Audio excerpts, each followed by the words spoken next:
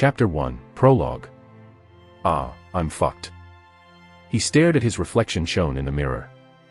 2 amethyst pupils and jet black hair, followed by his face which was dripping with water. He'd washed it, hoping the cold shock might reveal some clarity to prove that what he was seeing wasn't real. Shit, why this guy? Of all the unique characters he could have transmigrated into, it had to be an NPC. An NPC dismissed from the university after severe allegations, losing his teaching profession and ultimately, exiled from the Empire. But in all honesty, that wasn't what was important. How did I even get here? From what he could remember, he had dozed off while playing his favorite game. Conquering the heroines with my heavenly black draconic sword. But due to its absurdly long title, players called it Black Dragon. Ironically, the game's final boss was also a black dragon. In any case, it was a game he had sworn to play the entire winter break under the pretext of locking in. He'd only picked up the game as a joke after his colleague told him about it. However, what he didn't realize was the addictive premise the game had. With endless unique endings, and immersive relationships, featuring companions who somehow combined tragic backstories with wardrobe malfunctions, how could 33-year-old office worker Chai Eun-woo not get addicted? I wasn't addicted, is what he tells himself. But truth be told, he had only fully immersed himself in the game after getting fired. The official reason: misconduct, dishonesty, and unethical behavior. But that was nonsense. He was set up, he just knew it. One of his co-workers set him up. He was sure of it.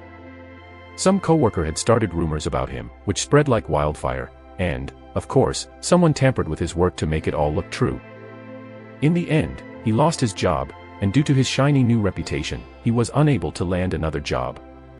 Interview after interview, rejection after rejection, always the same response: thank you, but no. He could practically hear the words buzzing in his head, causing him a migraine. HAAA. And now, as if it were some twisted fate, he was now an NPC, who shared similar circumstances with him. However, after spending so much time in the game, he knew all too well that he was responsible for apprehending the very NPC he was now stuck as. He was painfully aware of the truth. This guy was a full-blown asshole. Vanitas Astria. The name of the NPC. A bastard instructor of Silver University Tower, who was somehow a middle-game third-rate boss. His allegations were. He tried to recall. This NPC, who he had successfully apprehended in every run, to the point where it became a rather meager task. Ah. Finally, he remembered. Magic thesis plagiarism. Unlicensed potion trading. Selling University Tower secrets. Unauthorized summoning of lower demons. Conducting private lessons after curfew. Misappropriation of university funds for personal research. Creating counterfeit enchantments. So on and so forth. And if all that were true, which he was painfully aware it was, then it was only a matter of time before the tower's disciplinary board came knocking. Vanitas Astria's name was practically engraved in their blacklist by now. Which meant he'd be facing some very unpleasant repercussions. Soon. Fuck. He gulped, realizing the irony. The guy he'd routinely apprehended for a laugh was now him. No backup save files. No easy way out. Just him and a whole roster of pissed off, morally upright NPCs waiting for him to slip up. He stared at his reflection once more, a frown forming on his face. It was then. Character synchronization completed. A screen hovered right in front of him. A familiar interface, the same font, the same color grading as the system interface he had seen in the game. Uck. Followed by an unbearable sharp migraine. So much so, that he felt like ripping his hair out as he clutched his head. Thwack. Uck. In his frantic, disoriented movements, he slammed his head against the bathroom sink. Blood trickled down his forehead as he collapsed onto his knees. It took about 30 minutes for the migraine to subside. In the end, he found himself staring blankly at the ceiling. All of a sudden. Attainments. Aqua. Master. Pyro. Intermediate. Gaia. Intermediate. Zephyr. Grandmaster. Several general attribute interfaces flashed before his peripheral vision. Stigmata. Silent Dominion. Allows spells to be cast purely through intent, with magic flowing directly from thought, silent and swift as an extension of will. What? This guy? Inside the game, there was a unique array of spells that could be cast through incantations that allows the weaving of magic circuits. However, reading the stigmata's description, it meant Vanitas Astrea had the ability to cast spells with merely a thought. In other words, incantation-less chanting. But it wasn't the end of it. Stigmata. Boundless reservoir. Understanding, 0%. Capacity, 5,000/5,000. Fosters continuous growth in mana reserves, allowing mana capacity to expand and evolve over time. The previous stigmata had already taken him aback. But this one left him completely astonished. While mages can expand their mana reserves through training, mana cores have strict limits that eventually bottleneck growth once capacity is reached. However, from the stigmata's description, this meant he had no bottleneck. Isn't this guy a third-rate early game boss? No, hold on. Maybe the sudden splurge of power was because of him. After all, he was the player. Yes. That had to be it. Haha. Of course. At that moment, fragments of information flowed into his brain. Vanitas Astrea, 26 years old, eldest son and heir to House Astrea, a Viscount family. As if Vanitas' personality was outlined, he felt it colliding with Chai Un-woo's. He had come to realize there was no thesis plagiarism and so on. At least, he didn't feel like that was the case. In fact, he felt his desperation overflow his emotions. Then did that mean Vanitas was set up? Just like Chai Un-woo. But the next notification. Act 1. Objective: prevent the upcoming allegations and avoid losing your teaching profession at all cost. Rewards: understanding, plus 20%. Spectacles of the player's archive. Made his face go pale. Chapter 2, Vanitas Astrea, 1. Act 1. Objective: prevent the upcoming allegations and avoid losing your teaching profession at all cost. Rewards: understanding, plus 20%. Spectacles of the player's archive. Then that meant the allegations hadn't happened yet. However, he didn't know the timeline. There was a chance rumors were already circulating around. Prevent. So, it was still possible to turn things around. He could avoid being exiled. Ultimately, getting a chance to live a normal life. Normal life. If anything, there was nothing normal about this situation at all. Yet for some reason, he found himself capable of staying calm and composed. Avoid losing my teaching profession. In the first place, he had no experience being a professor. He had done his fair share of personal tutoring in the past to accumulate funds for his education, but that was it. How would I even teach magic? In this context, he was in a world ruled by magic and knights. However, despite playing the game, it was but a point-and-click adventure. The action aspect being guided by a mouse and keyboard. Yeah, he was fucked. That much was certain. To talk. All of a sudden, there was a knock on the bathroom door, followed by a soft voice. Vanitas, are you here? It was a female's voice. She sounded awkward, even hesitant. He had no idea who it was at all. He had only been in this form about 40 minutes ago. The moment he woke up, a sharp pain hit his stomach. Instinctively, he bolted for what seemed to be a bathroom to take a desperate dump. Yes, Chai Un-woo's very first objective after waking up in a stranger's body was, without hesitation, to unleash a massive dump. Vanitas. Why, yes. Are you, never mind. Let's see, from her tone, I seem to be close with this woma. At that moment, as if an unforeseen force boiled within him. A sense of familiarity washed over his mind. It clicked. She was Vanitas' younger sister. Charlotte Astrea. I don't recall this guy ever having a sister. During the time of his apprehension, there was no one to plead for him. But that was it. No memories of his time with her. Late for what again? Silence lingered for a while, until eventually, as if she found her confidence, a comparison to her previously awkward tone, Charlotte spoke. The party. Did you forget? The imperial family sent an invitation to you a week ago. That explained it. Now that he thought about it, he'd woken up in a fancy suit. Right. Just, give me a minute. A party, huh? How the hell was he supposed to maintain proper decorum in front of nobles? An unemployed 33-year-old. I was looking for a job. A 33-year-old office worker, suddenly finding himself in a room filled with aristocrats. It was a recipe for disaster. Is it fine if I don't attend? I'm not feeling so well. Is that so? It does smell out here. Why are you even still here?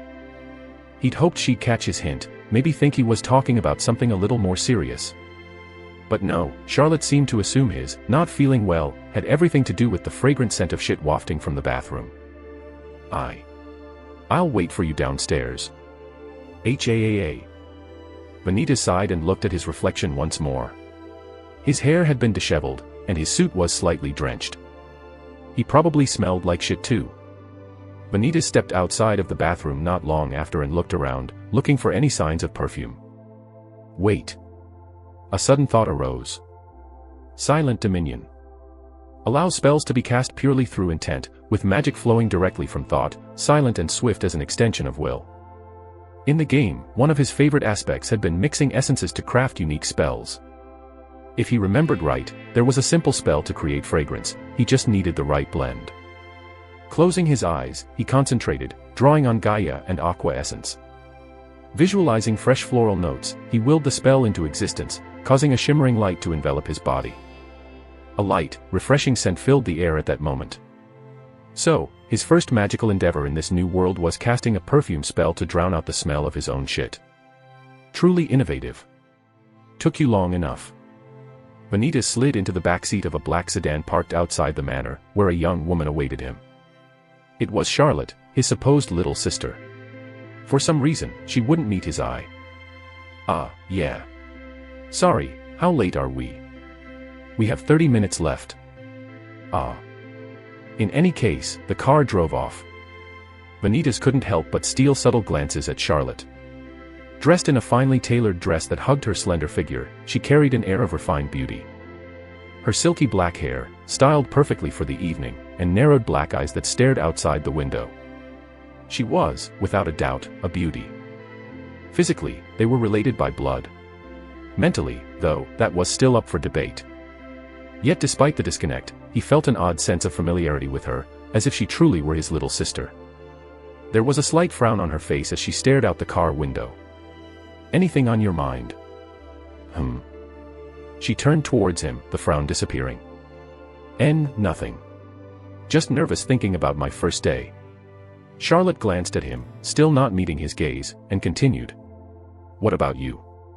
Have you prepared for your lectures next month? Next month. That meant he had a month to prepare before the start of the semester. Lectures. He had no idea what to teach at all. He barely grasped the process of casting the perfume spell earlier. He had no idea how to actually implement chants into circuits at all. But Chai Eun-woo was no stranger to cramming. He'd been the type to grind through his textbooks back in college, even scoring in the top 10 of South Korea's CSAT. After countless hours grinding through the game, Vanitas had come to understand exactly how the developers had designed their magic system. Calculus. Each spell was essentially a complex equation. A precise sequence where mana was channeled through defined pathways, like variables in an advanced formula. Thinking he'd better start studying fast, his stomach twisted. He wanted to run. However, that wasn't an option. Escape would mean abandoning his only chance to make things right and protect his new life, or risk losing it all. Vanitas nodded at his sister, giving her a reassuring smile. He wasn't sure how the previous Vanitas acted around her. But from what he could see, Charlotte was awkward around him.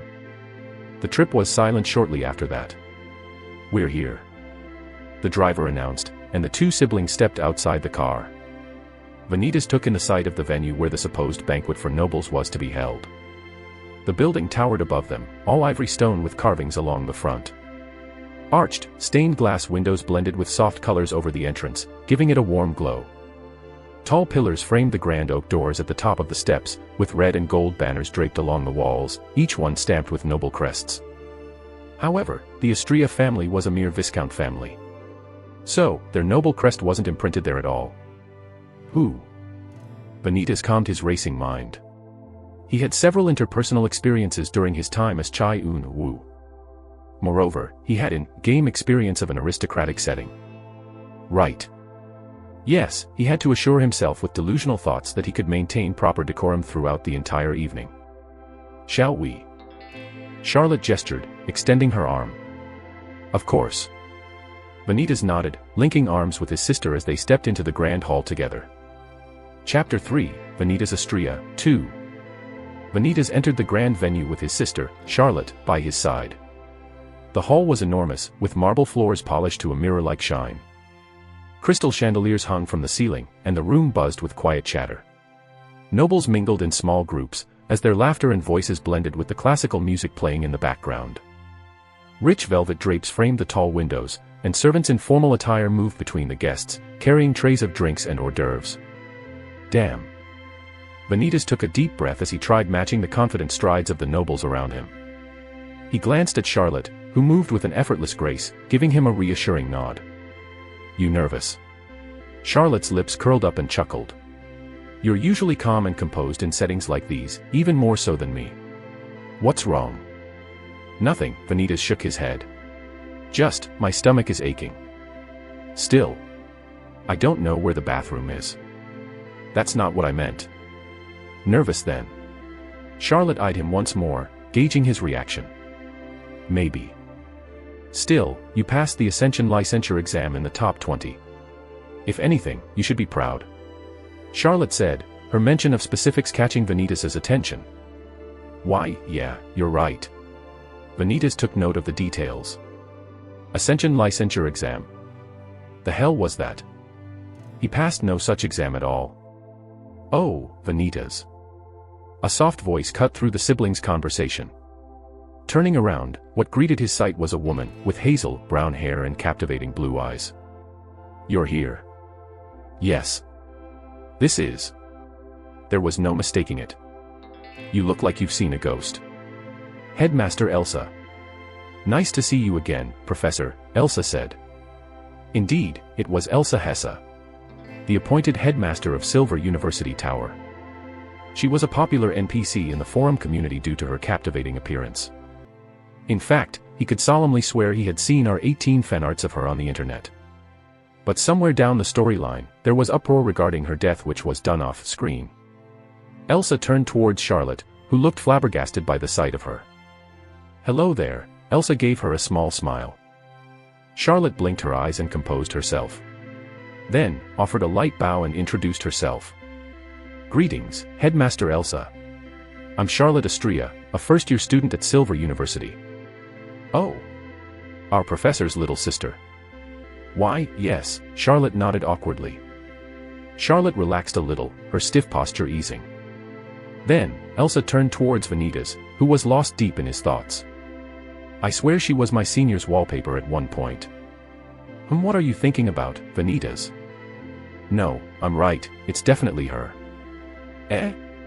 Vanitas, why are you looking at me like that? So this woman was the reason why my senior's wife left him, huh? I don't know if I should take this the wrong way. But you're a bit. Too young for my taste. I understand the appeal, senior. But I don't think losing your wife over your obsession was worth it.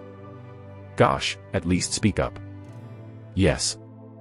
He was snapped out of his thoughts as Headmaster Elsa exclaimed. Vanitas' brows raised, noticing the expression Elsa was making. Her face looked like a tomato. What's wrong? Vanitas paused. Headmaster, over here. A deep voice resounded, urging for Elsa. I'll be right back, Vanitas. Okay. Vanitas eyed the other professors first. Some of them were giving him looks of disapproval. However, as soon he met their gaze, they quickly shifted into fear. Elsa disappeared after that brief interaction. Gosh. Charlotte blinked her eyes, then turned to look at her brother. Are you targeting the headmaster? What? Targeting? What sort of nonsense? Then, he looked around, scanning the aristocrats loitering about. The game's narrative had told him about the rogue professor, Vanitas Astria, accused of severe allegations. However, for how those allegations came to light, he had no idea at all. He had simply acted according to the quests given. But if that were the case, it was highly likely it was a fellow professor at the university. It started with rumors, blatant evidence, then persecution, eventually leading to the boss fight. But who? It could have been anyone. The professors, who seemed to disapprove of him. It could even be Elsa herself. Indeed, his main suspect could be anyone present in the banquet. When the game began, Vanitas Astria was already oddly suspicious. However, he wasn't particularly sure at which point in time he was in the game's storyline. His mind went around in circles as he formulated theories and conjectures. But ultimately, it led to nothing. HAAA. Vanitas sighed, realizing he had to interact with the nobles around him, just so he could paint himself in a positive light. Let me introduce you to my brother. Charlotte spoke, snapping him out of his thoughts as he turned to the side. There were 3 girls around Charlotte. Most probably, her friends during high school. Charlotte introduced Vanitas to her friends, in which Vanitas nodded with a charming smile on his face. Looking forward to your class, Professor. Please go easy on me. One of the noble girls spoke. She was rather petite, way shorter than Charlotte. I'll do my best, Vanitas said. Then, he leaned close to Charlotte's ear. There was a question in his mind. Are you in my class too? Charlotte whispered back. Didn't you check your course schedule? No. Charlotte couldn't help but chuckle. No, relatives aren't allowed to enroll in a course taught by a family member. Ah, right. What's with you? You seem forgetful today, Charlotte eyed him. Is that so? Haha. There were several other nobles, who had an established relationship with the Astrias that approached. It seemed like they wanted to speak with Vanitas, but Charlotte would always answer instead. Nonetheless, Vanitas managed to gather quite a bit of information just by eavesdropping on nearby conversations. Aristocrats of all ages offered him praises, expressing high expectations for this semester. However, they didn't seem genuine. He could tell by merely observing. Many came from prestigious branches, including the Magic Department and the Crusade Order. Yet they all told him the same thing. I'm eager to see what the mage with the fastest recorded casting speed has in store for this year. Magic normally required chanting to imprint circuits and bring spells to life. But apparently, Vanitas held the record for the swiftest magic creation in history. However, none had ever told him about his incantation-less casting. From what he knew about the game, talented people had unique traits known as stigmatas. If he had started off with Vanitas' base stats, then that meant, it was highly likely Vanitas was hiding his stigmata. Now that he thought about it, during the boss fight against Vanitas, his casting actually was swift. But then, another question arose in his mind. He leaned over to Charlotte once more, and whispered, why did the Imperial family host this party again? There were plenty of aristocrats here, sure. But it didn't seem to be an exclusive gathering for Silver University Tower students and alumni. Nobles from all kinds of backgrounds, hailing from different university towers filled the room. Didn't you read the contents of the letter? I forgot. Is that so? Charlotte tilted her head, about to say more when. Flick. The lights dimmed, and a spotlight glowed at the center of the staircase. Instantly, the room fell into a hushed silence. A voice echoed through the hall. Presenting the Princess of Etherian Empire.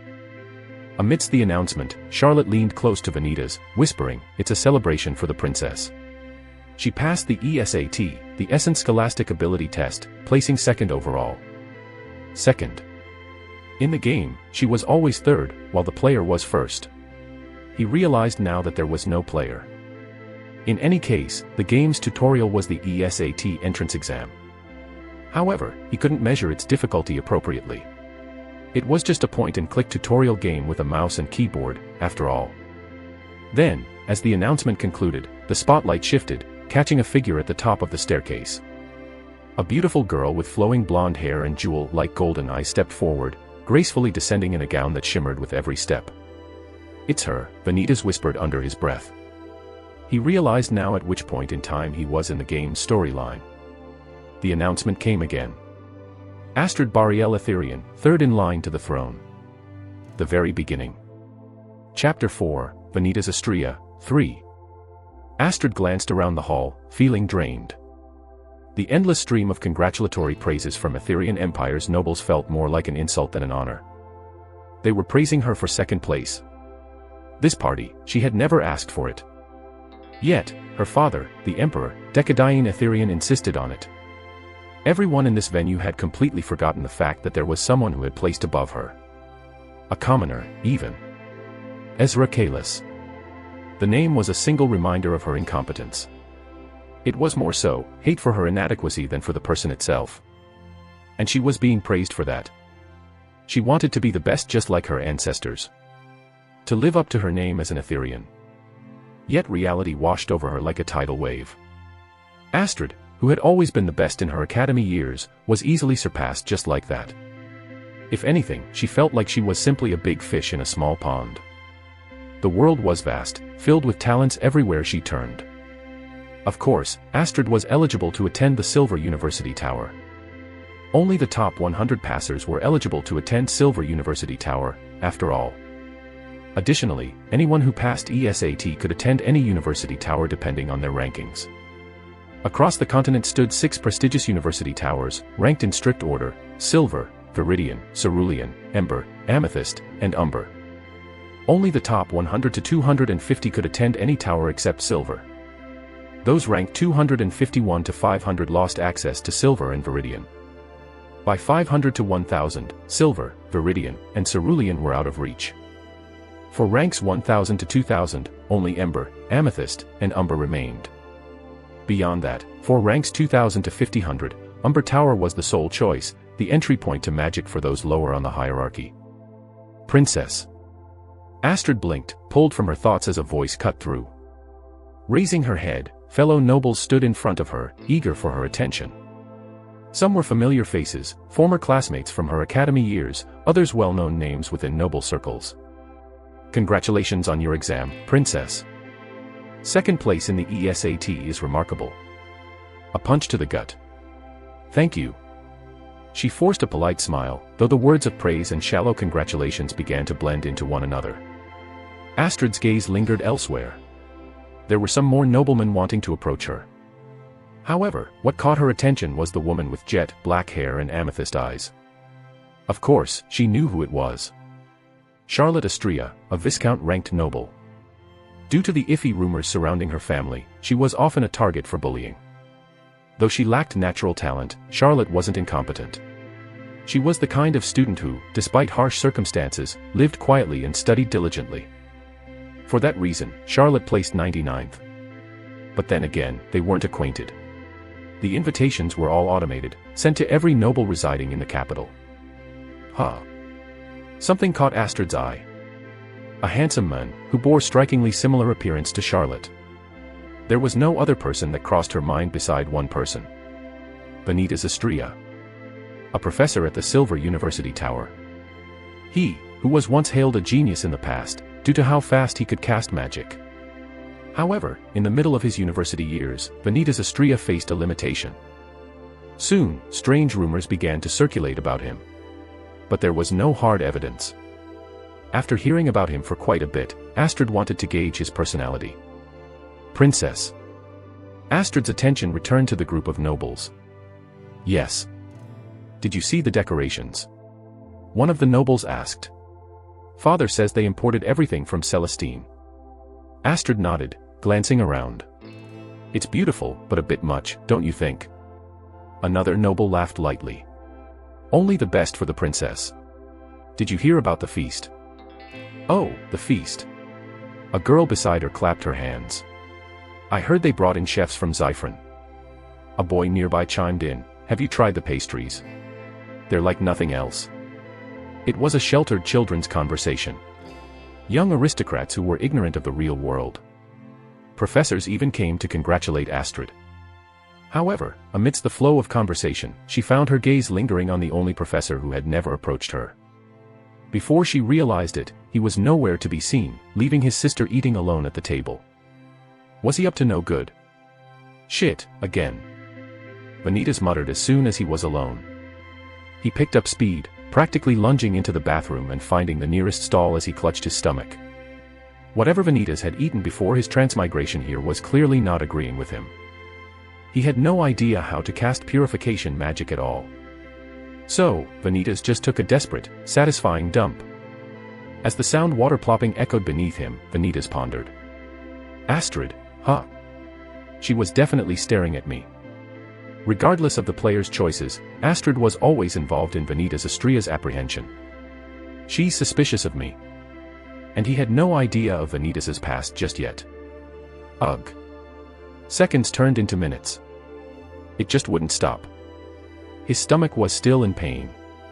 A sudden thought struck his mind at that moment. Purification magic. He had no idea how to do that all. But still, he had a stigmata for this kind of situation. God, I hope this works. Vanitas clutched his stomach and closed his eyes. Silent Dominion. Allows spells to be cast purely through intent, with magic flowing directly from thought, silent and swift as an extension of will. A faint warmth flickered, and for a split second, relief washed over him. But then... Ugh, still hurts. He groaned, realizing that his attempt at purification magic had done little more than distract him.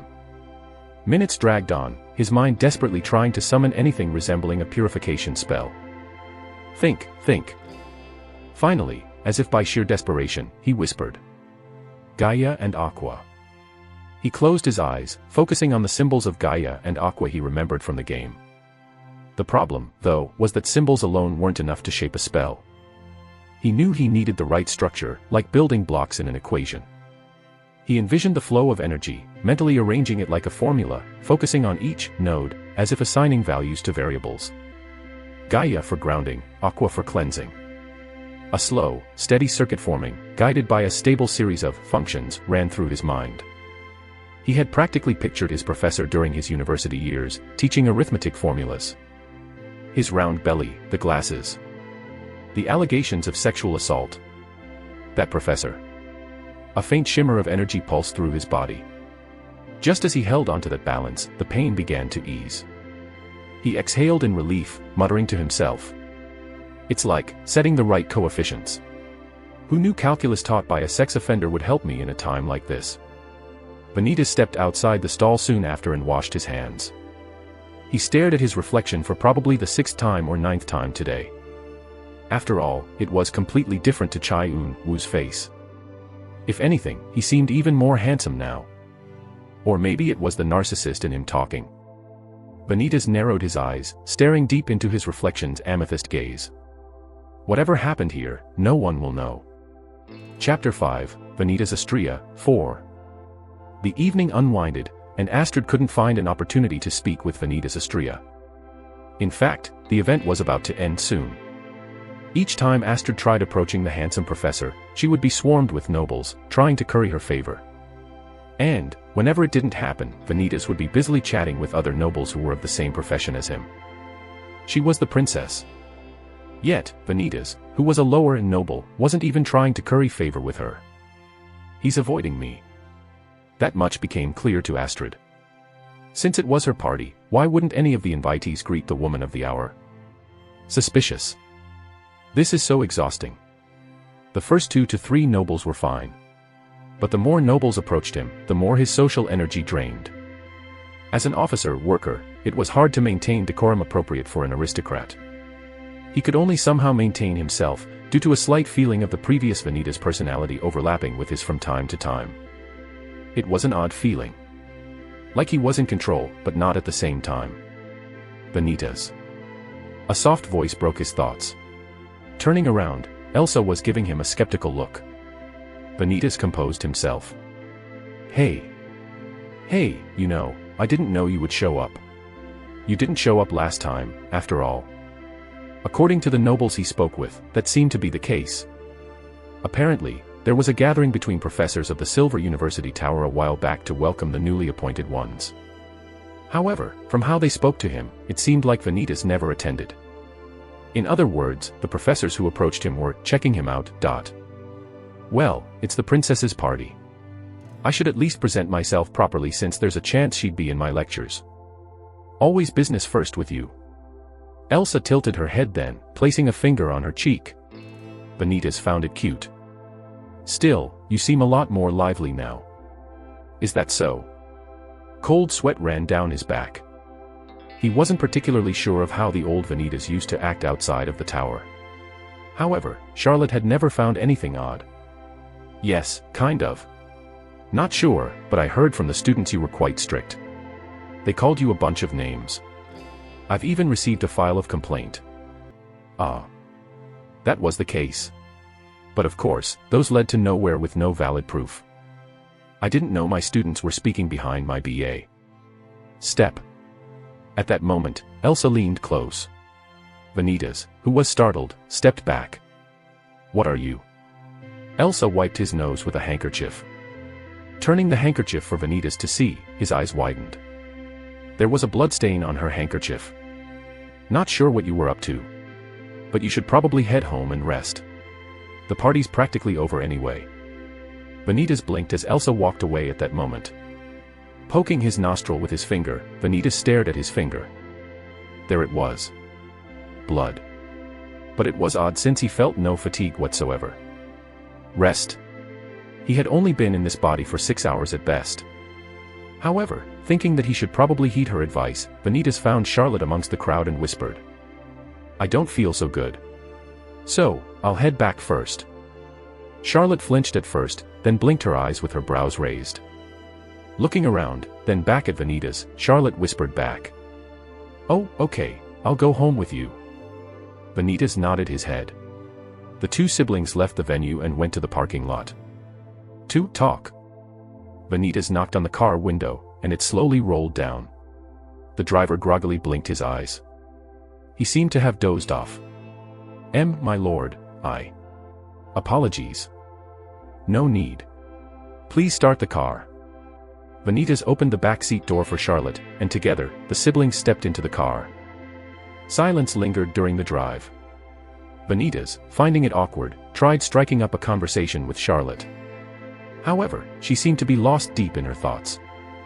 Thinking he shouldn't disturb her, Vanitas turned his head and gazed at the scenery. He'd seen this world countless times, but always through a screen. Now, it was all real, right in front of him. The cityscape stretched beyond anything he'd imagined. People strolled by in robes and finely tailored coats, others casting practiced spells to aid their daily tasks. It was probably 11 p.m. But the city was still lively. He couldn't help but smile slightly. This world, once only lines of code and pixels, now felt alive. Chai Un-woo, who had lost his parents young, leaving him and his little sister with no choice but to live under the roof of their abusive aunt. They had no one else, no other family, no financial support. He could practically remember the smell of alcohol lingering in their apartment. Their aunt constantly threatened to throw them out, especially when money was tight. But Un-woo was relentless. Then, everything fell apart. Debt collectors came, and in the chaos, his aunt was killed, his little sister too, caught in the crossfire, was taken away from him. Tisk. He clicked his tongue unknowingly. He didn't want to be reminded of a past that burdened him. A past that he had forcefully buried deep in his thoughts. We're here, my lords. Before he realized it, they had already arrived at their estate. As a Viscount family, the Astria family's estate was rather humble. It wasn't as big as compared to higher-ranked nobles. But it was still much larger than what Vanitas was used to. Welcome home, my lords. The servants, who were waiting for them by the entrance, bowed their heads in respect. The two siblings nodded their heads and entered their own separate rooms. Flick. Vanitas flipped the switch on, illuminating the dark room. He approached the drawer and took out a bunch of dusty notebooks. It was a diary. They were highlighted with years on the cover. Of course, Vanitas chose the oldest year to start with. He had read a bit of the diary earlier. However, he didn't have any time to finish reading. Flip. The first line of contents were rather simple. Today was a good day. After all my practice, I made a water ball. Mother said I did great, and I was happy all day. Flip. I went on an outing with father and mother today. It was really fun. We saw a lot of animals I've never seen before. Flip. It was mostly Vanitas talking about his daily life. No wonder there were a lot of notebooks. However, he thoroughly read the contents. He couldn't help but let out a small smile as he read through its contents. Vanitas lived a happy childhood. He couldn't help but feel envious. But there were questions that lingered in his mind the entire time. If he lived such a life, then what drove him to become a villain? And where's the mother he had spoken often about? He had his own set of speculations. But his conjectures would only be proven if he kept reading through the diary. It was truly intriguing. Flip. I'm so happy. I have a little sister now. Mother wanted to name her Alicia, but I didn't like that name because a girl at school with that name was mean to me. I suggested Charlotte instead, and Mother agreed. Haha. Flip. Vanitas kept reading. He had reached the 4th book. On the cover, imprinted, year 2008. Flip. A group of noble kids tried to pick on Charlotte today. They were younger than me, but I didn't hold back and protected my little sister. I got in trouble, but I didn't care. Father praised me, but said I shouldn't make it worse. Why? They were in the wrong, not me. Why is Father the one apologizing to them? Flip. There were happy, sad, and questionable moments in his life. He practically had a grasp on Vanitas Estria's personality now.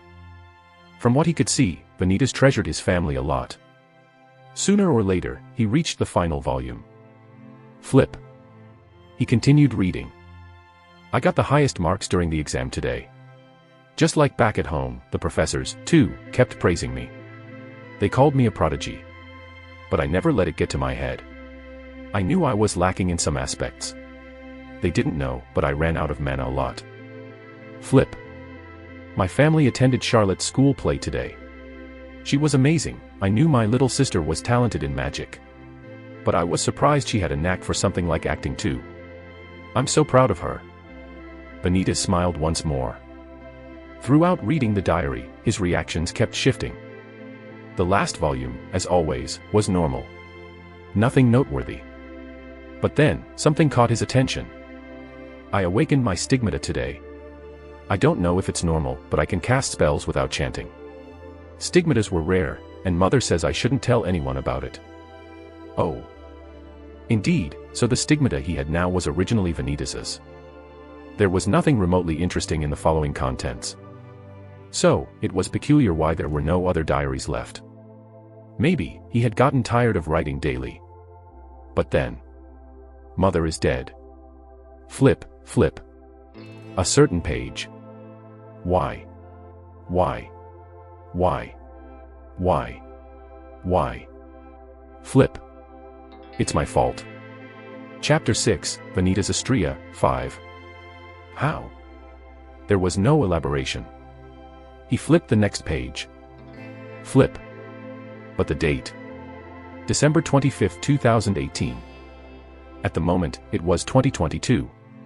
Meaning, the content was written over 4 years ago. A time skip. I finally understood why Mother died. At first, I'd been told it was a terminal illness, but neither Father nor the doctors ever explained what exactly it was. I assumed they were sparing me the details. Now, I know. It took a lot of courage, but I finally decided to write all this down. The illness is called core degeneration syndrome. It happens when a person's mana core can't adapt to large mana exposures. Their body and their core lacks the adaptation a human needs in this mana-infested world. They weaken over time, fatigue, weakness, random nosebleeds. It's rare, but apparently, it's hereditary. Her mana core couldn't store even the usual amount of mana most people carry. The exposure was too much for her. And the worst of it all, she didn't even know she had it until her dying breath, and neither did my father. That was when I realized. Every spell I cast around her, every practice session, it all must have added strain to her core. My mother did always say she attended a regular school, and that she wasn't talented with magic. Maybe that's why Father and the doctors never told me. Because they knew I'd blame myself. And they were right. But then, why hadn't Father told me about it? Why hide it, knowing it's hereditary, and me and my sister might suffer the same fate? Eventually, as Father's depression deepened and our family's finances worsened, I confronted him. I didn't expect it.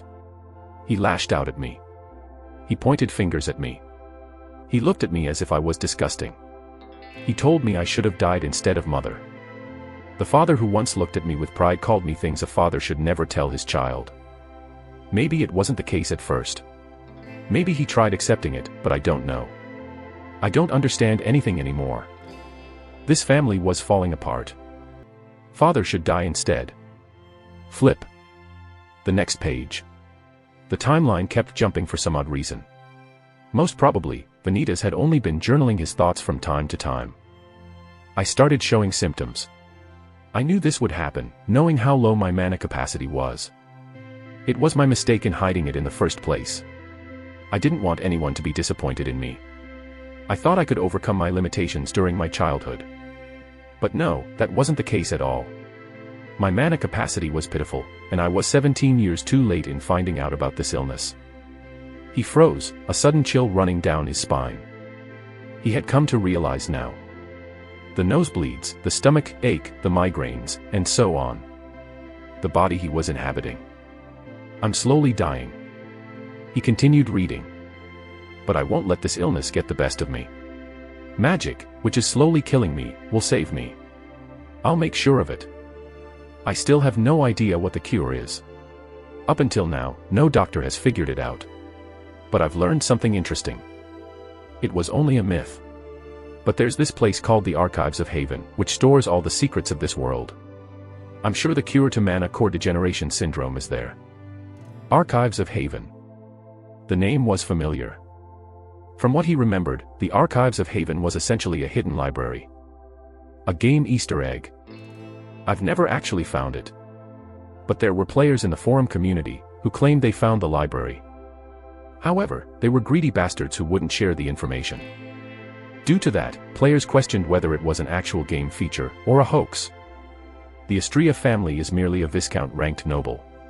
Our influence didn't extend much compared to other noble households. But I will find it.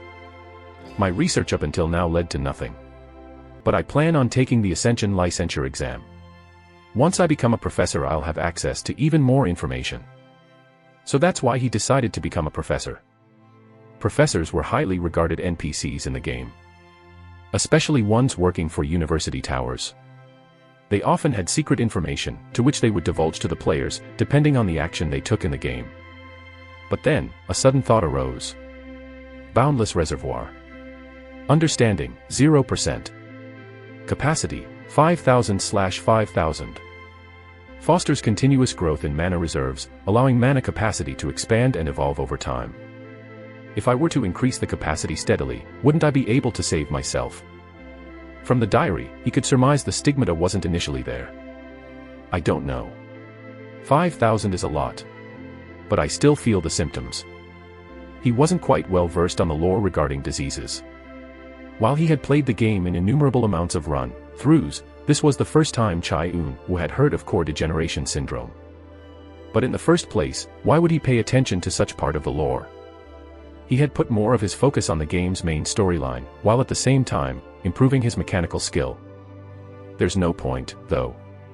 The storyline didn't matter that much anymore. Because he wasn't a player.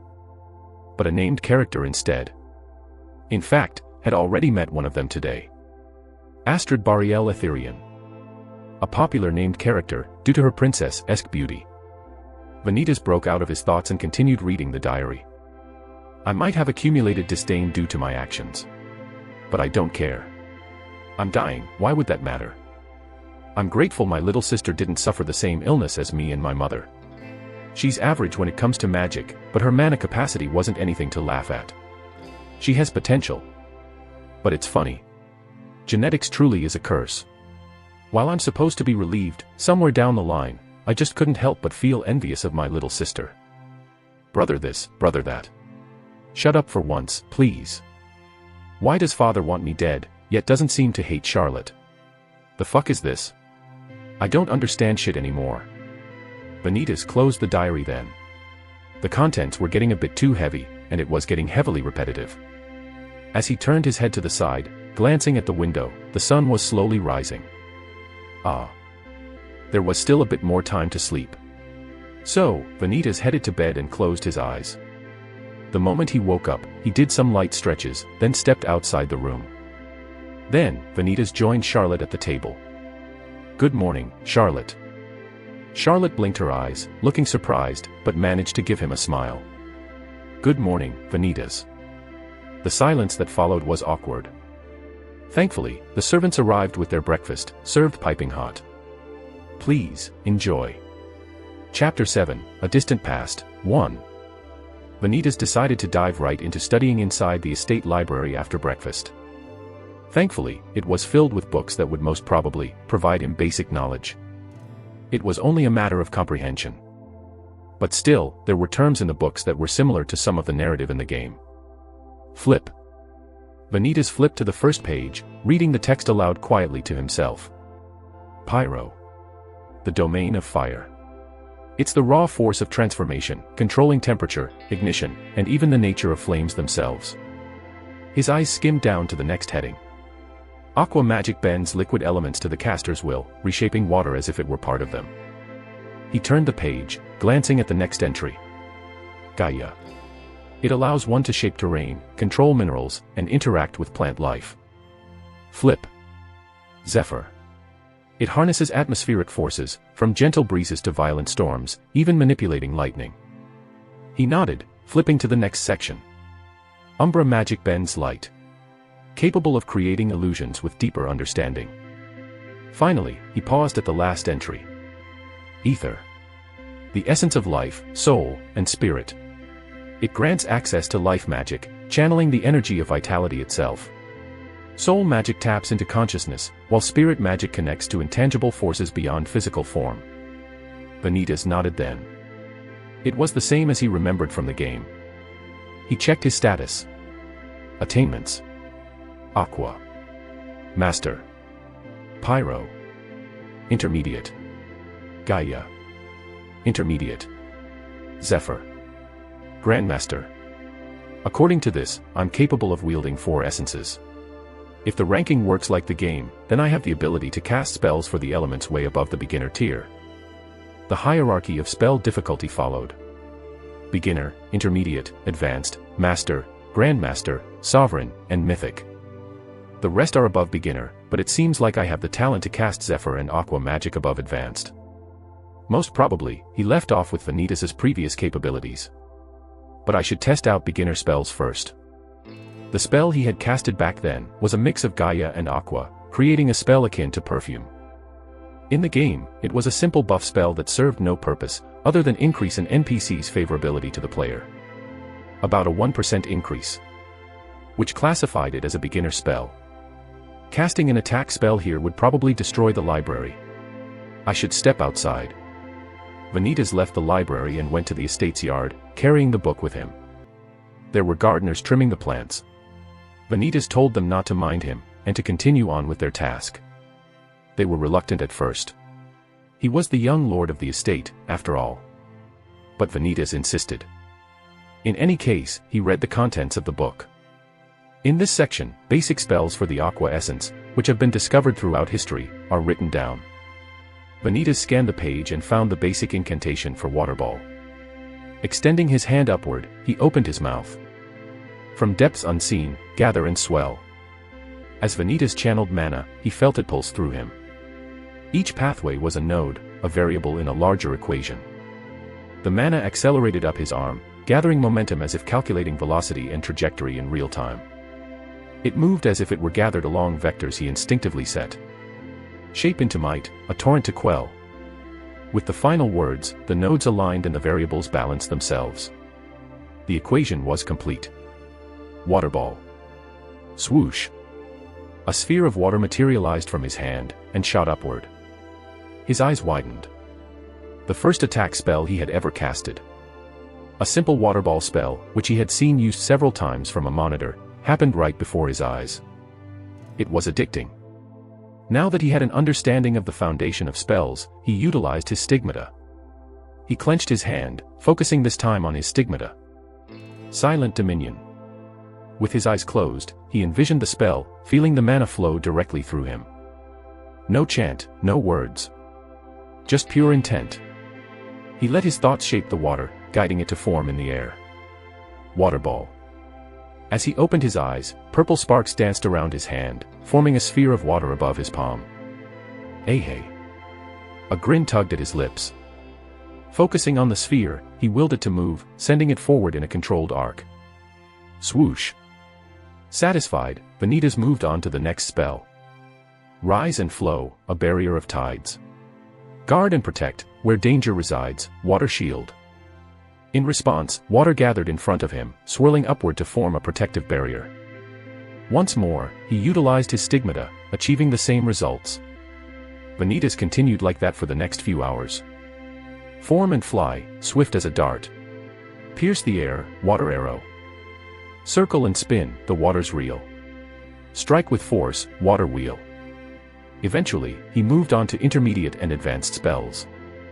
Oceans deep and rivers wide, gather strength from currents untamed. Surge with might, unleash the tide, water cannon. It was a much more powerful version of Water Ball. But, since he still wasn't used to it, it was hard to control its accuracy. Then, he moved on to even more advanced forms of water. From Winter's Heart, cold as steel, gather shards that cut and peel. Shatter the air, swift as light, icicle break. Edge of ice, blade of frost. Carve a path where warmth is lost. Strike true and swift, with winter's bite, icicle edge. Rise from depths where frost lies deep. A spear of ice, cold and steep. Pierce the earth and rend the foe, icicle lance. It all felt natural. It felt as if forming its circuits was akin to breathing itself. Most probably why, Vanitas could cast up to master-ranked aqua spells. Because his body already had a basic understanding of its functions. He nodded and looked at his surroundings. The gardeners looked at him with surprise. Sorry. Vanitas bowed his head in apology. He had gotten too into it. He hadn't realized the damage he just did to his surroundings. It wasn't much, and it was fixable. But still, he added more to their plate. What are you doing? He turned around, only to find Charlotte, questioning him. Warming up. Charlotte frowned, then shook her head. Is that so? Step back for a bit. Vanitas did as instructed, gauging Charlotte. There was a lot in his mind regarding Charlotte. But it wasn't time to act on it yet. Charlotte extended her hand forward and began chanting. O gentle earth, by nature's grace, mend the fields, restore this place. Life anew, with colors bright, let blossoms bloom, and grass take flight. By Gaia's hand and ether's light, we've again what's lost from sight, nature's delight. As Charlotte spoke, rainbow-hued wisps swirled around her. They floated and spun, forming an enchanting aura around her. The grass began to regrow, while the trampled flowers lifted. Leaves unfurled, and the broken stems repaired themselves as though touched by unseen hands. The field was restored to its former beauty. Vanitas tried to hide his surprise, but his expressions betrayed his hesitation. After all, he recognized the wisps that floated around Charlotte. Spirits. Charlotte had the power to harness the spirits. Thanks, Charlotte. Charlotte, with her mouth hanging agape slightly, froze for a moment. Eventually, she nodded her head, He continued studying relentlessly for the next few hours. He only stopped when his brain wouldn't function anymore. He had a grasp of most of the basics, even some advanced information. His understanding of the game's intricacies helped him so. He knew he was supposed to teach at a university level. And of course, Vanitas already had some understanding of more advanced topics, due to his game knowledge. It was just that, he lacked the experience. Still, deciding he needed a break, Vanitas explored the estate. Good afternoon, my lord. The servant flinched upon noticing him. Vanitas merely nodded his head, giving the servant a smile. It had been like this for a while now. Whenever he passed by a servant, they would look at him as if they were looking at a demon itself. What the hell did Vanitas do for them to be so scared of him? It was clear that all the servants working for the estate didn't like him. They were afraid of him. Yet, for some reason, Charlotte never treated him differently. If he had to be honest, she felt like a tutorial guide. So, Vanitas treated Charlotte kindly, regardless of the previous Vanitas' mistreatment of her. For the servants, he acted friendly towards them. But still, their reactions were still questionable. Guess it'll take a while for them to get used to the change. A door opened, and Charlotte stepped out of the room. From what he knew, it was their father's room. Their father, apparently, was bedridden. Ah. He had never entered the room, yet. But would their father even be glad to see Vanitas? Vanitas. She noticed him, her brows raised. How's father? Charlotte seemed to freeze. Vanitas found her reaction odd, but quickly dismissed it. As if she found her composure, Charlotte spoke. He's resting. I should check on him too. Ah, no. However, as soon as he tried to grab the doorknob, Charlotte abruptly grabbed his wrist, causing him to pause. Vanitas turned his head slightly, meeting her gaze. For a flicker of a second, she seemed to be terrified. Then, again, she regained her composure. I wouldn't. He's asleep. Vanitas paused for a second. Then gave her a small smile. Okay, I'll visit later. Oh, okay. Things were starting to fall into place. Chapter 8, A Distant Past, 2. The next day. Charlotte, let me refresh you. Yes. The two siblings were leisurely enjoying the evening outside of the mansion. Teacups were set on the table in front of them, while the two were seated across each other. Vanitas, reading a large book, couldn't help but notice the subtle glances Charlotte was giving him. But he paid them no heed, and continued. Which empire lies to the north of us? She blinked her eyes, taken aback by the sudden question, and set her cup down. That would be the Sanctus Theocracy. Yes. Vanitas nodded. Charlotte was right. Now, moving east. Which empire do we find there? The Celestine hegemony, she answered. Now, the Western Empire. Ah, that would be the Xiphron Dominion. Vanitas nodded once more and flipped the page. These were general information he had already known about the game. He probably knew more than Charlotte regarding the game's lore. However, what he needed was practice to deliver his lectures properly. Now, moving south. Which empire resides there? That would be the Umbral Coalition. Now, who's in the center of the continent? She didn't hesitate. That would be Aetherian, our own empire. And our capital? He asked. Vaelnora. Just like the game, the main storyline took place in Vaelnora, the capital of Aetherian, the empire they resided in. Vanitas leaned back. Well done, Charlotte. As Vanitas picked up the cup, about to drink it. Charlotte's gaze lingered on him for a few seconds, then returned to her own book. A sudden notification appeared in his peripheral vision, just as he was about to take a sip. Debuff. Soulbane Toxin. Risk level, minimal. A potent, purifying poison that seeps into the soul, weakening any dark energy within. Will not affect pure or non-demonic beings. Vanitas's brows raised, intrigued, and took a sip. It had been like this ever since he inhabited this body. Any food and drink offered to him, the same notification would appear. However, it had no effects on him since he was not a demon. Nor was he a dark mage. So, he paid it no heed and accepted without questioning them. Soulbane Toxin, huh? He reminisced back during his gaming days. It was a debuff effect that was used on low, high-grade demonic entities or dark mages. Usually, in the form of a flask. But from the notification, it was clear that it was poured on the tea. Charlotte. Vanitas lifted his gaze from the book, and turned to Charlotte once more. Yes. What about demons? Do you know how to exorcise them? Charlotte, who had been quite casual with him lately, showed a clear reaction for the first time, eyes widening. Vanitas scanned her intently, noting every reaction. The subtle tremble in her hand, the flickering eyes, the cold sweat beating down. The hint of fear, a prodigious actress like her, couldn't hide. Charlotte took a slow breath, her fingers easing their grip on the book. As if her mask returned, her face smoothed into an unreadable calm. Yes, I know the theory behind exorcising demonic energy.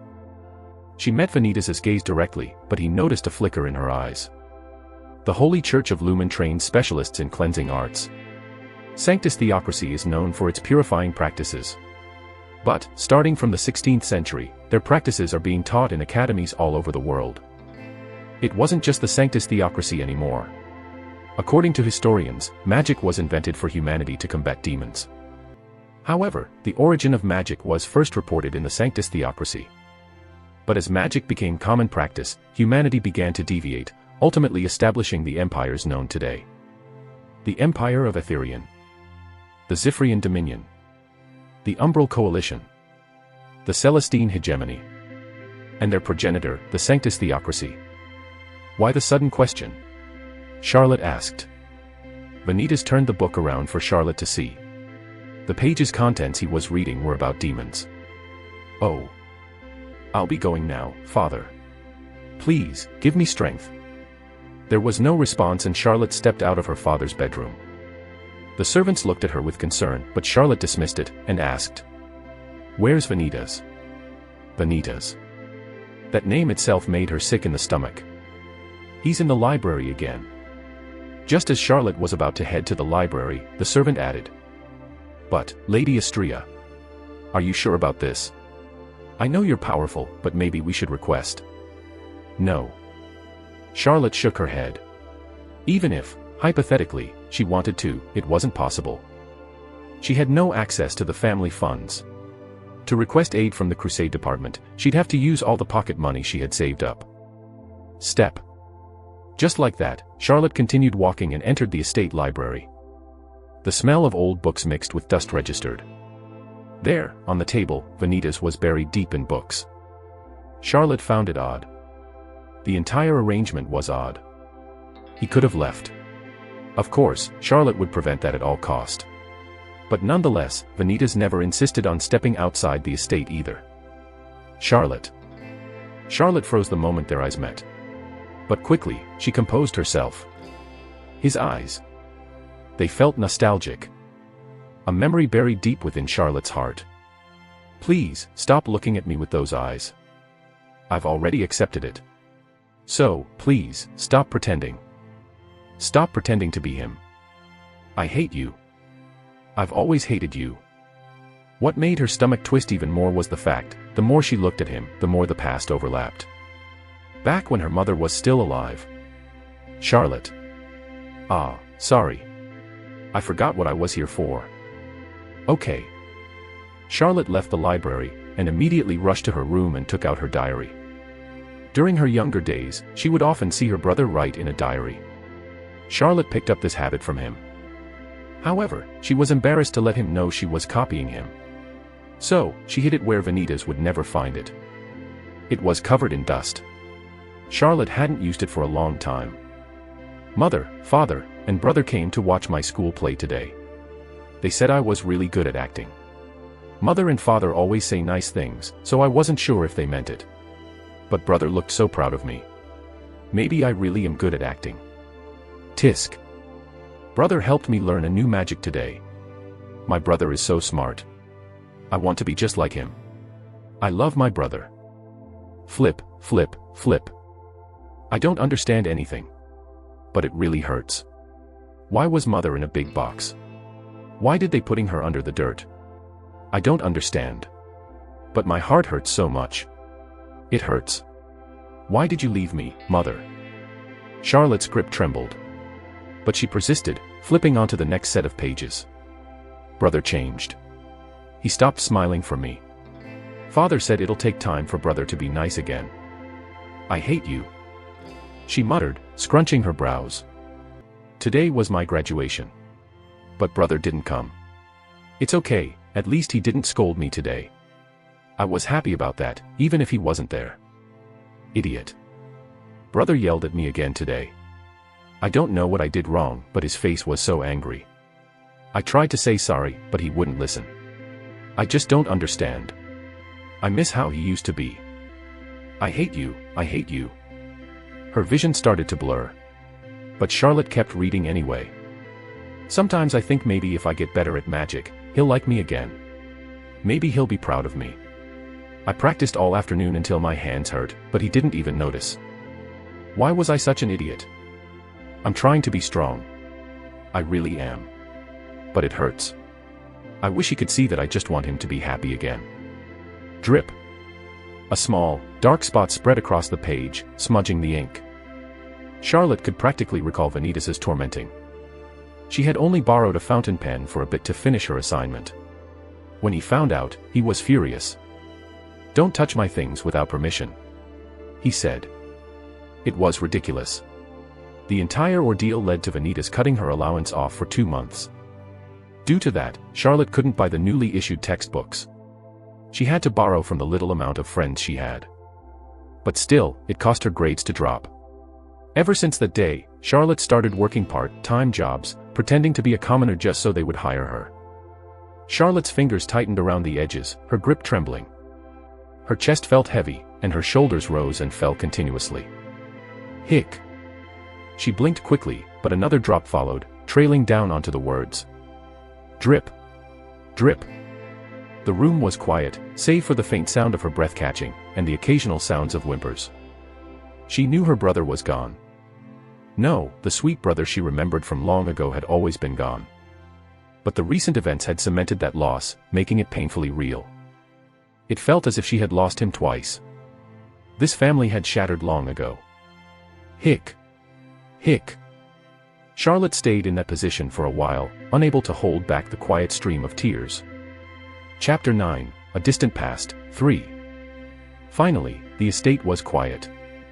Vanitas finally had the opportunity to sneak around. Along with the diary, there was a key tucked in the drawer. The moment his finger touched the key, a sudden burst of information rushed inside his head. Vanitas knew just exactly where to go, and what the key was for. Down the corridor, there was a single room in the mansion that was clearly restricted. Nobody, not even Charlotte, was allowed to enter the room. It had been sealed with magic. As his fingers traced the wooden door, he sensed a familiar flow of mana around it. "It's my mana," he muttered. It was him, or rather, the former Vanitas, who had sealed this room with magic. Channeling mana into the key, Vanitas slid it into the lock. Why?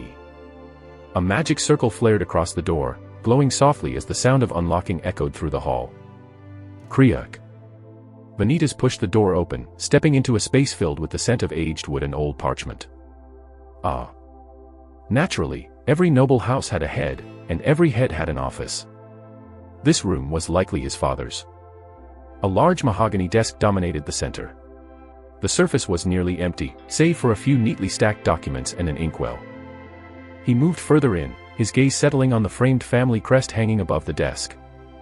I had my suspicions. Didn't expect it to be the case, though. The documents were all addressed to a certain Astria, titled simply as Family Head. Vanitas Astria. Haha. He couldn't help but laugh. The hell did I get myself into? He was the current family head. Vanitas sifted through the documents, his brow furrowing with each page. Everything was in his name: estate management, finances, family decisions. Vanitas recalled the party a few days back. So, those nobles who wanted to talk to me. They wanted to greet the family head. Though, they weren't too interested in their family matters. Astria was only a Viscount family, after all. Alright. In Etherian's laws, only one family head could rule per lifetime. Once appointed, a head's duty was lifelong, bound by oath and law. Physical condition was irrelevant. Whether bedridden or strong, they were expected to lead until death. Only in death could a successor take their place. Vanitas scanned the official documents. His father's name was stamped on each one of them, Vanir Astria. At least, before 2021. Everything else, every directive, every legal responsibility, was directed for him. Vanitas Astria. It didn't make sense unless... Realization creeped in as he pieced it together. If these duties had been transferred to him, if every legal role was now his, then there was only one conclusion. Vanir Astria was dead. Not bedridden. Not in hiding. Gone. Haha. Vanitas clutched his face, trying to hold back his amusement. With his suspicions confirmed, there was only one thing left to do. Confront Charlotte.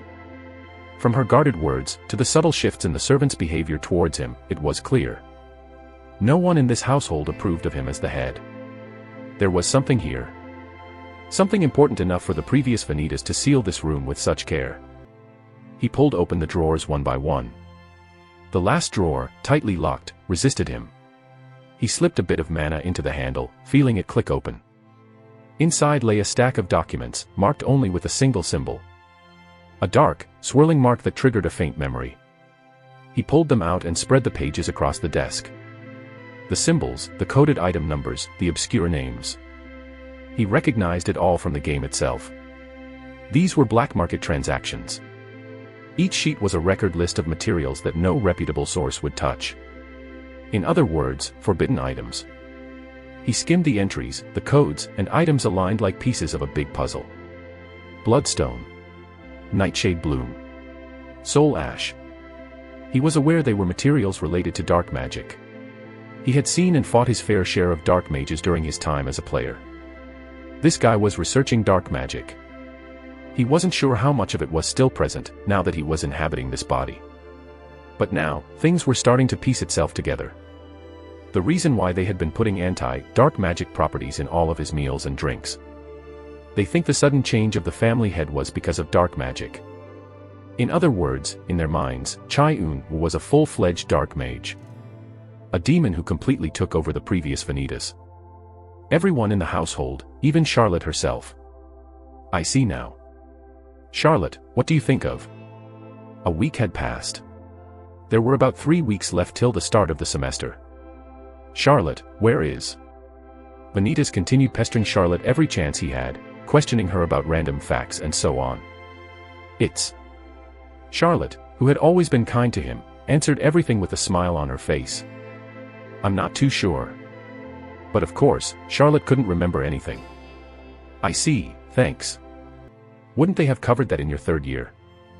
Indeed, Vanitas was already on the third-year level of his studies. Of course, it helped that he already had a deep understanding of the game's lore. Did they? Not sure. Vanitas merely shrugged. Charlotte gave him a skeptical look, and continued on with her studies. Whenever he'd see her, Vanitas would find her studying, solving equations, and so on. Don't you plan on hanging out with your friends? Vanitas asked. For the past 5 days, the two had never left the estate. Everyone's busy preparing for their respective universities, Charlotte answered without looking back. Ah, is that so? Vanitas stood up at that moment. I'm probably done studying for now. I'll go and take a walk. Vanitas briefly glanced at Charlotte, taking in her reaction, and walked forward. Ah, wait. What? He turned around, meeting Charlotte's gaze. Need help with this equation. Which one? Let me see. Vanitas glanced at the questionnaire, his gaze subtly shifting from Charlotte, and back to the paper. Ah, this one. It was a familiar calculus formula. He had seen it countless times in his past life. The stroke of midnight. For the past few days, Charlotte had been meticulously instructing the servants to pour purification toxins in all of Vanitas's meals. Of course, she knew. She had known all this time. The spirits had told her. Particularly, her stigmata. Breath of the spirits. Her stigmata enabled her to become one with the spirits, harnessing the powers of those she had formed bonds with. And through them, she felt it, an instinctive warning. He's corrupted. He's not my brother anymore. That her brother, Vanitas, was no more, burdened by the consequences of tapping into dark magic. She had argued with him in the past due to his negligence regarding their father's health. It was the first time she had officially stood up to him. And the consequences for that could only be described as traumatizing. Eventually, he passed away, cementing Vanitas as the family head. Charlotte could never accept it. And though she despised him, Charlotte could never muster the courage to challenge him again. Not until 3 weeks ago. That was when she felt it. Dark magic emanating from Vanitas. It was faint at first, but unmistakable. She began to piece it all together.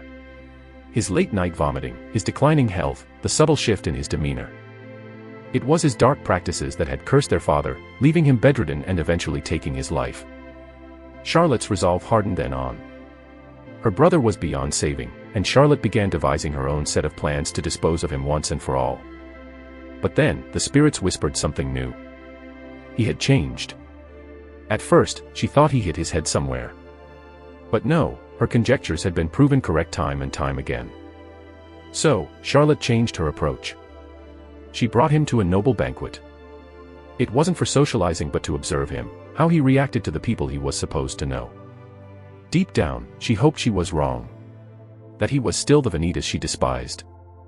But his behavior only raised more questions. His interactions were clumsy, making it obvious he wasn't the real Vanitas. Each day that followed, Charlotte woke up with a growing fear. She was living with someone, or something, else. And yet, instead of acting out of malice, this new Vanitas spent his time studying. Learning. As if he truly wanted to live Vanitas' life. Charlotte saw her chance. If this entity wanted to claim her brother's life, she could use that to her advantage. Disgusting. He was no Vanitas.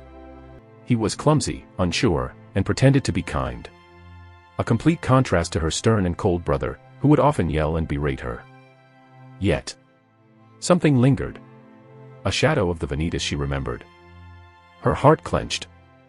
Every word he spoke, every look he gave, it suffocated her. Because, somehow, he felt like the old Vanitas, even if he was merely pretending. Charlotte reached into the drawer, retrieving a dagger. An Astrea heirloom, infused with anti-dark energy. The purification toxin, building up slowly, would weaken him without his knowing. Tonight, he would be at his weakest. It was time for Charlotte to exorcise him. At that moment, Charlotte stepped out of her room. There were maids who met her gaze, and Charlotte asked, "Is he asleep?" "Yes, my lady." Charlotte nodded her head and silently prayed. Soon, Charlotte arrived at Vanitas' room. As expected, the door was unlocked. Charlotte carefully entered the room, keeping her movements silent. There, covered in a blanket, was Vanitas' figure. Her mind seemed to swirl. Feeling her heart pounding in her chest, she couldn't think clearly anymore. Charlotte stepped closer to the bed, gripping the dagger tightly. Why? A soft glow enveloped her, a swirl of colorful wisps gathering around as she channeled the spirit's power. Swoosh.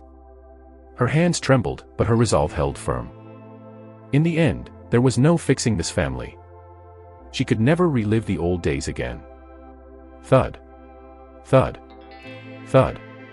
Thud. Die. Die. Die. Die. Die. Charlotte closed her eyes as she continuously stabbed Vanitas' figure.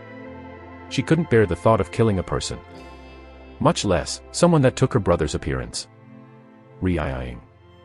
A ringing sound buzzed in her ears. Charlotte's mind was in disarray. Memories flooded her mind of the days when she used to look up to her brother.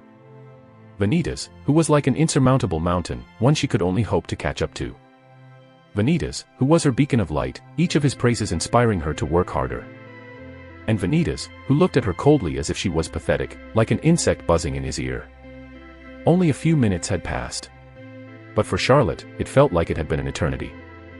Eventually, her words shifted. "I'm sorry. I'm sorry. I'm sorry. I'm so sorry." Clang. Unable to bear it anymore, the dagger fell from her small hands.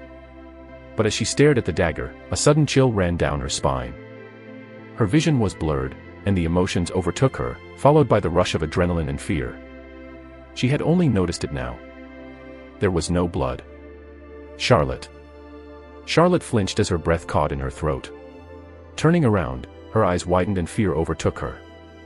There, Vanitas stood, alive, leaning against the wall with his arms crossed, giving her a look of concern. "Stop it. Don't look at me with those eyes.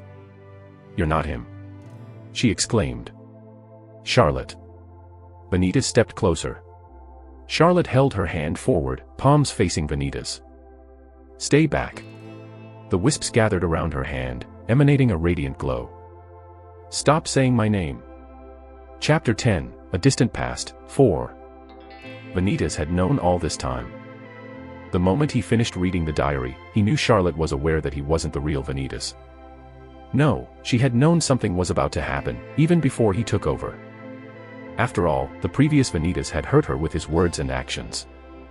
Naturally, Charlotte would come to harbor disdain towards him. However, Charlotte had never acted that way towards him at all. Not even once. Because Charlotte was a natural actress. From all the subtle hints, he had come to a bunch of different conjectures. "Stop saying my name." Charlotte. So, for the past few days, Chai Un-woo tested her, purposely making it obvious that he wasn't the real Vanitas.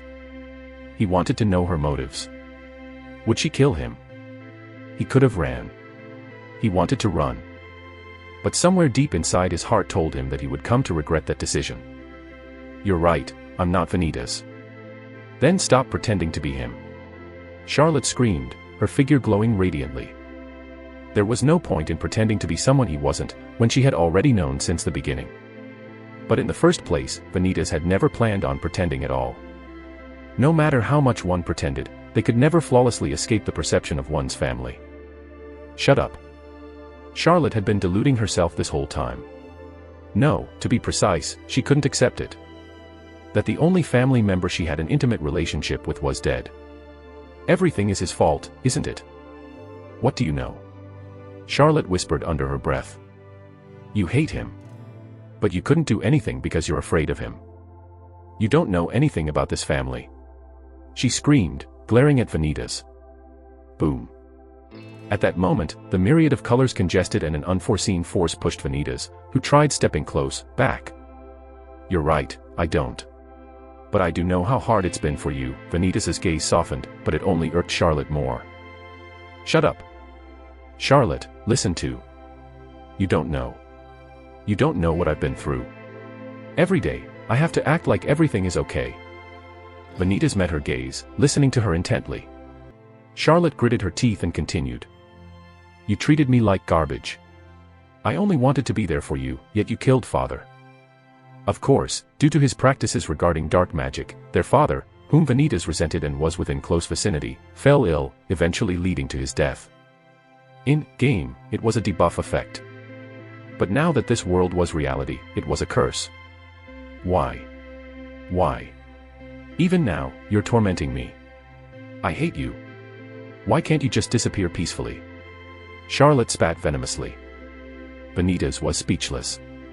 It was the first time someone resented him this much, even though he wasn't actually the person in question. I can't do that. I'm not Vanitas. I don't care. Boom. At that moment, the colorful wisp surrounded Charlotte's hand. Vanitas tried to open his mouth, but Charlotte started her incantations.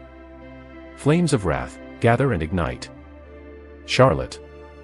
Burn forth with might, fireball. Flames erupted out of Charlotte's palms. The fireball seared close to him, but Vanitas sidestepped, dodging the onrush of the fireball. Immediately, Charlotte followed up with another attack as she chanted, Earth Grasp. From the ground, rocky tendrils shot up, aiming to trap his legs.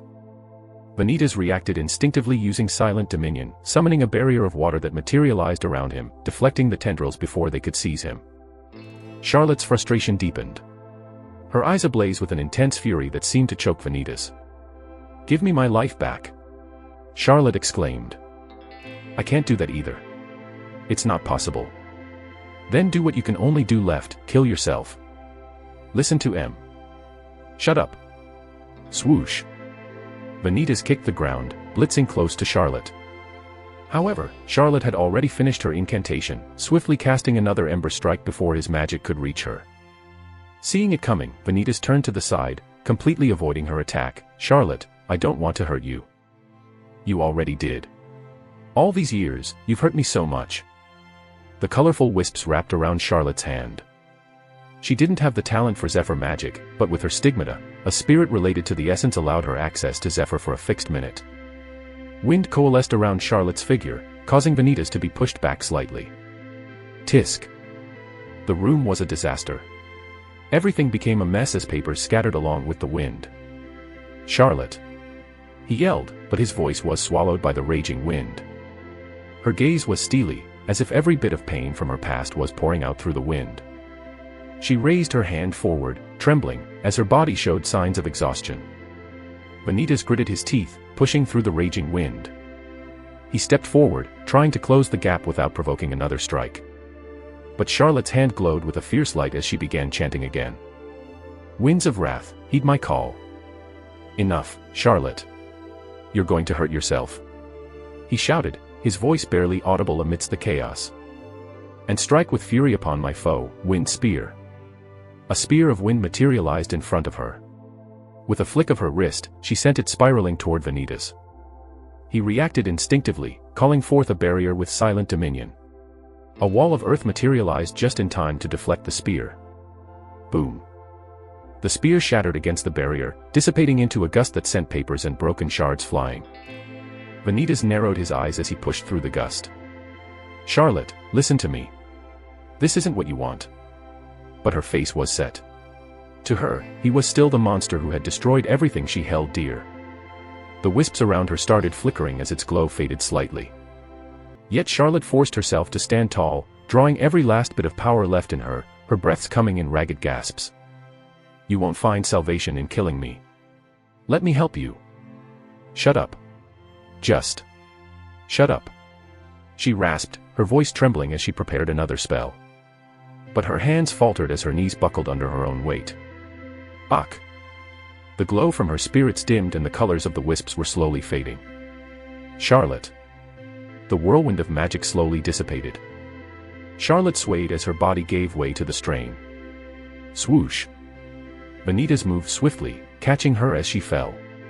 His arm steadied around her exhausted frame. It was over. For now.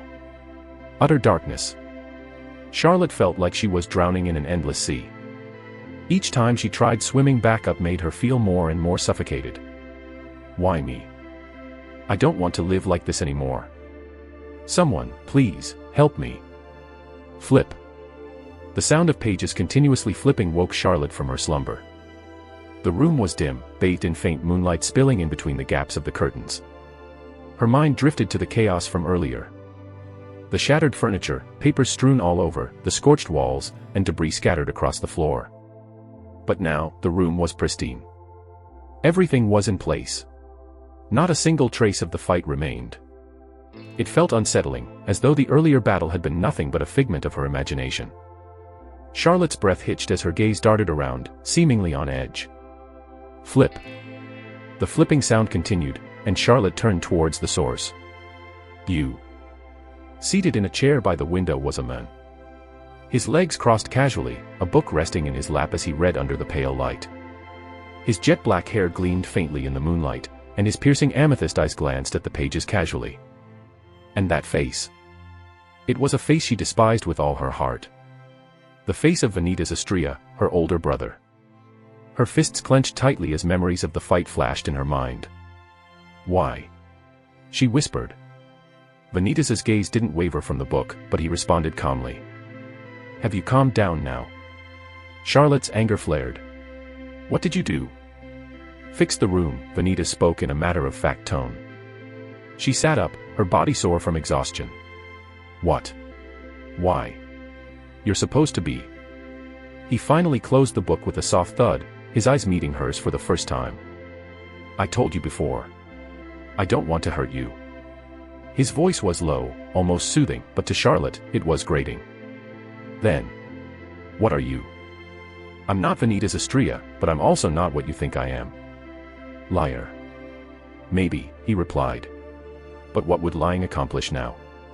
If I was a dark mage, I wouldn't have kept you alive. Charlotte looked down, only to find her dress clean and spotless. Her fingers instinctively touched her arms. Her wounds were gone. Even the soreness in her muscles had dulled to nothing but a faint ache. How? What did you do to me? Vanitas leaned back in the chair, resting the book on the windowsill. I healed you. The simplicity of his response made her grip the blanket tighter. Her teeth clenched. You expect me to believe that? After everything you've done? After everything he's done? Vanitas tilted his head slightly, studying her with a calm expression. I don't expect you to believe anything, Charlotte. But you're alive, and that should be enough. Charlotte's nails dug into the fabric. Don't patronize me. I didn't ask for your help. No, Vanitas said softly. But you needed it. The words hit her like a blow to the chest. Her eyes flicked toward the window. She couldn't bear to meet his gaze. The moonlight framed his silhouette, making him appear almost serene. Yet she could feel the tension in the air, pressing down on her like a heavy weight. You're a monster, she whispered. Vanitas didn't flinch. Maybe I am. But I'm not that monster. Her head snapped back toward him. Then what are you? If you're not my brother, if you're not a demon, what are you? A spirit. Vanitas' gaze shifted to the floor for a moment, as though searching for the answer himself. I don't know. The admission caught her off guard. Her brows furrowed as she stared at him, waiting for him to continue. Vanitas moved slowly, as though he didn't want to startle her. He walked to the window as his figure framed by the pale moonlight. I woke up in this body not long ago. I don't know how, or why. But I do know one thing. He turned to face her. Charlotte could see her reflection within his amethyst eyes. Those eyes that she had never inherited from her mother. I'm not here to hurt you. I never was. Charlotte's lips parted, but no words came out. She wanted to lash out, to accuse him of lying, but something in his voice stopped her. It wasn't the cold, commanding tone she had grown used to over the years. It was different. What do you want, then? To make things right. Charlotte laughed bitterly. Make things right? You think you can fix this family after everything he's done? Step. Vanitas took a step forward, but stopped when she flinched. I can't undo the past, he admitted. But I can try to rebuild what's left. Her hands trembled as she clutched the blanket tighter. You can't rebuild something that's already broken, she said, her voice cracking. Vanitas crouched slightly, bringing himself to her eye level. Maybe not, he said softly. But I can try. For you, and for me. Her breath hitched, and she looked away. I don't need you to do anything for me, she muttered. I think you do, Vanitas said gently. But you're too proud to admit it. Her head snapped back toward him. You don't know anything about me. I know enough, he replied. I know you're strong, but even strong people need someone to lean on. Charlotte's vision blurred with tears, and she hated herself for it. She hated him for making her feel this way. Why, she whispered, her voice breaking. Why are you saying these things now? Because I need you, Vanitas said. And whether you like it or not, you need me too. Drip. Her tears fell freely now, and she made no effort to stop them. For the first time in years, she felt something other than anger and hatred. It was terrifying. But it was also freeing. Vanitas reached out, his hand hovering near hers. I'm not asking you to forgive me, he said. I'm asking you to let me try. After all, what was there to apologize for? Charlotte stared at his hand, her heart pounding in her chest. After a long, agonizing moment, she reached out and placed her hand in his. I don't trust you, she said, her voice shaky. I know, Vanitas replied. But I'll give you a chance, she said, her grip tightening slightly. Just one. Vanitas nodded his head. One is all I need. If you love Greek myths, follow Hades' son on the journey where he meets demigods, gods, and legendary monsters. Chapter 11, A Distant Past, 5. The amount of short time he spent with Charlotte had been the most peaceful days Chai Eun-woo could remember. Though he knew her warmth was only a facade, Vanitas had been genuine. He had grown fond of Charlotte. She reminded him of the little sister he once had. He imagined that, if things had been different, this was how he might have spent time with his own sister. Vanitas chose to stay for that exact reason. Could he somehow possibly salvage a relationship with a little sister he barely knew? What am I supposed to do now? Charlotte genuinely asked. For Charlotte, resolving to end her own brother's life felt like it would be the end of hers as well. Vanitas nodded firmly and stood up. He pulled the drawer and took out all of the previous Vanitas' diaries. For now, read this. Vanitas kept a close eye on a diary. Charlotte began reading, finding the contents all too familiar. I'm sorry.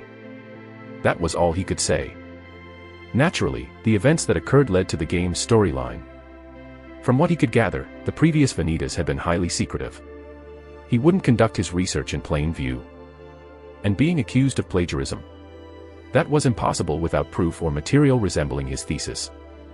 In other words, no one would have noticed his actions behind the scenes. However, there was one variable, an anomaly the previous Vanitas never took into account. His little sister, Charlotte.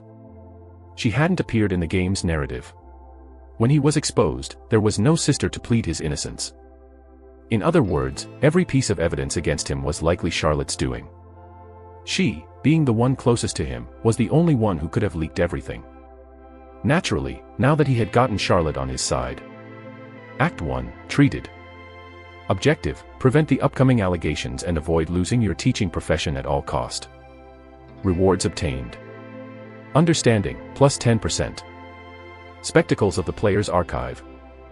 It was treated, not completed. Meaning, he hadn't avoided the variable just yet. Nonetheless, the system rewarded him. Therefore, the understanding reward was halved. It was added to his stigmata. Stigmata. Spectacles of the player's archive. When worn, they create a private overlay of information, allowing the user to access details on spells, creatures, items, and lore he once encountered in the game. It was exactly what he needed. What was the point of all that studying? Vanitas immediately activated the stigmata. A pair of black, framed glasses materialized in his hand. Donning it, he turned towards Charlotte, who was reading the diaries, and scanned. Name, Charlotte Astrea. Age, 18. Stigmata, Breath of the Spirits. Essence discovered. Ether, Intermediate. Pyro, Intermediate. Aqua, Beginner. Gaia, Beginner. Naturally, her information had been updated. Satisfied, Vanitas focused on Charlotte. Her shoulders were trembling, unable to hold back the steady flow of tears as she continuously read the diaries.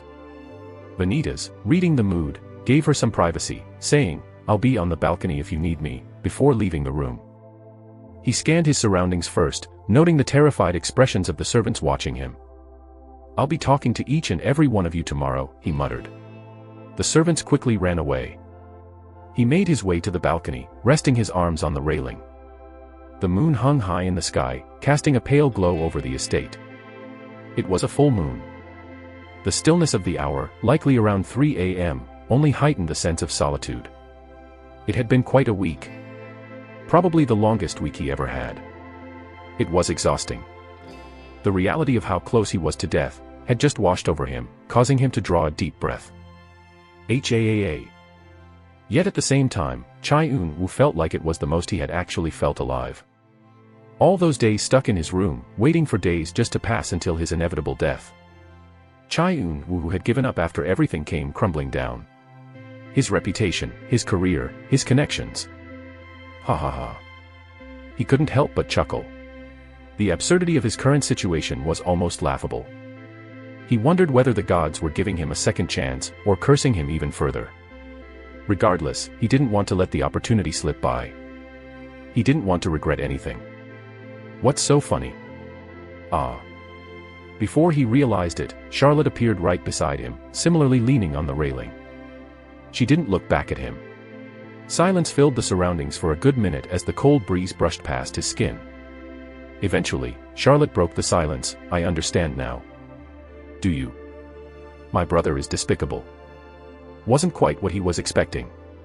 Nevertheless, he could only nod his head. "I still can't bring myself to forgive him. But I understand why he ended up that way. Still, I can never forget the trauma he left me with." "I see." "Hey."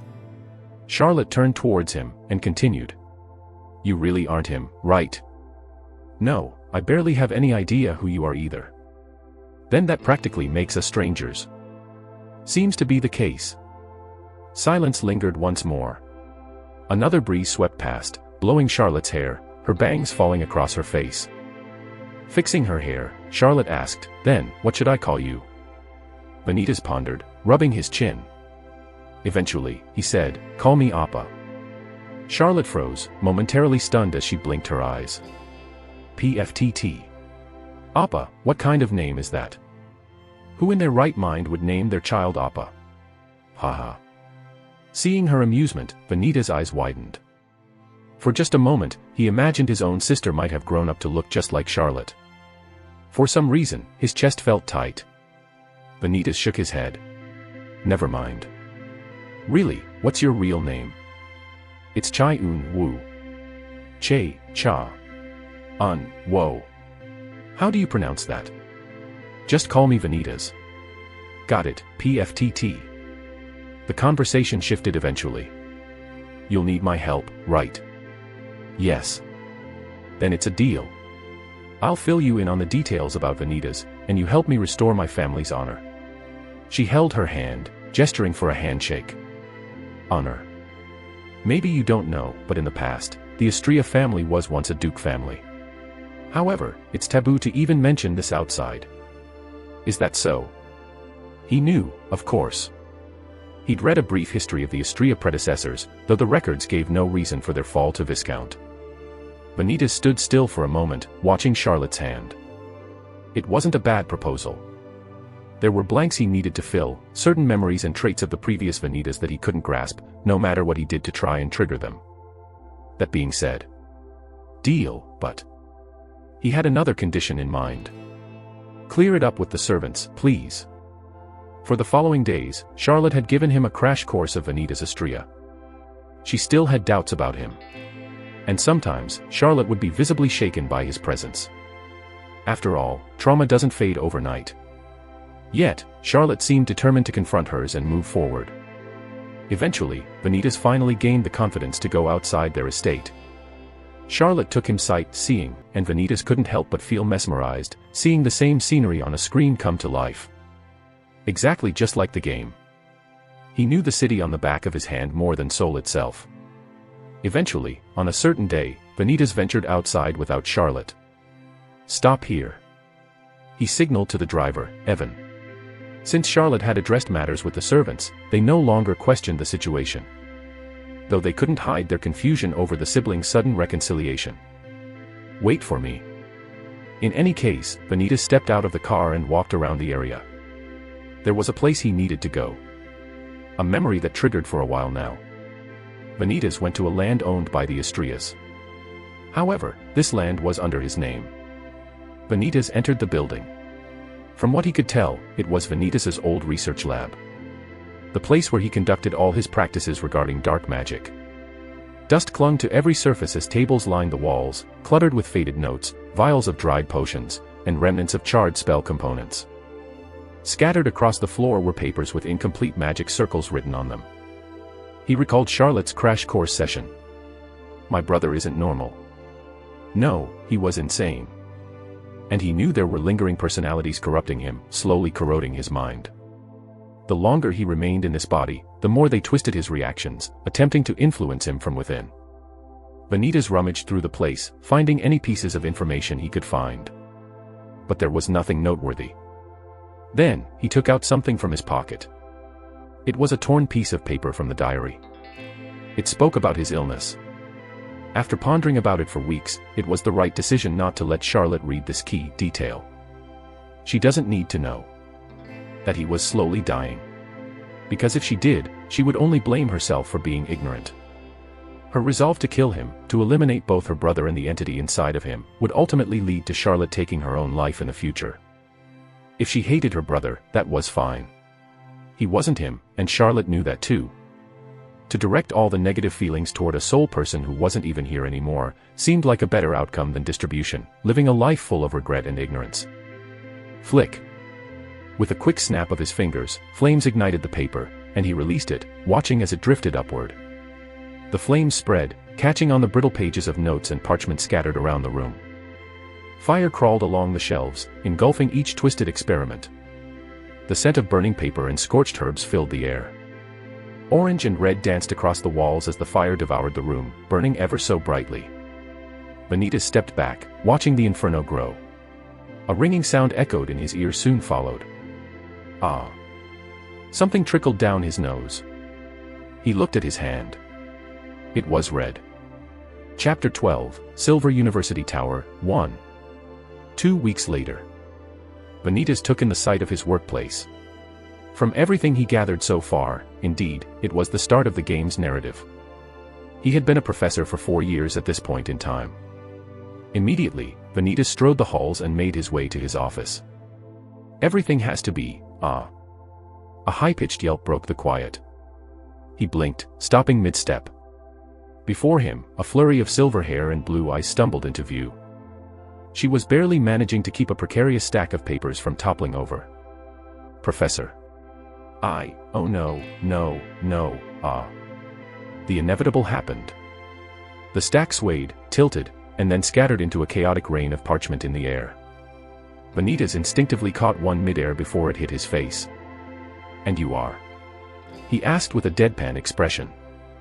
The woman frantically dropped to her knees, scrambling to gather the scattered papers. I'm Karina Merrill. Assistant professor." Oh no, oh no. This wasn't supposed to happen. Her voice trembled, and her hands fumbled as she tried to organize the mess on the floor. Vanitas crouched, placing the single page he'd saved on the growing pile in her arms. "Relax," he said curtly, watching her fumble further. "The papers aren't going anywhere." Karina froze. She looked like she was about to cry any second now. "Why yes, sir. Sorry, sir. Oh no, your first impression of me." "Relax," I said. "Assistant professor." Vanitas didn't even need to wear the spectacles to ascertain her information. He had already checked his own set of documents beforehand, which displayed Karina Merrill's application form. Karina Merrill. 23 years old. Position, assistant professor. Furthermore, Karina Merrill was Vanitas Estria's assistant professor in the game. It was all predetermined. "These are?" Vanitas asked, his gaze fixed on the papers Karina was nervously arranging on his desk. Karina flinched at his question, clutching the remaining stack of papers as if it were a lifeline. "Why yes, professor. These are the class rosters, lesson outlines, and your weekly schedule." Though her character wasn't central to the storyline, she was a familiar face. A commoner who had climbed the ranks through sheer determination and intelligence. However, at the start of the storyline, Karina was a newly appointed assistant professor. "These rosters," Vanitas said, gesturing at the pile. "Are they complete?" "Yes, professor." Karina nodded so quickly it looked like her head might fall off. "Double-checked them myself." "Double-checked." Karina froze mid-nod, realizing what she'd just implied. "Well, I did my best. But if there's a mistake, it's probably my fault, and I'll fix it right away." Vanitas sighed. "Calm down. I'm not going to dismiss you over a typo." Karina blinked, her mouth forming a small O shape. Then she straightened, nodding her head. "Thank you, sir. I'll do my best to meet your expectations." Vanitas glanced at the rosters, noting a few familiar names. Nobles. Commoners. And several students he remembered being pivotal in the game's narrative. He set the papers aside. "I'll review these later. Anything else?" Karina bit her lip, shifting nervously. "Well, about the first lecture. I wasn't sure if you wanted to stick to the unusual introductory material, or..." "Unusual material?" Vanitas interjected, almost amused. Karina's cheeks flushed. "I mean, not unusual. Just your style. I thought maybe you'd want to make an impression." Tap. Tap. Tap. Vanitas tapped his fingers on the desk calmly. In the game, Vanitas Estria had been known for his unorthodox teaching methods. Methods that often left students either awestruck or traumatized. He didn't plan to follow in those footsteps. Noted. "Anything else?" I think that's all." "Is that so? Then you may go." "Why, yes," Karina nodded and left the office. Vanitas turned his attention towards the roster list. One of his lectures was assigned to first year's Class A. Class A harbored the most number of named characters. But one name stood out amongst the rest. A name he was well familiar with. A commoner, and the top first-year student. Ezra Kalis. Karina sighed as soon as she stepped outside the professor's office. What am I doing? At this rate, she'd lost her job on the first day. For mages who hadn't graduated from a university tower, but still aspired to become professors, the path began with a mentorship program. In simpler terms, they served as assistant professors under a mentor. Why did it have to be him? Karina had the opportunity to be accepted in the greatest university tower in the world. The Silver University Tower. Yet, as if fate itself were mocking her, she was assigned to the one professor no assistant would ever wish to work under. Vanitas Estria. He was notorious for his stern demeanor and difficult nature. It was especially prevalent when he was conducting research, and would harshly criticize his assistants for even the smallest mistakes. HAAA. Mentorship programs usually span 2 years, offering aspiring professors the chance to learn under an experienced professor. Yet, in just 4 years, Vanitas Astria had seen 3 assistants resign prematurely. The reason was no secret. Vanitas's expectations were unrelenting, leaving no room for mediocrity. Every task, no matter how minor, was scrutinized ruthlessly. Assistants who misfiled documents or miscalculated even a single mana formula found themselves on the receiving end of his suffocating glare and toxic beratement. Just 2 years, Karina. 2 years, she told herself. Professorship was the pinnacle of respect in this era. For someone like Karina, a commoner without connections or wealth, it was her only way forward. Silver University Tower didn't offer this lightly. They had seen her talent. The very fact she'd been chosen amongst the other candidates was nothing short of a miracle. Her talent alone carried her this far, but she knew talent wasn't enough. Now, she faced a professor notorious for driving his assistants away. But she refused to give up. 2 years, she repeated, gripping the stack of papers in her hands. No matter how cold or exacting Vanitas Astria was, Karina Merrill was determined to endure. But then, the thought of her first impression gnawed at her mind. Ugh. Get it together, Karina. Wham. A loud yawn broke the stillness of the grand auditorium as the opening ceremony for the school year commenced. It came from a student seated near the back. Ezra Kalis. A commoner, yet was often described as blessed by the heavens themselves. A prodigy born once every century. He leaned back in his chair with blatant disinterest, eyes half closed. Despite the murmurs and stolen glances around him, Ezra seemed oblivious, or simply didn't care. At the podium, Headmaster Elsa Hesse stood. Her piercing blue eyes scanned the sea of students, silencing the murmurs with a mere glance. Welcome, students, to the new academic year at Silver University Tower. Her voice rang out, echoing through the grand hall. You are the brightest minds of this generation. Each of you has earned your place here, whether through perseverance, talent, or a combination of both. Ezra stifled another yawn, earning a sharp look from the student next to him. Whoever it was, he would probably forget. So, he never once paid the student a glance. Headmaster Hesse continued. Here, you will be tested, challenged, and refined into the leaders and innovators of tomorrow. Our expectations are high, and the road ahead will not be easy. But I have no doubt that you will rise to meet every challenge. The hall fell silent as her words sank in. Welcome to the Silver University Tower. Let the academic year begin. After the announcement, lectures quickly commenced. Astrid Bariel Etherian sat at the front. Seated beside her were people she knew during her high school years. Astrid. A voice reached her ears. Sophia Clementine, a classy noble girl, with bright pink hair from the Clementine Duke household. Yes. Astrid turned to the side, meeting Sophia's gaze. Sophia's eyes lingered somewhere, and continued, that's him, isn't it? The commoner who ranked first in the ESAT exams. Ah. Astrid followed Sophia's line of sight. There he was. The familiar sight of his flaming red hair was all Astrid needed for confirmation. Is he sleeping? Astrid's brows twitched in disbelief. Ezra was slumped over a desk, arms folded as his head rested on them.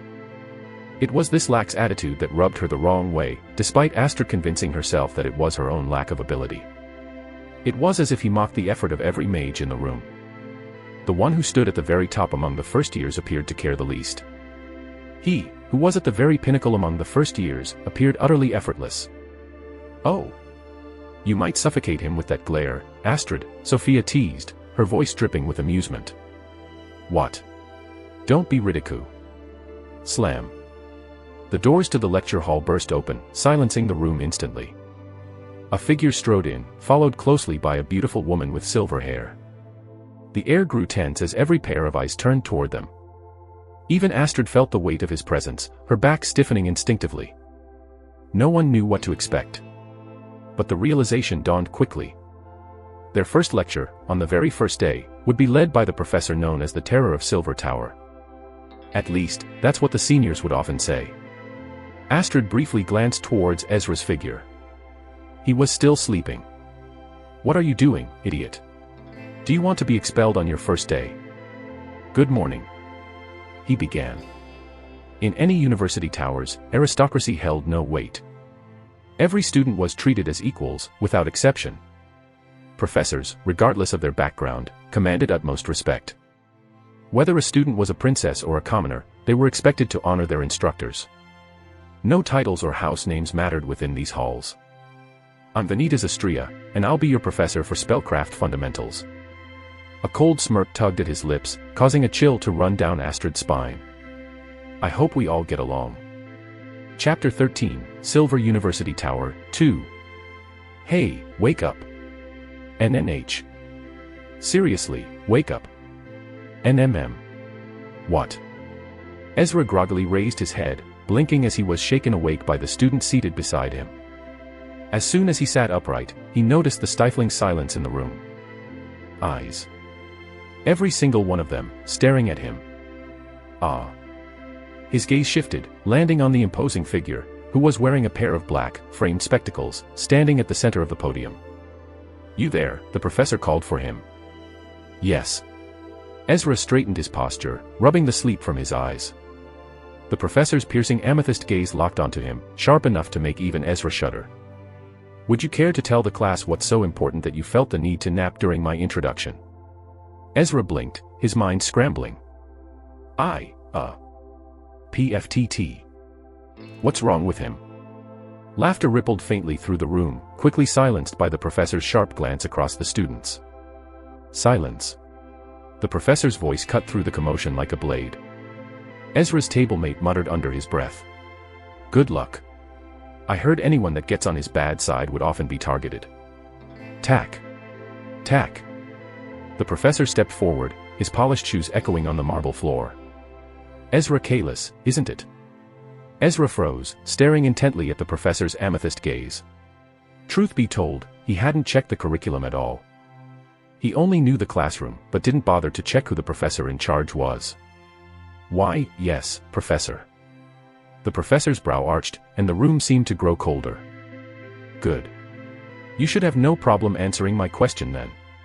Tell me, what is the foundational principle behind mana resonance? The question struck Ezra like a slap. Mana resonance. He repeated, stalling for time. Yes. Or is that too much for the top ESAT scorer to handle? The room collectively held its breath, waiting. Ezra ruffled his hair and sighed. Mana resonance is the synchronization of mana waves between a caster and the surrounding environment. It creates a feedback loop that amplifies the flow of energy. The professor didn't nod or give any sign of approval. Instead, he paced slowly with an unreadable expression. A perfect answer, the professor said, voice cold. But it seems you lack the discipline to act like someone deserving of your position. Also, Ezra, it's Professor Vanitas, be sure to remember that. You understood, Professor. Here, respect and effort take precedence over talent, the professor continued, addressing the class now. You'll find no shortcuts in my lectures. If you think you can coast by, leave. His words lingered.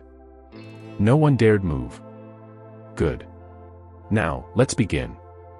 Vanitas turned, gesturing for his assistant, Karina, to distribute papers. HAAA. Ezra let out a breath he didn't realize he'd been holding. The student next to him whispered, guess you made an impression. Who the hell even is this guy? Ezra slumped forward. Some impression. Vanitas, meanwhile, began writing on the board. Today, we start with the core mechanics of spellcasting efficiency. Open your textbooks to page 3. Flip, flip. The students scrambled to comply, some frantically flipping through their books while others, like Astrid, had already marked the page. Ezra, however, reached into his bag, only to realize he'd forgotten his book. No, he couldn't even remember if he bought one. Ah, shit. The student beside him stifled a laugh, whispering. You're fucked, man. Vanitas' sharp eyes found Ezra again. No textbook, Ezra. I think I left it at the dormitories. Ezra turned to the side, grinning sheepishly. I'll just share with him, he said, gesturing to the student beside him. Vanitas' lips curled into the faintest hint of a smirk, but it wasn't friendly. No problem then. But make sure you purchase one before the day ends.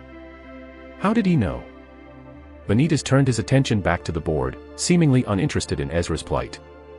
Now, Vanitas began, before we delve into spellcasting efficiency, let's address the most common mistake young mages make. The chalk in his hand scratched against the board, drawing precise diagrams of magic circuit formulas. Overexertion, he said, underlining the word with a sharp stroke. Mana is not infinite. Your core is not indestructible. Yet, many of you will foolishly push past your limits in an attempt to cast spells beyond your means. Astrid raised her hand. Yes.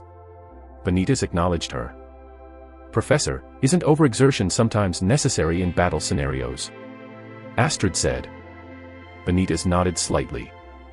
In dire situations, yes. But that is a calculated risk. What I'm referring to are the careless, reckless actions taken out of arrogance or desperation.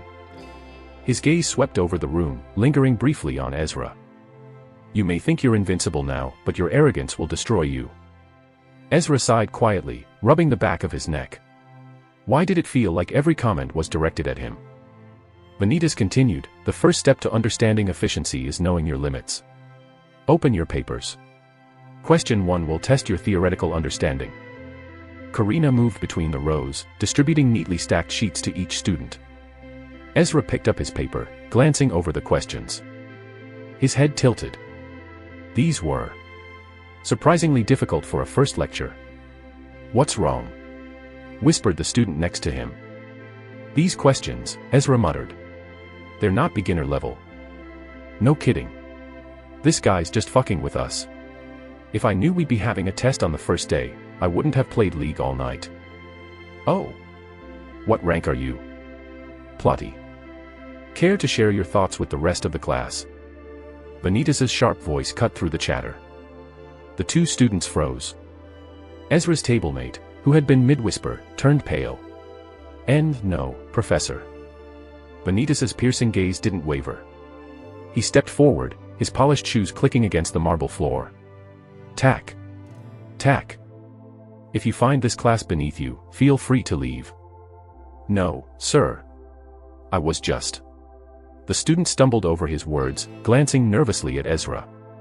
Just. Vanitas prompted, folding his arms. Just. Discussing the difficulty of the questions, Ezra chimed in. We didn't mean to disrupt. Vanitas raised an eyebrow. Then perhaps you'd like to answer question 2 aloud. Vanitas turned to the rest of the class. Pay attention. Let's see if the top scorer can teach you something. Chapter 14, Silver University Tower, 3. Ezra glanced at his paper. Question 2. Explain the relationship between mana compression and spell velocity. Include the risks associated with overcompression. He exhaled. Mana compression determines how dense the mana is when forming a spell. The denser the mana, the faster and more forceful the spell becomes. Vanitas nodded, motioning for him to continue. However, Ezra added, overcompression increases the risk of spell destabilization, which can lead to misfires or backlashes. Silence. The class held their breath, waiting for Vanitas' response. Vanitas' voice broke through their quiet exchange. Acceptable, Vanitas finally said, though his tone was devoid of praise. But your explanation lacked detail. Ezra opened his mouth, but no words came out. He wanted to retort, but refrained from doing so. In his whole life, he had never been humiliated this much before. He lived his whole life showered with praise, but none of those were present here. The classroom grew noisy with students discussing for some reason, completely forgetting they were taking a test. Vanitas, seated at his desk, leaned back and propped both feet onto the table with a loud, resounding thud, completely silencing the room. 30 minutes remain, Vanitas said coolly. Each whisper I hear will subtract 1 minute. The murmurs stopped instantly. Ezra clenched his fist under the desk, his eyes fixed on the paper before him. This wasn't just a test. It felt like a public execution. The questions weren't just complex. They required knowledge he hadn't even encountered yet. He glanced at the diagrams, the mana flow equations, the theoretical constructs of magic circuit efficiency. None of it made sense. Shit, Ezra muttered under his breath. The student beside him nudged him with an elbow, whispering, dude, just write something down. Seriously, who is this guy? Ezra scrawled half-hearted answers. Vanitas' gaze swept over the room.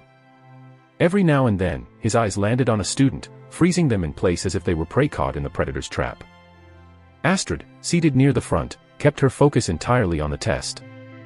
Her pen glided across the paper with confidence, though even she occasionally furrowed her brow. 5 minutes deducted, Vanitas announced suddenly. The tension in the room spiked. Ezra's heart sank. Someone had whispered, and now there were only 25 minutes left. Are you serious? Someone mumbled, immediately realizing their mistake. For minutes, Vanitas added without missing a beat. Ezra's pen snapped in his hand. Fuck this, he muttered as quietly as he could, grabbing another pen from his bag. Language, Ezra, Vanitas said without looking up. Ezra froze. How the hell did he even hear that? Vanitas stood abruptly, his chair scraping against the floor. He walked to the front of the room, hands clasped behind his back. Your performance today, he began, will set the tone for the rest of this semester. His voice carried across the room. I'm not here to babysit. If you can't handle the pressure, leave now. No one moved. Ezra gritted his teeth, gripping his pen tightly.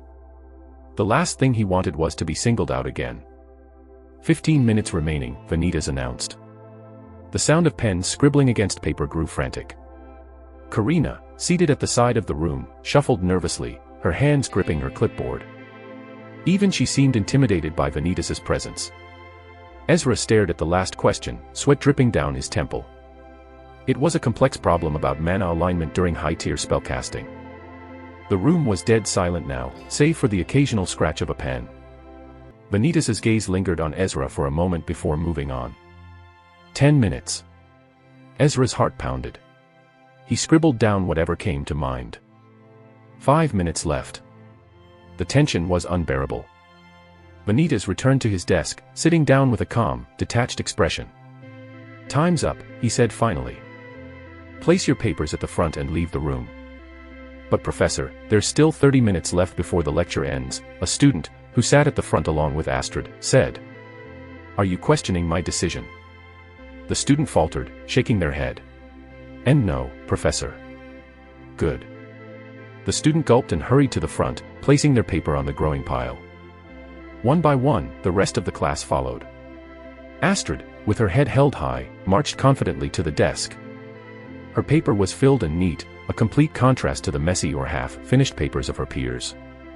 She glanced at Vanitas briefly, but his eyes didn't meet hers.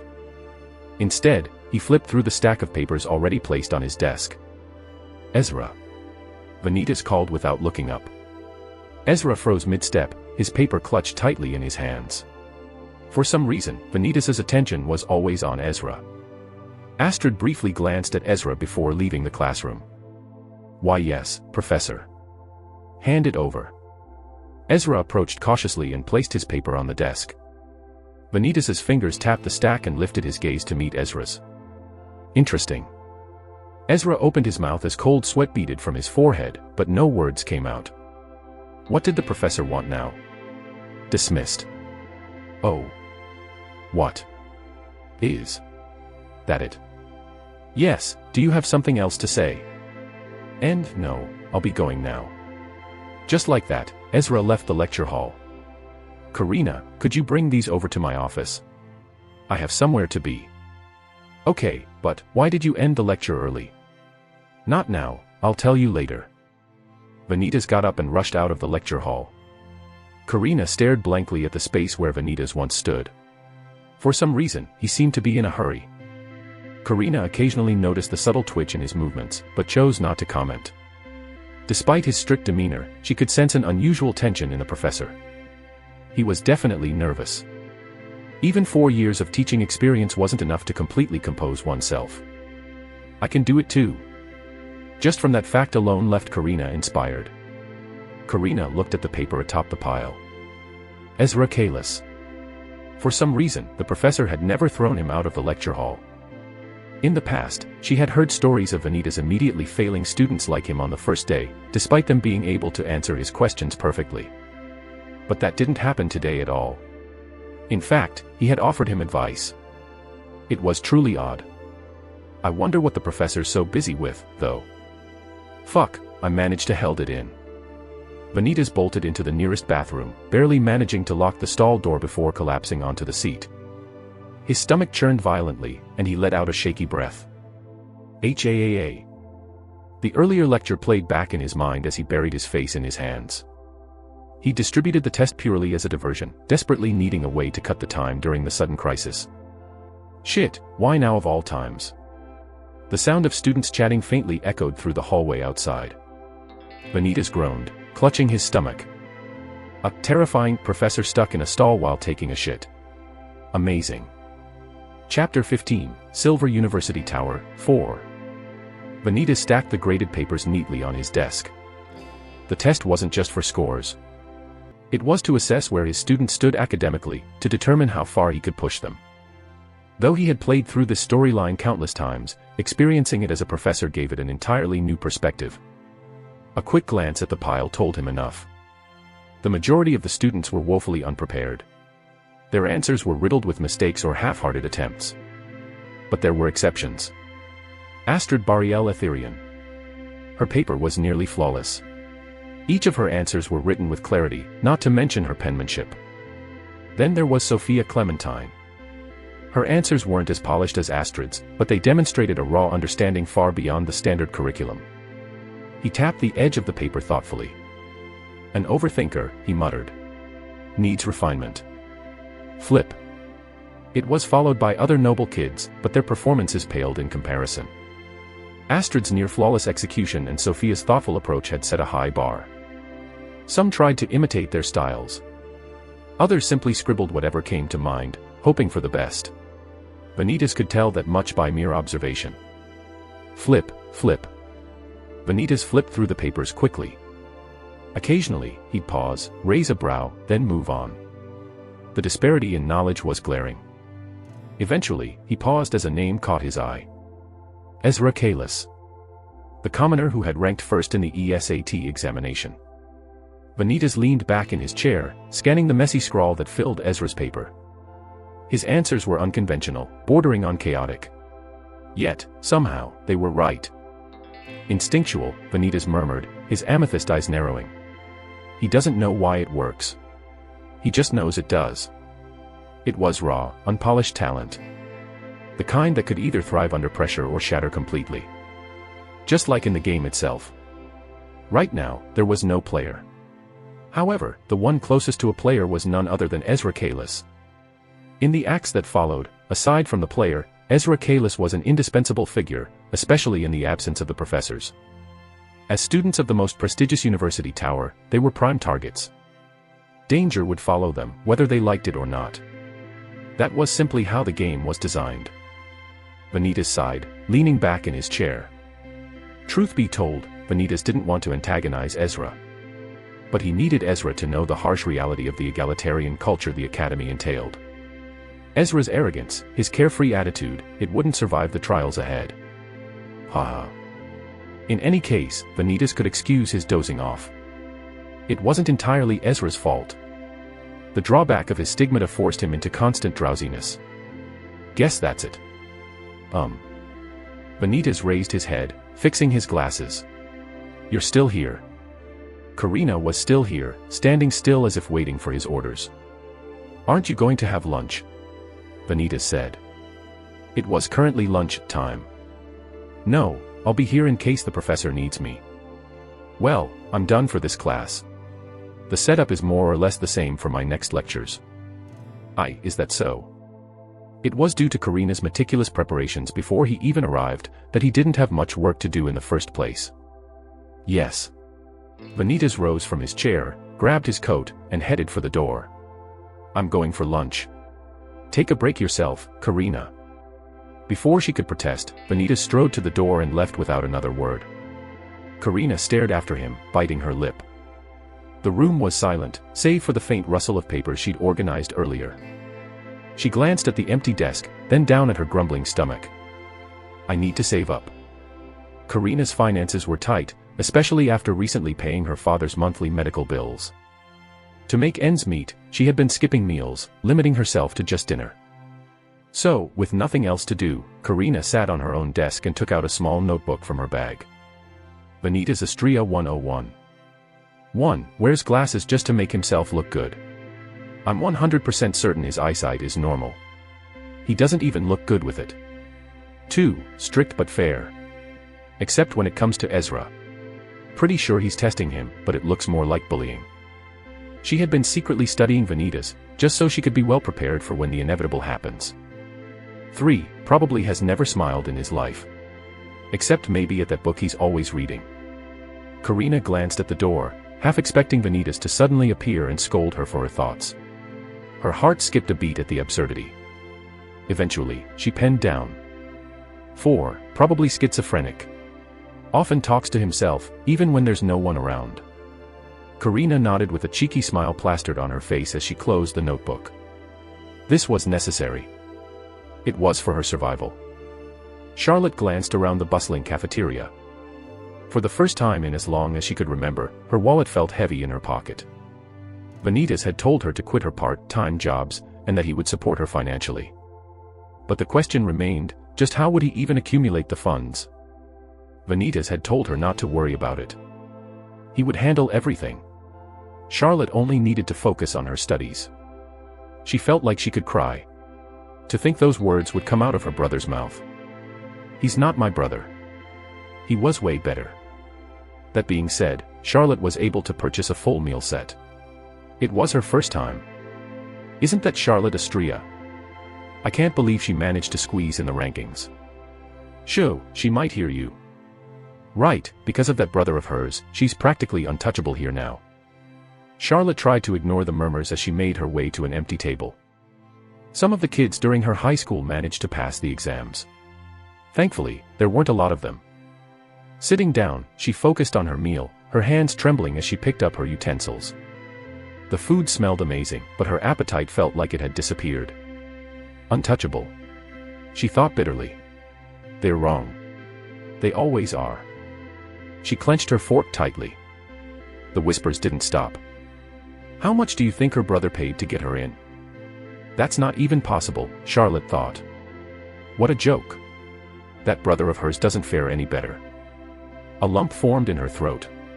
It wasn't the first time she'd heard these kinds of comments, but it never got easier. Don't cry, she told herself, forcing her focus back on the tray. She took a hesitant bite, savoring the taste. For a brief moment, the world around her melted away. Heek! And then a chair scraped loudly across the floor. Charlotte's head shot up, startled. A tall figure dropped into the seat across from her, setting their tray down with a loud clatter. What the hell? Charlotte knew exactly who he was. How couldn't she? Besides her, it was the guy everyone whispered about, the prodigy who had ranked first in the ESAT exams. Ah, sorry. Didn't see you there, he greeted casually, leaning back in his chair. What are you doing? Charlotte stammered, glancing around. Every pair of eyes in the cafeteria seemed to be on them now. Ezra raised an eyebrow. About to eat. What does it look like? Charlotte's mouth opened, then closed. She was completely at a loss for words. Ezra unwrapped his utensils with an air of nonchalance, oblivious, or perhaps indifferent, to the stares around them. Don't take this the wrong way, the view's just nice over here, Ezra said as he stared out the window. Don't know why everyone's talking about you. But it's more or less the same for me. Charlotte's gaze lingered on his tray. Unlike hers, he was barely eating anything. A single apple, a cup of water, and a club sandwich. Do you want some? Charlotte gestured, offering a bit of her food. No, it's fine. This is normal for me. Is that so? I need to get used to it anyway. Scholarship doesn't cover these expenses, Ezra said. Finishing the last piece of bread, Ezra tilted his head, studying her for a moment. Then he asked, Name. Charlotte, nibbling her food, paused and raised her head. Charlotte. Charlotte, huh? Okay, I'll try to remember that. Ezra got up with his tray and disappeared shortly after. Charlotte finished her own meal, leaned back in her seat, and sighed. HAAA. The fact that he didn't recognize her left her stunned. Almost everyone else had avoided her on the first day. It was so different from her academy school years. Back then, the higher aristocrats wouldn't just gossip, they'd pick on her openly. Here, no one dared approach her. They would just whisper from a distance. And she knew it was all because of one person. Vanitas. But there was still one doubt that lingered in her mind. Why do the spirits keep telling me he's a demon? He clearly wasn't.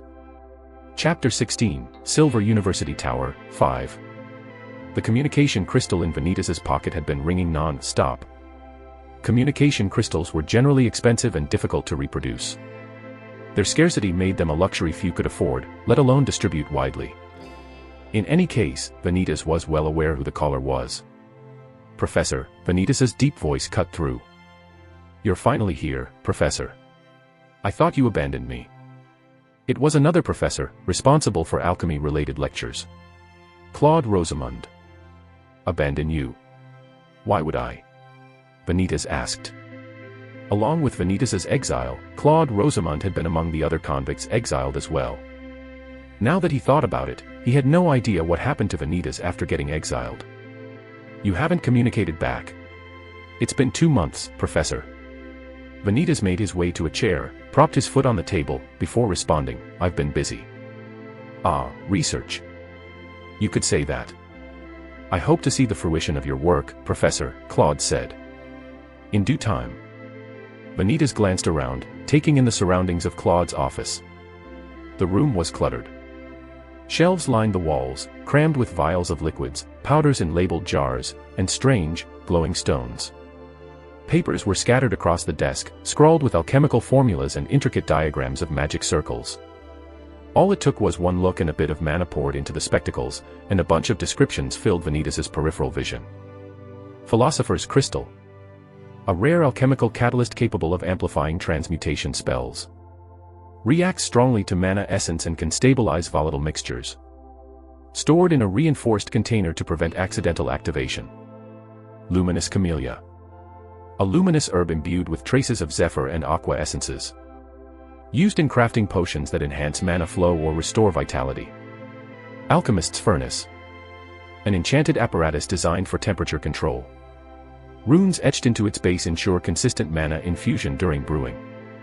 Essential for creating high-tier elixirs and stabilizing fragile concoctions. Indeed, the items had already been registered in his spectacles way before his transmigration. Yes, Professor. Claude said. Claude Rosamond. Age, 37. Stigmata, none. Essence discovered. Pyro, Master. Gaia, Grandmaster. Zephyr, Master. Claude's magical prowess far exceeded Vanitas's, particularly in his ability to cast advanced spells. But mage battles weren't determined solely by raw power. It was a mental game. Experience and strategy often outweighed flashy spells. For how this kind of relationship came about, especially when the Rosamond family was an Earl household. It was a contractual relationship. Vanitas had seen the documents himself, absorbing anything he could find about the previous Vanitas's connections. How's the Rosamond family holding up these days? Vanitas asked. We've recovered from the brink of collapse, Claude replied. He hesitated for a moment before adding, also, I haven't said this before, but thanks to the professor's financial support, I was able to send my son to a good school. Indeed, the Rosamond household was on the edge of bankruptcy. But after meeting the previous Vanitas, the two had entered a subordinate-servant relationship. At least, that was the conclusion Vanitas drew from the facts he'd managed to piece together. The two continued their conversation as Vanitas fluidly steered the conversation, extracting fact after fact. All while remaining unsuspicious. Vanitas stood up, preparing to leave, when the door abruptly swung open. Ah! Crack! A woman, with disheveled dark brown hair stumbled before him. Several vials slipped from her hands, shattering on the floor, as the liquid splashed onto Vanitas's coat. Ugh! Claude shot up from his seat, his face contorting in anger. Idiot! Do you have any idea what you've done?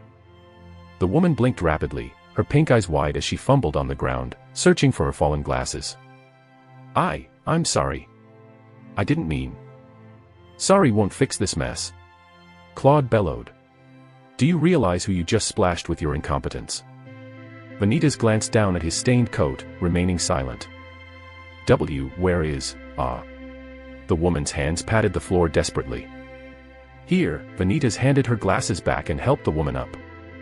The woman hesitated before quickly adjusting her glasses on her face, pink eyes now focused on his as she stood.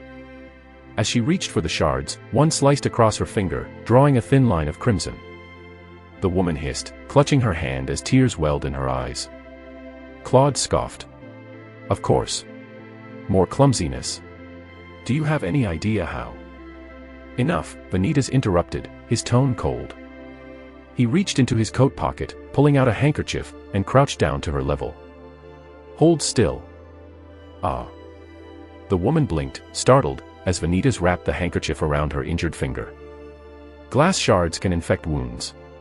Don't be careless, Vanitas said, tying the fabric in place. She looked down, her cheeks flushed. Thank you, Professor. Vanitas straightened, fixing his collar and turned around. His sharp gaze cut back to Claude. Ensure this doesn't happen again. Train your staff properly, Vanitas said before brushing past them. Claude opened his mouth to respond, but the weight of Vanitas' stare silenced him. She stood frozen, clutching her bandaged hand as Vanitas left the room, his blazer swaying slightly with each step. From behind the door, he could hear the commotion come through. If you think I'm scary, then you've never met Professor Vanitas. You're lucky he let you off so lightly. Why, yes. I'll clean up quickly. A slight smirk creeped on Vanitas' features.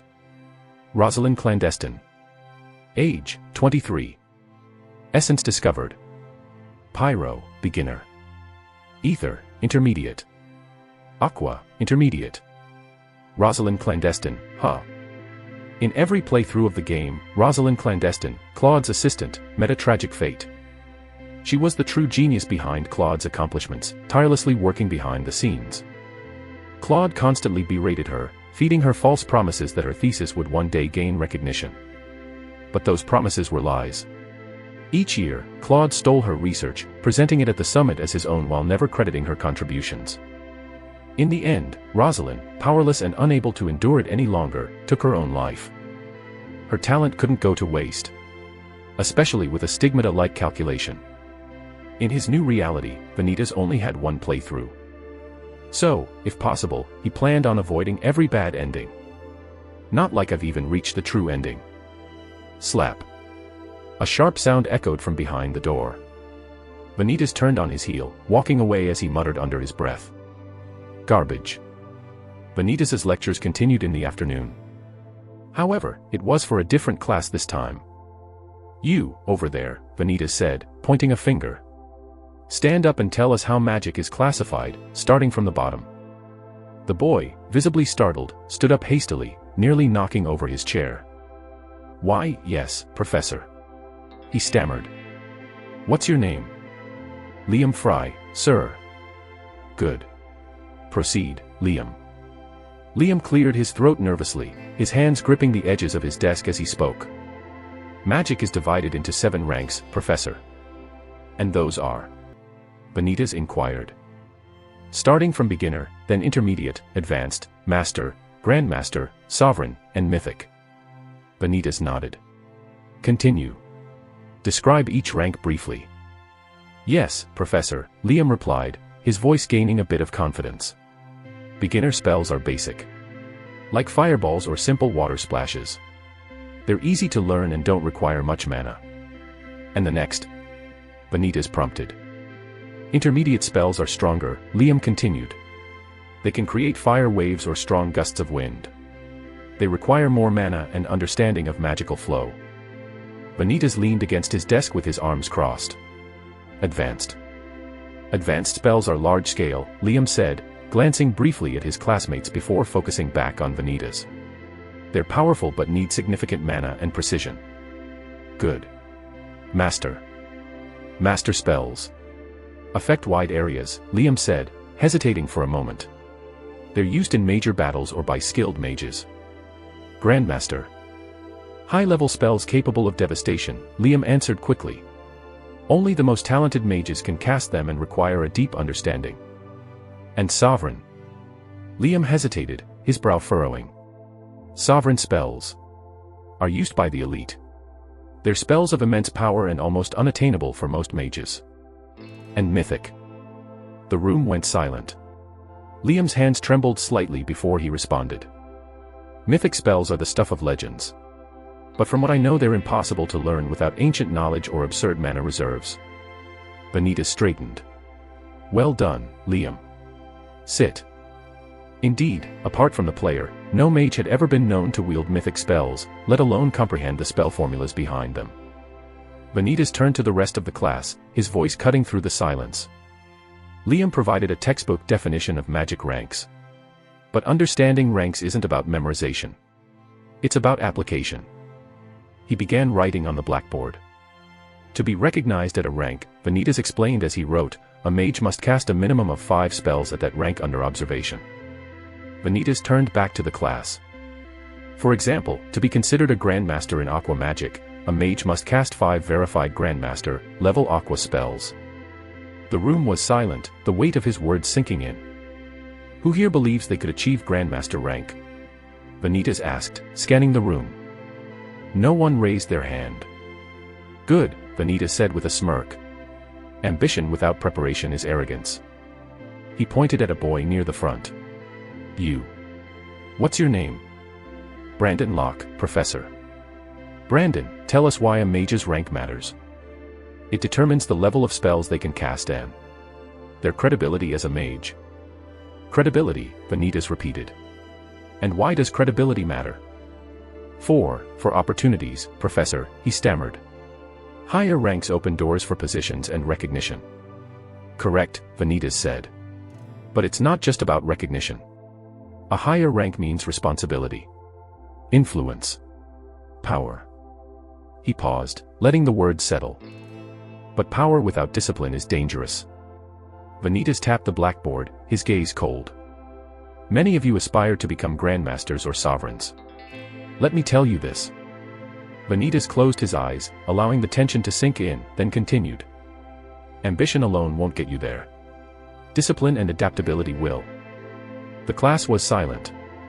To end this session, Vanitas said. I'll leave you with an exercise.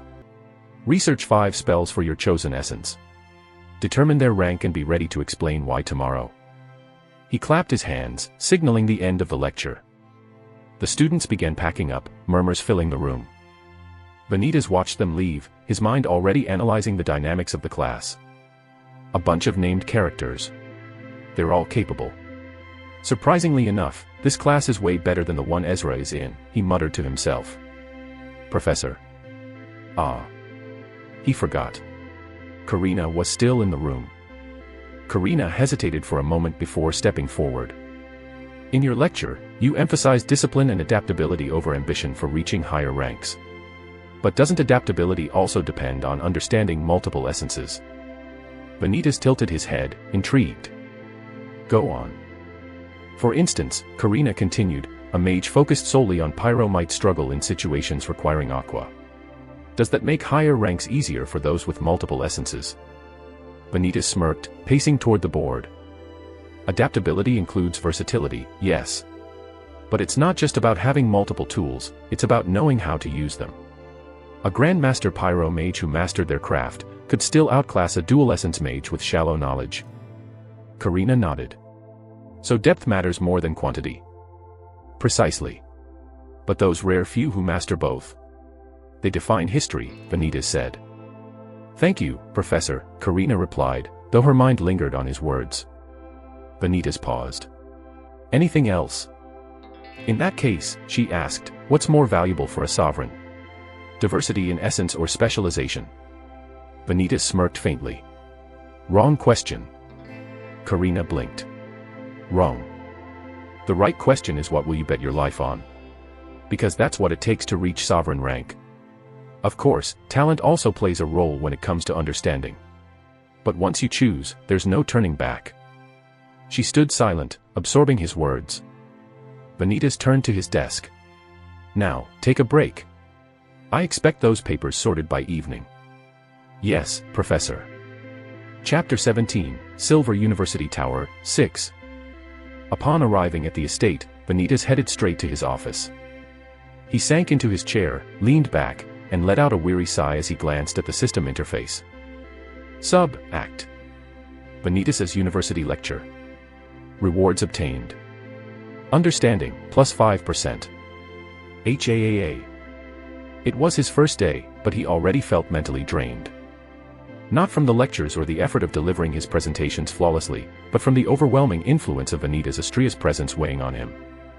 He had only been in this world for a month, yet some days, it felt as though he was slowly turning into Vanitas Astria.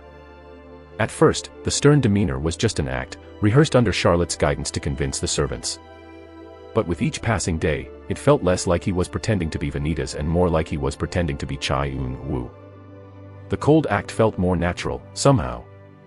He even found himself adopting mannerisms he knew weren't his. For example, propping both his feet on the table. Realizing he was doing that, Vanitas lowered his feet. But it felt uncomfortable. For that reason. Tack. Tack. He did it again. It felt more natural. In any case, Vanitas pulled the drawer and retrieved a notebook. Flip, flip. On a certain page, it wrote, "Reasons for my transmigration." Perhaps some higher power decided this would be amusing. He might have thought it would be funny to place an office worker inside a cursed body. But why me? Why this world? Did I commit some unforgivable crime in my previous life? This could be karma, a chance to atone for something I can't even remember. But if so, why place me in Vanitas' shoes, where the sins are already piling up? No idea. In the next page, there were magic circles written, formulas to try and recreate the same effect. However, he knew it was impossible. For what kind of magic was done, it'd be far beyond a mythic spell. But the question remained. Do I want to go back? Without hesitation, Vanitas shook his head. No. Why would he? He practically lived like a lord here as Vanitas Astria. He could eat full meals every day. He had a respectable job. He could do magic. But most importantly, I'm not skinny anymore. His body was toned and refined. A complete contrast from his frail, skinny self in his previous life. And he wasn't about to give that up. Recently, Vanitas had been focusing a lot on his physique and magic. With a bit of spare time, he decided to step out of his office for a change. As he closed the door behind him, Charlotte emerged from the bathroom, drying her hands on a towel. "Oh, you're home," Charlotte said. Vanitas nodded. "I am. How was your first day?" Charlotte shrugged, leaning against the wall. "It was fine." "Just fine?" he asked, raising a brow. She hesitated, her gaze dropping briefly before meeting his. "Well, people stared. A lot." Vanitas frowned slightly. "They didn't say anything, did they?" "No, but I heard them whispering. About you, mostly." He sighed, running a hand through his hair. "Oh, did they? Do you care?" "Not really," Vanitas said. "But I care if it makes things harder for you." Her expression softened for a moment before she straightened up. "It's not. Don't worry about it." "That's so." A strange silence lingered. Charlotte seemed like she wanted to say something, but hesitated. However, as soon as she found her confidence, she spoke. "I have a request." "What is it?" "I'd like to apply for the university dormitories." "Oh." Vanitas was taken aback, raising a brow. "Dormitories? Why so?" "Ah." Then, it clicked. Of course. The estate. This house, no matter how grand, was suffocating for her. For Charlotte, it wasn't just a home. It was a constant reminder of her trauma. Every corner of this estate held memories of her deceased parents, and of the brother who had once terrorized her. And now, she was forced to live with a stranger wearing the same face, pretending everything was fine.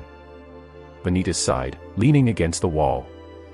"You don't need to explain," he said. "I understand." Charlotte's eyes widened slightly. "You do?" He nodded. "You need space. A fresh start." "Yes." Vanitas rubbed his chin thoughtfully. "I'll put in a good word for you." Charlotte blinked, as if she was caught off guard by how quickly he agreed. "You're okay with this?" "Why wouldn't I be?" he asked. "If it helps you, then it's the right choice." Her gaze dropped as her fingers fidgeted with the hem of her sleeve. "Thank you." Vanitas pushed off the wall. Just don't expect me to visit often. Dorm food is terrible, by the way. A small, reluctant smile tugged at her lips. I'll manage, she said softly before retreating to her room. Click. Charlotte shut the door behind her with a soft click, leaning her back against it. HAAA. She exhaled slowly, letting the tension drain from her shoulders. Sliding to the floor, she hugged her knees. The conversation with Vanitas had gone as smoothly as she'd hoped. But still, her chest felt heavy. It wasn't fear. It wasn't anger. It was guilt.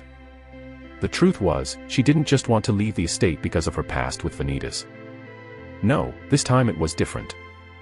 While she still felt somewhat uncomfortable living with the imposter, it wasn't so bad. If she had to be honest, it was way better compared to living with her actual brother.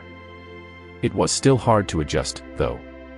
Charlotte would flinch unknowingly whenever he started speaking. In any case, Charlotte's mind wandered back to the whispers in the hallways. There weren't many first years she recognized from her high school days. Most hadn't even ranked in the top 100 to qualify for the Silver University Tower. But a few had. And while most of the new students didn't avoid her, there were familiar faces who did. But then again, due to the fact that Vanitas was probably their instructor, they weren't outright hostile. They were polite but distant, as if they were walking on eggshells around her. It wasn't them that truly bothered her, though. It was the seniors. The ones who had been taught by Vanitas in the past. The ones who had experienced the terror professor firsthand. When they discovered she was his younger sister, the rumors started. Did you hear? Charlotte Astrea is the terror professor's little sister. So on and so forth. The words stung, even if they weren't overtly cruel. Charlotte didn't blame them entirely. Vanitas's reputation preceded him, and as his sister, she couldn't escape it. But she didn't want him to know. She didn't want Vanitas to think this was his fault. So, she came up with a plan. The dormitories were the answer. Living there would give her the chance to start fresh. To interact with her peers in a way she couldn't while staying at the estate. To prove to the seniors that she wasn't like her brother.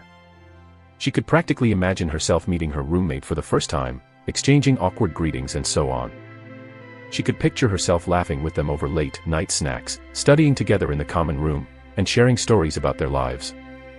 She could see herself making friends, joining in their fun, feeling like she belonged. Hey.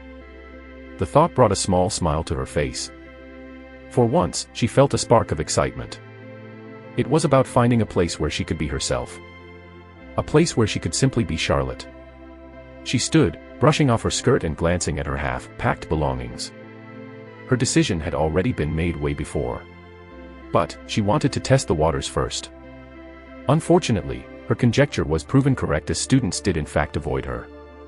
With a quiet sigh, Charlotte turned off the lights and laid down on her bed.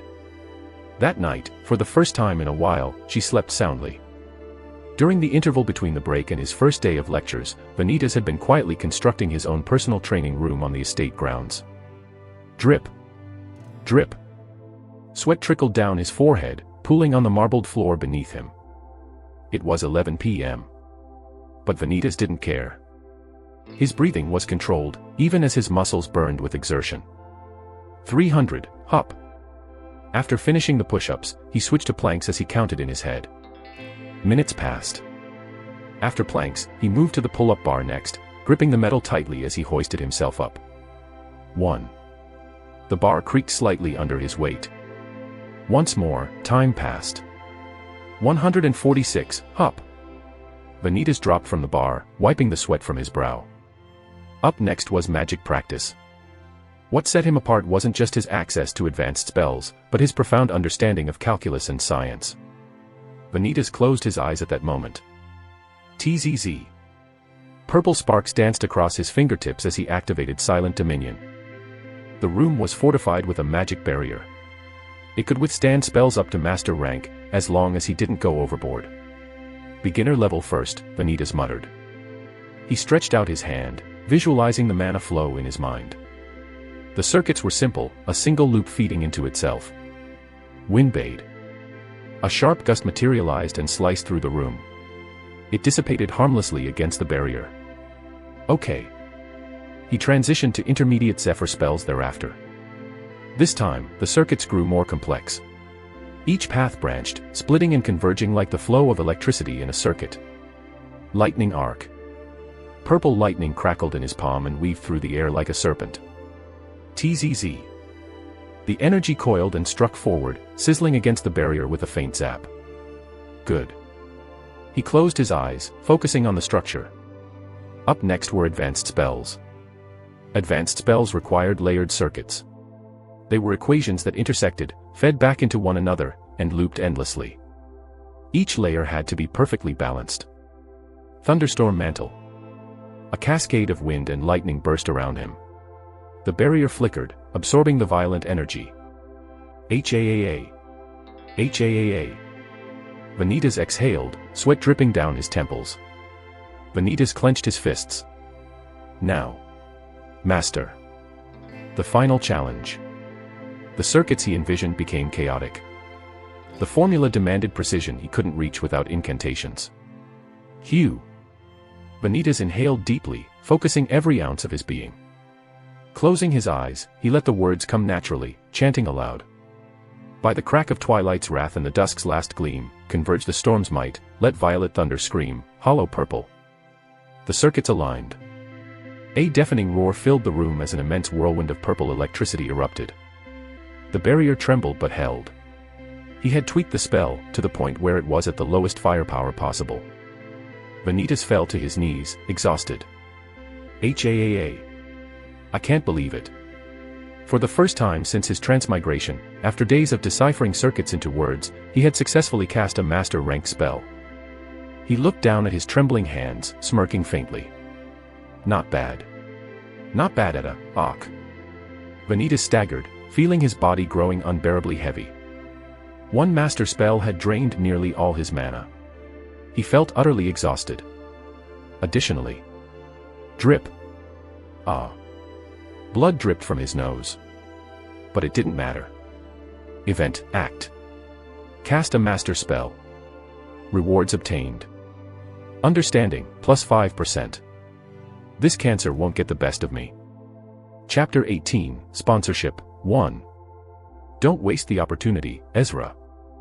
I know, Grandma. Ezra sighed as he put on a pair of boots. He hadn't expected to rank first in the ESAT examinations. Not at all. Soon after, the scholarship offers flooded, granting him access to any university tower of his choice. Yet, the decision had come down to convenience. The Silver Tower was the closest. It wasn't about ambition. It wasn't about prestige. Ezra despised mages. The Empire of Etherian was renowned for its mages.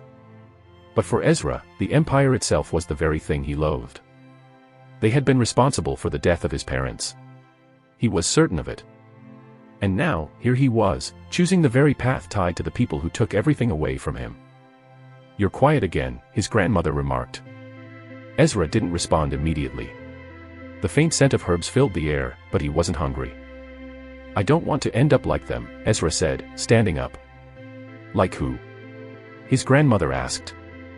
Like every mage who works for the Empire, Ezra said bitterly. Blindly following orders, serving the people who... Ezra, she interrupted. You can't let the past chain you. What happened to your parents was wrong, but holding onto that hate won't bring them back. Ezra looked down at his hands, the faint calluses from years of labor evident. It's not just hate, Ezra muttered. It's about what kind of mage I want to be. Then decide that for yourself, she said. You've been given a chance most could only dream of. Use it. Learn everything you can. And when the time comes, choose your own path. Ezra's jaw tightened, but he nodded. For now, he'd learn. He'd grow. And one day, he'd find his own way to wield his magic. On his terms. At least, that was his last conversation with his grandmother before he was sent off to the university dormitories. Whom. Ezra yawned, waking up from his slumber. Getting out of his bed, he looked above the bunk to see his roommate still asleep. After all, Ezra had woken up quite early today. Immediately, he went to the bathroom and washed up. After changing, Ezra looked at the mirror and nodded with a smile plastered on his face. Finishing his preparations, Ezra stepped outside the dormitories. It was only his second day. He still hadn't purchased the textbook assigned by Professor Vanitas. When he visited the university bookstore the previous day, it had been closed. The clerk had told him to return tomorrow. So here he was. "It's 28,000 rand," the clerk repeated with a flat tone as she tapped the textbook on the counter. Ezra blinked, stunned by the price. No one told him it would cost this much. His scholarship only covered the dormitory and tuition fees, leaving everything else for him to figure out. Sure, he was ranked first, but that rank only applied to the CSAT examinees for first-year students. It wasn't a grand accomplishment in the grander scheme of the university towers. Every year, someone was ranked first. And every year, that person received no privileges beyond tuition coverage. Are you buying it or not? The clerk's impatient voice pulled him from his thoughts. I'll come back later. Ezra forced a smile and stepped back from the counter. He turned on his heel and walked out. 28,000 rand. 28,000 rand. 28,000 rand was an absurd amount for someone like him. After calculating how much he would be left with at the end of the month, Ezra sighed. I don't want to ask grandmother. He was already living with a humble allowance, sent to him each month by his grandmother. He didn't want to ask for more. He glanced at the other students bustling around the bookstore. Most of them didn't seem to think twice about buying their textbooks, pulling out coins or black cards linked to their family accounts. Ezra clenched his fists. Fucking spoiled rich kids. Naturally, Ezra's hatred for the empire extended to the aristocrats. He loathed them with every fiber of his being. In any case, with no textbook, Ezra went inside the lecture hall and settled in his seat. The lecture hall was still empty. He was the first student to have arrived. Ezra slumped on his desk, burying his head in his arms. He had finished the exercises, apparently assigned by Vanitas at the start of the lecture.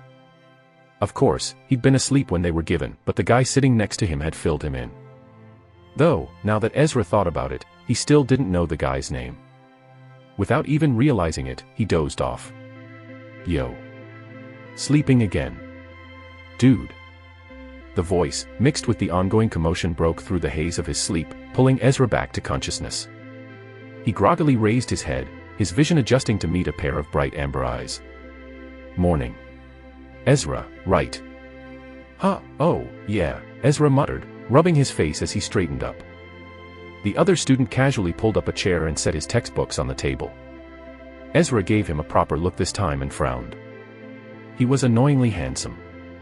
The frown deepened into a scowl. Ezra hated nobles. And he hated good-looking nobles even more. It's Silas, by the way. The other student said, giving him a smile. Got it, Ezra replied curtly. Seeing how things were going, most probably, this Silas guy was going to be his first friend. It had to be a noble. Ezra was certain he was. Nobles had a typical air to them, one that Ezra would always notice. Did you finish the exercises?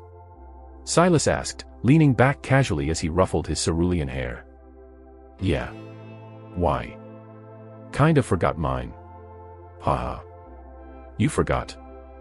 Yeah, Silas said, grinning sheepishly. Totally slipped my mind. Ezra sighed, pinching the bridge of his nose. And you're telling me this why? Figured you might let me copy, Silas said, as if it were the most natural thing in the world. Not happening. On just the first day, the professor was already on his ass. What more so, if he were caught blatantly exchanging his homework? Thought as much, Silas merely shrugged, as if expecting Ezra's rejection. Their conversation was cut short by the sound of approaching footsteps. Tack. Tack. Both boys turned toward the door just as it swung open. Professor Vanitas entered the lecture hall. Behind him followed his assistant, a silver-haired woman who caught Ezra's eye for a moment. The murmurs among the students died instantly. Open your textbooks to page 10, Professor Vanitas said. His tone made it clear that there was no room for argument. Chairs scraped against the floor as students quickly complied, the sound of rustling pages filling the tense room. Ezra froze.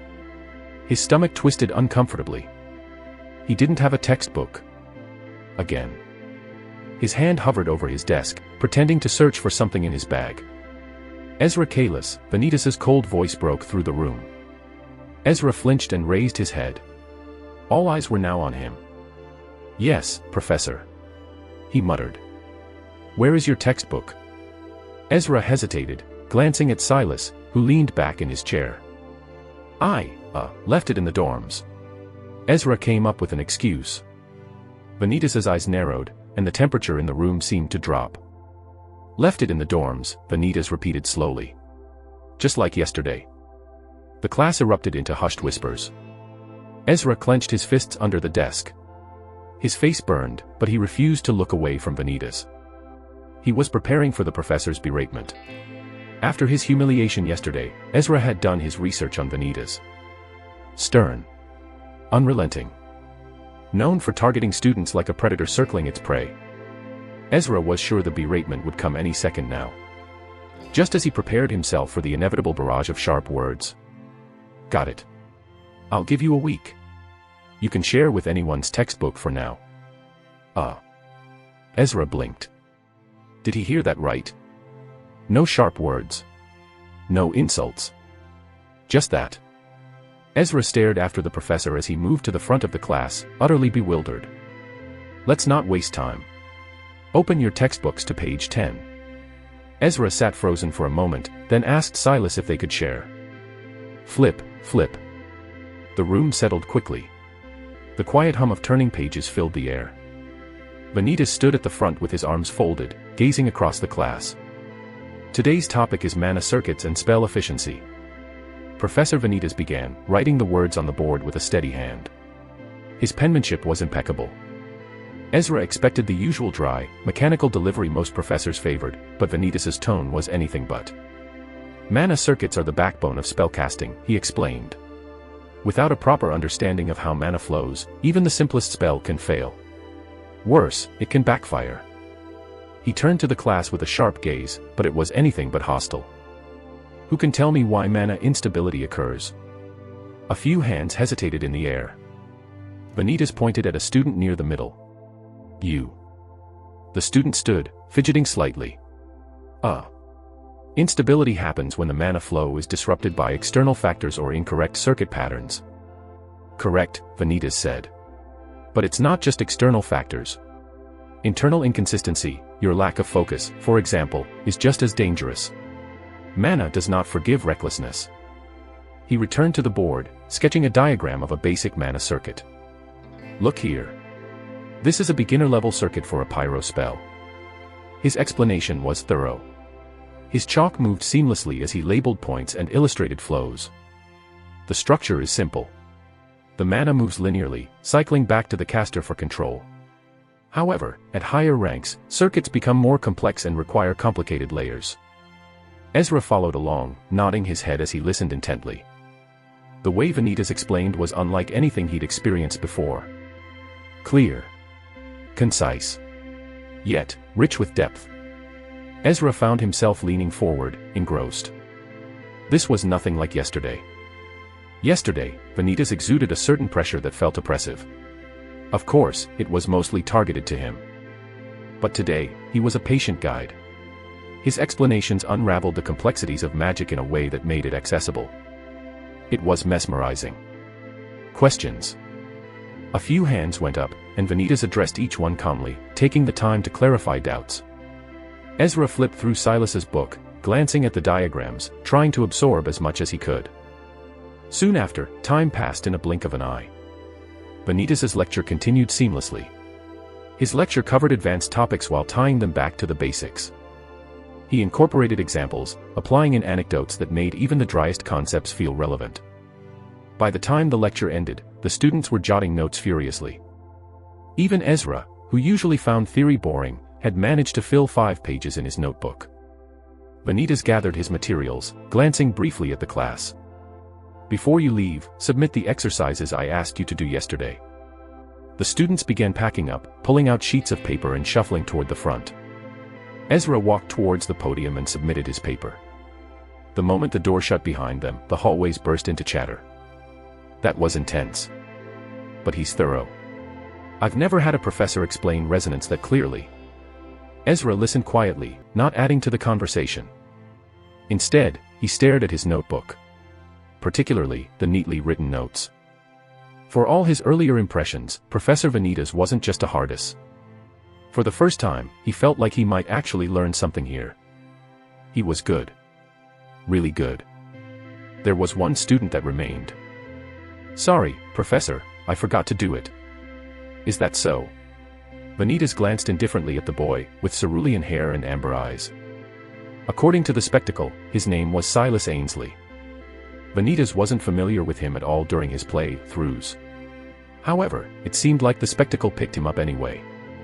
"It's only the first week, so I'm not giving penalty points yet. But don't make it a habit."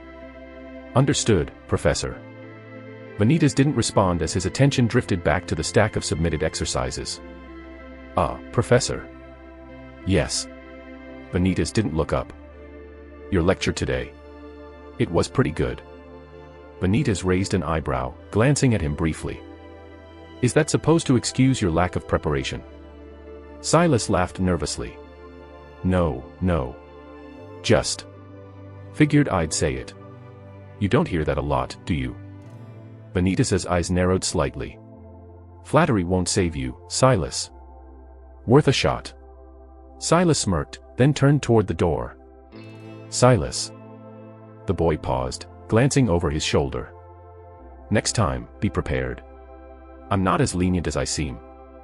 Silas hesitated for a moment, then nodded. "I know." After the brief exchange, Silas stood still behind the door. "I know that all too well," he muttered under his breath, his face darkening. Chapter 19, Sponsorship, 2. Chai-Un had a grasp on Vanitas's financial matters. Vanitas Astria had invested heavily in commoner businesses, ventures he deemed profitable. For how he managed to even convince them to sell their stakes, one can only imagine. Persuasion. To the commoners, a Viscount family suddenly appearing at their doorsteps must have felt like both a blessing and a curse. Blessing, because who wouldn't want the financial backing of a noble? Curse, because it came with strings attached. Vanitas likely used his status to its fullest extent, leveraging both fear and allure. The contractual terms itself was all he needed to come up with this conjecture. Chai-Un read through the terms, noting the subtle but undeniable signs of manipulation. Hidden clauses were buried in the fine print. Clauses that granted Vanitas control over operations. Clauses that gave him the authority to veto decisions. Clauses that allowed him to dissolve partnerships at his discretion. Ruthless. But it wasn't just the contracts that were predatory. It was the execution. Vanitas had a knack for targeting businesses that were on the cusp of success but lacked the resources to push further. Thanks to this, however, Chai-Un found himself starting off with a considerable accumulation of wealth. 320,677,449 rand. Since the developers were South Korean, a single rand was equivalent to a single Korean won. Not so creative. Professor. Vanitas broke out of his thoughts, noticing the sinister grin creeping up on his features. "I'm doing it again." Every day, it felt like a piece of Chai-Un was slipping away. Karina, standing beside his desk, tilted her head slightly. Her eyes flickered between him and the paper he was holding. "About this student's answer. Isn't it incorrect? Or, at the very least, not related to the topic?" Karina asked. "Not just incorrect. It's completely off topic." "Do you know what he's writing about?" Karina asked, tilting her head as she pointed to the scribbles on the paper. Vanitas furrowed his brows, scanning the lines. His expression froze. "End of proof, never gonna give you up, never gonna let you down." He set the paper down slowly, pinching the bridge of his nose. "Forget it. Mark it as 0. Karina immediately complied, writing a neat 0 in the corner of the paper. She glanced at Vanitas, who was now staring at the ceiling with an unreadable expression. As Vanitas continued checking his own set of papers, his brows raised at a certain student's paper. "End of proof, Ezra Kalis." Ezra's answer was phenomenal. Vanitas leaned back in his chair, scanning the details written messily. Ezra's penmanship was questionable.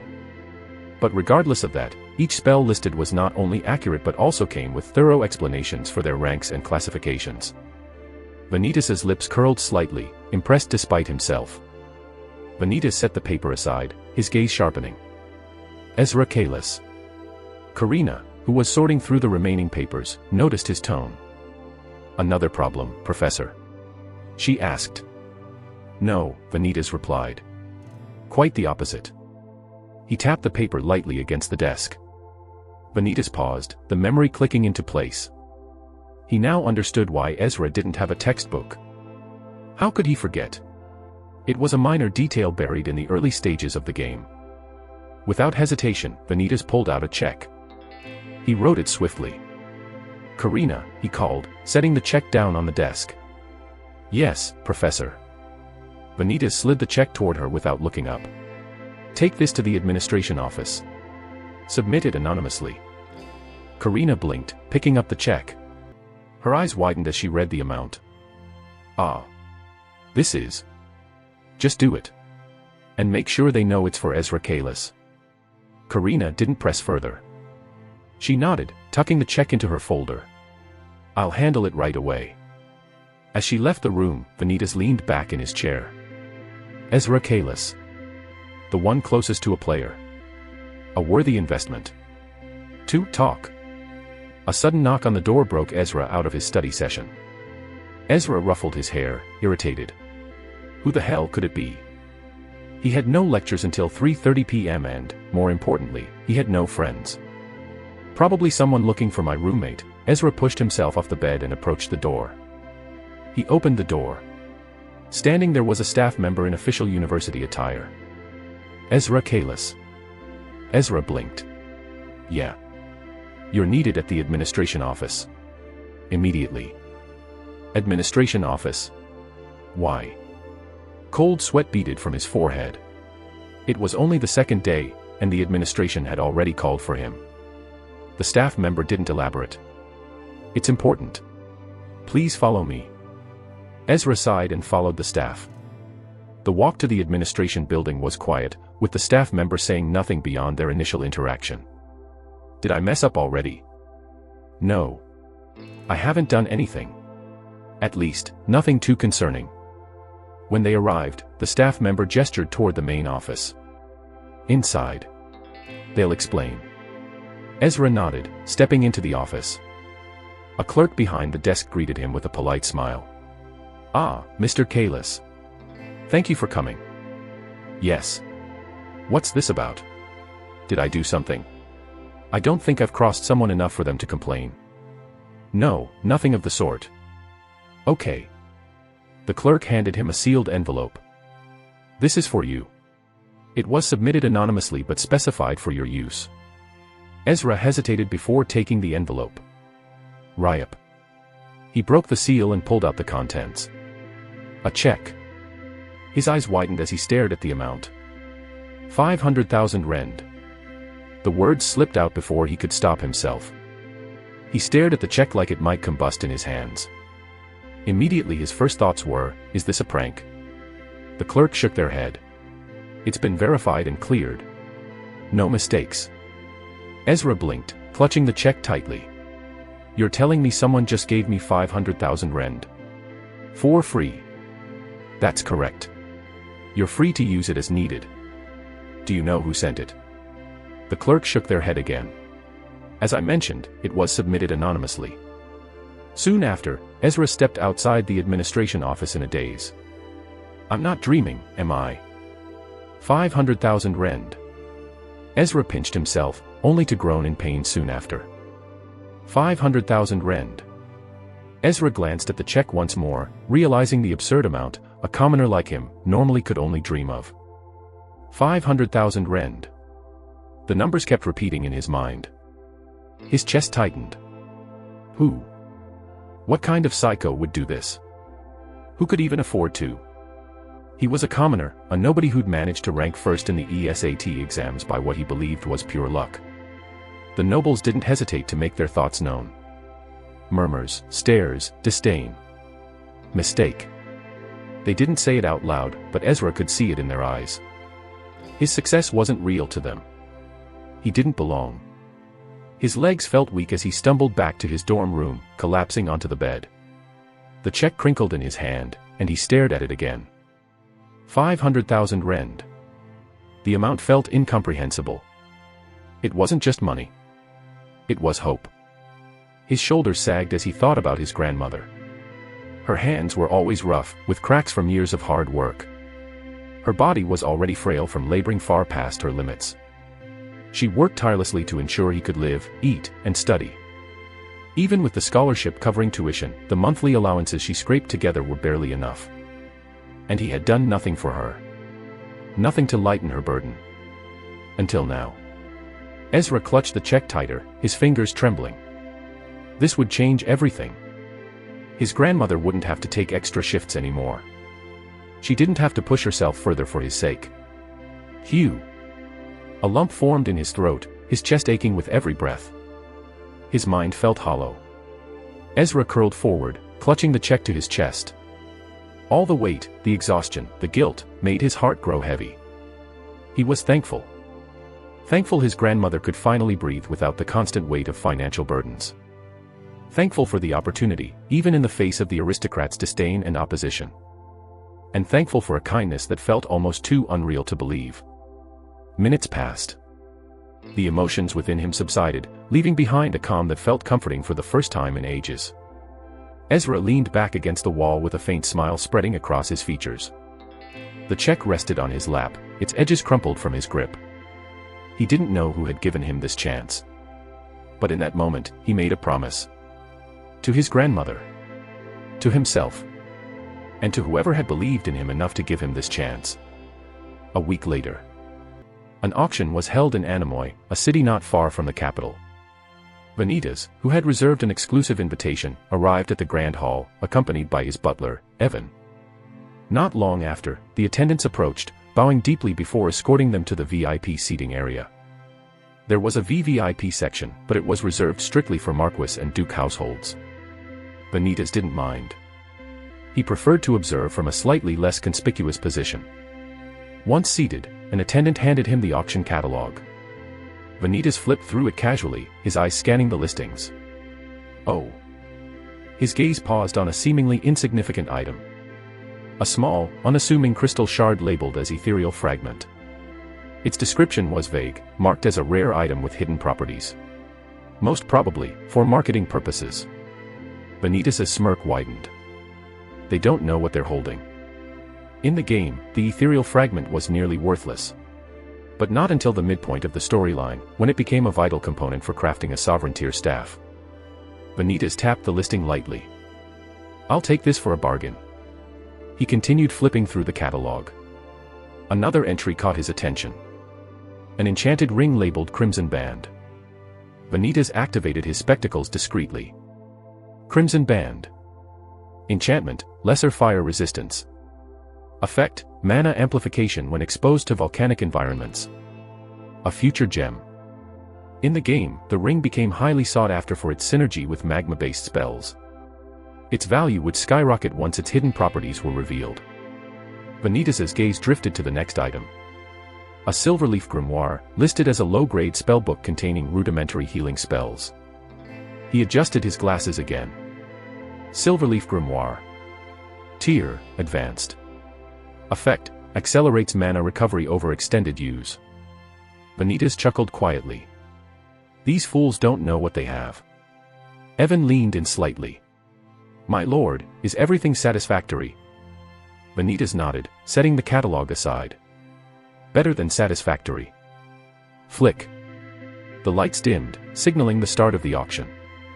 Vanitas leaned forward with anticipation. As a player, collecting these artifacts were what made the game exciting. The first item, a simple set of enchanted daggers, was brought to the stage. Bidding began, but Vanitas paid it no mind. He was waiting for the real prizes. When the ethereal fragment appeared, Vanitas' lips curled into a smile. No one in the room seemed particularly interested. The bidding started low. It felt almost insulting for something of its future value. Do I hear 100,000 rend? The auctioneer called. Silence. Vanitas raised his paddle.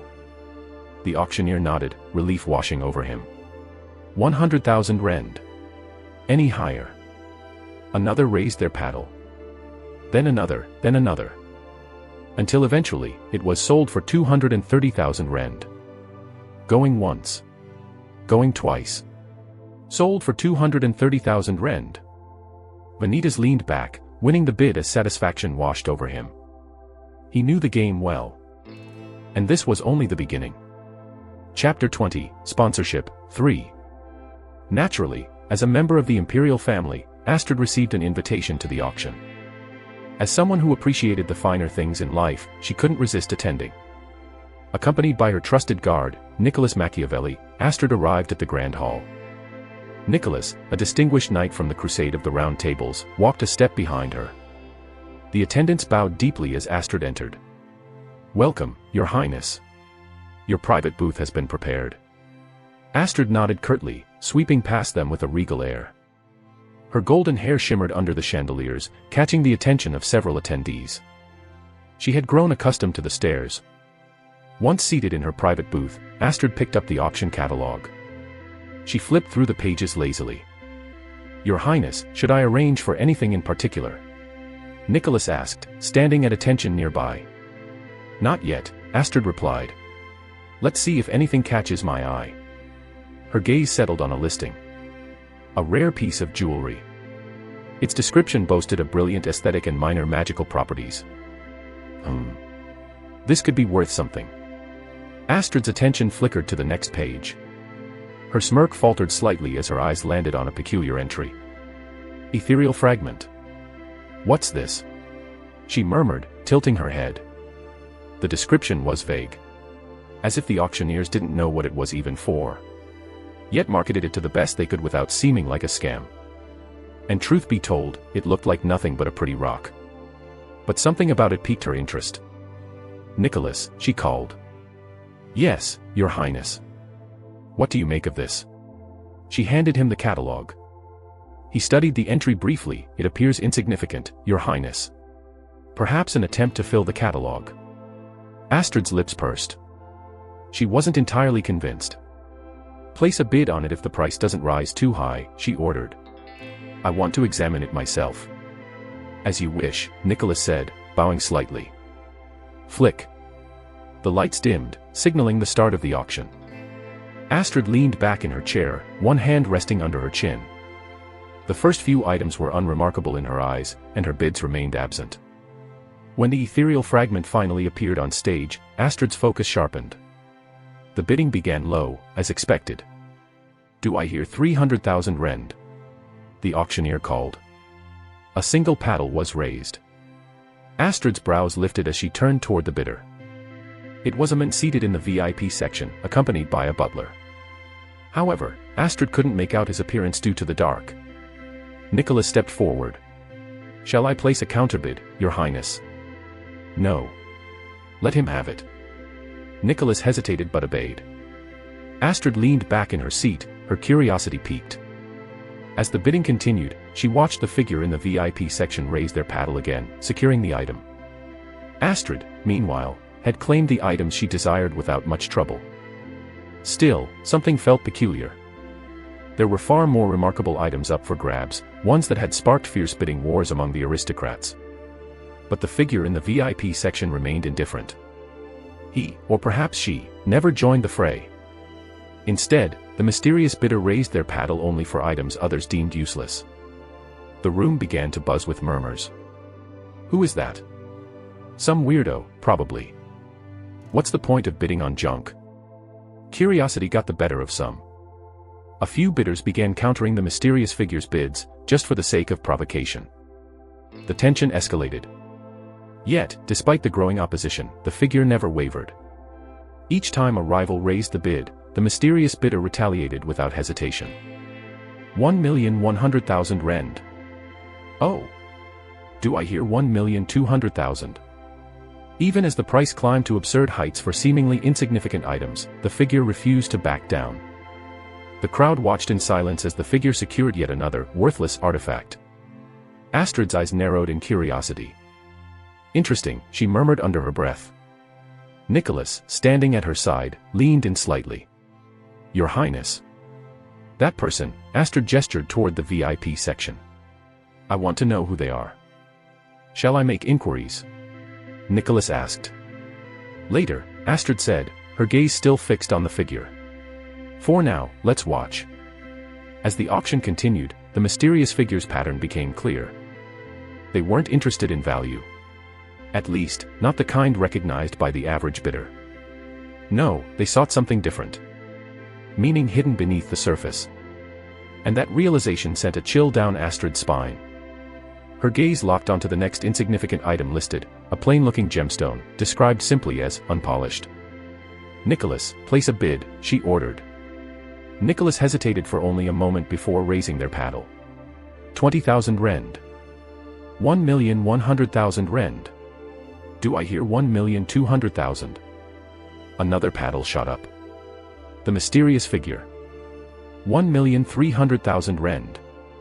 Astrid's lips curled into a smirk. Raise it. 1,400,000 rend, Nicholas called. The room stirred with murmurs. Aristocrats who had been silent thus far began whispering amongst themselves. Another paddle rose. 1,500,000. 1,700,000, Nicholas countered immediately. 1,700,000 rend. Do I hear 2 million? Curiosity spread through the hall, and several aristocrats began raising their paddles, intrigued by the sudden bidding war. 2,200,000 rend. The bidding surged higher, faster, even. Astrid leaned forward, her eyes gleaming with interest. Keep going. Nicholas complied calmly. 2,300,000 rend. Gasps echoed throughout the room.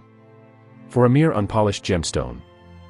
Yet, despite the ridiculous price, paddles continued to rise. 2,400,000 rend. 2,600,000 rend. The mysterious figure countered without hesitation and raised their paddle high. 2,800,000 rend. Astrid's smirk widened. They're relentless. Let's see how far they're willing to go. 2,900,000 rend, Nicholas announced. The aristocrats began to drop out one by one. The absurdity of the bidding war was too much for even their egos to justify. By the time the price ascended way beyond the initial bidding, only 2 bidders remained. Astrid. And the mysterious figure. 8.8 million, the figure declared.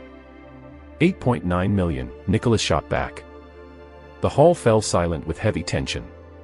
All eyes darted between the VIP section and Astrid's private booth. The figure raised their paddle once more.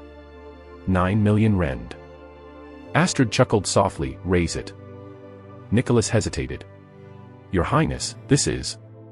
Do it. 9.1 million rend, Nicholas called. The mysterious figure didn't flinch as their paddle rose immediately. 9.2 million. Astrid's heart raced, not with fear or hesitation, but with exhilaration. 9.3 million rend, Nicholas declared. A collective gasp filled the room. The figure in the VIP section leaned forward slightly. Their paddle rose for what felt like the final time. 9.8 million rend. Silence. Even the auctioneer seemed to hold their breath. Astrid's eyes narrowed. Her lips parted as if to speak, but she stopped herself. Your Highness. Nicholas prompted. A beat passed. Astrid smiled faintly. Let them have it. The auctioneer slammed the gavel. Sold. To the bidder in the VIP section for 9.8 million rend. Clap. Clap. Clap. The room erupted into murmurs and applause, but Astrid remained calm. Her gaze locked onto the mysterious figure, and her interest skyrocketed. They're no ordinary bidder, she murmured to herself. I'll find out who they are soon enough. Vanitas walked out of the hall, rubbing his temples. The final bid still lingered in his mind. He hadn't expected to blow past the budget he set for himself. But it couldn't be helped. The item was worth every rend. In any case, the auctioneer had promised delivery within a few days. Still, the item had been archived within his spectacles as soon as his gaze landed on it. Coin of resonance. Description: a key forged by ancient alchemists. Enables the wielder to unlock essence vaults, hidden chambers filled with rare spell formulas and mana-infused treasures. Current status: dormant. It was an unassuming tarnished coin with worn edges and its surface scratched. To the other bidders, it was nothing more than a peculiar trinket. But to Vanitas, it was a treasure. A key. As a player, Vanitas knew of the item's true purpose. It was a key used to access hidden vaults scattered across the world. Vaults that contained relics, spells, and knowledge that had been lost to time. The Archives of Haven. Professor. A voice rang out from behind him. Vanitas turned around slowly, his gaze meeting her golden eyes. There, Princess Astrid Bariel Etherian stood.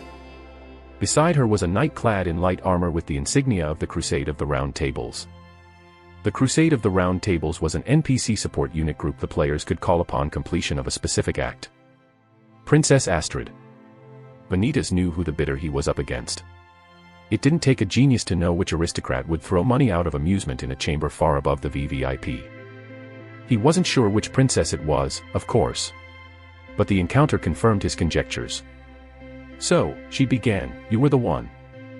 "It seems so, princess." "Lower your head, Vanitas," the knight beside her demanded. Vanitas turned his gaze to the knight, his brow furrowing slightly. The man's voice carried a tinge of animosity. Of course, Vanitas knew who he was, but what he didn't know was his relationship to the knight. Astrid glanced at her escort in surprise. "Nicholas." The knight, Nicholas Machiavelli, stepped forward. "So it really is you. I never thought I'd see the day." In times like these, when he didn't have a grasp on information, it was better to remain silent. Astrid's gaze flicked between them with interest. "Do you two know each other?" "Yes, princess," Nicholas said with a nod. "We were in the same batch during our university years, he in the magic department, and I in the crusade department." "Really? You never told me that." "Why not?" "I didn't think it was important." Then his gaze shifted back to Vanitas. "But wait, princess, you called him professor, didn't you?" "That's correct. He's my professor." Nicholas blinked, clearly surprised at Vanitas. "You. Teaching. For 4 years now. Is that so surprising?" Vanitas said. "Wah, 4 years." Nicholas exclaimed, nearly choking on his words. "Where have you been?" "Living under a rock." Nicholas frowned, crossing his arms. "I've been stationed in the northern borders since graduation. News doesn't travel well when you're fending off beasts." "Is that so?" "Enough," Astrid interjected. Her gaze then shifted to Vanitas. "Professor, if I may ask, why did you bid for those items?" Vanitas's expression didn't waver. "Because I saw value in them." "Value?" Astrid tilted her head, skeptical. "Most of those items seemed insignificant, though." "To the untrained eye, perhaps." Astrid's eyes narrowed.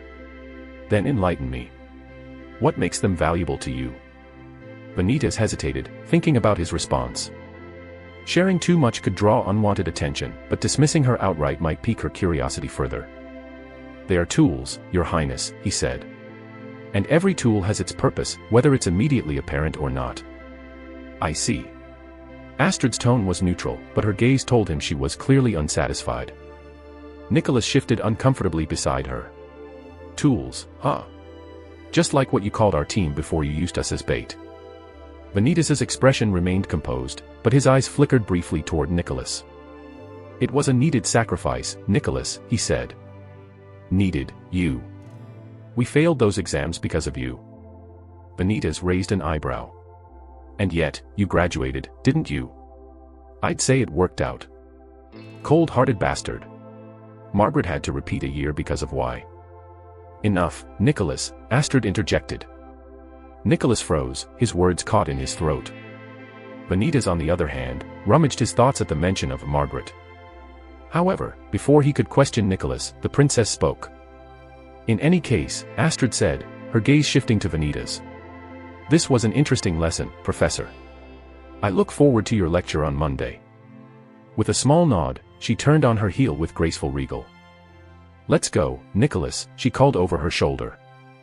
Nicholas lingered for a moment, fixing his glare on Vanitas.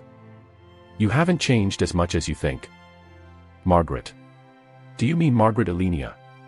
Vanitas genuinely asked, causing Nicholas to pause right beside him. "Who else? Thanks to the grades I accumulated, I managed to graduate.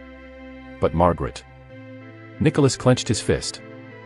Vanitas merely remained quiet, and Nicholas walked past him, his armor clinking softly on the marbled floor. Watching his departing back, Vanitas clutched his forehead. The continuous usage of the spectacle left him with an unbearable migraine. Nicholas Machiavelli, huh? If his memory served right, Nicholas Machiavelli was a mid-game boss. However, that was an act that would occur in the future. The problem was, he hadn't foreseen Nicholas's relationship with Vanitas Astrea. Taking his behavior and tonality when the princess was right behind him, it was clear there was more than meets the eye. At this rate, who knows what kind of stories Nicholas would share with the princess regarding him. Vanitas clenched his fist, feeling his nails dug in his skin. He had to make a better impression on the princess soon. She needed to trust him. Tisk, he clicked his tongue. Old grudges were a nuisance, especially when they weren't his fault. Especially whatever issue he had with Margaret Alenia. After all, Margaret Alenia was the crusade responsible for Vanitas' exile in the game. I need to look into this. As Vanitas headed for the car, where his butler, Evan, was waiting, his thoughts drifted to the conversation with Nicholas. If someone barked at him, Vanitas saw no reason to bark back. He didn't plan on becoming a pushover. Not in this life. Never again.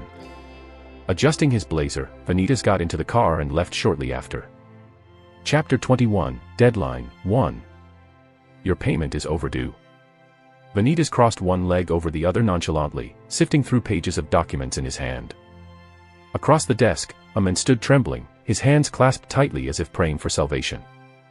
Sir, please, just give me another month. The man pleaded. Vanitas' eyes didn't leave the documents. Another month, you say? Flip. He turned a page, letting the paper crinkle softly as the sound filled the tense silence. This man wasn't just any borrower. He was one of the many commoners the old Vanitas had extended loans to. But the terms of these loans were brutal. Even glancing at the clauses made Vanitas feel sick. The interest rate alone was predatory, 5% compounded weekly. If the borrower missed a single payment, the interest doubled for that month. Failure to pay for more than 2 months would result in collateral seizure, and would force the man to give up his property. More so, complete takeover. However, seeing the men still alive and kicking, the old Vanitas seemed lenient to some extent. And then there was the worst clause of all. Labor penalties. If a borrower failed to meet their obligations for 3 consecutive months, they were contractually obligated to work under Vanitas' management until the debt was repaid, with wages set at a fraction of the market rate. No, it wasn't just predatory. It was borderline enslavement. Vanitas' fingers tightened momentarily on the papers. This level of exploitation disgusted him. It reminded him too much of his past life. Loan sharks had destroyed his family once. They were responsible for claiming the life of his little sister. He hated this system. But he couldn't ignore reality.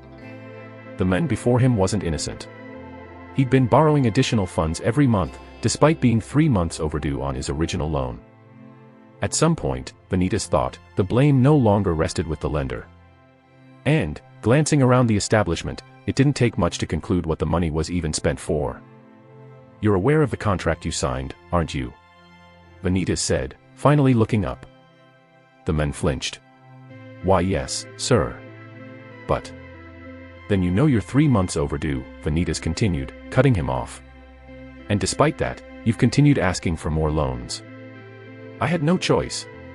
The man protested. My crops failed. My family. Vanitas held up a hand, silencing him. Family. Is the excessive use of alcohol and drugs for their sake. He said, his voice unnervingly calm. The man simply froze and Vanitas continued. I'm not interested in your personal issues, but a contract is a contract. You signed it. You agreed to the terms. The man's face fell, desperation evident in his tone. Please, I beg you, just a little more time. Vanitas leaned back, letting the papers rest in his lap. The truth was, he hated this. The old Vanitas had crafted these contracts to ensure absolute control over anyone who borrowed from him. Every clause was designed to exploit, to trap borrowers in a cycle of debt they couldn't escape from. And yet, as much as Vanitas despised it, he couldn't simply waive the debts. Doing so would undermine the authority he needed to maintain as the current head of the Astrea family. Moreover, the loan had already been established.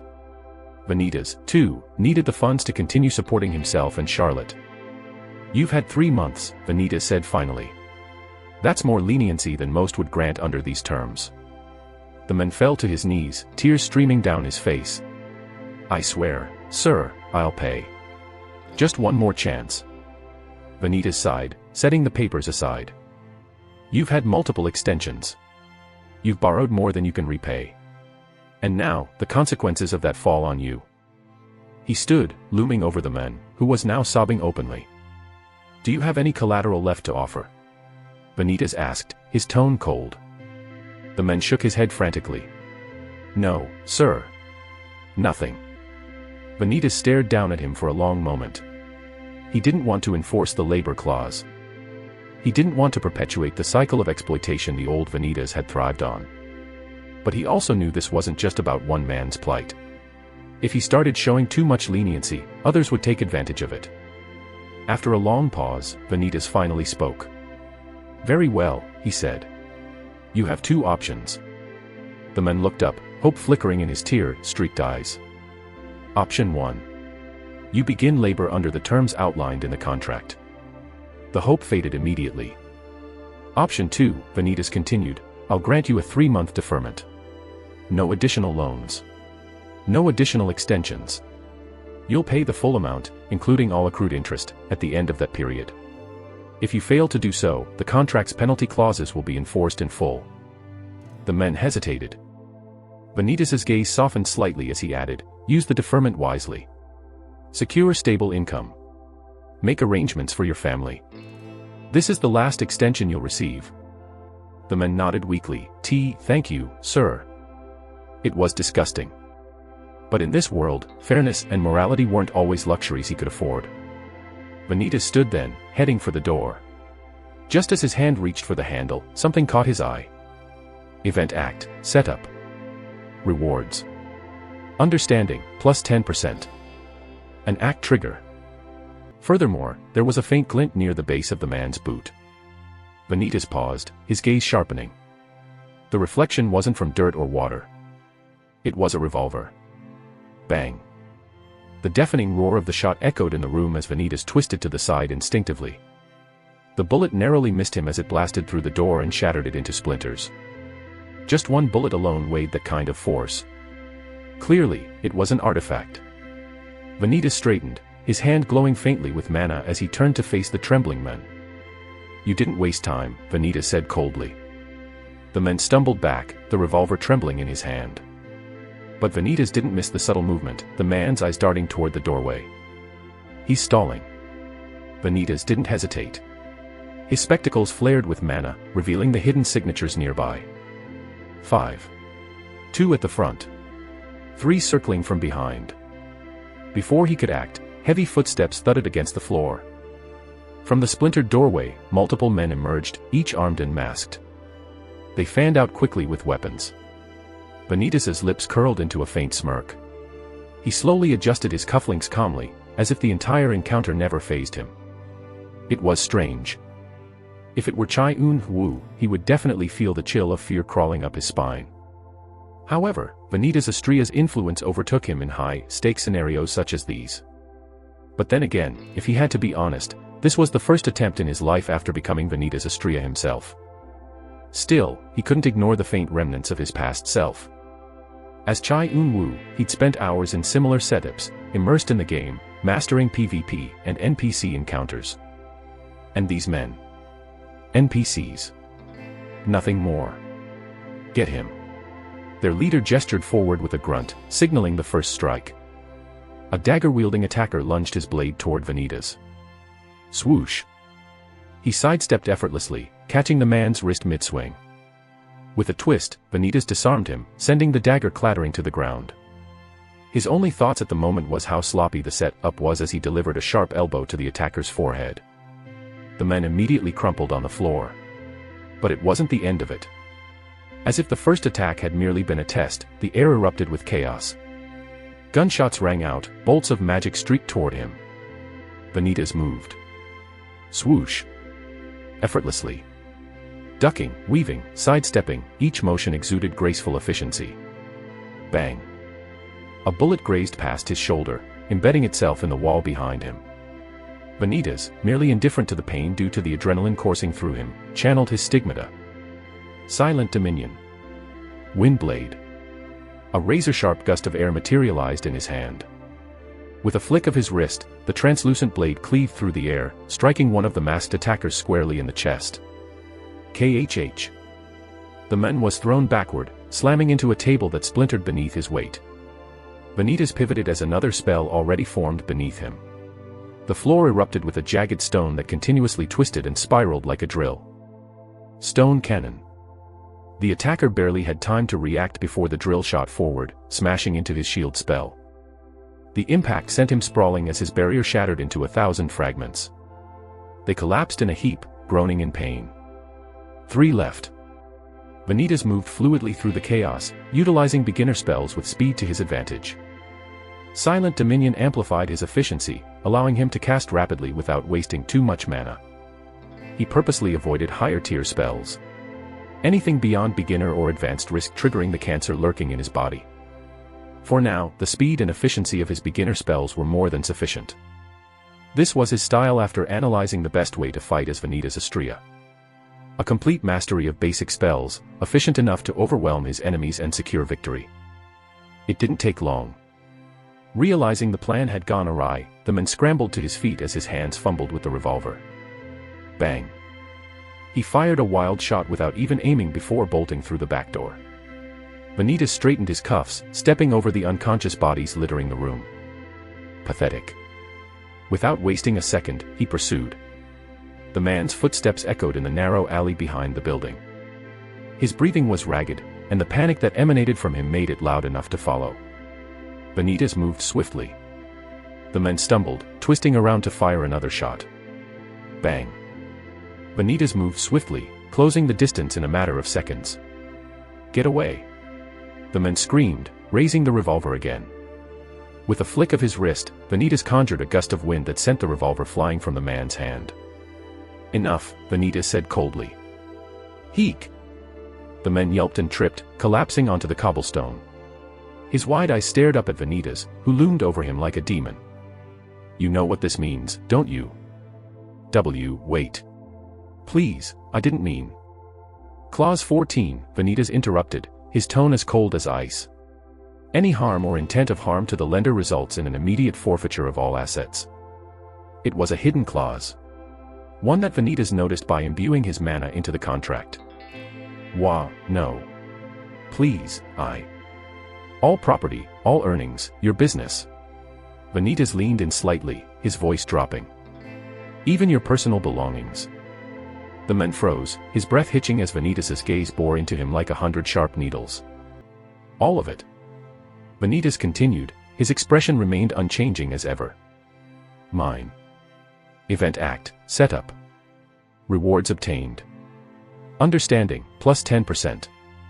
Monday came around. Vanitas strode through the university halls with a calm, almost regal air as his coat billowed slightly with each step. By the time he reached his lecture hall, the room was already bustling with students. His presence immediately quieted down the commotion. He stepped onto the podium, setting down his materials while Karina positioned herself discreetly at the side. Finally, he began. Open your textbooks. Today, we delve into the application of mana synchronization across multiple essence types. The rustle of pages immediately filled the air. It was evident the class had come to appreciate his teaching style after the first week. Efficient, direct, and layered with clarity. Contrary to the whispers from the seniors, who claimed Vanitas Astrea's lectures were dull and rigid, the first years found them anything but. Vanitas picked up a piece of chalk, turning to the board. Mana synchronization, he said, writing the term in bold. The art of harmonizing different essence flows into a cohesive spell. He paused as his sharp gaze swept across the room. Many of you will fail to grasp this at first. The tension in the room spiked. Not because you lack ability, but because synchronization requires precision, adaptability, and discipline. He began sketching a diagram. A magic circuit linked by various nodes and layers. For example, he continued, Pyro and Aqua are opposites in nature, and require perfect balance. One misstep, and your spell collapses. Or worse. His words hung in the air. Astrid raised her hand. Yes, Astrid. How do you train for synchronization if you only mastered one essence? Vanitas replied. In that case, you train your mana flow techniques. Build control over your singular essence until its precision rivals that of multi-essence synchronization. The chalk moved swiftly across the board as he illustrated his explanation. Remember, synchronization is not just a test of power but of mental clarity. Sophia, seated beside Astrid, raised her hand. Yes, Sophia. What's the difference between synchronization and hybrid spells? Synchronization is the art of balancing two essences without them interfering with each other. Think of it as playing two instruments in harmony. He shifted his attention back to the board, drawing two intersecting circles labeled Pyro and Aqua. Hybrid spells, on the other hand, combine two or more essences into a single effect. They're not balanced separately. They fuse into something entirely new. He stepped back, letting the diagram speak for itself. The lecture progressed steadily. Students diligently jotted down notes and posed questions. Vanitas answered each inquiry, ensuring no concept was left unclear. His lectures began and ended exactly as scheduled, 11:30 a.m., no exceptions. As the clock struck 11:30, Vanitas placed his chalk down. After a brief announcement, Vanitas went on to say, dismissed. Chapter 22, Deadline, 2. In the morning and afternoon, she worked as an assistant professor. In the evening. Here you go, sir, Karina said, carefully placing a sizzling platter of pork belly on the table. She worked at a humble Samgyeopsal restaurant owned by a friend's uncle. It was a humble place tucked in a quiet neighborhood, which was frequented by locals. The pay wasn't great, but it was enough to help cover her father's medical bills and leave a little for her own expenses. Karina Merrill, 23 years old, a graduate of St. Laurent University. And here she was, cleaning tables, restocking side dishes, and darting between customers, all while wearing a smile to hide her exhaustion. Miss, more kimchi, please. Coming right up. Karina replied cheerfully. She rushed to the side station and grabbed a small dish of freshly fermented kimchi. Balancing the dish on her tray, she moved through the crowded restaurant, narrowly avoiding a collision with a child running between tables. Careful, she said gently, smiling at the child's parents. Her balance faltered slightly as she reached the table. Ah. Karina quickly steadied the tray, setting the dish down before it fell off her hands. Here you go. Thank you. The evening continued. The restaurant was alive with laughter, and the sound of meat sizzling on the grills filled the air. Karina, table 4 needs more water. One of the staff shouted from the back. Got it. She grabbed a jug of water quickly. On her way to the table, she bumped into a server carrying a tray of soju bottles. Ah. Sorry. Karina, watch it. The server exclaimed, managing to save the bottles from falling. Karina bowed deeply. Sorry. Sorry. I'll be more careful. Her cheeks burned with embarrassment, but she kept moving. At table 4, she poured the water with steady hands, careful not to spill. Thank you. Let me know if you need anything else. Karina replied cheerfully. Her voice was warm, even though her feet ached from the constant movement. During a brief lull in service, Karina leaned against the counter, catching her breath. Long day. The owner, Mr. Han, asked. Karina nodded, then wiped a bead of sweat from her forehead. Not at all. Haha. You're doing great, kid. Thank you, Mr. Han. By the time the last customer left, it was close to midnight. Karina grabbed a towel and started wiping down the greasy tables. You can leave that to me, a staff member offered. No, it's okay. I'll finish up. When the restaurant was finally spotless, she clocked out, slinging her bag over her shoulder. Ooh. The cool night air greeted her as she stepped outside as she felt her body heavy with fatigue. But as tired as she was, Karina couldn't afford to stop. She had responsibilities. Her father's hospital bills weren't going to pay themselves. I can do this, she whispered to herself. The moment she returned home, Karina dropped her bag, took a shower, changed into more comfortable clothes, and sat down at her modest desk. Stacks of receipts, hospital invoices, and a notebook lay waiting for her. She opened the notebook and began jotting down with her pen as she calculated the past month's expenses. End of proof rent, 500,000 rand. End of proof utilities, 100,000 rand. End of proof hospital bills, 140,000 rand. Her hand paused briefly. There wasn't much room in her budget, and the thought of it made her chest tighten. Her first paycheck from the university wouldn't come until next month. For now, she relied solely on her evening job. Karina sighed, moving on to the income column. End of proof Samgyeopsal salary, 1,500,000 rand. End of proof estimated tips, 100,000 rand. End of proof additional, none. Her pen tapped against the notebook as she reviewed the numbers. After deducting her expenses, she scribbled the remaining amount at the bottom of the page. End of proof 620,000 rand. She leaned back in her chair, staring at the number. It wasn't a lot. But it was enough to get by this month, especially if she continued skipping meals. Her stomach growled at the thought. Karina pressed a hand to her abdomen, shaking her head. I can wait until dinner tomorrow, she muttered, trying to convince herself. She set the notebook aside, stacking it neatly with the rest of her papers. Then, her gaze shifted to a smaller pile on the desk. It was her own notes from Professor Vanitas' lectures. Being an assistant gave her access to lessons and resources she hadn't encountered during her time at St. Laurent University. Silver University Tower was on an entirely different level. Karina grabbed her notebook and pen again, flipping to a fresh page. Flip, flip. She wrote down the title of today's lecture, Mana Synchronization Across Essence Types. Her handwriting was neat but swift as she jotted down the core concepts Vanitas had discussed. During his lectures, she had discreetly taken notes for herself. Not out of disobedience, but out of a hunger to learn. Vanitas's teaching style was unique. While his lectures were clear and concise, he had a way of explaining concepts in depth, introducing nuances she had never learned before. Karina smiled faintly, recalling one of his diagrams. It was a simple illustration on the board, but it had made a previously difficult concept crystal clear. Synchronization isn't about brute force, she murmured, repeating his words as she wrote. It's about balance, control, and clarity. Flip. Karina flipped to another page, scribbling her own questions and observations. What made Professor Vanitas so efficient in explaining concepts? Was it his knowledge? His experience? Or perhaps the way he structured his lessons? She couldn't help but admire his methods. If she could absorb even a fraction of his expertise, it would elevate her understanding of magic. Who? Karina paused, rubbing her tired eyes. Her hand ached from writing, but she remained persistent. I'm lucky, she admitted softly.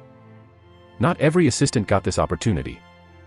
She returned to her notes, writing down key terms Vanitas had emphasized during the day. End of proof essence harmony, the alignment of mana flows between opposing essences. End of proof channeling precision, the ability to direct mana without excess leakage or disruption.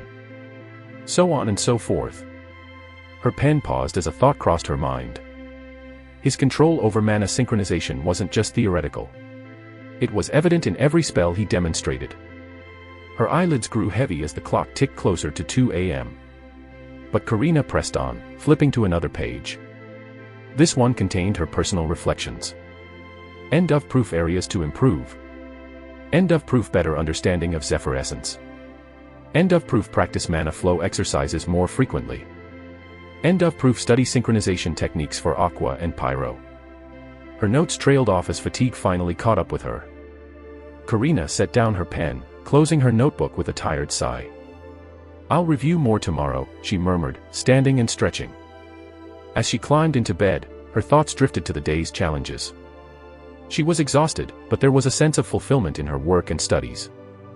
And as her eyes closed, Karina held onto one thought. I can do this. However, the next day. Miss Merrill, we're sorry, but we need an advance on the expenses. Karina froze at the nurse's words, gripping the strap of her bag tightly. An advance? She asked.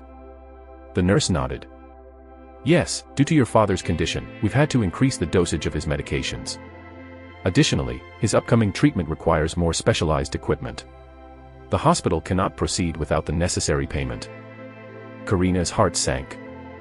She had thoroughly planned her finances, stretching every ren to its absolute limit. But this. She hadn't accounted for in advance. How much are we talking about? Karina asked hesitantly. The nurse glanced at the clipboard in her hands. 450,000 rend. Karina felt her knees weaken. 450,000 rend. She barely had 600,000 rend left for the month after all her budgeting. Even if she paid the advance, she would be left with nothing for rent, transportation, or food. Isn't there anything you can do? Karina pleaded, her voice trembling. The nurse's expression softened, but she shook her head. I'm sorry, Miss Merrill, but these costs are unavoidable. The hospital has already been lenient by allowing delayed payments for the previous treatments. Karina swallowed hard. Her father's condition was her top priority. She couldn't let him suffer or risk his treatment being postponed. But where would she even find the extra 450,000 rend? She stepped out of the hospital. I could ask the restaurant for an advance, she muttered to herself. But even as she said it, she knew it wasn't a viable option. The restaurant barely earned enough to cover its own expenses, let alone offer advances to employees. Her next thought was the university. Could I ask for an advance on my first paycheck? It was a long shot. Still, she had to try. She was heading to the university for work anyway. Karina arrived at the university with a heavy heart. The administration office wasn't far from her usual route to the lecture hall. As she stood before the office door, her hand hovered over the doorknob. Her pulse quickened. This is ridiculous, she muttered, taking a steadying breath. I just need to ask. She opened the door and stepped inside. The receptionist greeted her with a polite smile. Miss Merrill, how can I help you? Karina hesitated, clutching her bag tighter. I'd like to request an advance on my paycheck, she said. The receptionist's smile faltered. I'm sorry, Miss Merrill, but university policy prohibits advances for new hires. Salaries are only disbursed at the end of the month. Karina's heart grew heavy, causing her to smile a rather weak smile. I understand. Thank you. Her shoulders slumped as she left the office. The rejection felt like another weight added to her burden.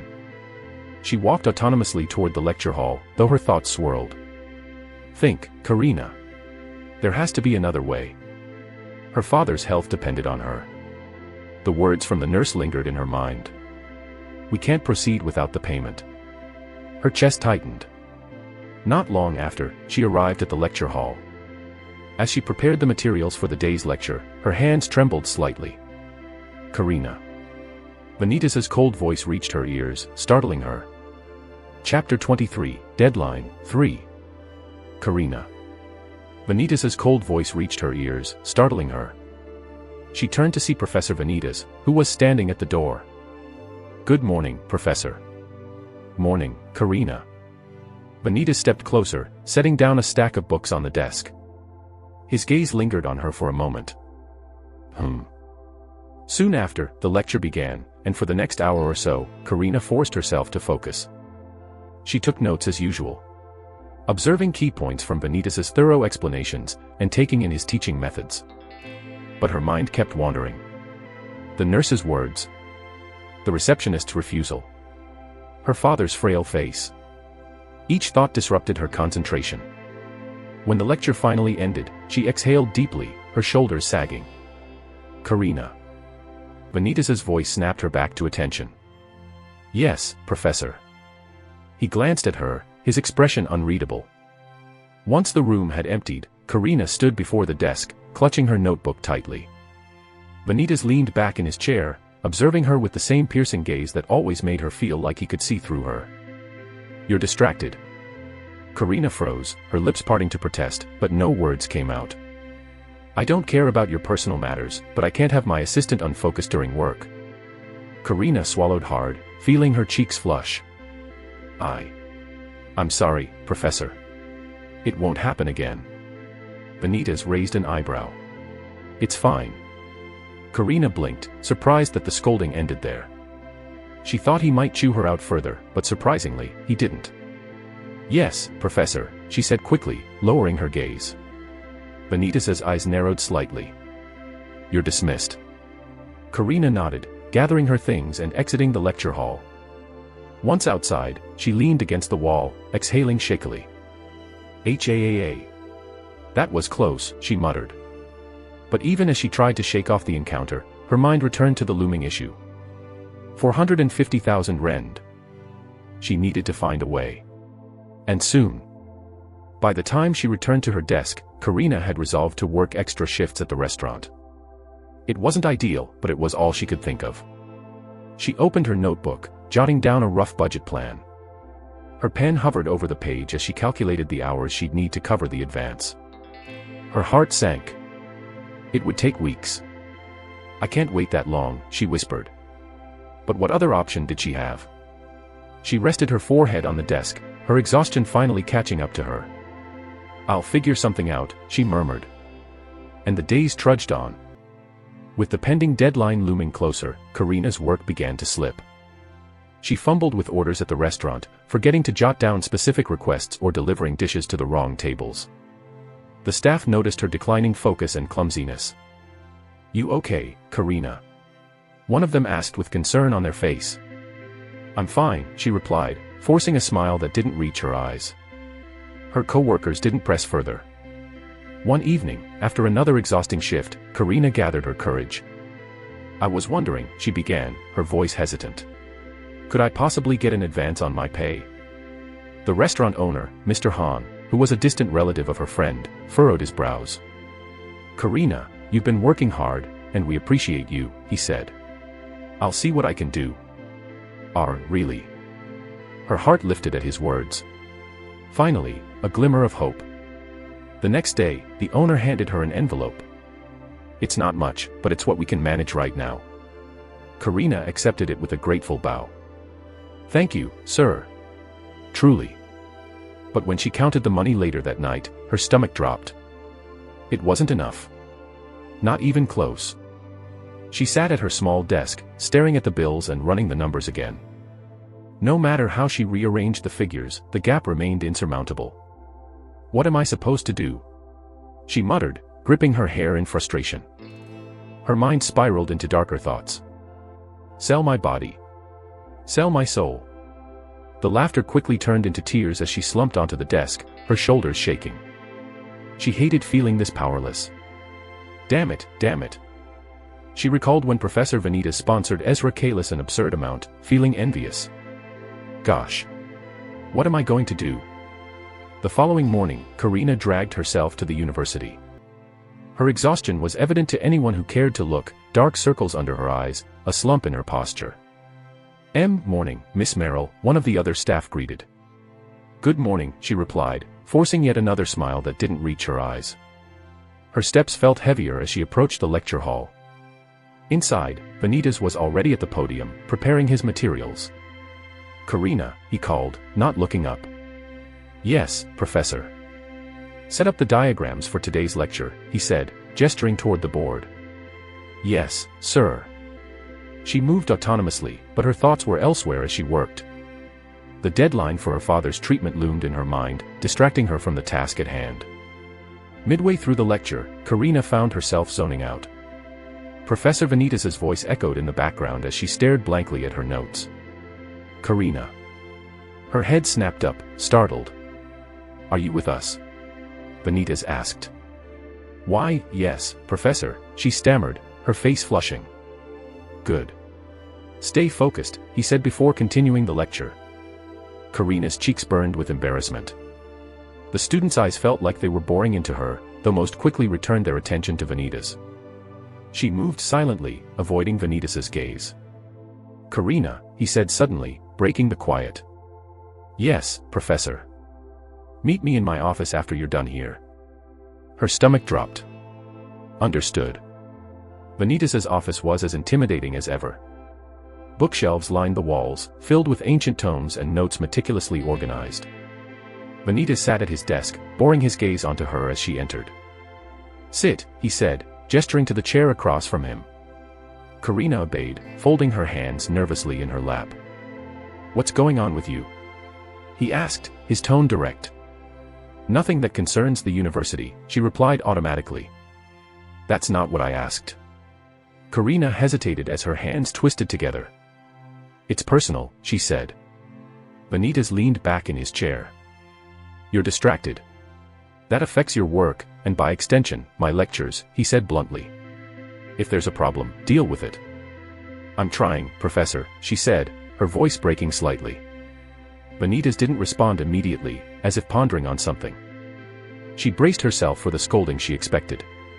Especially knowing her stern superior, and the stories regarding him in the past. But it never came. Instead, he spoke again, his tone softer but no less serious. Now, I'm going to ask you again, not as your boss, but as Vanitas Astria, what's the matter?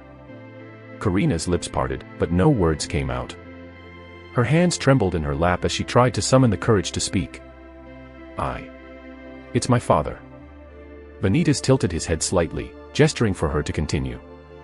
He's in the hospital, she said, her voice trembling. He's been there for 2 years. He has a condition that requires constant treatment. She hesitated, glancing at Vanitas's expressionless face. I've been working multiple jobs to cover the bills, she continued.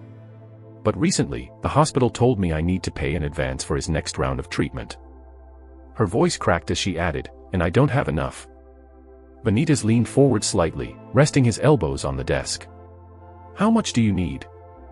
Karina hesitated, feeling her throat tightening. 450,000 rand, she whispered, her face flushed with embarrassment. Vanitas raised an eyebrow. That's the advance. She nodded. The total cost is much higher, but that's what I need immediately. And your savings? Gone. I've been paying for his treatment, medicine, and my own living expenses. My first paycheck here won't even come until next month. Vanitas's expression didn't change, but his eyes sharpened, as if pondering something. Karina fidgeted nervously under his gaze. I'm sorry, Professor. I shouldn't have brought this up. It's not your problem. Vanitas sighed, leaning back in his chair again. Karina, he said, his voice calm. You've been doing an admirable job despite your circumstances. She blinked, caught off guard by his words. Vanitas opened a drawer in his desk and pulled out a check. Without hesitation, he began writing on it. Karina's eyes widened as she watched the amount being written. Professor, I can't. He raised a hand, immediately silencing her.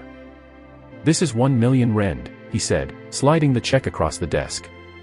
It's enough to cover the advance and give you some breathing room. Karina stared at the check, her hands trembling. I can't accept this. It's too much. You can and you will. There's no interest, nor is there a deadline. Use it as you see fit. Without realizing it, her eyes began to moisten, her vision blurring as she clutched the check. Why? She asked, choking on her own words. Why would you do this for me? Vanitas leaned forward. Because I know what it's like to feel trapped, he said simply. And because you've earned my respect.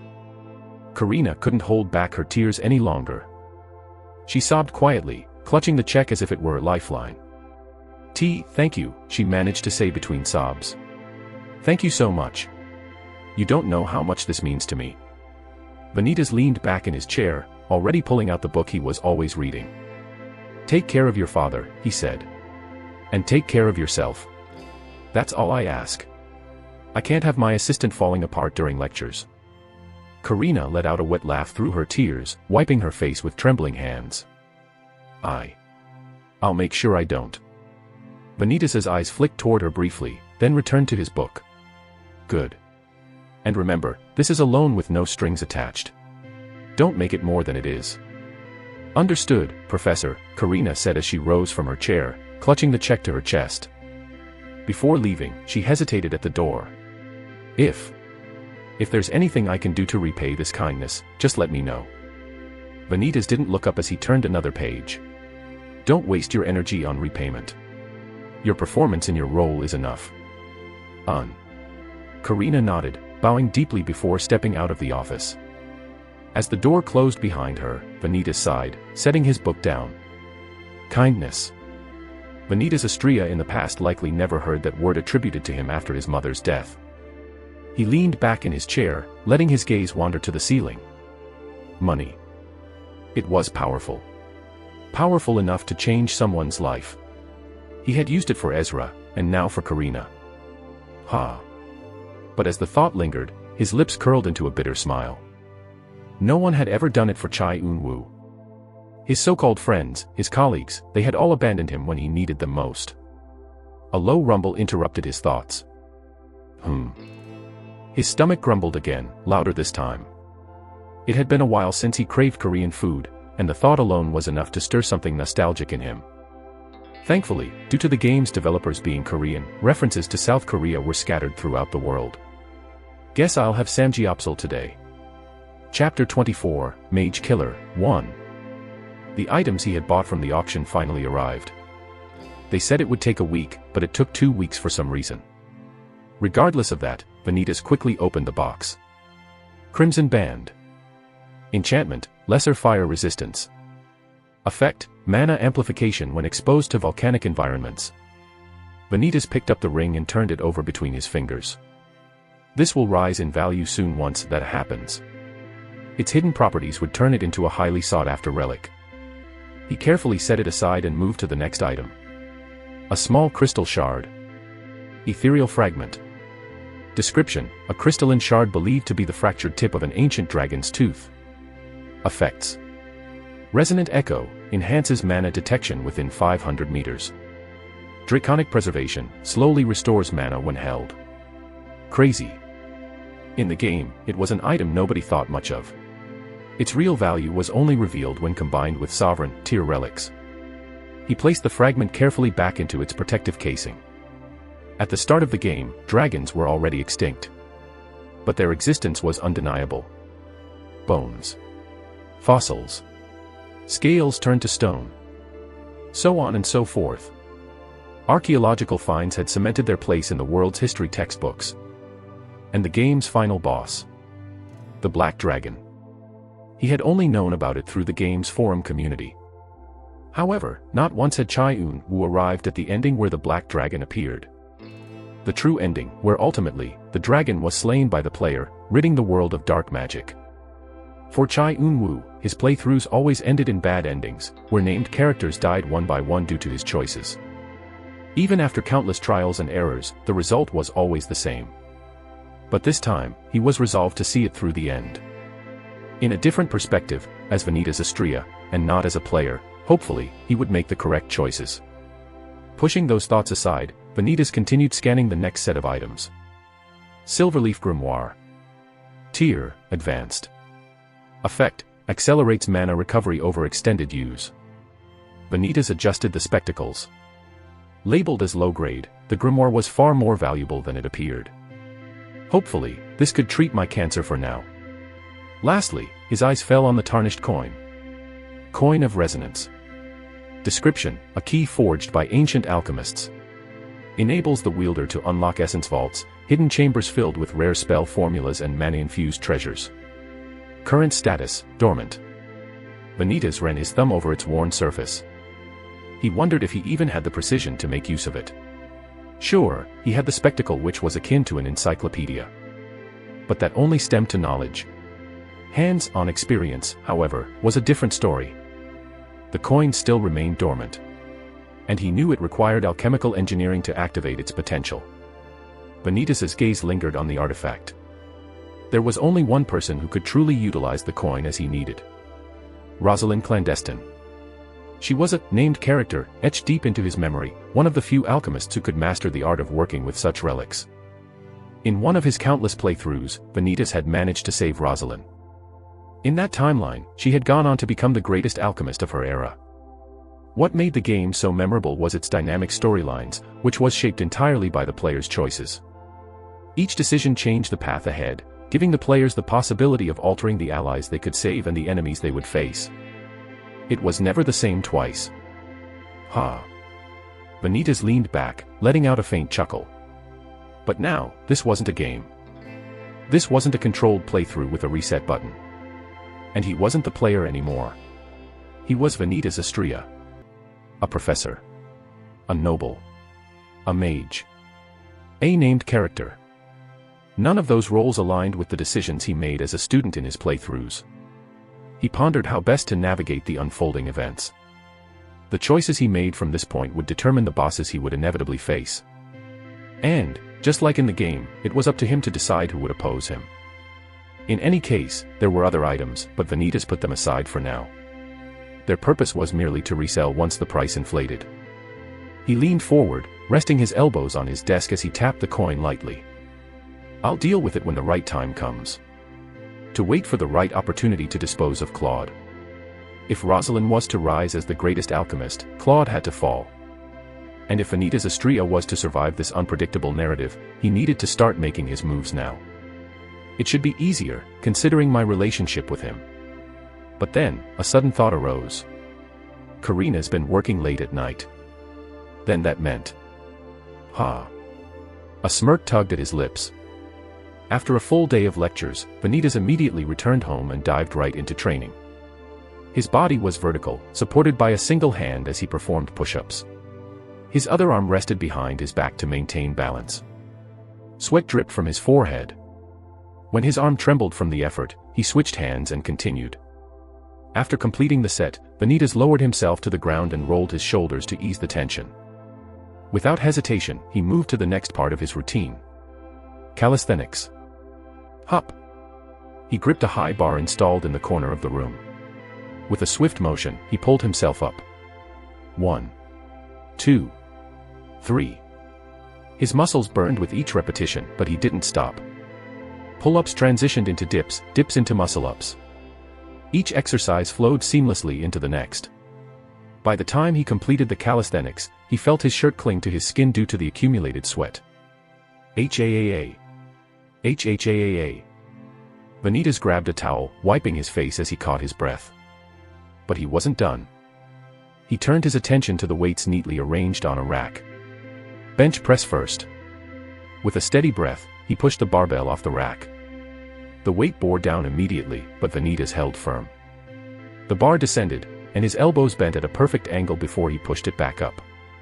Each repetition burned as his chest and arms strained. By the 30th rep, his muscles trembled, but he gritted his teeth and pushed through. Next were bicep curls. He grabbed a set of dumbbells and adjusted his stance before curling them upward, one arm at a time. The repetition count echoed in his mind as he focused on his form. Once the set was done, he set the dumbbells down carefully. By the time he completed all of his workout routine, his legs felt like lead, and his body screamed for rest. He leaned against the wall and grabbed a water bottle, taking a long sip. A towel leaned on his topless figure as he glanced at the time. 10:30 p.m. I'm hungry, he muttered, running a hand through his damp hair. His stomach growled in agreement. It had been 4 days since his last craving for a meal from his homeland. Tteokbokki sounds good, he said to himself. Or maybe some samgyeopsal again. But first, he needed a shower. The lingering sweat from his workout clung to his skin, and the idea of stepping out in his current state was unthinkable. Vanitas grabbed a towel and headed toward the bathroom.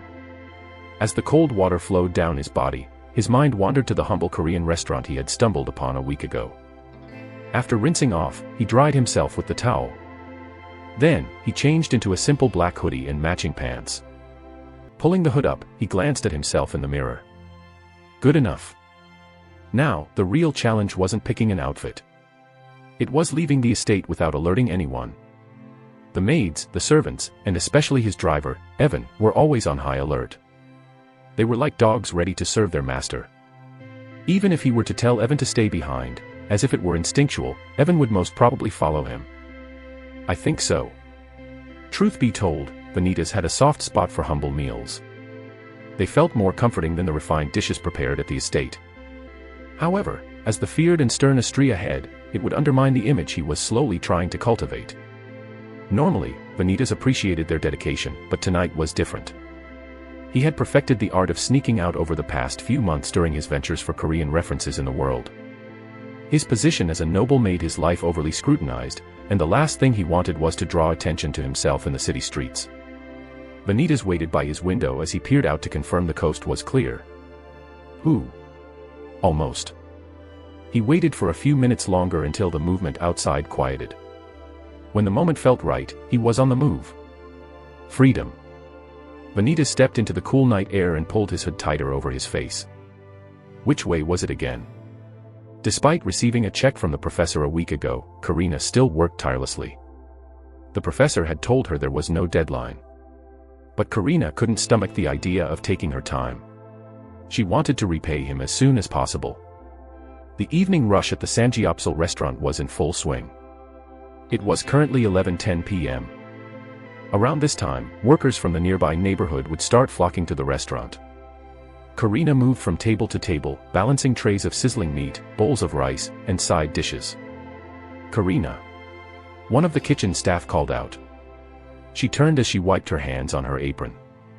"Table 7 needs japchae, jjajangmyeon, bibimbap, and tteokbokki," they said, handing her a tray laden with the dishes. Karina raised an eyebrow. "All of this? For one table?" The staff shrugged. "Yes. Must be starving." She let out a small huff, lifting the tray carefully. "What a slob," she muttered under her breath as she approached the table in the far corner. The hooded figure sitting there was hunched over, fiddling with his chopsticks. Karina set the tray down. "Here's your order." "Thank why?" The hooded figure froze mid-sentence. Recognition flashed across his face. His head turned slightly, but he avoided her gaze. Karina blinked, tilting her head. "Wait. Hold on. You look familiar." Cough. The man coughed awkwardly, shifting in his seat. "What? What are you talking about?" he said, his voice dropping into a poorly disguised tone that immediately raised Karina's suspicions. Karina narrowed her eyes, leaning closer. "No, seriously. I know you from somewhere." The hooded man cleared his throat again and waved dismissively. "You must be mistaken. I'm just nobody. Eat your food." "I work here, mister." Karina squinted, then her eyes widened slightly. "Wait a second." She leaned in further, ignoring the man's visible discomfort. "That voice. That tone.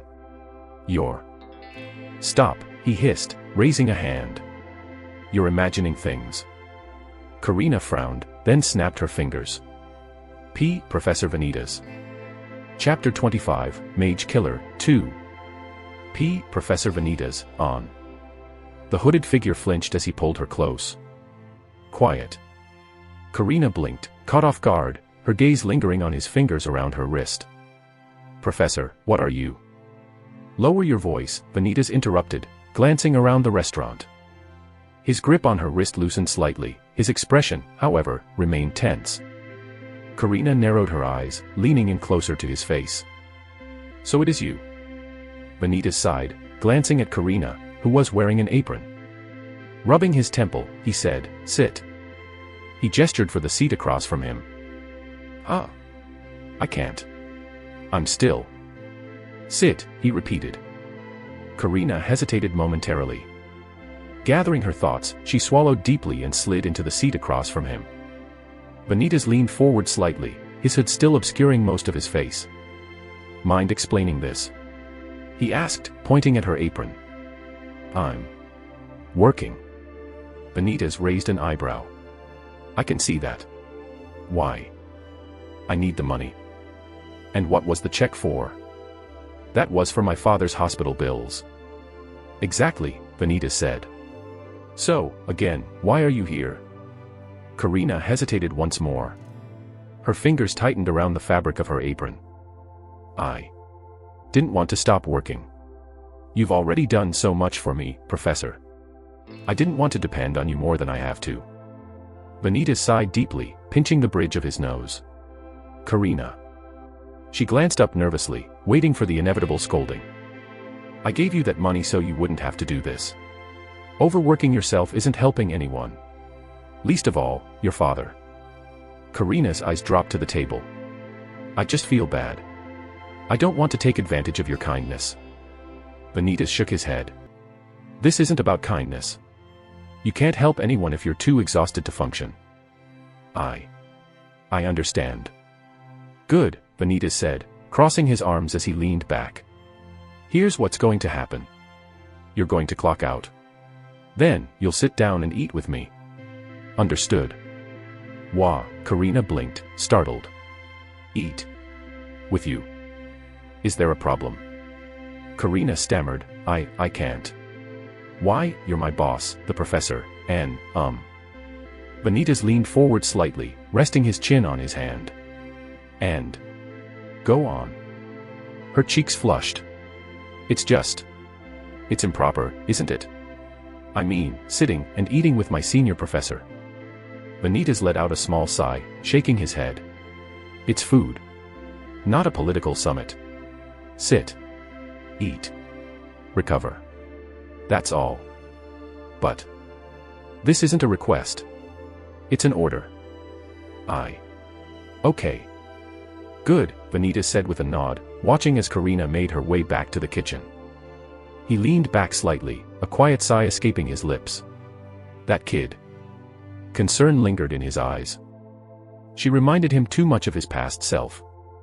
Working every job he could find, juggling shifts just to scrape together enough for his living expenses. He remembered how it caught up to him. The sickness that left him bedridden. The missed chance at the Seoul University entrance exams. A year wasted as he waited for the next opening. His jaw tightened at the memory. It was a bitter chapter in his life, one he preferred not to revisit. But seeing Karina push herself the same way stirred something he thought he had buried. As Vanitas waited, his ears picked up snippets of conversation from the crowd around the restaurant. Did you hear? Another one last night. Yeah, they're saying it's the mage killer. The crusade or mages still haven't caught him. Not even close. Vanitas's brows raised, the familiar name catching his attention. The mage killer. It wasn't a random urban legend. He remembered it vividly from the game. A high-difficulty event act. The kind that made seasoned players grit their teeth. The rewards were substantial, but encountering the mage killer was notoriously rare. Except, it wasn't random. Vanitas leaned back, his mind already piecing together the details. In one of his no-lifer playthroughs, he had encountered the mage killer.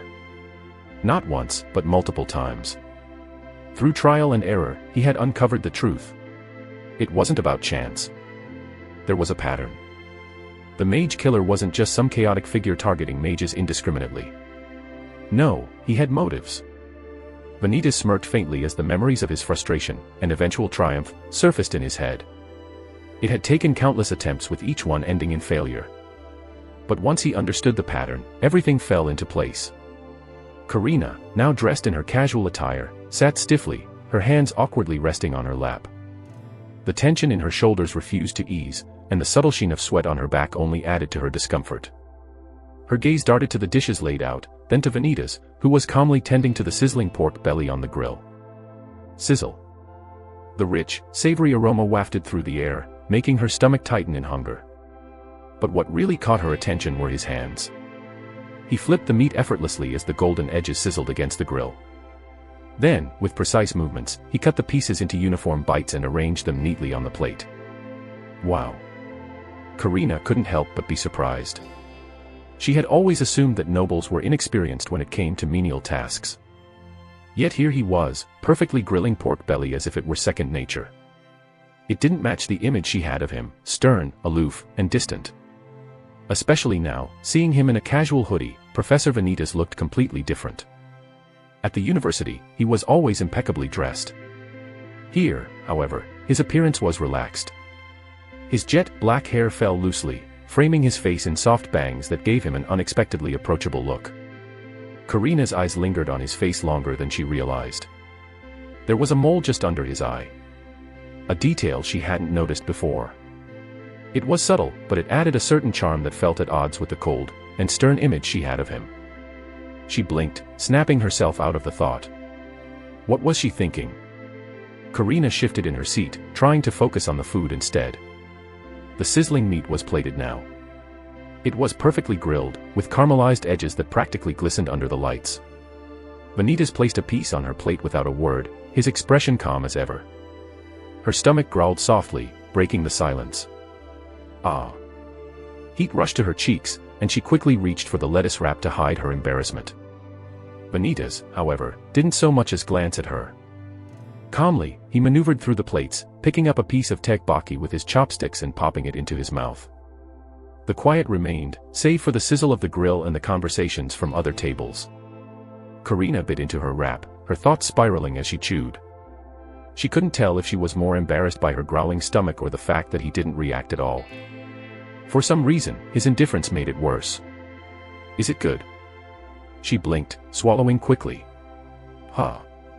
The food, he said, motioning toward her plate with his chopsticks. Is it good? Oh. Why, yes, it's delicious. Vanitas nodded slightly before turning his attention back to the grill. Another silence settled over them. Karina took another bite. The flavor seemed to ease her nerves to some extent. Still, her eyes kept drifting toward him. It was strange seeing him like this. In her mind, Vanitas Astria was always the stern professor, the intimidating noble whose every word carried weight. Yet here he was, casually grilling meat and eating tekbaki as though he were just another person on the street. She hesitated before speaking. Professor, can I ask you something? He didn't look up, his focus on the chopsticks picking up a piece of tekbaki. What is it? Do you come to places like this often? Vanitas paused for a moment, then shrugged. When I feel like it. That's surprising. His chopsticks paused midair, and he raised an eyebrow at her. Why? Well, I just thought nobles like you would prefer fancier restaurants. You know, places with chandeliers and orchestras. And miss out on this? Hardly. She stared at him in confusion. For me, this food feels like home, Vanitas said. Home. Karina tilted her head. He nodded, picking up another piece of grilled pork. It reminds me of simpler times. Before everything. Karina didn't know what to say. She had never imagined someone like Vanitas, feeling nostalgic about something as humble as a meal. It felt almost humanizing. She hesitated before asking, "What was your home like, Professor?" Vanitas paused, the chopsticks in his hand hovering over the grill. For a moment, he didn't answer, his gaze fixed on the sizzling meat, seemingly lost in thought. It was quiet. Lonely, perhaps. Karina blinked, furrowing her brow slightly. Lonely. Enough questions and eat. Karina hesitated for a moment. Unlike earlier, the tension wasn't there anymore. Eventually, she nodded. It was strange. After working under the professor for the past 3 weeks, it was clear to Karina the rumors weren't accurate at all. He was stern, yes. But scary? Not at all. He was thorough, demanding even, especially in his expectations. But he wasn't cruel. If anything, he had moments of surprising kindness. So then, what had happened with the assistant professors before her? And how had he earned such a fearsome reputation in the first place? The stories she'd heard before taking the position had been nothing short of terrifying. Assistants leaving in tears, some quitting after only a few months. And yet, she hadn't experienced anything like that. Sure, he wasn't the most approachable person, but he wasn't the monster people made him out to be. Oh ho. A teasing voice broke her thoughts. Turning to the side, her manager discreetly passed by as he alternated his gaze between the two. Didn't know you had it in you, Karina, he whispered. Karina's cheeks flushed instantly. Why? It's not like that. The manager chuckled as his grin widened. Introduce us sometime, he said before disappearing into the kitchen. Karina buried her face in her hands. Unbelievable. Vanitas, unfazed, continued flipping the meat on the grill. You're very defensive for someone who claims there's nothing to defend. Her head shot up, her cheeks still warm.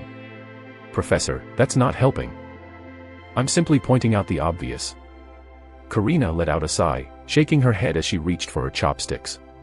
Can we just eat? By all means. She busied herself with assembling a lettuce wrap, trying to ignore the heat lingering on her face. The professor's calm demeanor only made her embarrassment worse. As the meal went on, the awkwardness began to dissipate gradually. More? Vanitas asked, breaking the silence as he pushed another piece of pork onto her plate. She looked up, startled. Oh, no, I'm fine. Really? You're too thin. Karina blinked, caught off guard by the blunt observation. I'm not. Suit yourself. You're really persistent, you know that. It's called being thorough. Karina couldn't help but smile slightly at his response, shaking her head as she took another bite. By the time they finished, the restaurant had begun to quiet down as the late-night crowd thinned. Eventually, Vanitas pushed his chair back and stood. "It's late. Let's go." "Go." "Together." Karina blinked. "Yes," he said, pulling his hood over his head. "It's not safe for you to walk alone at this hour." "It's fine. Really, Professor. I can't thank you enough." Vanitas stood for a moment before nodding. Without a word, he reached into his wallet, pulled out some rend, and placed it neatly on the table. As he adjusted his hood and made his way to the door, Karina called after him. "Good night, Professor. Thank you for the meal. I'll see you tomorrow." Vanitas glanced over his shoulder. "Rest well, Karina." With that, he stepped outside the restaurant. Crack! The sharp sound of shattering glass echoed through the restaurant. Karina turned around. One of her co-workers stood frozen, staring wide-eyed at the closing door. Did you just say, Professor, ? Yes. You're having dinner with your professor. Like, that professor. It's not what you think.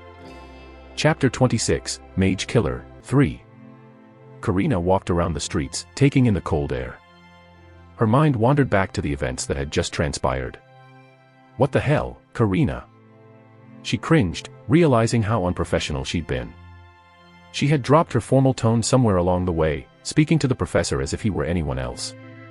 And yet, throughout the entire evening, he had remained composed. Reserved. Professional. Gosh. The embarrassment was too much. She wanted to dig a hole right there and bury herself in it. How am I supposed to face him tomorrow?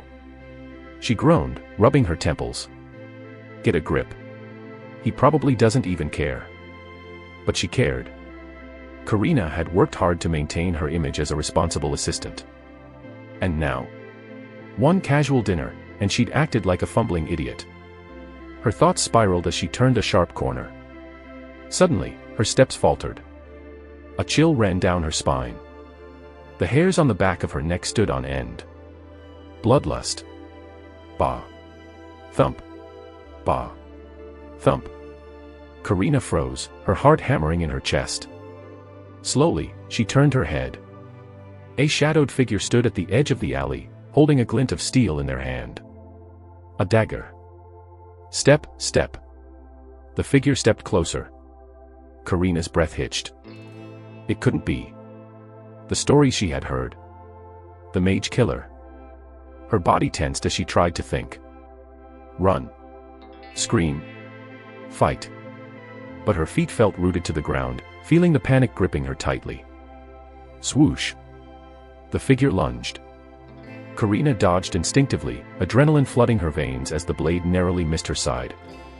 She stumbled back, her mind racing. Stay calm. Think. The figure didn't hesitate, advancing again with a feral speed. This time, Karina saw it coming and turned to the side. Raising her free hand, she began to chant under her breath. Aqua sphere.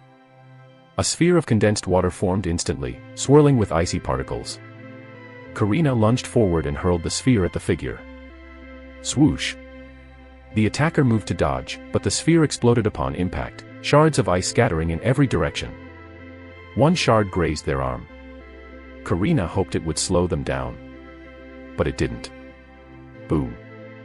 The ground trembled as the figure kicked off with explosive force, shattering the earth beneath them. Karina's eyes widened. A crusade. This wasn't a mage. The figure's speed was overwhelming, closing the distance faster than she anticipated. Karina jumped back and chanted quickly. Glacial spike. A towering pillar of ice shot up between her and the attacker. Crack. The figure's dagger met the ice, slicing through it like paper. Shit, Karina cursed under her breath. The figure lunged again, and Karina barely dodged to the side.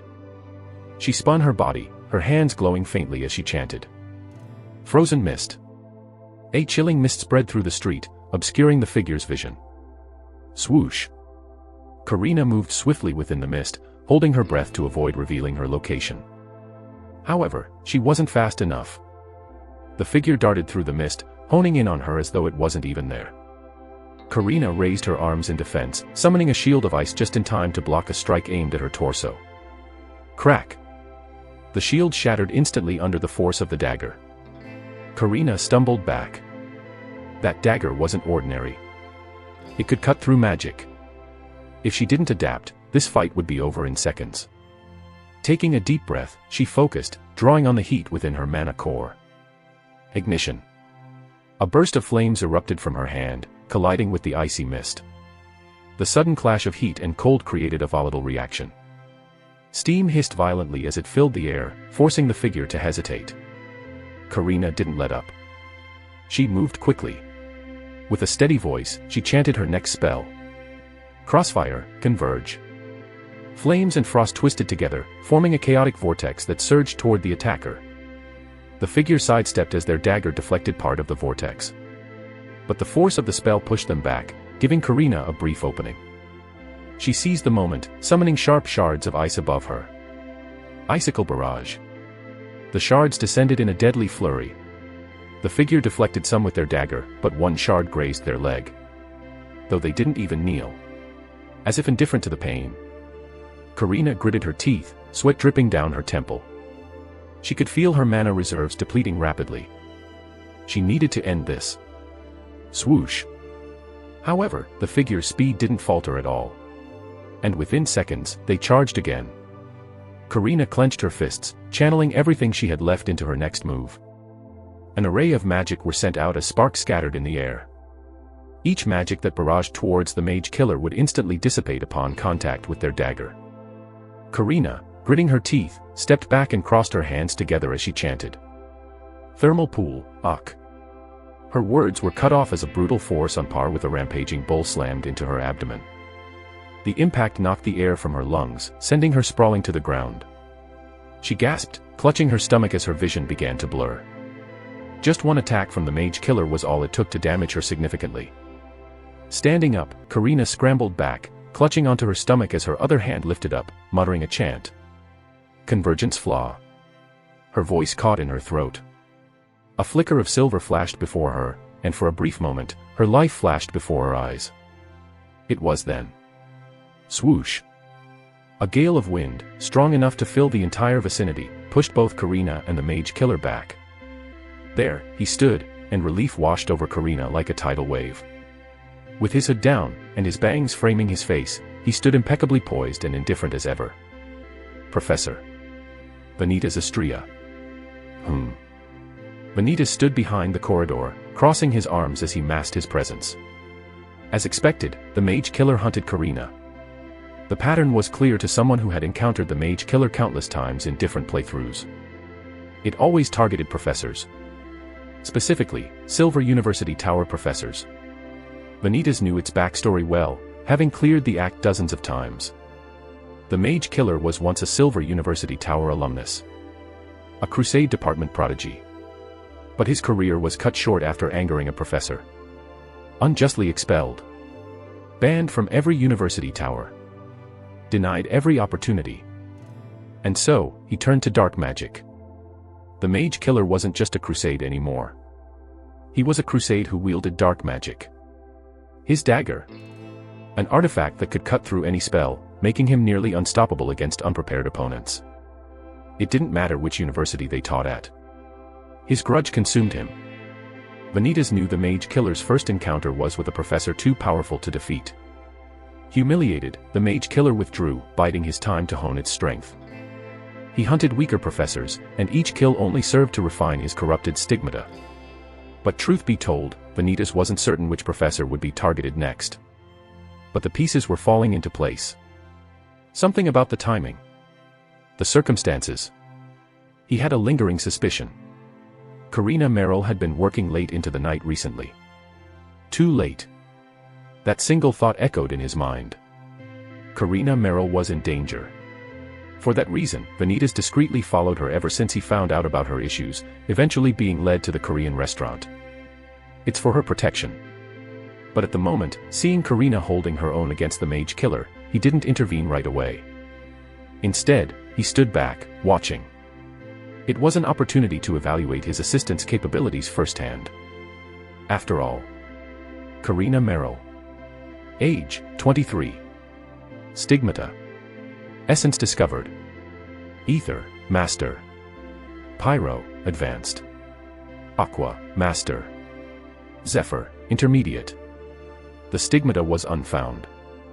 Meaning, the game recognized it was there, but the data was insufficient enough for comprehension. It only meant one thing. She's never awakened it in all of my playthroughs. And at the age of 23, awakening a stigmata this late was more than odd. Vanitas could only imagine just how powerful it would be. In other words, Karina Merrill had a lot of potential.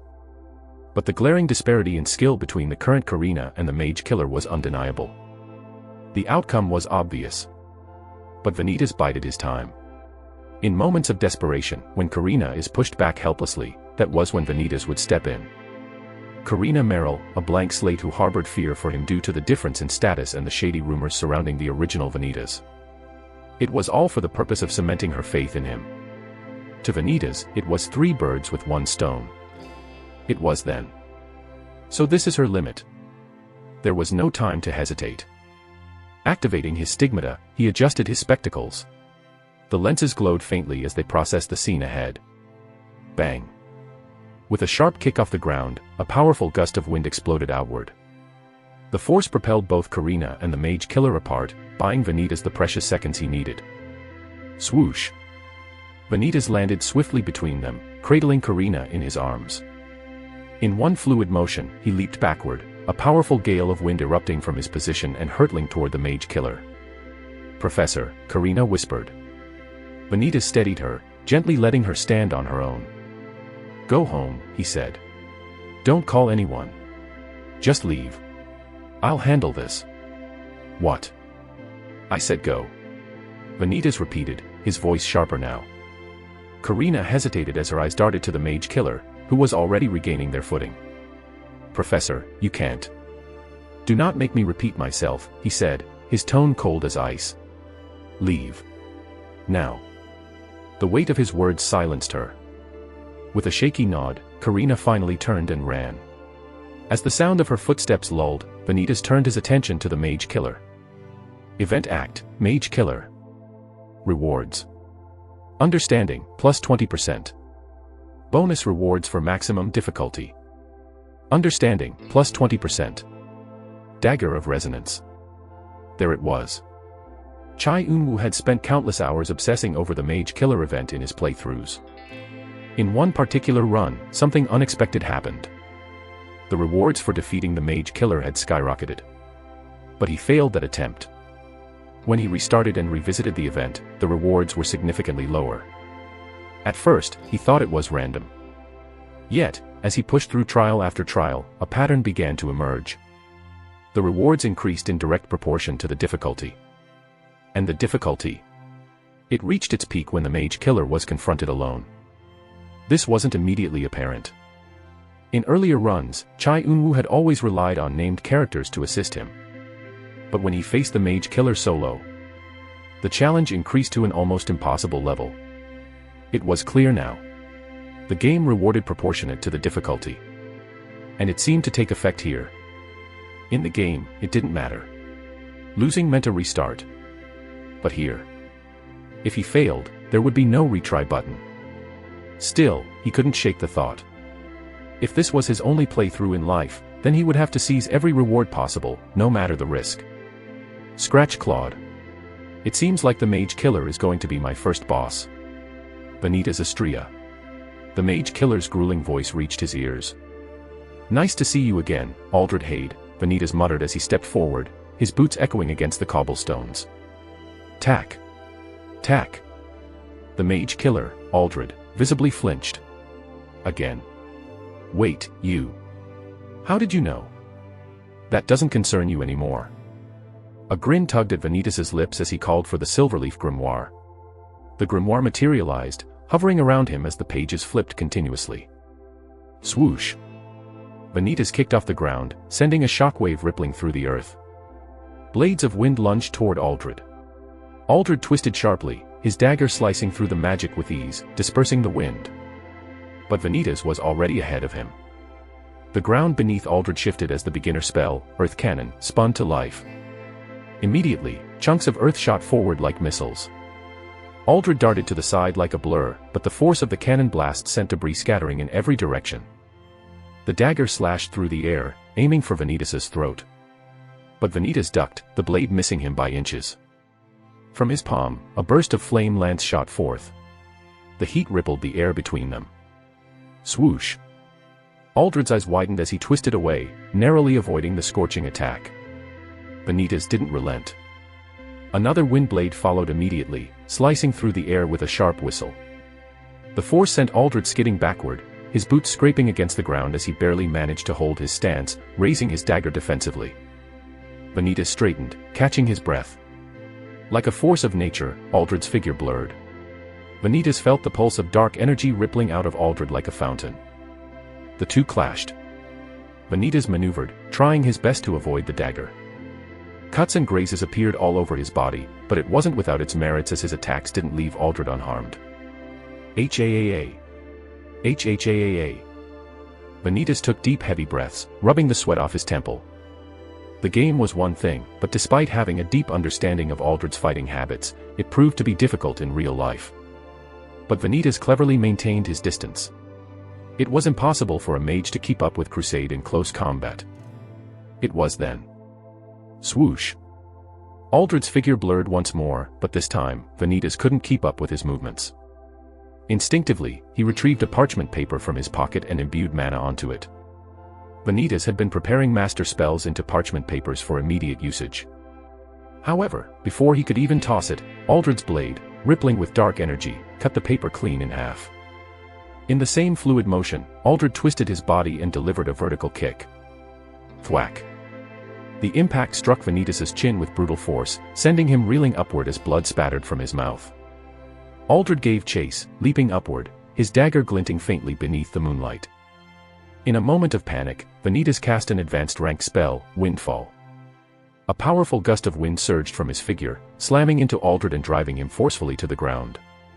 Vanitas recovered, landing safely on the ground. The commotion that had just ensued should have alerted civilians by now. He was already well aware. H-A-A-A. H-H-A-A-A. It wasn't going to be easy. Chapter 27, Mage Killer, 4. Aldred's heart raced, realizing the severity of the situation. He hadn't expected Vanitas Astrea to appear so suddenly. And for some reason, despite clearly overpowering him, he felt like he was slowly being led to a spiderweb. Then, there was that one question he just couldn't fathom no matter how much he tried wrapping his mind around it. How is he casting magic without chanting?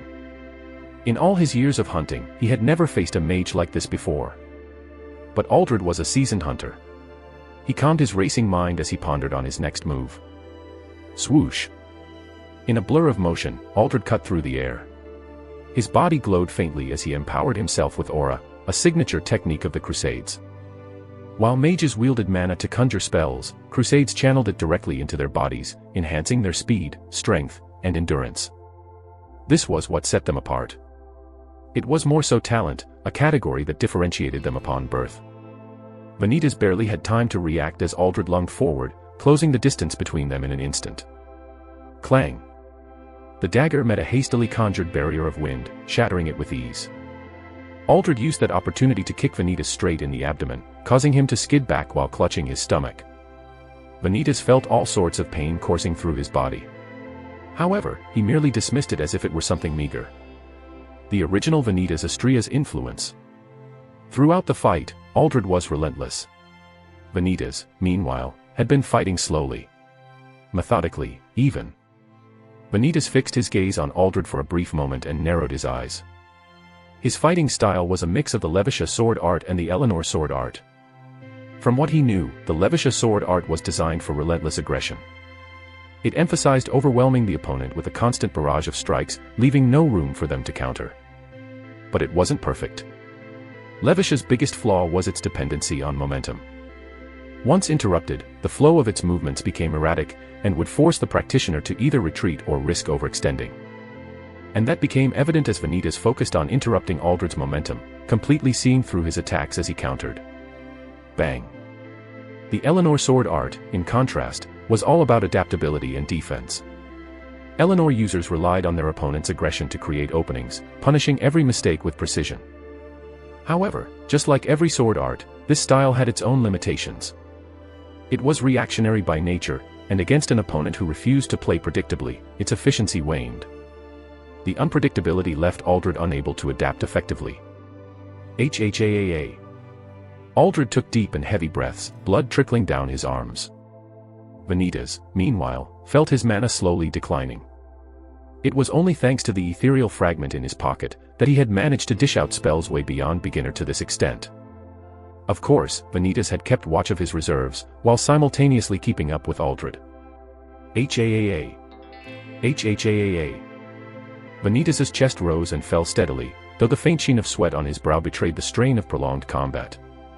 Still, he had the upper hand. Vanitas's eyes darted around, calculating the possibilities of Aldred's next move. Aldred's moves had gotten sloppier. Vanitas had been keeping him at bay, forcing him into exhaustion. While physically powerful, Aldred relied heavily on the dagger. Vanitas, however, knew exactly what its weakness was. The Dagger of Resonance's essence-cutting properties had a fixed time lag. A meager second. For a seasoned mage, it usually took a second, maybe two depending on the complexity to cast a spell. To them, there was no escaping the Dagger of Resonance. But Vanitas had his stigmata. Ironically, the named character, the third-rate boss, Vanitas Astrea, was the perfect counter to the mage killer, Aldred Hade. Bang. Aldred surged forward with a guttural roar. His aura flared even brighter than before. He moved erratically, slashing at Vanitas with a reckless speed that aimed to overwhelm him. Vanitas swiftly evaded the first strike, narrowly dodging the dagger's edge. He countered with a quick spell, conjuring an earthen pillar that shot up beneath Aldred's feet. Boom. The pillar shattered as Aldred's dagger cleaved through it. Vanitas raised his hand, conjuring a wind barrier. The gale surged forward, forcing Aldred back just enough for Vanitas to reposition. Time was ticking. The bonus rewards for the heightened difficulty would soon diminish if he didn't finish this fast enough. Help was coming, he knew that much. Vush. A burst of flame erupted from Vanitas's palm. The flames hurtled toward Aldred like a molten spear. Aldred slashed forward, cutting through the heat. But the flames singed his coat, leaving behind blackened edges. Ha! He grunted, his steps faltering as the accumulated damage began to slow him. Vanitas watched carefully, his eyes tracking every movement. There it was. The cracks in Aldred's form grew wider. To Vanitas, everything had been nothing but a chess game. A chess game Vanitas had played 100 times before. He didn't approach the fight like a mage. He approached it like a player. In the hundreds of runs through the Mage Killer Act during his playthroughs, Vanitas had dissected every move, every tendency, and every possible weakness of Aldred Hade. This fight was no exception. From the first clash of spells and steel, Vanitas had been setting the stage for Aldred's defeat. Vanitas meticulously used the terrain to his advantage, positioning himself strategically. Fuck. Aldred cursed under his breath. And Vanitas capitalized on his fatigue. Swoosh. He created overlapping layers of spells, forcing Aldred to defend against multiple threats at once. A wind blade drove him back, only for an earth spike to rise in his path. Flames licked at his heels, forcing him to redirect his attention while Vanitas prepared the next attack. It was a relentless assault, completely capitalizing his knowledge of the game. He wasn't just casting spells spontaneously in the heat of the moment. He was setting traps, manipulating Aldred's movements to funnel him into disadvantageous positions. When the moment finally came, it was almost anticlimactic. Checkmate. Vanitas saw the opening and delivered the finishing blow. Swoosh. A calculated attack that left Aldred incapacitated, dropping to the ground with a loud thud. But of course, it wasn't without its difficulty, as Vanitas felt his entire body strained and wounded. HAAA. HHAAA. And naturally. Event Act, Mage Killer. Rewards obtained. Understanding, plus 20%. Bonus rewards for maximum difficulty. Understanding, plus 20%. Dagger of Resonance. As per the game's standards, it was a high difficulty act. But to Vanitas, it was a walk to the park. At least, that's what he told himself. Vanitas stepped closer, clutching onto his bleeding arm as he stared at the dagger beneath him. He checked his stigmata status. Stigmata. Boundless reservoir. Understanding, 10%. Capacity, 932/9000. Fosters continuous growth in mana reserves, allowing mana capacity to expand and evolve over time. The capacity had increased by 400 more. Vanitas nodded in satisfaction. Then, he picked up the dagger and scanned it with his spectacles. Dagger of Resonance. Description: a dark magic forged dagger that disrupts mana flow and essence up to a certain point. Effects: nullify spells by cutting through mana circuits. Boosts the wielder's speed and strength by 20%. The reason why the dagger was part of the reward for the increased difficulty was because there was no witness. In other words, the dagger wouldn't be confiscated, as long as the player hit it thoroughly. HAAA. The fatigue was undeniable. Thud. Vanitas collapsed beside Aldred's unconscious body. His chest heaved with every strained breath. Truth be told, he couldn't grasp the ether essence at all. Back then, he had only lied to Charlotte about healing her to appeal to her. For some reason, it was as if the very notion of ether itself rejected him. Who? He turned his gaze upward, the moonlight casting a silvery glow over his bloodied figure. The battle lasted a mere 5 minutes. Yet to Vanitas, it felt like an eternity. Ah. All of a sudden, a sharp, searing pain shot through his chest. His hand instinctively clutched at his ribs as the familiar ache spread like fire. The cancer. It always came creeping back when his mana reserves dipped too low. He gritted his teeth as the pain radiated upward, tightening around his lungs. A faint, metallic taste filled his mouth. He coughed once. Then again, harder this time. The taste intensified as crimson streaked his lips. Blood. His breathing grew shallow, rasping like sandpaper against his throat. The world around him seemed to blur as the edges of his vision darkened. Instinctively, Vanitas clutched the ethereal fragment in his pocket, feeling the mana pulse within his body. Oh. The crushing weight in his chest eased, if only slightly. The symptoms, though still present, began to alleviate somewhat. Tack. Tack. Footsteps echoed somewhere. Vanitas. Followed by a soft voice, causing him to twist his head to the side. Ah. Of course, Karina wouldn't just blindly follow his instructions in a life or death situation. She wouldn't have left him behind without calling for help. Vanitas had already expected this, knowing the event act difficulty increase had a deadline. Several people adorned in light armor approached, their capes fluttering by the breeze. The Crusade Order, he muttered under his breath. At that moment, a woman stepped forward. Her beauty was cold, yet mesmerizing, like frost glistening under a winter dawn. With hair as pristine as snow, and lavender eyes that could only be described as ethereal. He recognized her. Crazy coincidence. Margaret Elenia. Do you know him, Grand Knight? A subordinate knight asked. I do, the Grand Knight, Margaret Elenia, responded. Vanitas forced his weary body to stand upright. Nice to see you again, Margaret. His gaze flicked briefly to Aldred, lying unconscious on the ground, before returning to her. Though, if I'm being honest, you're late. Margaret shook her head, stepping forward with her usual blank expression that cemented her personality in the game. Margaret remained silent and stopped just in front of him, her lavender eyes scanning the scene. She gestured toward Aldred, and asked, Is this your doing?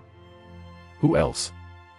A faint hum escaped her lips, yet her expression remained unchanged as she glanced back at her crusades. Secure him. I'll handle the rest. The Crusades nodded in unison, moving swiftly to bind Aldred with reinforced mana chains. Margaret's attention returned to Vanitas. I didn't expect you to handle someone like Aldred on your own. It wasn't a choice, Vanitas replied flatly. He targeted my assistant. Margaret's eyes widened before her gaze shifted to Karina, who was standing outside the corridor, visibly uneasy. This little girl. Yes. For a moment, Margaret's mouth hung slightly open before she composed herself once more. You protected her. Is that so wrong? No, Margaret muttered, quickly composing herself. Just that, you've changed. MHM. I'll be going now. Vanitas brushed past her without a second glance. Wait. Her voice cut through, stopping him in his tracks. He turned slightly, his expression neutral. He was described to have a dagger, Margaret said. Where is it? It broke during the fight. Margaret raised a skeptical brow. Is that so? It was brittle. Not surprising, considering how reckless he was with it. She studied him for a moment longer, as if searching for a crack in his story. When she found none, she finally exhaled, though her expression remained guarded. If you come across anything else, please, inform the Crusade Order. There was an emphasis on her pleading, as if she didn't fully trust him at all. Of course. Okay. With that, she stepped away.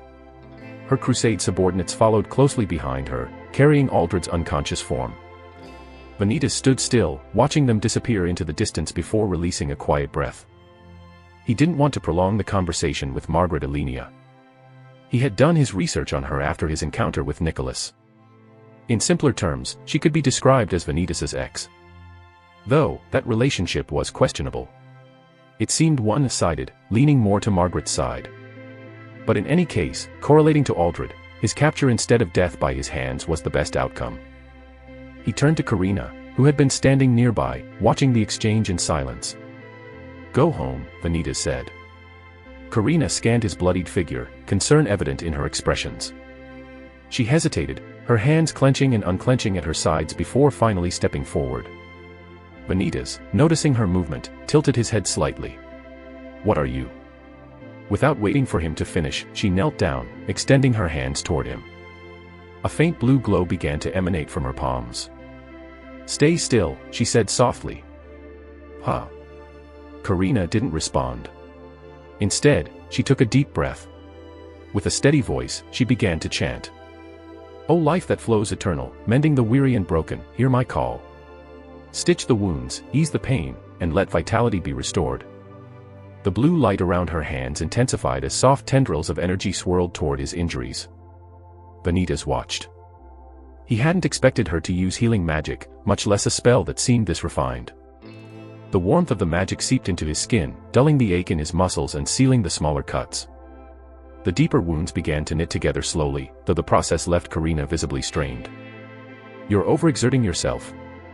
I'm fine, she replied, though her voice was slightly breathless. Just let me finish. She continued her chant despite her strain.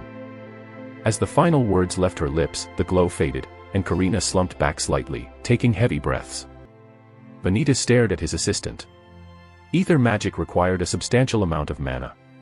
Her exhaustion was expected. This kid. Without a word, Vanitas stepped forward and offered his hand. Come on, he said. Karina hesitated for a moment before accepting it. His grip was steady, pulling her to her feet effortlessly. Thank you. Chapter 28, Opposition, 1. Among the layers of cold calculations that defined Vanitas Astria's past, there were cracks. Cracks that hinted at something more.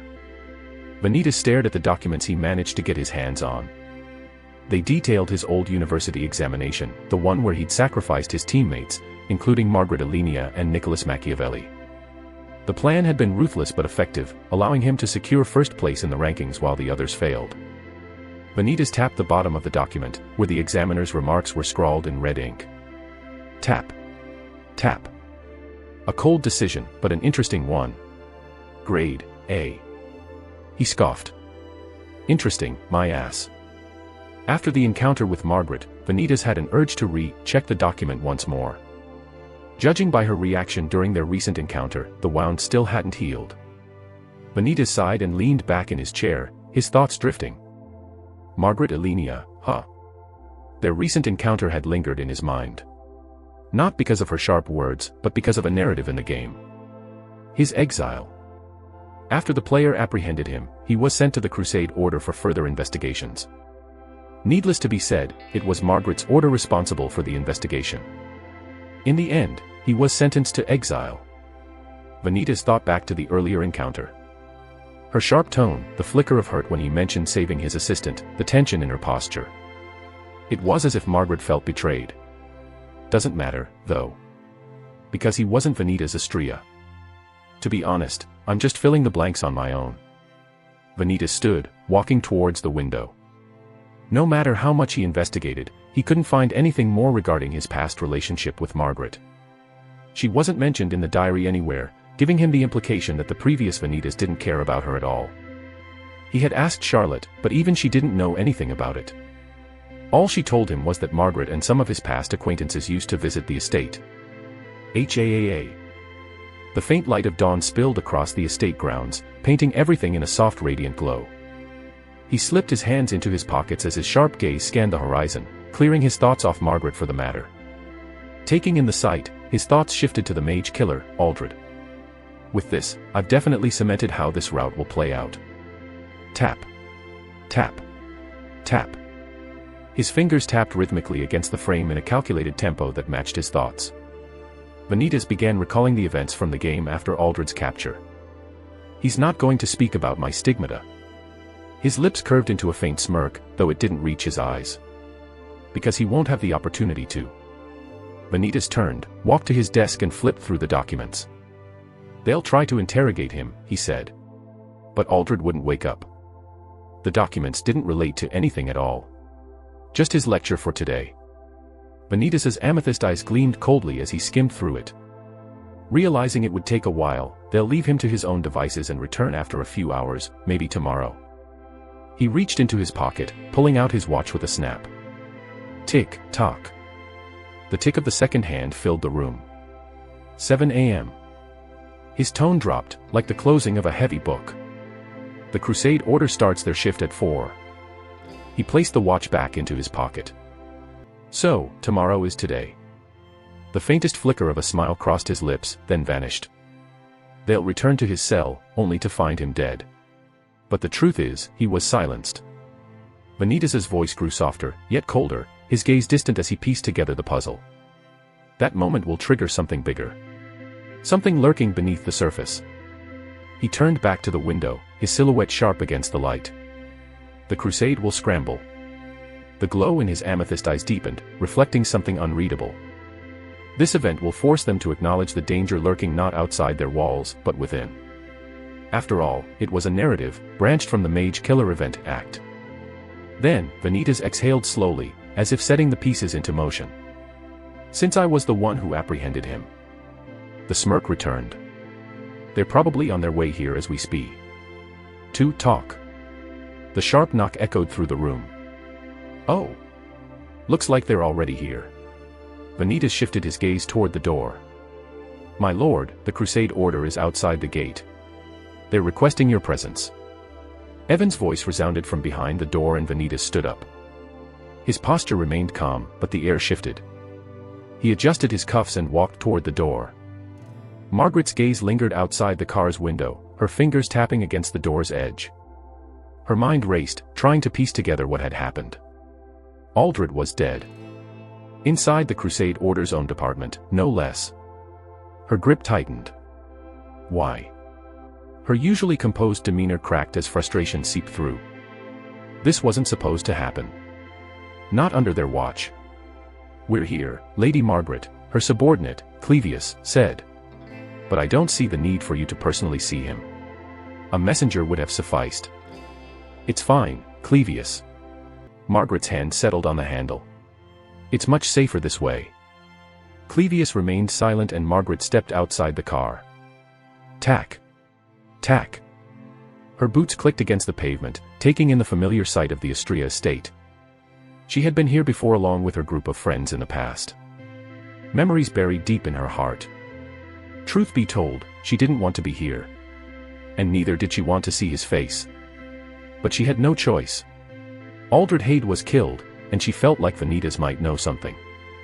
After informing the Astria attendants of her purpose, moments later, Vanitas emerged. He stood on the other side of the iron gate, impeccably poised as always. His cold gaze met hers, but Margaret's expressions remained unchanged. Margaret, he said. To what do I owe this visit? We need to talk. Margaret stared intently, hoping Vanitas would catch the seriousness in her tone, without her needing to elaborate. After all, the case was still private, and his attendant was standing right beside him. The gates creaked open, and Margaret stepped inside. Vanitas led her toward the study room. Not a word was exchanged until they reached their destination. He gestured for her to sit, but she remained standing. "I'll be brief," Margaret began. "Aldred Hade was killed inside our custody. You were the one who defeated him. Do you have any thoughts on the matter?" Vanitas pondered, rubbing his chin. Margaret waited, watching as if he were piecing something together. Finally, he spoke. "No. Do you have any idea who it could be?" Margaret genuinely asked. Another pause. "No. But you do," Vanitas said smoothly. "Don't you, Margaret?" Her breath hitched. "What? You heard me." His amethyst gaze bore into her. "You already have an idea, don't you?" Margaret froze. He was right. She already had her own suspicions, but pushed those thoughts aside, hoping for something else. She averted her gaze. "That's absurd." "Is it?" Margaret took a step closer, her voice growing softer despite the tonality of her words. "If you know something, then just say it. Who else could it be but the Crusade Order?" She paused.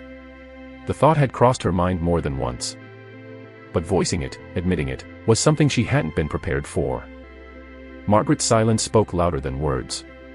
Her jaw tightened, but she couldn't deny what she already knew. "I'm leaving." Margaret's voice was curt as she headed for the door. She wanted to ask something completely unrelated after informing him of Aldred's death.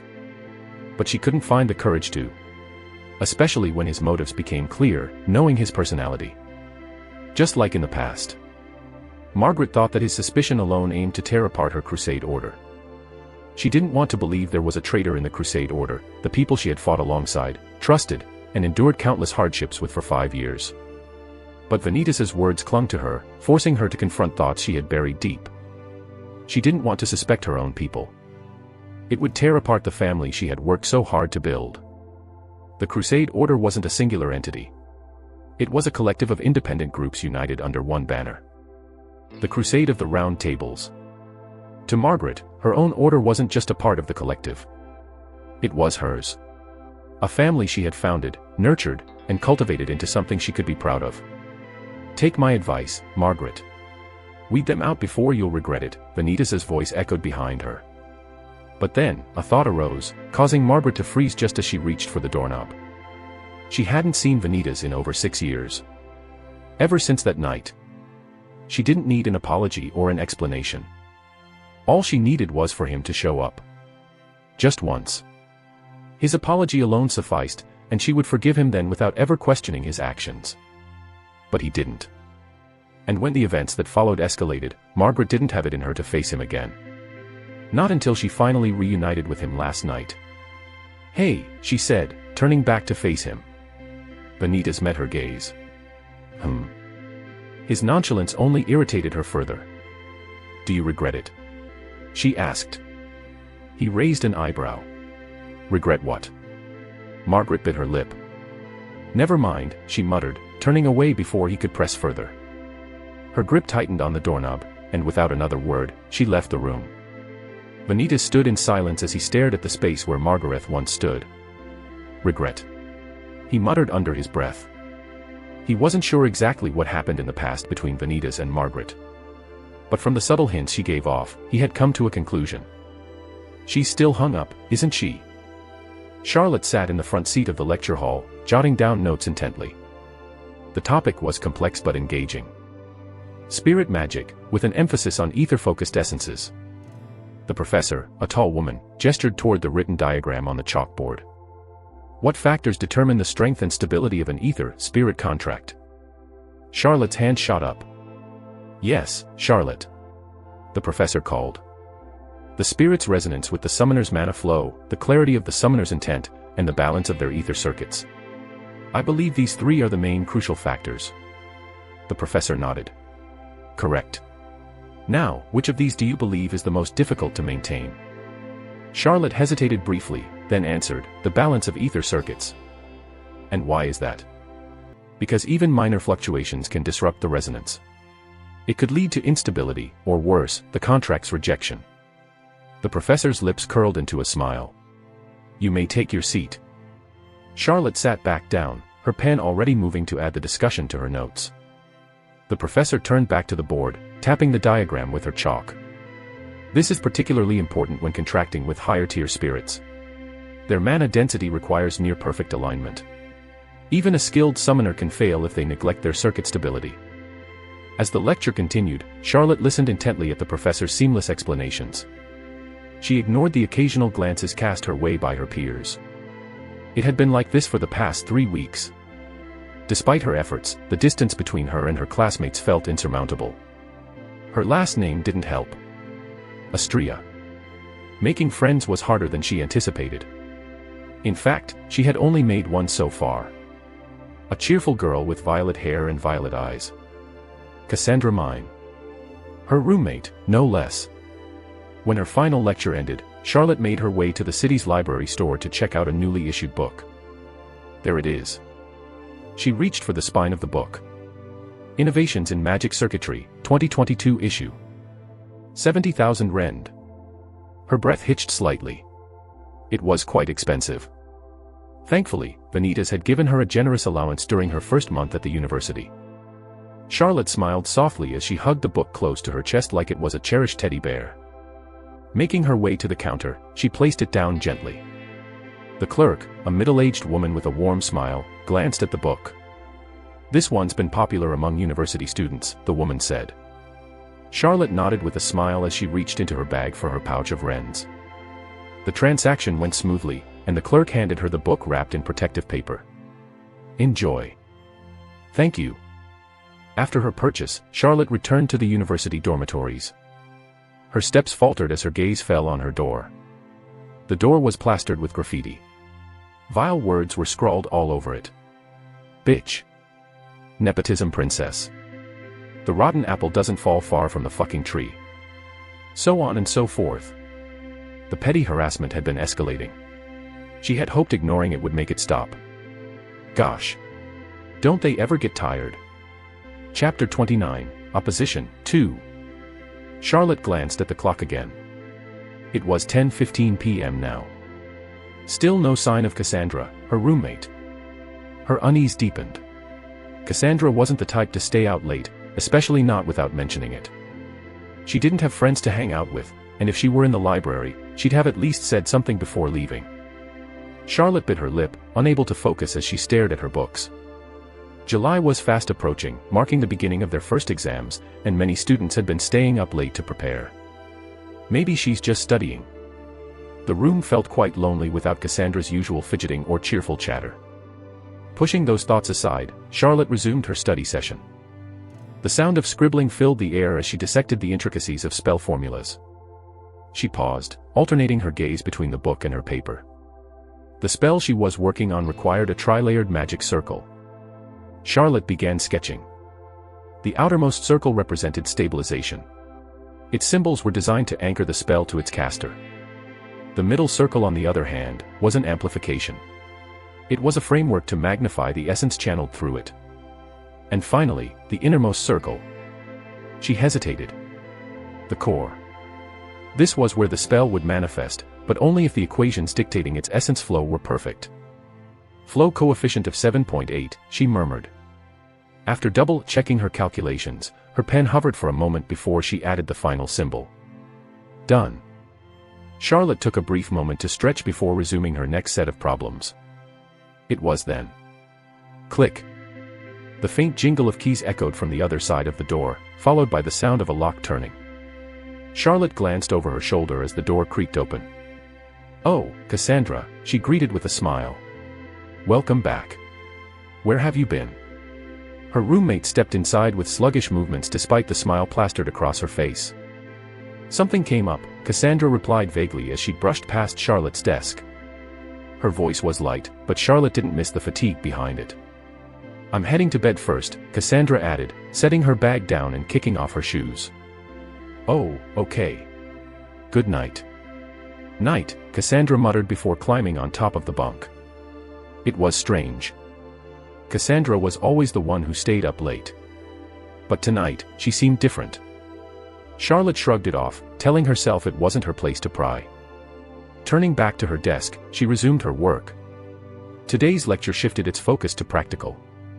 After 3 weeks of theory, the emphasis had shifted to hands-on application to prepare the students better. After all, the upcoming exams were split into two parts, theoretical and practical. Astrid Bariel Etherian sat in the front, listening intently. She didn't expect the announcement that followed.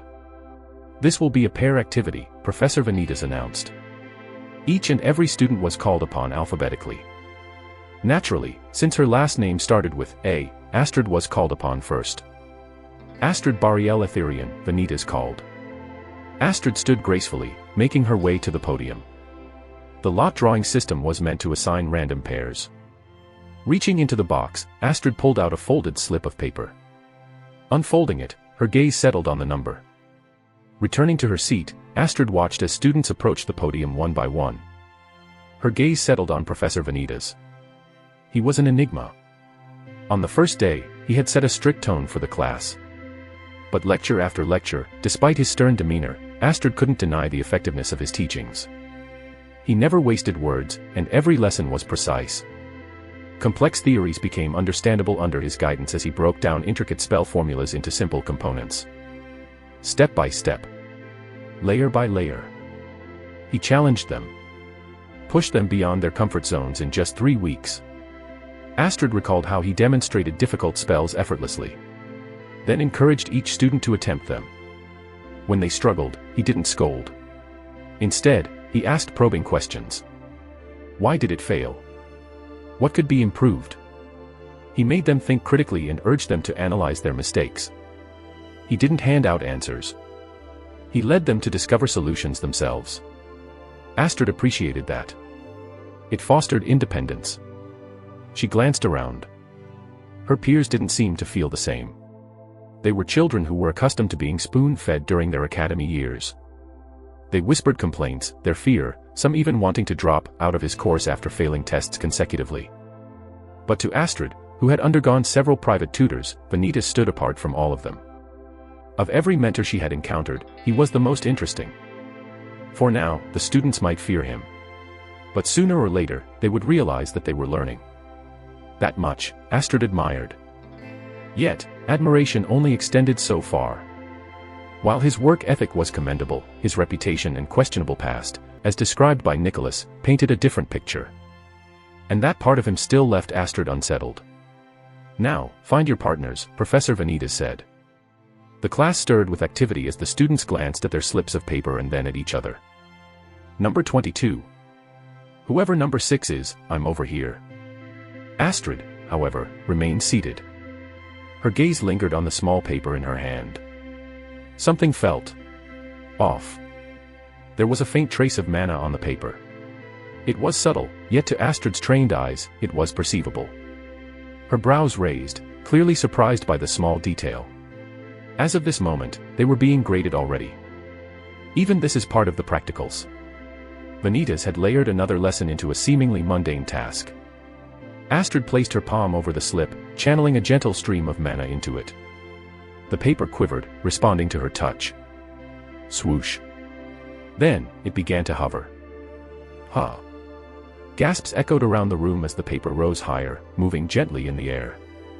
Like a magnet drawn to its counterpart, the paper darted forward. What the? The students watched. Murmurs of confusion and intrigue rippled through the lecture hall. The slip zigzagged through the air, weaving between desks, before stopping and hovering over a specific student. Astrid stood, following its trail. The students immediately caught on. Confusion turned into excitement as others began imitating her, imbuing their own slips with mana. All at once, the room came alive with glowing slips of paper darting toward their partners. Astrid barely noticed the commotion.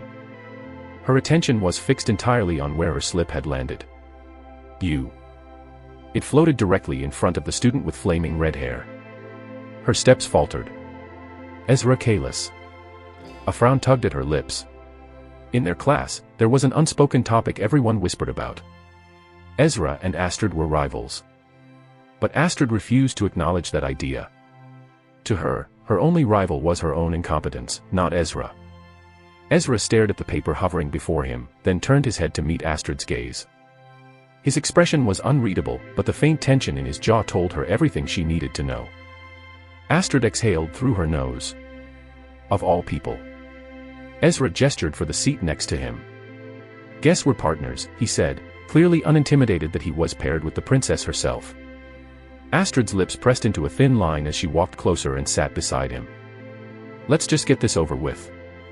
They sat side by side. Whispers quickly broke out among the groups as the odd pairing became apparent. "The princess. That's unexpected. Unexpected. More like unfair." Ezra's ears caught the murmurs, but his expression remained relaxed. He glanced at Astrid and grinned. Truth be told, Ezra had paid close attention to her. Of all the aristocrats he disliked, he hated the imperial family the most.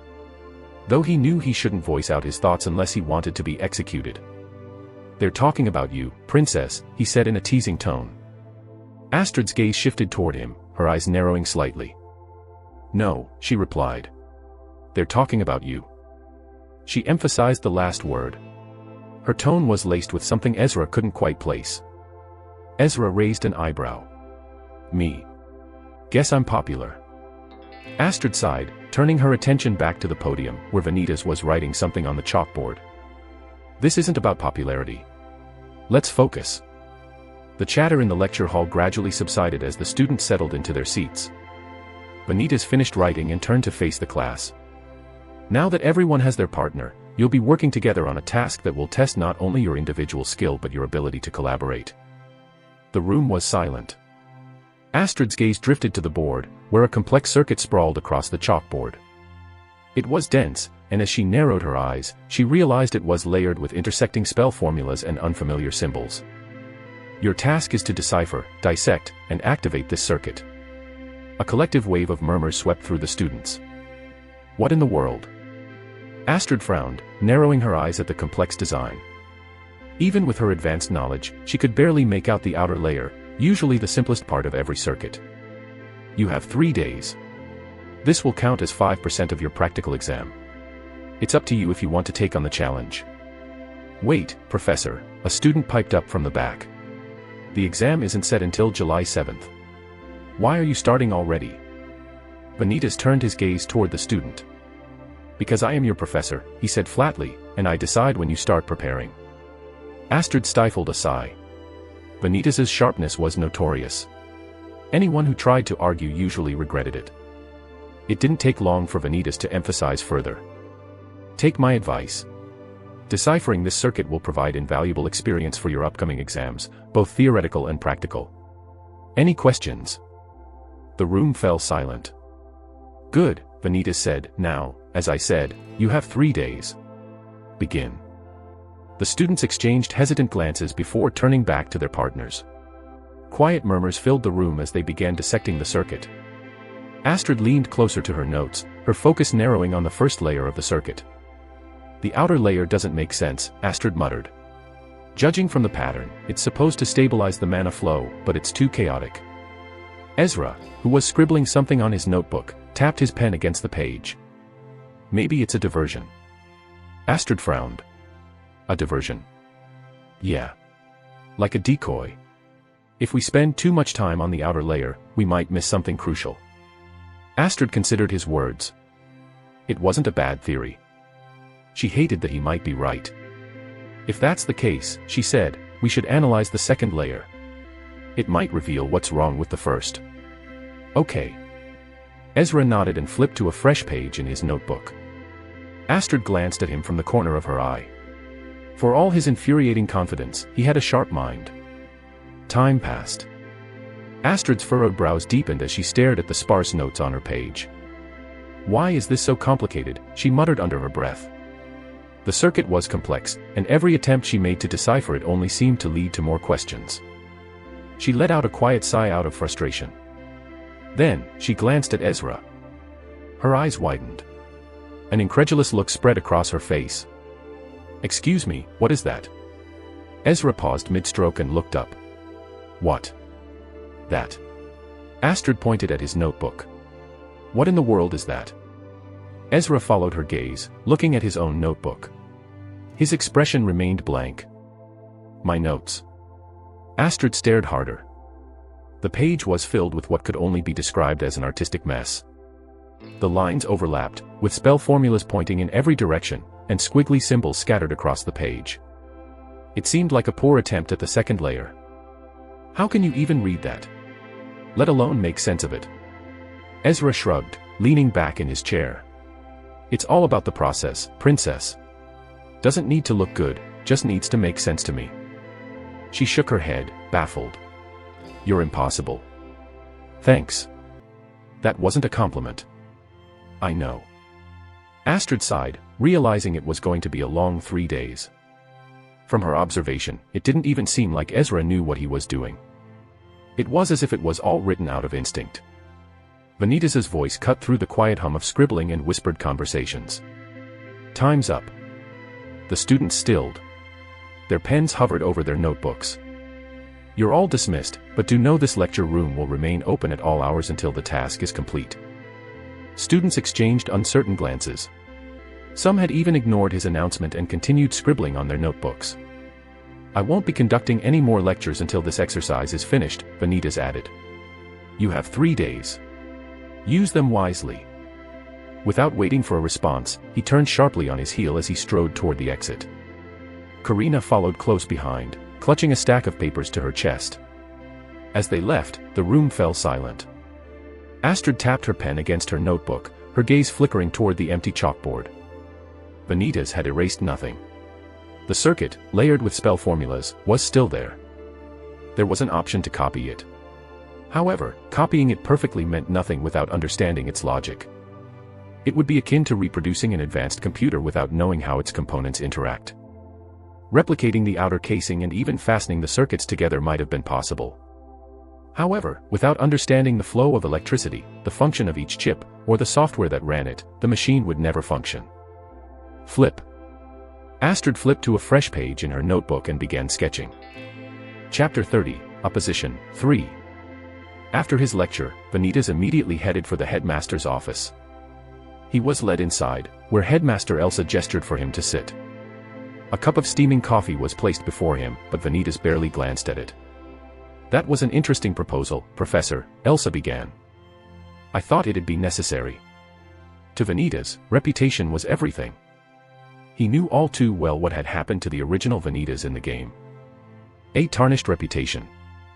A downfall sealed, despite all arguments defending his work. Having lived through something similar in his previous life, he understood the stakes better than anyone. Reputation was everything. Now, he had to rebuild Vanitas' questionable reputation before it worsened. Not just for survival, but to secure respect. Piece by piece, he was determined to earn the respect of his peers and secure his place as a revered professional. All of it served his agenda. To push the named characters and uncover the game's true ending. To secure the assets and credibility necessary to conduct his research and locate the archives of Haven. And above all, to save himself from the cancer, which he was barely managing with artifacts and the power of his stigmata. You've certainly stirred things up with this initiative. The professors were skeptical at first, you know. Is that so? Elsa nodded. Yes, distributing this exercise to the entire first-year magic department is quite ambitious, after all. Well, it's precisely because it's ambitious that it will work, Vanitas said. If the students can handle this, they'll excel in their exams. Elsa folded her hands on the desk. Some professors tried deciphering it themselves. I, myself included. And her lips curved into a faint smile. Not sure about them, but I've managed to solve it. Oh. Though, Elsa continued, your little masterpiece has stirred quite the commotion. How so? Elsa sighed. The complexity of the circuit has led some professors to question its legitimacy. Legitimacy. As expected. He had anticipated this reaction. They're skeptical, Elsa said. Some are asking whether you truly designed it yourself. They would. It's easier to doubt than to rise to the challenge. He had seen this play out before. In another life, in another time. The accusations, the whispers, the condescending smiles. But this time, he was ready. Elsa chuckled softly. You're not exactly known for humility, Vanitas. You've already established yourself as unconventional. This just adds fuel to the fire. He crossed his arms, leaning slightly against the desk. Let them talk. It won't change the outcome. Still, you know how the academic world works. perception is everything. The last thing you need is a bunch of professors undermining you. Undermine me all they want. It won't make them any smarter. Elsa sighed, shaking her head. You've got the talent, but you really don't make it easy for yourself, do you? Easy doesn't get results. And their doubts are irrelevant, he said. What matters is whether the students learn. If the professors can't keep up, that's on them. You're playing a dangerous game, Vanitas. I've always been playing one, he said. The rules don't change just because the pieces do. She leaned back in her chair and smiled faintly. Well, I suppose it's what makes you. You. That aside, is the agreement still valid? Of course. The arrangement was simple. When Vanitas proposed the exercise, he struck a deal with Elsa. The terms were clear. If the first-year students' grades improved by at least 2% overall, and if Charlotte's grades improved by 5% specifically, Elsa would allow Charlotte, and any friend she chose, to transfer into his class. Okay. As he turned to leave, Elsa called out to him. Vanitas. He stopped but didn't look back. For what it's worth, she said, I think your circuit is exceptional. And, if nothing else, it's shaken them up. In a good way. The concern in her tone was evident. Despite the opposition Vanitas Astria faced, Headmaster Elsa always seemed to believe in him until the end. Vanitas might as well have imagined the hurt she must have felt in the game's original storyline. When Vanitas was exiled. When the allegations piled up, and he was unable to refute them. Her faith, her trust, had been betrayed then. Not this time. Don't worry, Vanitas said. I have it all figured out. Elsa's eyes narrowed slightly. Figured out. This is just the tip of the iceberg, Headmaster Elsa, Vanitas continued. They don't know what I have in store for the examinations. Wah. Before Elsa could question, Vanitas had already left her office. Gosh. That kid, Elsa sighed. To her, Vanitas had always been just another student during her time as a professor at the academy. Nothing particularly remarkable. At least, that's what she believed, until the day she stumbled upon him training in secret. What she witnessed changed her perception entirely. The ability to cast spells without chanting. Vanitas sighed, leaning behind the door. Truth be told, he barely had a grasp on his own creation. It was only thanks to the spectacle's guidance that he had managed to design it at all. Without their precise directions, such complexity would have been impossible. Nevertheless, conducting the exercise was necessary. It was the first step in establishing himself as a figure who could not be easily questioned. A foundation for the reputation he needed. In the future, when his research grew more complex and groundbreaking, the doubts would fade. Of course, they would still ask questions. But by then, he could spit out jargons told by the spectacles, maybe even song lyrics from his past life, and no one would dare question him. Then, there was Charlotte, his supposed little sister. A faint smile tugged at his lips as his thoughts wandered to Charlotte. Heh. The entire proposal had been a gamble. With the 2% additive, the stakes were high. If the students failed to solve the exercise, their grades wouldn't improve, they'd drop by 2% instead. And for Charlotte, it would drop by 5%. But Vanitas knew risks were necessary. A gamble like this was a calculated step to further his objectives. He believed in her. Vanitas straightened, smoothing the cuffs of his blazer as he stepped toward the hallway. Tack. Tack. For the next 2 days, the first years were abuzz with activity. What was meant to be a pair exercise had turned into larger group collaborations as the first-year students gathered to dissect the circuit. Even in Charlotte's class, the same energy filled the room. But the same couldn't be said for Charlotte. She couldn't understand why. In this context, they should have approached her, knowing the exercise was designed by her brother. Instead, she was left alone with her partner, who suffered the same isolation by association. Alicia, a noble girl from the Brunhild Viscount household, leaned closer. What do you think, Charlotte? Their progress wasn't bad. They had managed to decipher the outer and inner layers. Only the core remained. It was a part no one had solved yet. Charlotte glanced at the clock. 16 hours left. Her grip on the fountain pen tightened. We're missing something, she said, narrowing her eyes at the spell formula. Alicia nodded, studying the core diagram. It's the coefficients. They don't align with the outer parameters. Charlotte furrowed her brow. But the coefficients are derived from the mana density equation. If they're misaligned, then we've been interpreting the mana amplification incorrectly. Look here. Alicia interjected. Charlotte followed her gaze. Her eyes narrowed as she examined Alicia's summation formula. Wait. Charlotte grabbed her notebook. If the coefficients are tied to the mana density equation, then the base value for this cluster should be. She scribbled rapidly. Then, leaning back, she tapped her pen against the notebook. The coefficients are completely off. Look, if the outer layer stabilizes at 120 units per second, then the core shouldn't exceed 140. Alicia frowned. But the resonance factor in the inner layer multiplies by 1.2. That pushes the core to at least 168. Wait. What if we adjust the decay rate at the second layer? Alicia tilted her head. You mean dropping it from 0.8 to 0.7? Yes, Charlotte said. That'll reduce the amplification output by 15%. They continued scribbling furiously, tossing complex numbers and terms back and forth. In the end, they ended up with more questions. It doesn't make sense, Alicia said. We've accounted for everything. The mana density, feedback decay, amplification, even the node reinforcement. Charlotte's fingers drummed on the table, frowning. It wasn't just difficult. It was impossible. Vanitas had designed this to push them beyond the collegiate level. She wasn't sure how the imposter even managed to create something so complex. Hello. A sudden voice interrupted her thoughts. She and Alicia turned around to see a group of nobles standing there. Have you two solved it yet?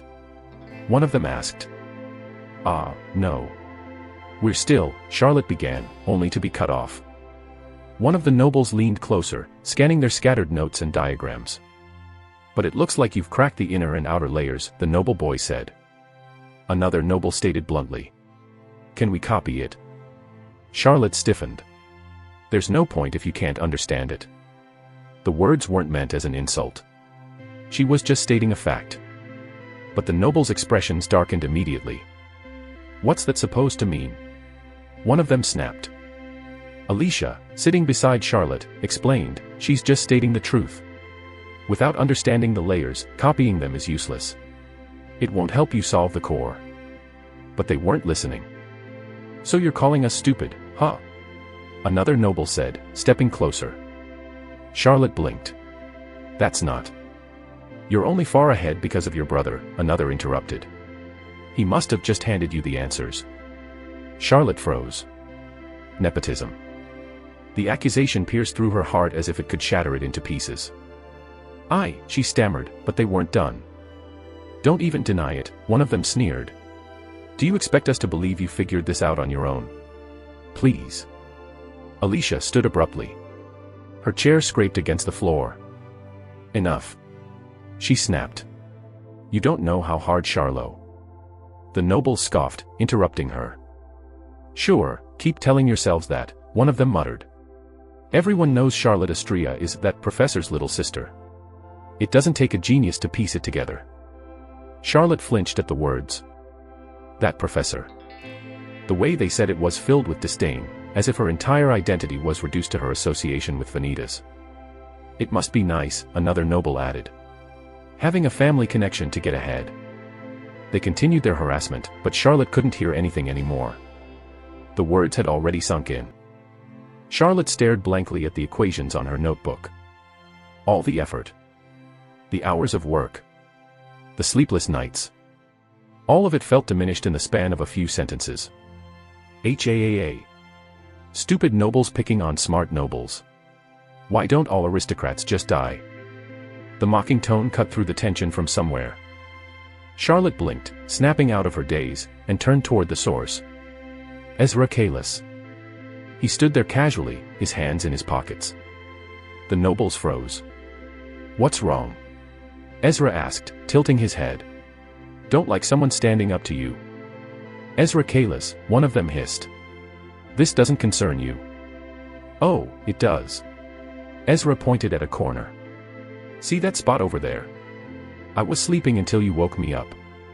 It's not even that close. Doesn't matter. Ezra's smirk widened. You've got so much to say, don't you? Don't let me stop you. Go on. One of the nobles stepped forward. Do you think this concerns you? Just because you're good with numbers doesn't mean you're. Ezra raised a hand lazily, cutting him off mid-sentence. Yeah, I've heard it all before. Boring. His eyes flicked to Charlotte. What about you, Charlie? He said. Got something to say to them? Or are you just going to sit there and take it? Charlotte froze, her expression twisting as the name hit her. Charlie. What the hell? Her lips parted as if to respond, but no words came out. The nobles exchanged glances, sensing the attention their argument had drawn. With one last scoff, they turned and walked away. Their muttered insults faded into the background. The tension eased, but the silence between Charlotte, Ezra, and Alicia lingered. Ezra broke it first. See. Problem solved. Don't call me Charlie. Huh? Wasn't that your name? It's Charlotte. Oh. Got it. Ezra turned away. But before leaving, he tossed a few words over his shoulder. I don't even know what their argument was about. But don't let them talk down to you like that, Charlene. Charlotte stiffened at the nickname again, but she didn't respond. Later. With that, Ezra walked off, his figure disappearing to who knows where. Then, a faint smile crept onto her lips. The heavy thoughts that had plagued her began to dissipate, just a little. As Charlotte sat there, her pen idly tapping against her notebook, something clicked as she noticed the structure of a certain formula. Her eyes widened, and her breath hitched. This exercise. It wasn't meant to be solved in the first place. At least, not conventionally. Her hands trembled slightly as she sifted through her notes again, piecing everything together. It was a message. Her heart raced, and her lips parted in disbelief. Why? She whispered. No one else seemed to notice it. Alicia, seated beside her, was still busy analyzing a section of the circuit, completely unaware of Charlotte's revelation. But to Charlotte, it was more. Vanitas didn't design this exercise just for the first years. He designed it especially for her.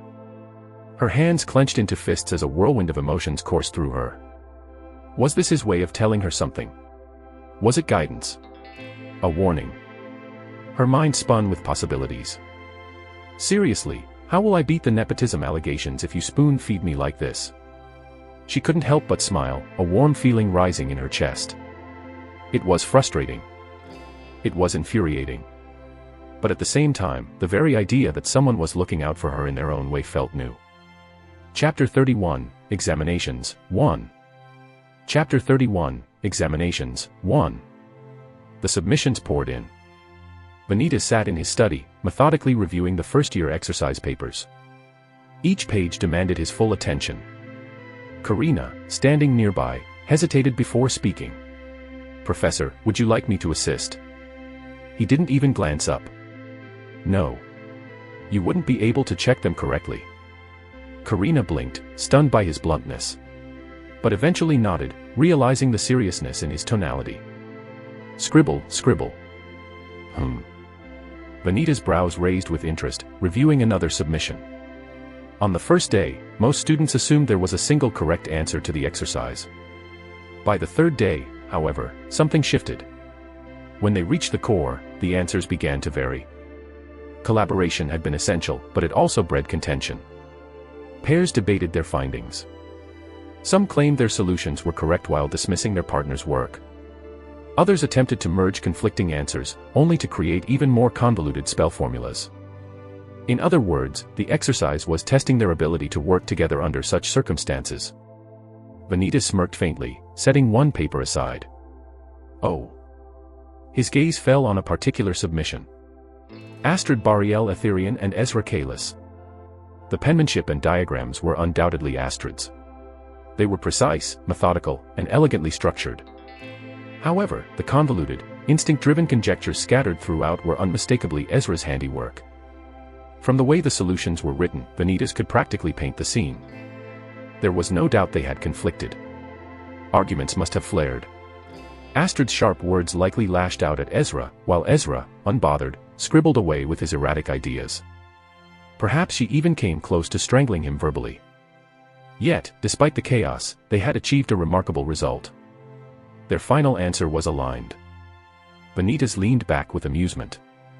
They surprisingly work well together. A perfect score. Flip. Next up were the other submissions. A large number of them were incomplete, ending at the outer layer. Some managed to make it all the way to the inner layer. A handful had attempted the core, but most left it unfinished. Vanitas flipped through them.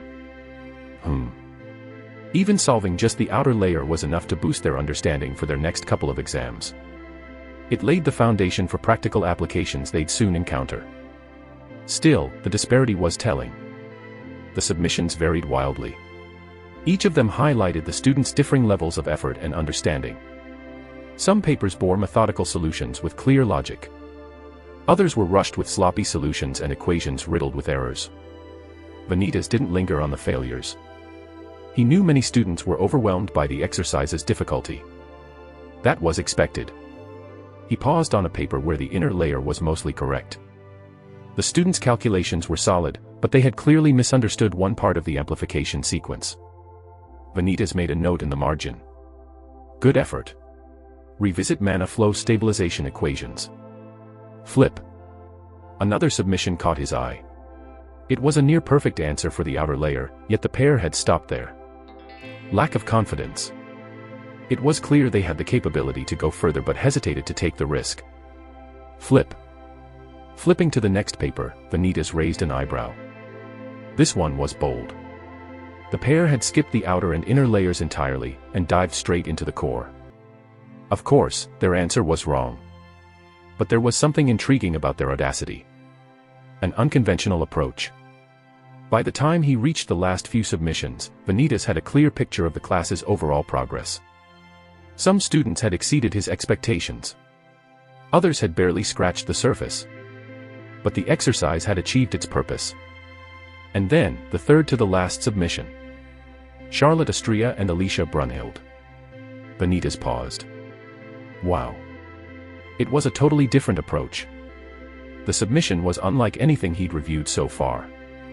Two completely different answers were presented. One was clearly marked as Charlotte's. The other, Alicia's. Vanitas scanned Alicia's work first. Her style was bold. Where others tread cautiously, Alicia dove straight into complex layers without hesitation. Her calculations reflected an almost reckless confidence. Each equation flowed naturally, as if she were following an instinct rather than strict methodology. It reminded him of Ezra's work, though hers was more refined. The diagrams she provided were unconventional. Vanitas leaned closer. Creative. Her answer to the core wasn't fully developed, and several parts lacked cohesion, but her approach was daring. A willingness to take risks, even at the cost of precision. She's a risk-taker. Sliding her section aside, Vanitas turned his attention to Charlotte's. The shift was immediate. Oh. Charlotte's submission was unlike anything else. It was borderline unrelated to the original circuit. Yet, Vanitas could see faint traces of his design embedded within it. Charlotte had completely restructured the entire circuit. It was an entirely new formula, built from the foundation he had provided. Vanitas leaned back, tapping his pen against the desk. A faint smirk tugged at his lips. It seems the message got through. Charlotte hadn't simply solved the exercise. She had transformed it. Where others struggled to understand the core, she had forged her own path and discarded convention. The foundation for the creation of her very first spell. That was the exercise's real intent. Not just an exercise for the first years, but a weapon for Charlotte. A way to arm his little sister with the means to fight back. Vanitas knew all too well about the bullying Charlotte endured. The seniors who whispered behind her back, graffitiing her door with cruel words. Their resentment likely stemmed from the old Vanitas due to his questionable actions in the past, or perhaps the grudges held by those he had failed. Perhaps he had failed them in their exams. Most likely, they had coerced the first-year students into distancing themselves from Charlotte. In any case, reasons didn't matter anymore. What mattered was the outcome. Charlotte bore the weight of these actions, isolated from her peers, accused of nepotism, and yet she never barked. Nor did she ever bite back. She held her head high, even as the world around her seemed intent on dragging her down. Vanitas never directly intervened. Charlotte was a grown woman. It wasn't his place to step in as an older brother, not when doing so would only fuel the rumors of nepotism. But in the first place, he wasn't even her older brother mentally. For that reason, he knew Charlotte wouldn't want him to intervene.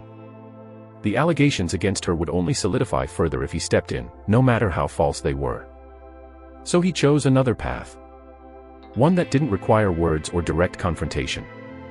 This exercise. It was his way of helping her. Of giving her something she could hold on to. It wasn't just about proving herself academically. It was about giving her the confidence to stand tall and push forward. To forge her own path, not as Vanitas Astria's sister, but as Charlotte Astria. Vanitas leaned back in his chair, his amethyst eye softening as he gazed at her submission. But there was a problem. The submission wasn't cohesive. Two answers were submitted instead of one unified solution. It broke the rules of the exercise, even if both answers showed remarkable insight. If he gave them a perfect score, the allegations of nepotism would only worsen. He couldn't afford that, not for her sake or his. So, with a steady hand, Vanitas marked their submission. 5 points deducted for conflicting answers. The examinations came faster than anyone anticipated. July 7, 2022. The lecture hall was filled with nothing but the faint scratch of pens against paper. Every student was hunched over their desk, focusing on the test papers. The air was heavy with tension. Even the usual murmurs and shuffling were absent. Vanitas sat on his usual desk, propping his legs on the table as his sharp gaze scanned the hall. Karina stood beside him, observing quietly. Scribble, scribble. Astrid's brow furrowed as her eyes locked onto question number 21. Derive the optimized mana flow rate for a tri-layered circuit. Ensure compatibility with variables provided in the accompanying spell formula. Her pen hovered over the page as she scanned the formula written beside the question. It was dense and layered with coefficients and interconnected nodes. Solve for the stability threshold formula. Astrid's heart pounded as she recalled her first encounter with similar problems during the first week. Back then, a question like this would have taken her 10 minutes, if not longer, to solve. Now, it wasn't overwhelming. It was clear. Crystal clear. Her pen moved swiftly. She started by isolating the primary variables. Node A1 is the stabilizer, she underlined. The compatibility factor depends on the mana density coefficient at B2. Her calculations flowed seamlessly. She adjusted the mana amplification variable and recalibrated it to align with the stability threshold.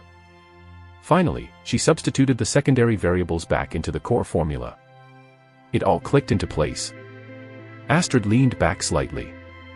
She understood it. Not just the solution, but why it worked. Her lips curled into a faint smile. Flip. The next question. The circuit below depicts a 3-layered spell formula. Analyze each layer in detail and interpret the function of each component. Explain the relationship between each layer, and deduce the intended spell application. Astrid's gaze locked onto the circuit diagram sketched on the paper. The equation flowed seamlessly inside her head as she began jotting down her answers. Scribble, scribble. HAAA. Ezra sighed, stretching his arms as he exited the lecture hall. The theoretical exam had lasted 3 grueling hours. He felt like his brain was going to melt as the equations and circuits still flooded his mind. He rubbed his temples, trying to push the lingering thoughts aside. As he turned, his eyes caught Astrid standing near the corridor. She was discussing the exams with her friends. Ezra couldn't help but smirk. She probably aced it. He turned away, shoving his hands into his pockets, ready to leave the building behind. But then, commoner. A voice rang out, causing Ezra to pause mid-step. Slowly, he turned around with raised brows. It was Astrid. She stood a few steps away, her arms crossed and her gaze locked onto him. Yes. Ezra asked. How did you do? Astrid asked, though her gaze avoided his. Why are you asking? Because you were my partner. If you failed, it would reflect on me, she said, but she still wasn't meeting his gaze. "Ah, so you're worried about your image." Astrid, startled, finally met his gaze, and frowned. "Don't twist my words." "I'm kidding, princess. Not so bad, I guess." "Not so bad. I'm pretty sure I didn't fail." "Good." Astrid turned around. "That's all I needed to hear." Ezra blinked, watching her retreating figure.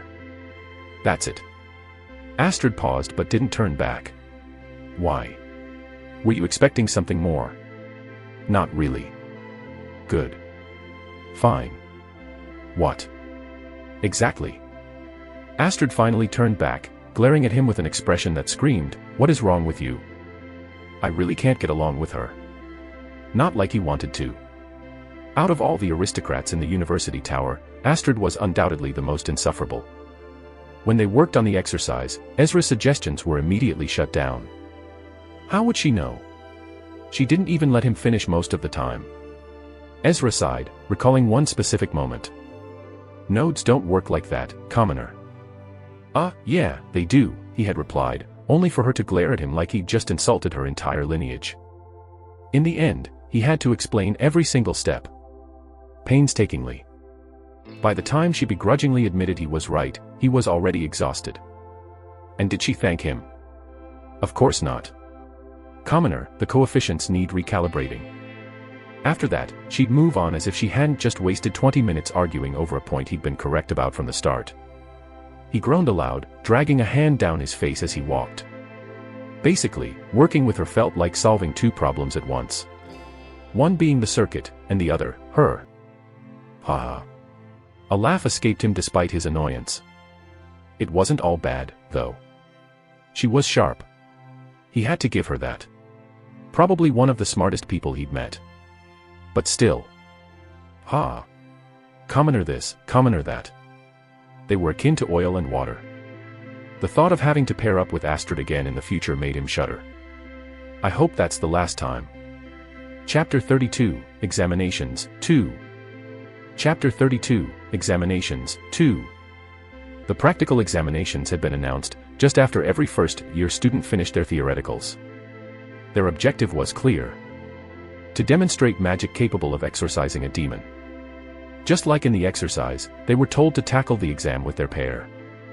No matter how much of a gamble the draw pairing system was, it didn't matter to the university. Above them, seniors watched from the upper balconies, curious to see how the test would unfold. At the very top, seated in their elevated positions, the professors of the magic department observed the entire vicinity. They each had their own expertise, ranging from alchemy, magic engineering, spirit manifestation, essence manipulation, and so on. Headmaster Elsa, however, was absent, having been summoned by the Mage Association for an important matter. In any case, Vanitas, seated among the professors, crossed his legs and glanced downward. Beside him sat Claude, the professor in charge of alchemy lectures. "Professor," Claude began. "About that circuit. I tried deciphering it, but I'm unsure if my solution is correct." The moment he spoke, the other professors leaned in slightly. They had been waiting for this. Most likely, Claude had been coerced into asking the question. He was the closest professor to Vanitas, after all. All to confirm if Vanitas Astria had truly designed it himself. Vanitas remained calm, his expression unchanged. He shifted his gaze to Claude. "Which part of the circuit?" he asked. Claude hesitated before pulling out a notebook. He opened it to a marked page and placed it on the table. "This section," Claude said, pointing at the circuit. "It doesn't seem to harmonize with the node stabilizer." Vanitas glanced at the diagram, then sat back, letting the silence stretch for a moment. But the truth was... so that's what he's talking about. The spectacle was giving him the answer. It always did. Vanitas was by no means a genius when it came to magic theory. The game would have been boring if he meticulously studied its magic system. All he knew was that the developers had based it off calculus and physics. Besides, it wasn't as if he needed to solve equations just to cast magic in the game. Just click the keyboard, and bam. In other words, Vanitas could be considered a con artist. A fraud. A psychopath who replayed the game more times than he could count in his head. His addiction, to the point of archiving relevant information, devising strategies while applying knowledge from veteran players and his own experiences in the game inside a 3,808-page document file. And most probably, that was where the Spectacles was getting its information from. He couldn't even remember most of what he had written. Still, he had put in his own efforts into studying, to the point where his brain would fry. If he couldn't grasp the information, the Spectacles would simplify things for him. In any case, it harmonizes. But only if you account for the node's mana frequency. The room fell quiet as the other professors exchanged glances. Mana frequency? Claude asked. Vanitas tapped the page. Every node has a unique mana pulse. If you realign the spell formulas, it will synchronize with the frequency. Claude's brows furrowed. I didn't factor that in. That's why it fails, Vanitas replied. A professor, a stern man with graying hair, leaned forward. Professor Astria, he said. Was the frequency deliberately embedded into the design? Vanitas turned his gaze toward him, unfazed, discreetly imbuing a bit of mana into the spectacle. Of course. A circuit without harmony is nothing more than a dead diagram. The stern professor nodded, though a glint of doubt remained in his eyes. For now, the professors remained silent. Moments later, a voice echoed across the dome. All students, prepare yourselves. The examination begins now. It was an assistant professor, who was the closest to ascend to a full professorship. Group 1, step forward. All eyes turned to the pair as they approached the circle. The first to step forward was unmistakable. Golden hair fluttered as she moved with an air of regal confidence. Etherian Empire's second princess, Astrid Bariel Etherian. Beside her stood the unexpected name. Ezra Kalis, the student who ranked first on the ESAT examination. Astrid's success was a foregone conclusion. Ezra, on the other hand, carried the burden of doubt to the professors who weren't in charge of him. Some whispered that his ranking was a fluke. Others speculated that Astrid would carry their performance entirely. This was his moment to silence those doubts. Tack. Tack. A figure stepped forward, and surprisingly, it wasn't Astrid. Please summon 6 mid-grade demons. It was Ezra. The arena froze. What? The commotion was immediate. First years gasped in shock. Seniors leaned forward in disbelief. Is he insane? I know the demons are under control, but still, isn't that too much? Exorcising 1 mid-grade demon was the standard for the examination. But 6? It wasn't entirely impossible, but for the professor's expectations, first-year university mages would find it significantly challenging. Astrid, however, remained silent, her expression unreadable. The assistant professor hesitated with furrowed brows. Ezra Kalis, you only need to exorcise a single demon to pass the test. Ezra didn't flinch. I know. And the princess and I are the top first-year students, Ezra boldly stated. The murmurs in the arena grew louder. The assistant professor's gaze shifted to Astrid. Princess, he asked. Do you support this request? Astrid glanced at Ezra, then to the assistant. Yes, she nodded. Please summon them right away. The assistant professor finally nodded. Very well. At that moment, a group of mages turned to the summoning circle and raised their hands. 6 mid-grade demons, as requested. The summoning circle flared to life. The glow intensified into a harsh crimson. The air grew oppressive as shadows began to take form. One by one, towering figures of all shapes and sizes emerged. Astrid stepped forward, mana flickering around her like molten gold. The tension in the arena peaked.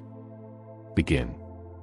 At the sound of the assistant professor's signal, the demons roared to life and lunged toward Ezra, who stood in front of Astrid. Swoosh. Immediately, Ezra and Astrid bolted in opposite directions as their mouths parted open, chanting simultaneously. Tendrils of lightning erupted from Ezra's fingertips, while sharp, metallic spikes shot up from the ground around Astrid.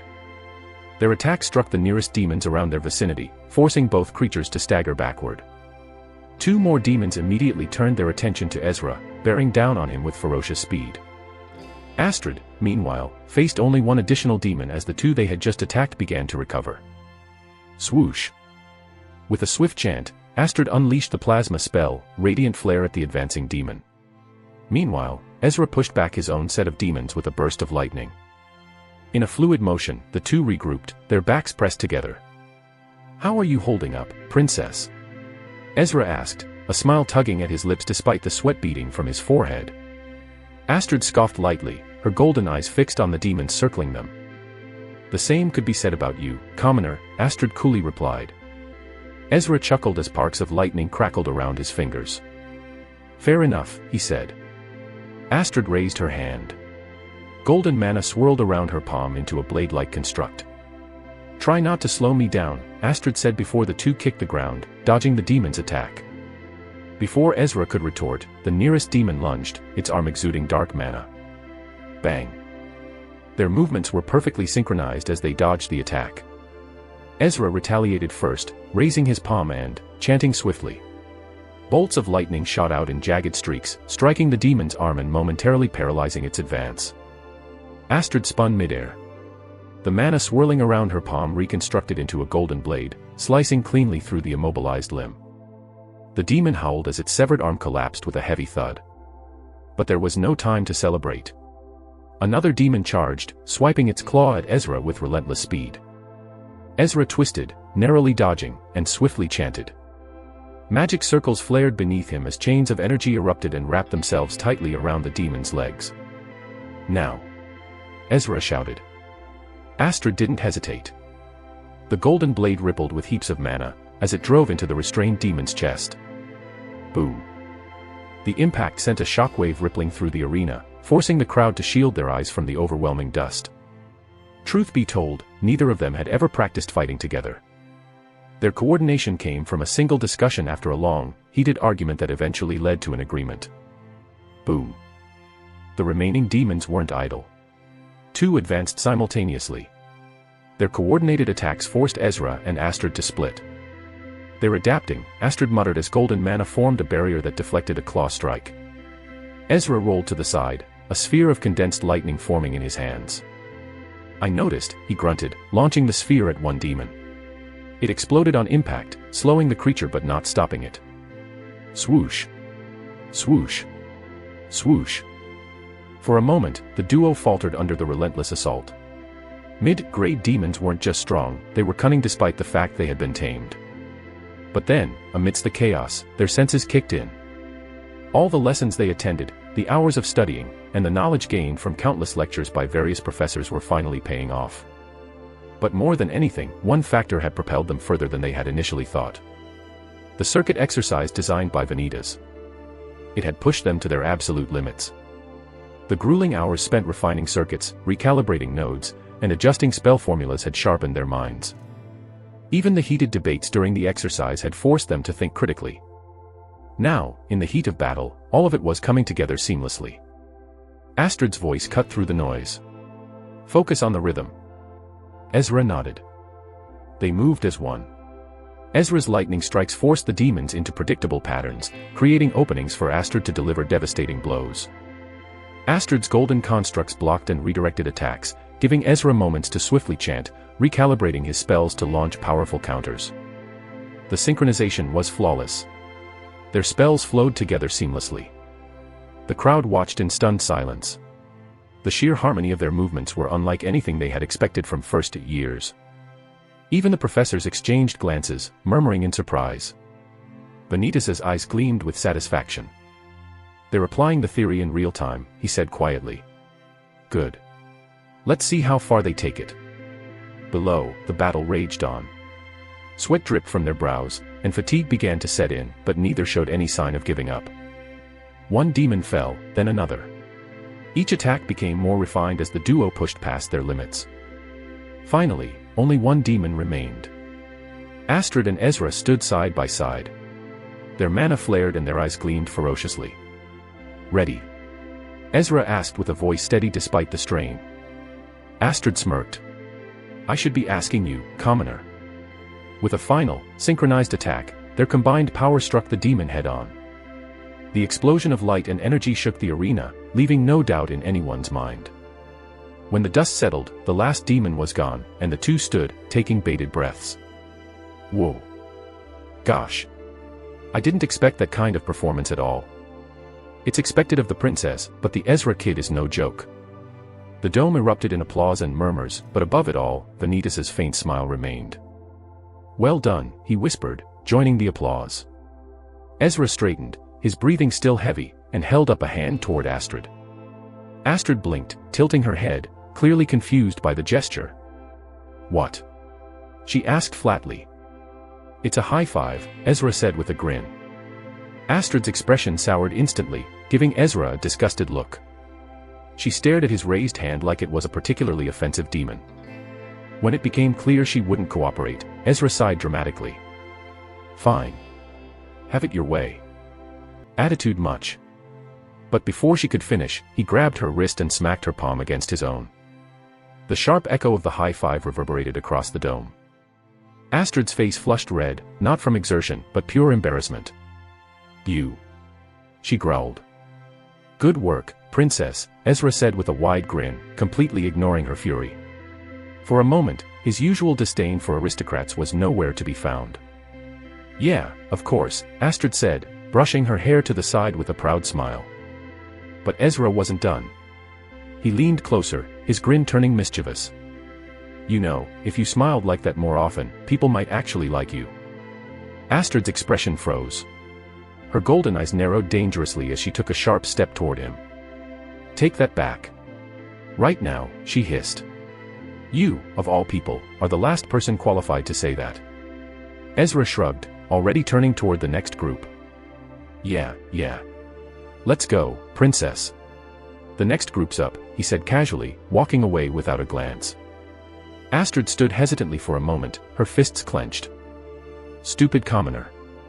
Despite the curse, a faint, almost unnoticeable smile tugged at her lips as she reluctantly followed. The next announcement didn't take long. Group 2, step forward. A male and female student entered the arena. Their movements were steady, but lacked the commanding confidence of the previous duo. As they approached the summoning circle, the demons appeared one after another. The audience, still buzzing from Ezra and Astrid's exceptional display, turned their attention to the new pair. It didn't take much for the pair to realize that an unspoken weight of expectation settled over them. Finally, the examination commenced. The crowd leaned forward, and the pair started to move. The initial clash was explosive. Their fiery assault forced the demons to stagger back. Barrages of spells flew in the air. The seamless coordination of their casting caught the professors off guard. This pair wasn't anyone remarkable. They were low-ranked nobles who were borderline unrecognizable. A bunch of extras, to be exact. Yet, their performance stood out. While it lacked the brilliance of Astrid and Ezra, it carried a surprising level of skill. The professors exchanged glances with curiosity. Vanitas, meanwhile, watched silently. He crossed his arms, leaning back in his seat. A faint smile tugged at his lips. Chapter 33, Examinations, 3. Chapter 33, Examinations, 3. A total of 2 hours had passed since the start of the practical examination. Charlotte held on to her robe nervously. Everyone had shown remarkable performances thus far. I can do this, she whispered. She clenched her fist in the air, assuring herself that she, too, could put on a marvelous display. So that's your brother. The voice came from beside her. It was Alicia, who was scanning the professors seated above. Yes, Charlotte hesitantly nodded. It wasn't exactly the truth. He was an imposter, after all. But as Charlotte thought back on the work she had poured into the past week, she found herself smiling. He was an imposter, yes. Yet, in the end, she couldn't help but see him as a brotherly figure. Group 36, step forward. Before she realized it, the previous pair had already finished, and an announcement rang out, cutting through her thoughts. It was her group. Charlotte's breath hitched as her grip tightened on the hem of her skirt. The weight of the moment pressed down on her as she stepped forward. Alicia walked beside her, oblivious of Charlotte's internal turmoil. As they reached the center of the arena, the two exchanged a quick nod. Their decision during the circuit exercise had been a glaringly unconventional answer. Two different answers. But it was one they had both agreed upon. Reaching that agreement hadn't been easy. Other pairs had struggled just to submit a single answer. Evident by the arguments that ensued from the clashing ideas and a lack of cohesion. Submitting two opposing theories, while fully aware that it might score poorly or even be outright rejected, required a level of trust that was rarely seen. For these two girls, both from Viscount households, the act was more than collaboration. Charlotte's isolation had cast an irregularity over them both, yet they found a bond in their shared circumstances. In a mere span of 2 weeks, Alicia had placed her full faith in Charlotte. Charlotte's unwavering efforts and genuine kindness had been enough to win her over. Despite facing struggles with her peers, Charlotte Astrea had shown nothing but persistence and compassion. Alicia, on the other hand, had little experience with combat, focusing instead on her goal of becoming a magic scholar. Yet, her dedication and intellect had inspired Charlotte in return. In just 2 weeks, they had built a remarkable bond, one that bordered on trust. There was no need to hesitate. With her thoughts clear, Charlotte's mouth parted open. "For mid-grade demons, please." Silence fell over the arena. The boldness of the request left everyone stunned. It wasn't 6, like Astrid and Ezra had faced, but it was still an extraordinary proposition. So far, no other pair had dared to summon more than one mid-grade demon, aside from the top performers. The murmurs began almost immediately, spreading through the crowd. Even the assistant professor faltered, concern evident in his tone. I understand the drive to excel, but Charlotte Astrea." Before he could finish, Charlotte raised her hand, cutting him off. "With all due respect, we're ready," she said.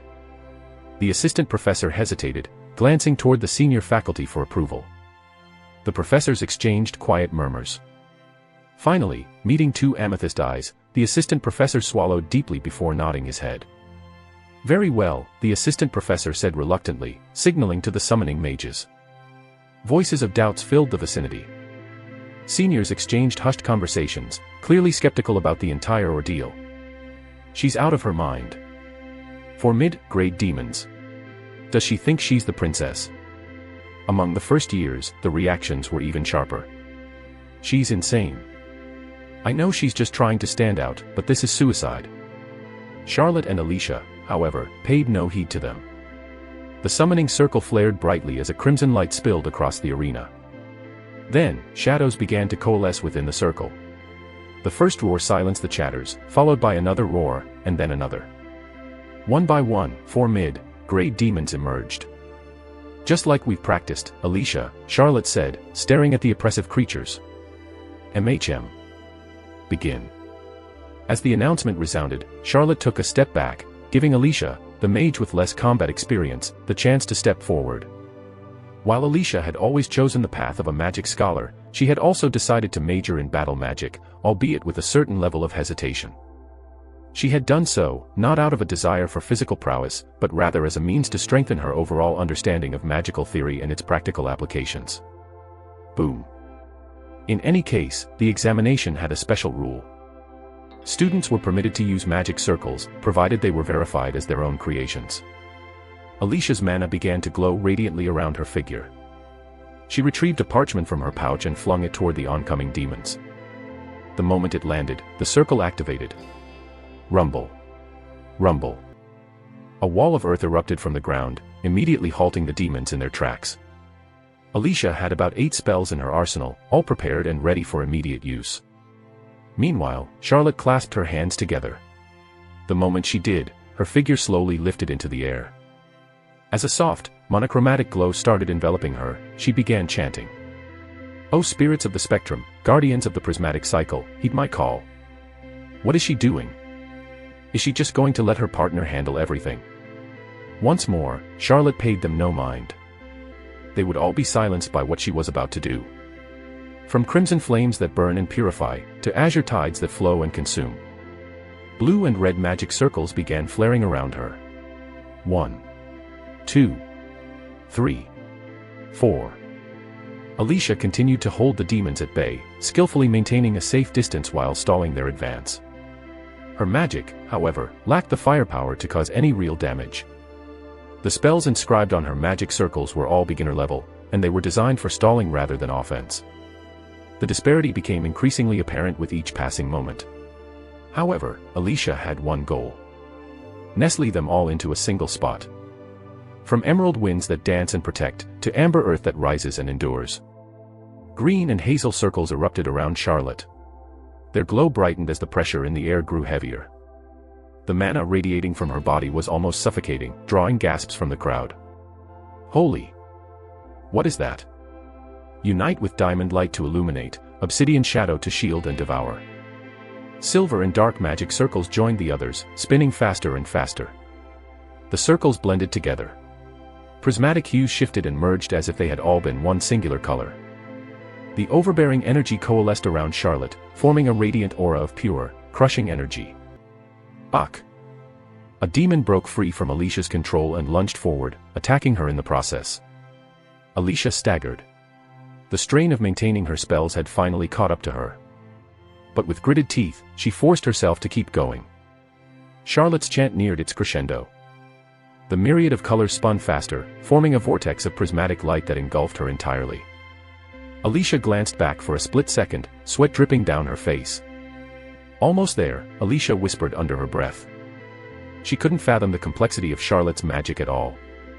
The demons roared, their fury shaking the arena as they clawed at the barrier of spells holding them in place. That's spirit magic, isn't it? But how is she blending all of them together? The real question is, how is she even controlling that many elemental spirits at once? The murmurs grew louder, unable to tear their eyes away from the overwhelming display. Converge under the sevenfold prism. Harmonize. Coalesce. Collide. Charlotte's figure remained obscured by the swirling vortex of colors, but the pressure radiating from her magic was undeniable. But once more, a demon escaped out of Alicia's control, sending her skidding back. These mindless demons, noticing the emanating pressure of mana from Charlotte, rushed toward her. No.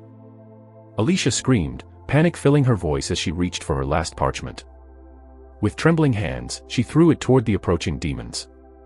The parchment flared mid-air and instantly, the magic circle activated. Crackle! A barrier of energy erupted in front of the demons, halting their advance for a fleeting moment. However, with a united swipe of their claws, the barrier shattered. Fragments of energy scattered into the air like shards of glass. The demons roared, their focus locked on Charlotte as they surged forward. Alicia staggered back, sweat pouring down her face as she clenched her fists. She had nothing left. Desperation overtook her, and with trembling hands, she began to chant, raising her arm forward. But before the first syllable left her lips, Charlotte's eyes snapped open. By the sevenfold prism, converge and unleash. The spell was complete. Each node had aligned perfectly. A flawless circuit built with layers upon layers of recalibrated and refined spell formulas surrounded her. Charlotte had taken Vanitas' circuit design as a foundation, and transformed it into something extraordinary. By utilizing her unique understanding of spirit magic into the framework, she had fundamentally evolved the circuit. The circuit, designed specifically for her, provided a tailored foundation. Prismatic light surged outward from her body. Each color rippled like waves in a boundless rainbow. The sheer force of her spell sent vibrations through the arena. The pressure was so intense it forced the audience to shield their eyes. Charlotte's voice was calm, almost cold, as if unaware of the chaos around her. Prismatic convergence. The colors began to shift and harmonize. They blended seamlessly as they spiraled into a radiant formation. Each node bound to an elemental spirit with which Charlotte had forged a bond with. Her stigmata, breath of the spirits, allowed her to speak to these entities as if they were alive. And they had responded to her call. The colors coalesced into a single radiant beam before fracturing into 7 streams of pure elemental energy. Crackle! Crackle! The audience seemed to hold their breaths as the light scattered and weaved through the air like a painting. Wow! So beautiful! Even the finest artwork paled in comparison to the mesmerizing display unfolding before their eyes. The professors stopped evaluating the demon-slaying examination. They were simply enchanted by Charlotte's magic. To them, it wasn't just magic. It was a phenomenon they had never seen before. An art form that transcended their expectations of what a student could achieve. Charlotte stood at the center of it all. Her stunning appearance far surpassed the brilliance of her magic. The beauty she created with her spell was pure and breathtaking. Could such magic not be considered art itself? The demons roared. Their forms had been bathed in the prismatic glow before the stream struck. Ah! The collision was instantaneous and catastrophic. Beautiful, she whispered, oblivious to the strain surging in her body. For all of Charlotte's life, she had endured so much. Bullied in her childhood for rejecting the advances of a noble boy. Ridiculed by jealous noble girls simply for her beauty. Forced to attend her mother's funeral before she could even attend her own graduation. Her father, whom she cherished deeply, taken from her by her brother's reckless experiments with dark magic. And that same brother, the only family she had left, berated her endlessly. Not for her faults, but for merely existing. Even here, in the academy, she faced the repercussions of her brother's reputation. The persecution. The disdain. The hateful remarks. All of it, simply because she bore his name and shared his blood. But the spirits had told her the truth. Her brother was no longer there. His soul was gone, replaced by another entity. She was exhausted. Every day felt heavier than the last, and she couldn't help but cry herself to sleep at night. Truth be told, Charlotte initially had no expectations of the new Vanitas. She had already given up the day she resolved to kill him. And every day, Charlotte just simply lived. And for the entire month, she existed in an endless cycle of effort and doubt, her hope fading with each passing day. But just as that hope was about to fade entirely, Vanitas changed everything. He made her realize something. I can do this. It felt like drifting in an endless ocean. No matter how hard she paddled, she often doubted, am I going the right way? Not anymore. That entity, her so-called imposter brother, had shown her something she hadn't felt in years. Kindness. The same warmth she had once known when her brother had loved her. Now, that same entity had given her a gift. A gift she was sure of, would silence the whispers, the doubts, and the allegations of nepotism. The magic didn't simply strike. Crackle. It incinerated. The demon's towering figures disintegrated on impact. Their forms crumbled into oblivion as the elemental energies consumed them entirely. The force of the explosion rippled outward, shaking the ground and sending shockwaves through the arena. When the brilliance faded, the arena was silent. Not a trace of the demons remained. Charlotte's figure descended slowly. Her glow dimmed as her feet touched the ground. She stood in the aftermath. It was then. Clap, clap, clap. Theoretical formulas and grades were one thing, but the ability to apply them in practice was something else entirely. Magic often carried traces of its creator. Yet the magic Charlotte had displayed, while based on Vanitas' design, bore almost none of his signature. Her contributions had completely overshadowed the foundation. It wasn't just a variation. It was her own magic. Her own creation. The cheers grew louder. Among the applause, the professors, who were highly sensitive to magic, recognized what had just occurred. Charlotte Astrea had become the first-year student in the current curriculum to successfully create her own magic. A feat so monumental that it left even the most skeptical speechless. The spell formulas, the circuits, the magic itself, every element harbored Charlotte's unmistakable identity. And her creation, prismatic convergence. There was no doubt in everyone's minds. A master-rank spell, huh? Vanitas muttered in his seat. Concern flashed across his expression. Charlotte had jumped from advanced, all the way to master-level magic. It was like going from a high school athlete straight into an Olympic competition. Her body simply shouldn't have been attuned to handling that kind of power. It was borderline reckless. Ah. As expected, there it was. Thud. Charlotte collapsed. Chapter 34, Harassment, 1. Chapter 34, Harassment, 1. As a child, Charlotte often had dreams of becoming a theater actress. But, ironically, she felt like she had been acting her whole life. Clink. One evening, not long after their father's death, Charlotte accidentally dropped her spoon during dinner with Vanitas. Just how clumsy are you, Charlotte? Startled, Charlotte tried muttering an apology, explaining it was an accident. But Vanitas wasn't listening. Instead, he raised his voice at her. When she couldn't take it anymore, her frustration boiled over to the point where she unconsciously glared at him. Oh! What's that look for? The moment she did so, Vanitas stood abruptly and reached for the table knife. What? Do you want to kill me, huh? Is that it? Before Charlotte could react, he grabbed her hand, forcing the knife into her grip. With a chilling calmness, he pressed her hand forward and pointed the blade at his own neck. Do it then. Come on. Kill me. You want me dead just like father, don't you? The word father struck her like a blow. Her body froze. The knife trembled in her grasp as her heart pounded in her chest. Her mind screamed for her to pull away, to drop the blade, but her body wouldn't respond. From that day onward, Charlotte pretended.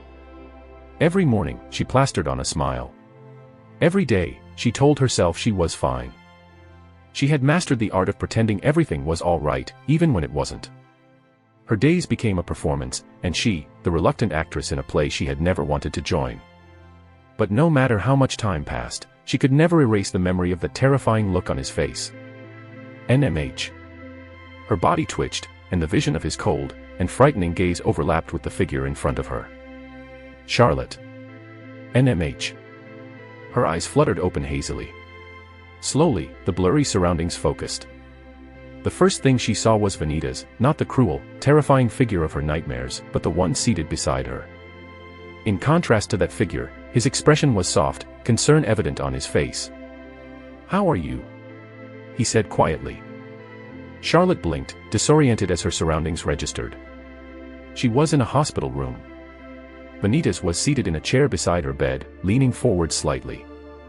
"How long?" she murmured, feeling her throat dry. 9 hours, he replied and handed her a glass of water from the bedside table.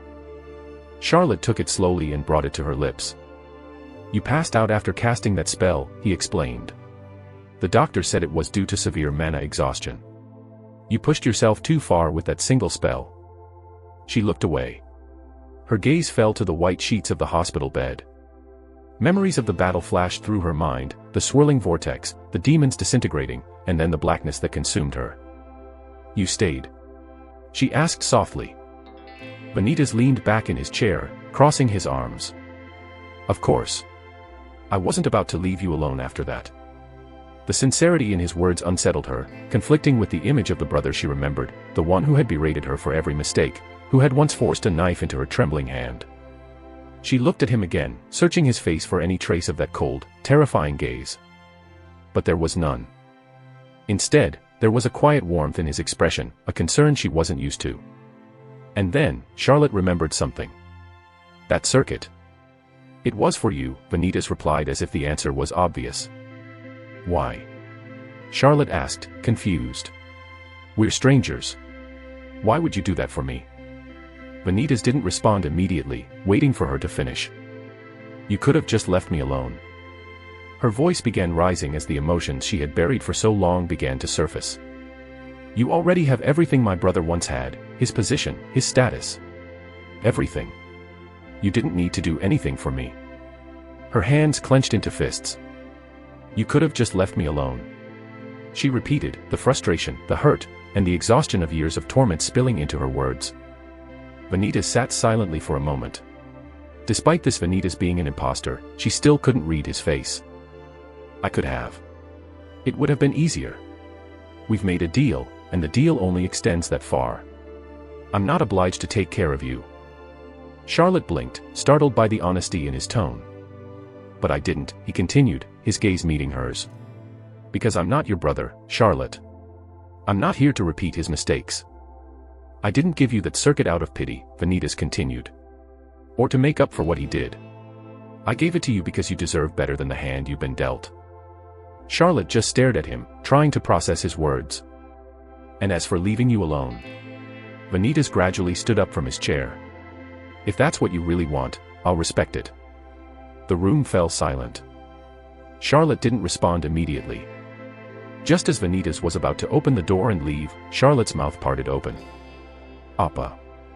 Vanitas froze mid-step, his shoulders stiffening. Slowly, he turned around, his eyes wide with disbelief. What?" he stammered. For the first time, Charlotte had seen his usual composed demeanor slip, causing her to blink in confusion. "You wanted me to call you Appa, right?" "I was only joking at that time," his voice trailed off. "Appa." Vanitas flinched again, his composure cracking further. It was as if that single word had struck a nerve. "Stop that," he mumbled. But Charlotte didn't stop.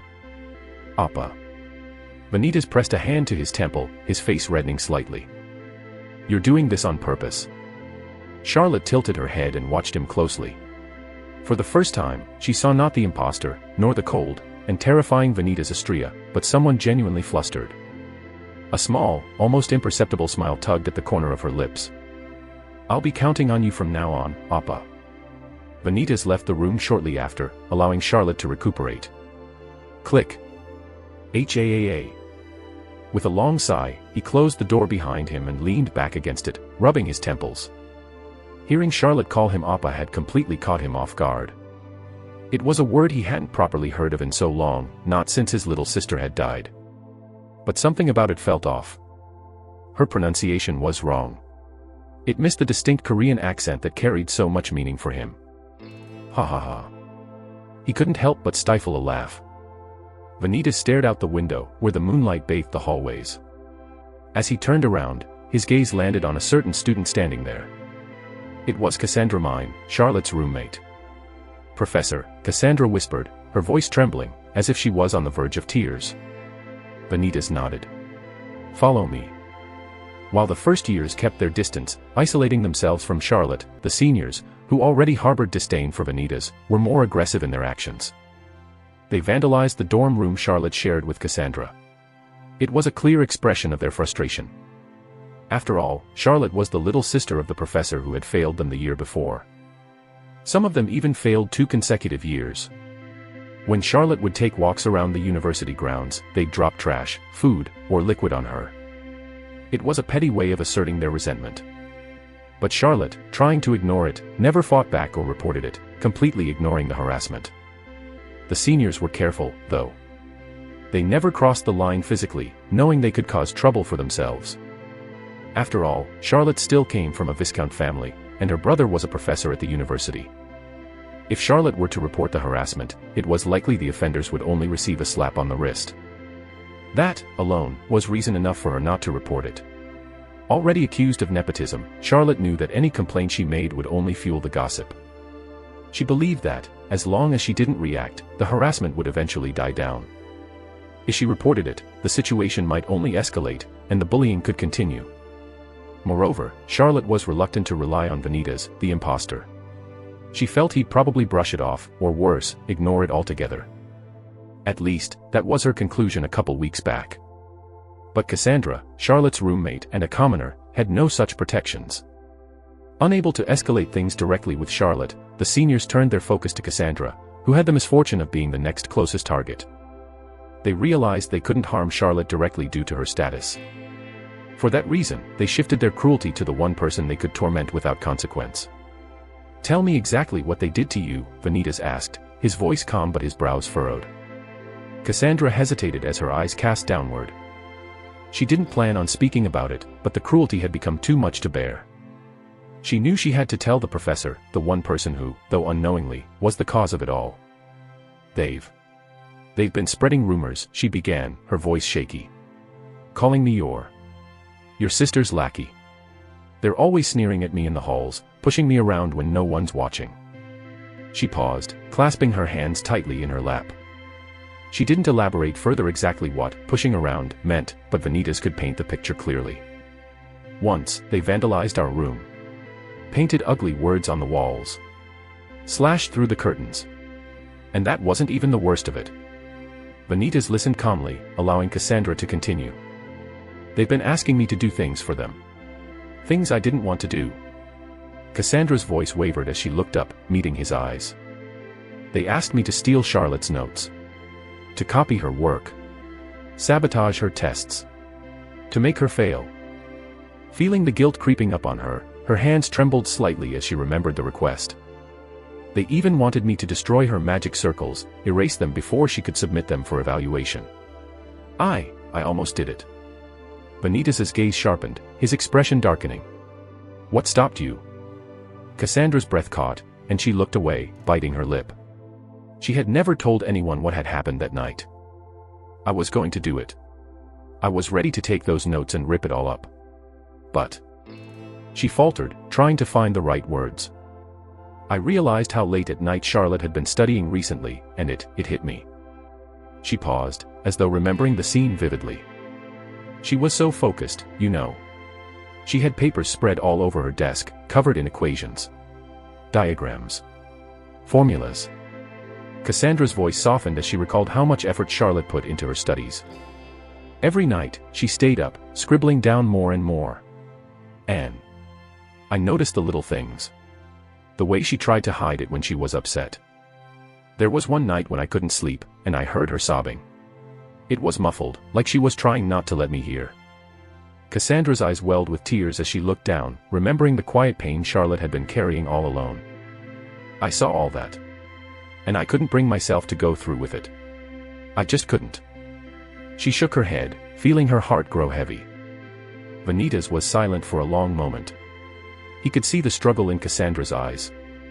Good, he finally said. I'm glad you didn't. Cassandra nodded, relief washing over her, but it was tinged with guilt. They've been threatening me, though, she whispered. If I don't do what they want, they'll make my life even harder. They've made it clear that they'll go after Charlotte through me. Vanitas nodded calmly. I'll make sure they know there are consequences for that kind of behavior, he said quietly. Cassandra looked at him, unsure of how to respond, but feeling a sense of safety she hadn't felt in weeks. But just as Cassandra was about to express her gratitude, Vanitas spoke. Are you willing to endure? Chapter 35, Harassment 2. Chapter 35, Harassment 2. A professor's role was to be a mentor. To offer both knowledge and compassion, while under an oath to care for and nurture their students. Moreover, their duty went beyond teaching. It was to guide, support, and help students grow. Not just about academic success, but about shaping capable, well-rounded individuals. For that reason, Vanitas couldn't directly harm the second and third-year students, responsible for tormenting both Charlotte and Cassandra. But his restraint only extended to the students. I appreciate you coming all the way here, Professor. But what brings you to my home? Vanitas had chosen to visit the household of the senior he believed to be the mastermind behind it all. The Marquis of Windale. Vanitas took a slow breath before responding. I've come to speak about your son, Lord Windale. The Marquis raised an eyebrow, clearly intrigued by the topic. Vanitas continued, your son, Desmond, seems to have taken a particular interest in certain students. Vanitas leaned in, his eyes locking onto the Marquis. His actions seemed to have left more than just academic marks. The Marquis stiffened but said nothing.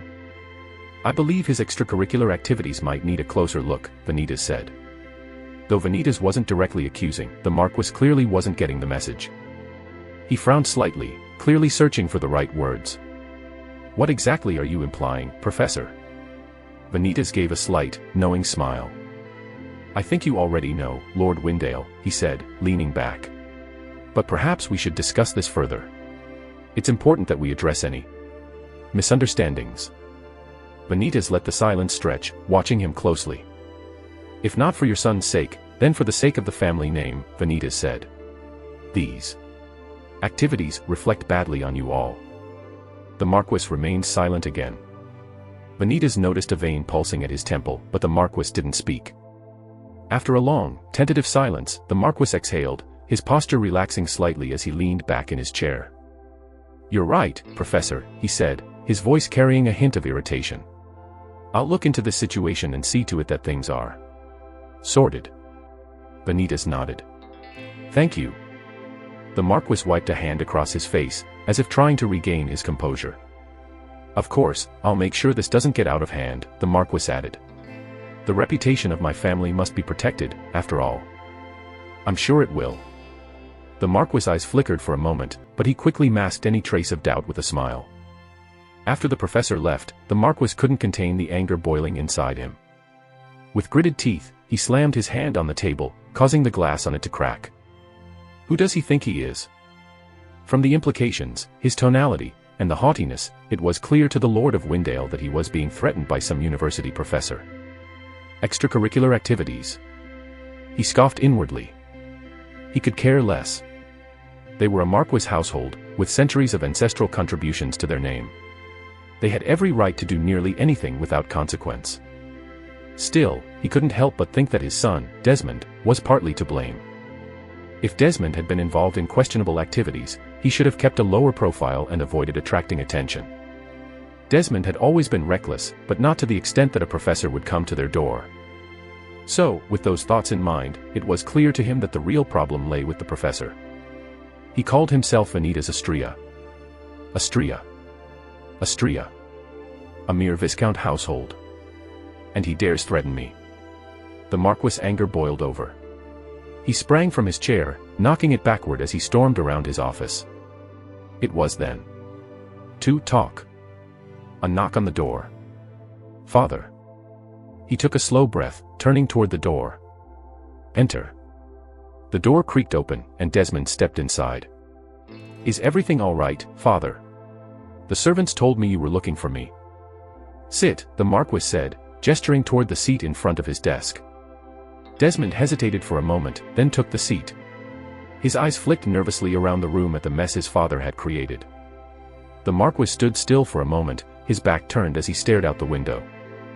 So, he began. What exactly did you do? The results of the examinations came in quickly. As expected, Ezra Kalis and Astrid Bariel Etherian took the top spots among the first years. But surprisingly, the attention wasn't on them. Hey, you're Charlotte, right? A student asked. Why, yes. Charlotte responded, startled. Whoa, why are you here? Another student asked. All eyes were on Charlotte, who had managed to secure second despite everything. Alicia, who sat beside her, pouted bitterly. Meanwhile, Cassandra, seated on the other side, remained silent. After the examinations, Charlotte was unexpectedly given the choice to transfer to any class she wished. The old Charlotte would have never considered his class. But ever since that day, something changed. That being said, nice to meet all of you. As soon as Charlotte entered the lecture room, students began flocking around her, and it had been like that for a few minutes now. How did you do that? Do you plan on submitting it as a thesis soon? I'd love to see the workflow. What's your shampoo? Charlotte, not used to the attention, stumbled over her words, clearly overwhelmed. Before she exploded, the door swung open abruptly, and two figures stepped inside. The students quickly returned to their seats, and the room fell into a hushed silence as Professor Vanitas and his assistant, Karina, entered. But what caught Charlotte's attention was his assistant. She's pretty.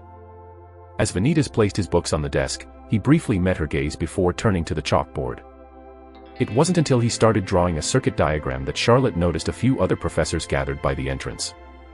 They must be here for his lectures. There was no question regarding Charlotte's sudden creation. It was truly her magic, the professors couldn't deny that.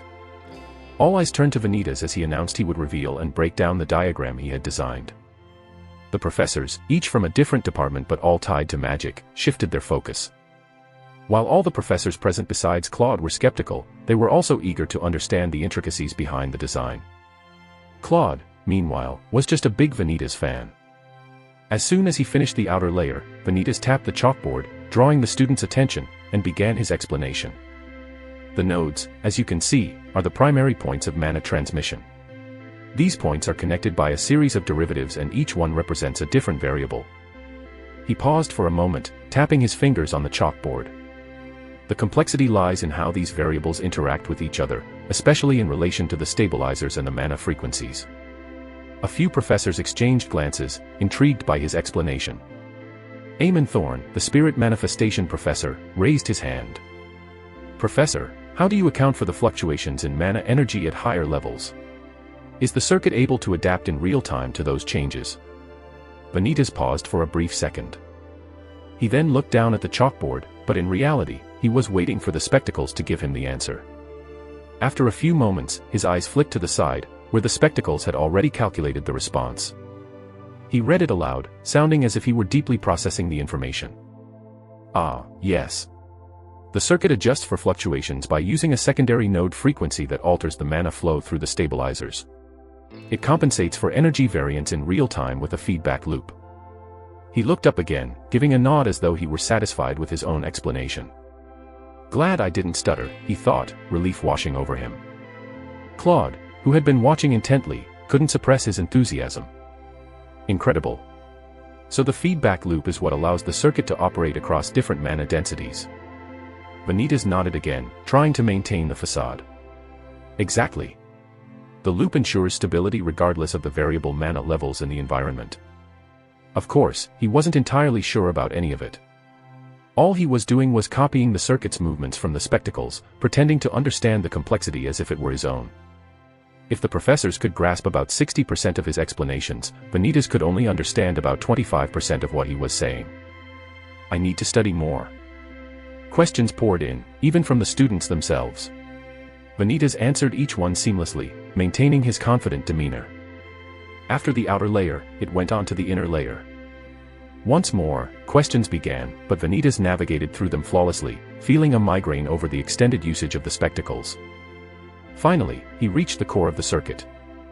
This, Vanitas began, pausing as he turned to face the class, is where everything converges. The core defines the flow, the structure, and the integrity of the circuit. Without it, the entire system would fall apart. The room fell silent. As Vanitas explained the core's function, one of the professors, Isolde Vale from the Magic Engineering Department, leaned forward. "Wait a minute," she murmured. Isn't this a foundation? A foundation. Professor Eamon Thorne, from the Essence Manifestation Department, said. For what? The other professors exchanged glances as the realization dawned upon them. Dahlia Voss, an expert in spirit manipulation, was the first to speak. She stood up from her seat and walked toward the chalkboard and scanned the spell formulas. Wait, you're right. But, this isn't just any foundation. Dahlia walked towards Vanitas and pointed at the spell formula in the core. Look here. This is clearly a spell formula that incorporates Luton's law of spirit derivation. The room quieted as Dahlia pointed at the core of the circuit. The professors hurriedly followed. They scanned every spell formula written on the circuit. Wait, this. Eric Landon, the magical theorist, muttered, "This is Einstein's law of zephyrikal redundancy." And this one. Claude Rosamond, of the alchemy department, pointed to another section of the formula. It's Ace's pyrokinesis principles. The professors began to murmur among themselves as they ran their fingers over the chalkboard. Vanitas stood back, still trying to process what they were saying. Truth be told, he had only designed the formula after desperately searching through the spectacles archives for anything that could help Charlotte's spirit magic. He had no idea that the circuit he chose, after a quick game of eeny meeny miny mo, was actually the foundational blueprint for every essence of magic. To the professors present, it was a unified system that could encompass all forms of magic and bind them together. In other words, it had the potential to simplify circuits, essentially, shortening incantations even further. Eric Landon turned to Vanitas. "Professor Vanitas," he said, his voice filled with an air of genuine respect, "this is extraordinary. Have you considered publishing this work? The magic community could greatly benefit from your research." Vanitas blinked, completely caught off guard. Publish? Why? Now. Not now. I suppose I could.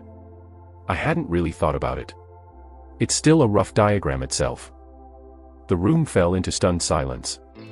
The professors exchanged bewildered glances. "Rough diagram," Dahlia said. "Professor, this is borderline flawless." "If this is a rough diagram," Eamon added, "then I'd like to see what you consider finished."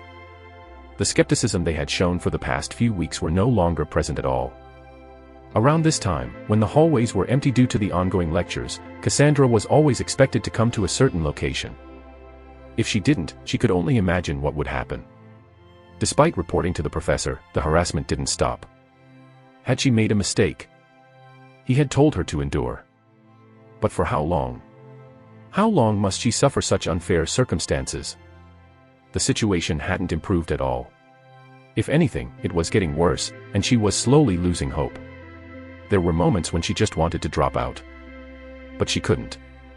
Not when her family back in the countryside had such high expectations for her after managing to secure a spot in the top 100 of the ESAT examination. "There she is," a certain voice echoed. Around him stood nobles from various households. At the center of the group sat the one who had brought them all together. Desmond Windale, of the Windale Marquis family. He sighed, clearly frustrated. Because of that examination, the professors are all watching Charlotte Astria now. We can't just go after her anymore. But you. Cassandra stood silently, feeling her heart pound relentlessly. Desmond raised an eyebrow. Did you bring it? She looked at him, her fists clenching. No, I didn't bring it. I'm done. I've had enough of this. Desmond smirked. Oh. Fighting back now, are we? He leaned in closer, his voice dropping to a mocking tone. You know what's funny? That fucker Vanitas came to my house the other day. Care to tell me how that happened? Cassandra froze, feeling her blood running cold. She knew exactly where this was going, and her stomach churned. Desmond's grin only widened. I don't know, she said. Desmond cocked his head, pretending not to hear her. Huh? What did you say, bitch? I don't know, she repeated, a bit louder this time. Desmond leaned in even closer. Speak louder. Come on.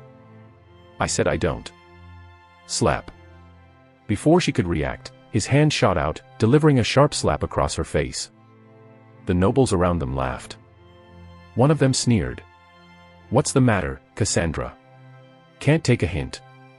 The laughter continued as the group surrounded her, and indiscriminately pushed her to the ground. Desmond's grin remained, amusement evident in his expression. But Desmond wasn't acting without caution. The brutal beatings Cassandra endured were done in such a way where there would be no marks. If there was a bruise, it wasn't his fault. Everything had been carefully planned. If anyone tried to report him, it would be nothing more than baseless accusations. Desmond grabbed her hair and pulled her close to his face. But I'll forgive you and end everything here if you do one last thing for me. Cassandra's lips trembled, but remained silent. Can you do that for me, Cassandra? She swallowed deeply for a moment, hesitating. But from his tone, it was clear she couldn't refuse. With a heavy heart, Cassandra nodded her head. Okay. Chapter 36, Harassment, 3. Chapter 36, Harassment, 3. In the midst of his lecture, shortly after the professors left, Vanitas' gaze lingered subtly on Cassandra, who quietly left the lecture room. They were university students. There was no need to inform the professor if they wanted to use the bathroom or not. Do so, and they might become the laughing stock of the class. However, Vanitas had a bad feeling. Of course, he could follow her and intervene. But in the end, as a marquis, favored by nobility, Desmond Windale would get a mere slap on the wrist. Not an expulsion, but perhaps a suspension. There was a better alternative. We'll be conducting a group exercise. The room fell silent. They had just finished their examination, and now, they were expected to jump straight into another exercise. But of course, no one voiced their complaints, afraid of the professor, Vanitas Astrea. I'll announce the objectives once everyone's here. Vanitas coughed, then turned his attention to Ezra. Ezra Kalis, could you call the student who just left to return? Wah, me. Ezra pointed at himself. Yes, you. Professor, she might be in the bathroom. I can't go in there. Vanitas raised an eyebrow. I didn't say you had to follow her in. Just ask her to come back. Ezra hesitated for a moment, then nodded and made his way toward the door. With a heavy sigh, Ezra left the lecture room. No, there's no one else here but me. Is that so? MHM. Ezra watched as the female student left. He looked around, but there was no sign of anyone else. Apparently, the girl he was looking for was a new student who had transferred into their class along with Charlene and another girl he couldn't remember the name of. It was odd. She had left about 10 minutes ago, but still hadn't returned. If she had come back, someone would have come looking for him to return as well. That meant she hadn't returned yet. Ezra started walking around the campus, checking the nearby halls. He walked past the student lounge in the courtyard. But there were still no signs of her. The library was quiet, but she wasn't there either. He headed toward the storage rooms. Still nothing. His next stop was the unused classroom down the hall. It was a dusty, rarely visited room that hadn't been booked for lectures in weeks. He had seen students sneak in there before for a break or a nap. He opened the door. The room was dark and quiet. He walked further in and glanced around, but it was empty. After checking the obvious places, Ezra's mind started racing. Where else could she be? He thought outside the box. It might have been a waste of time, but there was no harm in checking. He made his way to the garden behind the university building. It was a quiet spot, tucked away from the main paths. He thought of every hidden nook and cranny where students might hide when they wanted to avoid everyone. The janitor's closet, the old auditorium storage, the unused hallways. Seriously. I should just go back. They must have started already. But Ezra felt a slight unease. He was the type of person who, if given a task, would see it through until the end. Finally, he decided to check the student dormitory common area. Even though it was a bit far from his usual route, it had a chance of being where she'd gone. Maybe she wasn't feeling well. While he wasn't actually sure if she left her bag in the lecture room, it was still a plausible theory. It was then. As Ezra walked around in search of her for about 3 minutes, the door opened somewhere ahead. Ezra's eyes narrowed, scrutinizing the figure that emerged. Ah. There she was. The violet hair was all he needed to confirm it. But she wasn't heading in his direction. Ezra followed, quickening his pace to catch up. The moment she heard his footsteps behind her, she glanced over her shoulder and started to run. Hey! The professor's looking for you. Ezra called out, but she didn't stop. Before he could finish his sentence, she was already speeding down the hallway. Ezra, being faster, closed the distance quickly and grabbed her arm, pulling her to a stop. Hey! She jerked away, but Ezra held firm, his grip gentle but insistent. She averted her gaze, trying not to look at him. Ezra studied her face. Then his gaze faltered as something caught his attention. Tears streaked her face, her eyes red and puffy, as if she had been crying for a while. Your face. He wasn't sure if he was seeing it right, but her cheek looked slightly swollen. What happened? Ezra asked, his voice full of concern. Why did you run? What's going on? Her eyes flicked up to meet his, but only for a moment. Forget it, she muttered, her voice shaky. It's none of your business. Ezra frowned without letting go of her wrist. Maybe not. But we're classmates now. But she remained silent. Ezra didn't let go of her arm. He stepped closer, lowering his voice. Just tell me what's going on. I'll do my best to help you. Her gaze softened for a split second, but she quickly turned her face away, as if she were fighting back the urge to say something. I don't need your help, she said. Just leave me alone. It wasn't as if she didn't want to confide in him. But, in the first place, for Cassandra, who the hell is this guy even? Ezra Kalis. Sure, but a commoner, no less. He wouldn't be able to give her the help she needed. Ezra's grip tightened slightly, not out of force, but out of the need to make her stop. Her lips pressed into a thin line, and for a moment, Ezra thought she might finally open up. But she didn't. Realizing there was no way to get through to her, Ezra's grip loosened and Cassandra pulled away. Without another word, she walked away. Ezra stood there, frozen, his gaze fixed on the ground. He had tried, but it seemed like nothing he could say would break through the wall she had built around herself, as if she had lost her trust in everything. Ezra clenched his fist, frustration boiling inside him. He turned around, fixing his gaze on the dormitory building where she had once emerged from. With heavy steps, he approached the room and knocked on the door. To talk. No response. Still no answer. He hesitated for a moment, then started banging on the door. Bang. Bang. Bang. All of a sudden, the door swung open. Fucking, what is it? A man appeared in the doorway, and though Ezra didn't know his name, he recognized his face. It was one of the noble guys who had caused trouble with Charmander a couple weeks back. You. Ezra Kalis. Ezra remained quiet and looked past him, noticing 3 other people in the room. All of them were the same noble delinquents. Ezra didn't flinch, but his jaw tightened. So it was you bastards again. The men sneered. The hell? Ezra's eyes narrowed. I'm here to talk to someone. Move. The men stepped forward, blocking the door. Not so fast. Mana began to surge within Ezra as he repeated, move. But the men blocking the door responded with a surge of his own mana, glaring at Ezra. You think just because you made quite a performance in the exam, you're some hotshot now. Ezra's fists clenched, but he didn't take his eyes off the men. I don't care who you think I am. Move. The tension thickened in the air as mana crackled between them. The other three nobles stepped closer, clearly enjoying the confrontation. The hell's going on, Avel? One of the nobles asked. It's nothing, Desmond, Avel stammered. This Ezra kid's causing trouble. I'm just trying to get him to leave. Desmond, whoever he was, smirked. You're really picking a fight over this?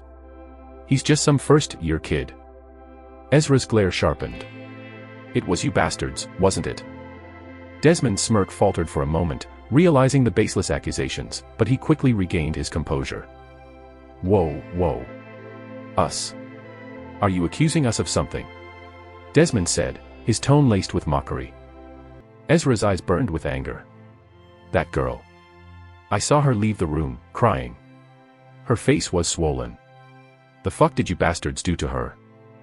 The air between them thickened with tension. Desmond's face darkened, though his expression remained poised. That. Haha. Just ask her yourself. She'll tell you the truth. Ezra realized they weren't taking him seriously.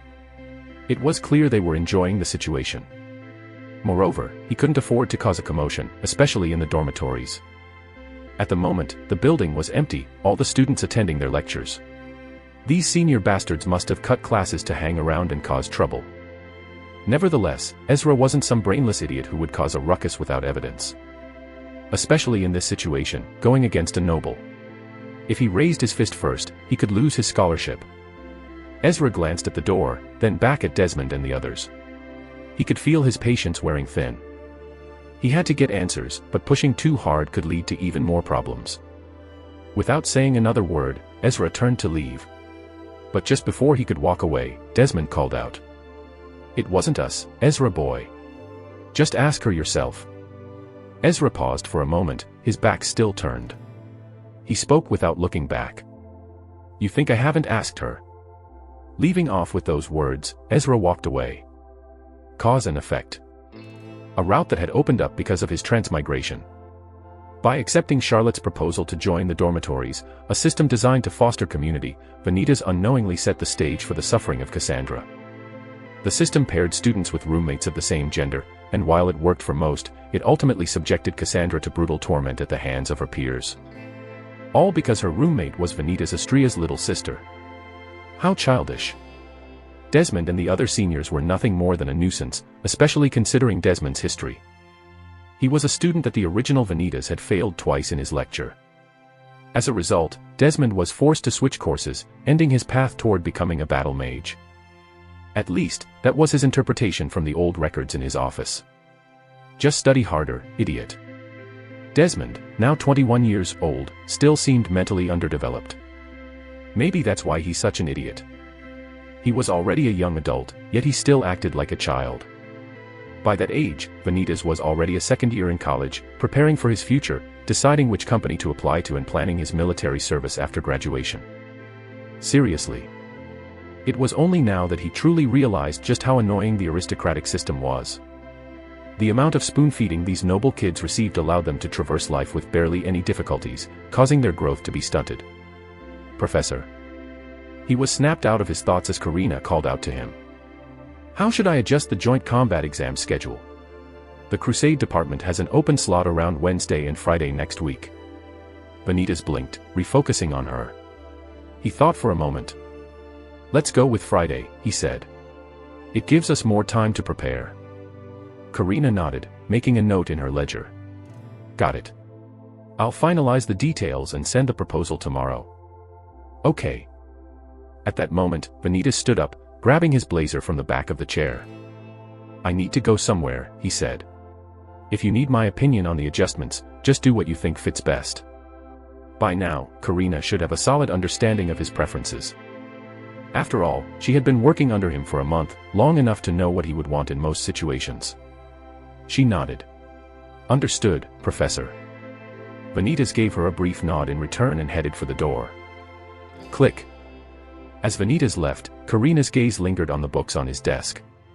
Earlier, he had given an in-depth breakdown of the circuit he had designed. And if Karina was being honest, she was utterly astonished. Just what went on inside the professor's head to come up with such an innovation? She couldn't help but wonder how he managed to simplify complex magical systems and make them seem so effortless. And moreover, what was with that circuit? A magical circuit compatible with every essence branch. Just how? His brilliance was undeniable, yet he carried himself so casually about it, as if it were no big deal. Sigh. Karina sighed, shaking her head in awe. She had always admired his ability to stay calm and composed, even when dealing with questions she, admittedly, wouldn't be able to answer. But there was still so much about him she didn't fully understand. As her gaze narrowed on the books he had recently bought, her curiosity began to stir. What kind of books does the professor even read? She wondered if reading them would help her take even a small step toward becoming as smart as him. Karina approached the small plastic bag and saw the books inside. They were newly bought, but it was clear the professor had already read through a bunch of them since the plastic wrap was removed. If she could understand even a fraction of what the professor did, maybe she could be more than just an assistant responsible for sorting documents. Her brows furrowed, and a bewildered expression spread across her face as she read the title written on the spine. How to Win Arguments with Silence, and a slight smirk. Karina blinked in confusion. Why would the professor have this? She shook her head, amused, and reached for another book beside it. Mastering the Art of Looking Busy When You're Actually Doing Nothing. She skimmed the back. Really? Next, her fingers landed on a slightly thinner book. How to Hold an Intellectual Conversation While Ignoring Everything You Don't Know. Puffed. Karina couldn't help but laugh at that one. She continued flipping through the collection. How to Say Nothing and Have Everyone Think You're Brilliant. The Secret to Making People Think You're Mysterious and Deep, Even When You're Not. What in the world? She scanned the titles further. Each one was even more intriguing and absurd than the last. I might get in trouble for this. Karina had only wanted to peek out of her desire to learn. To know what kind of books he reads, and to follow in his footsteps. But seeing the absurdity of the titles, they were clearly books the professor had bought as a joke. Just for the sake of amusement. That had to be it. Otherwise, there was no other explanation. Finally, Karina picked up a book that seemed out of place. Its title was straightforward, almost serious. The Ultimate Guide to Becoming a Good Boss and Retaining Your Employees. If he had been using this as a guide, Karina realized if she knew his methods, she could reciprocate properly. However, as she opened a page and began reading, her eyes widened, and her face flushed beet red. If there is something to do, let the assistant do it. If there's nothing to do, then do the assistant. Karina slammed the book shut, and quickly shoved it back inside the plastic bag. She stared at the bag for a moment, wondering if she had just uncovered some secret to Vanitas' productivity, or something far more disturbing. If there's nothing to do, then do the assistant. The quote repeated in her mind like a broken record, and with every repetition, her embarrassment only deepened. She could feel her face flush even hotter, a mix of confusion, disbelief, and a hint of something else she wasn't ready to acknowledge just yet. It was at that moment she realized she had learned a very valuable lesson. Never peek into the professor's personal stuff ever again. Chapter 37, Cause and Effect, 1. Chapter 37, Cause and Effect, 1. Chai-un was never a genius. Just a psychopath who would neglect his health over studying vigorously. In any case, a route had opened up. A route he had no knowledge of. But regardless, there were several relevant pieces of information stored in the spectacle's archives that he could use to ascertain the situation. As he pondered on the case, it was a common bullying case that seemed to escalate due to this world's unusual norms. That was the easy explanation. It fit within the comfortable narrative of social hierarchy, where the privileged used their power to oppress the powerless. However, as Vanitas considered it more, the situation seemed less like a clear-cut case of systemic oppression and more like a complicated problem between teenagers. At least, that was the outside perspective. Though deep down, he knew it had a lot to do with the original Vanitas. Intervention from an adult would be necessary, but Vanitas wasn't sure if his method would be the right one. He didn't know if stepping in was the solution. After all, his own experiences in life had taught him that the world didn't always offer easy answers. Chai-un, who had been through indescribable hardships. Times when no one had intervened to save him. He had learned to survive on his own, to carry his burdens in silence. Because, in the first place, there really was no one there for him. So when it came to others, he wasn't sure if interference would help. Would stopping the conflict solve the problem, or would it only create new ones? What was truly the best way to help Cassandra? In the end, he concluded that the teenager's problems would have to stay with them. He had learned that hard lesson through his own pain. Sometimes, survival was simply about letting people make their own choices and live with the consequences. It was painful, but it was real. And that reality wasn't something that could always change by stepping in. But even as he held this belief, Cassandra, fully aware of Vanitas' reputation, still gathered the courage to ask for his help. So, as the adult, Vanitas would handle the adult matters. So, Vanitas began, sitting back in his chair with his legs crossed. "Did you do what I asked?" "Yes, sir." The man across from him nodded, adorning a pair of shades and a hat. The two were seated in a quiet corner of a cafe. The man was a long-time butler for the Windale Marquis family. He had served them for years, while ignoring how they treated their servants. But everything changed the day his daughter, a maid in their household, had been harshly reprimanded by the young lord, Desmond Windale. In a fit of rage, Desmond had snapped at her, and in the ensuing confrontation, she lost a part of her vision. As a father, it was without a question that he would be furious, but he had no power of his own. Desmond was untouchable, and the Marquis family's power ran deep. However, when he heard of Vanitas' visit to the Windale estate, something inside him shifted. The butler had listened to the tone of Vanitas' words and the subtle implications of his threats. The underlying message was clear. Vanitas, this university professor and a mere Viscount noble, harbored no fear against the Windale Marquis family. That was when the butler realized this was his chance.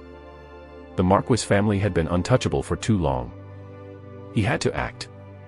And so, he approached Vanitas, knowing this might be his only opportunity. "As per your request, I've brought the documents," the butler said, sliding the carefully collected papers and information across the table. "Good." Vanitas took them, and briefly scanned over the contents before looking up. "But if you've had all this for years, why haven't you done anything with it until now?" The butler paused, his hands clenched into fists for a moment before he spoke. "What could I do against a Marquis?" he asked. "I have no power, nor any connections. If I were to blindly report this, someone corrupt would just cover it up, and the Marquis would find out sooner or later." "Right. Just like in the game, where annoying aristocrats who were drunk on power had the officers, people commoners like the butler could approach, on their payroll. The system was indeed corrupt. And the imperial family had no knowledge of it. Or rather, it wasn't that they didn't know. It was that everything was concealed from them by the prince. Franz Bariel Aetherian, the first in line to the throne, and Astrid's older brother. A high-difficulty boss in the later stages of the game. Vanitas nodded, reaching for a briefcase and sliding it across the table. "Is this it?" the butler asked, his eyes flicking from the briefcase to Vanitas. It had to be said. The two had struck a deal. The briefcase contained everything the butler needed to set his plan in motion and fulfill his revenge. Vanitas leaned back in his chair, watching the butler's reaction carefully. "Yes. You only need to plant the items discreetly. I'll handle the rest." "Okay." The butler hesitated for a moment as he tried to open the briefcase, but before he could, Vanitas spoke. "I wouldn't do that if I were you." The butler froze and looked up at Vanitas, clearly taken aback. Right, just wanted to confirm." "Not here."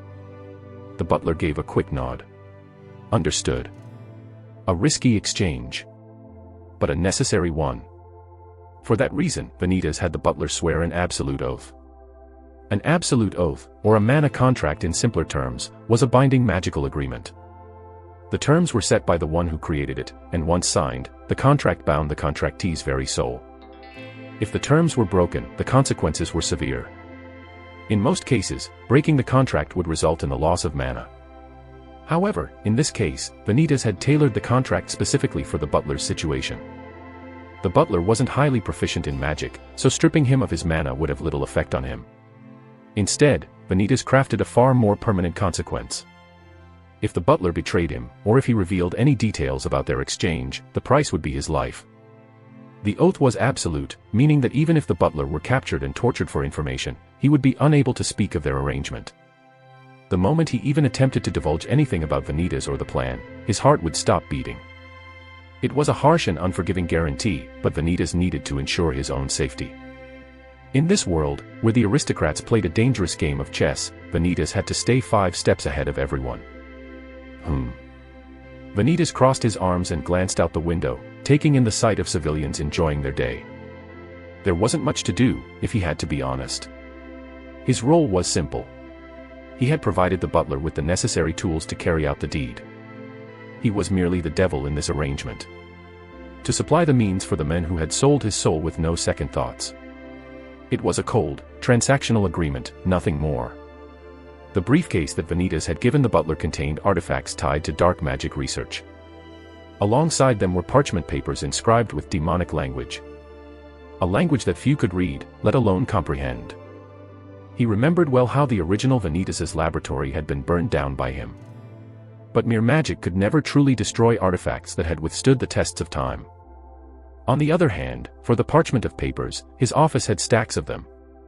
Vanitas had always kept them. He understood their value, despite the risks.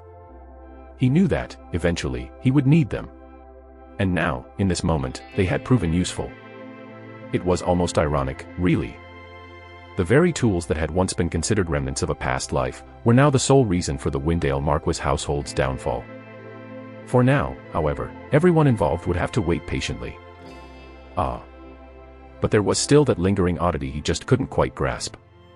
The developers had been absolutely lazy when designing the demonic language. Demonic language in this world was essentially just simple Korean. While he was already aware of this, the thought was still funny. How lazy? How long do I have to wait?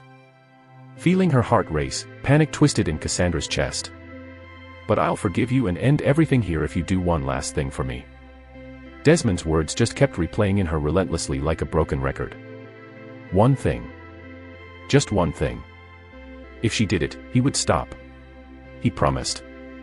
He would stop, right? He promised me. He would stop. He would stop. Everything would stop. The thoughts tumbled over each other, faster and faster, like she was plummeting into the depths of a never-ending cycle of desperation. Her body trembled. Her hands clenched into fists. She could see the end. She could finally escape. It was her chance to finally be free. Look at me. If she just did this, if she just gave in one last time, then everything would go back to normal. But will it? A nagging voice in her head whispered the question, but she shoved it away. No, she couldn't think about that now. It was a lie, wasn't it? A lie to trap her, to keep her bound to him. Right. I said, look at me. The sound of the slap rang in her ears as Cassandra's cheek stung. Her hand instinctively touched her face. For a moment, everything went still. She could feel the suffocating pressure building. Desmond stood before her. You're not going anywhere until you listen, he snarled. Slap. Slap. Slap. The blows came faster, each one forcing her head to tilt to the side. Her body trembled with the shock, feeling the sting intensify every hit. Her thoughts blurred. There was no escape. There was no way out.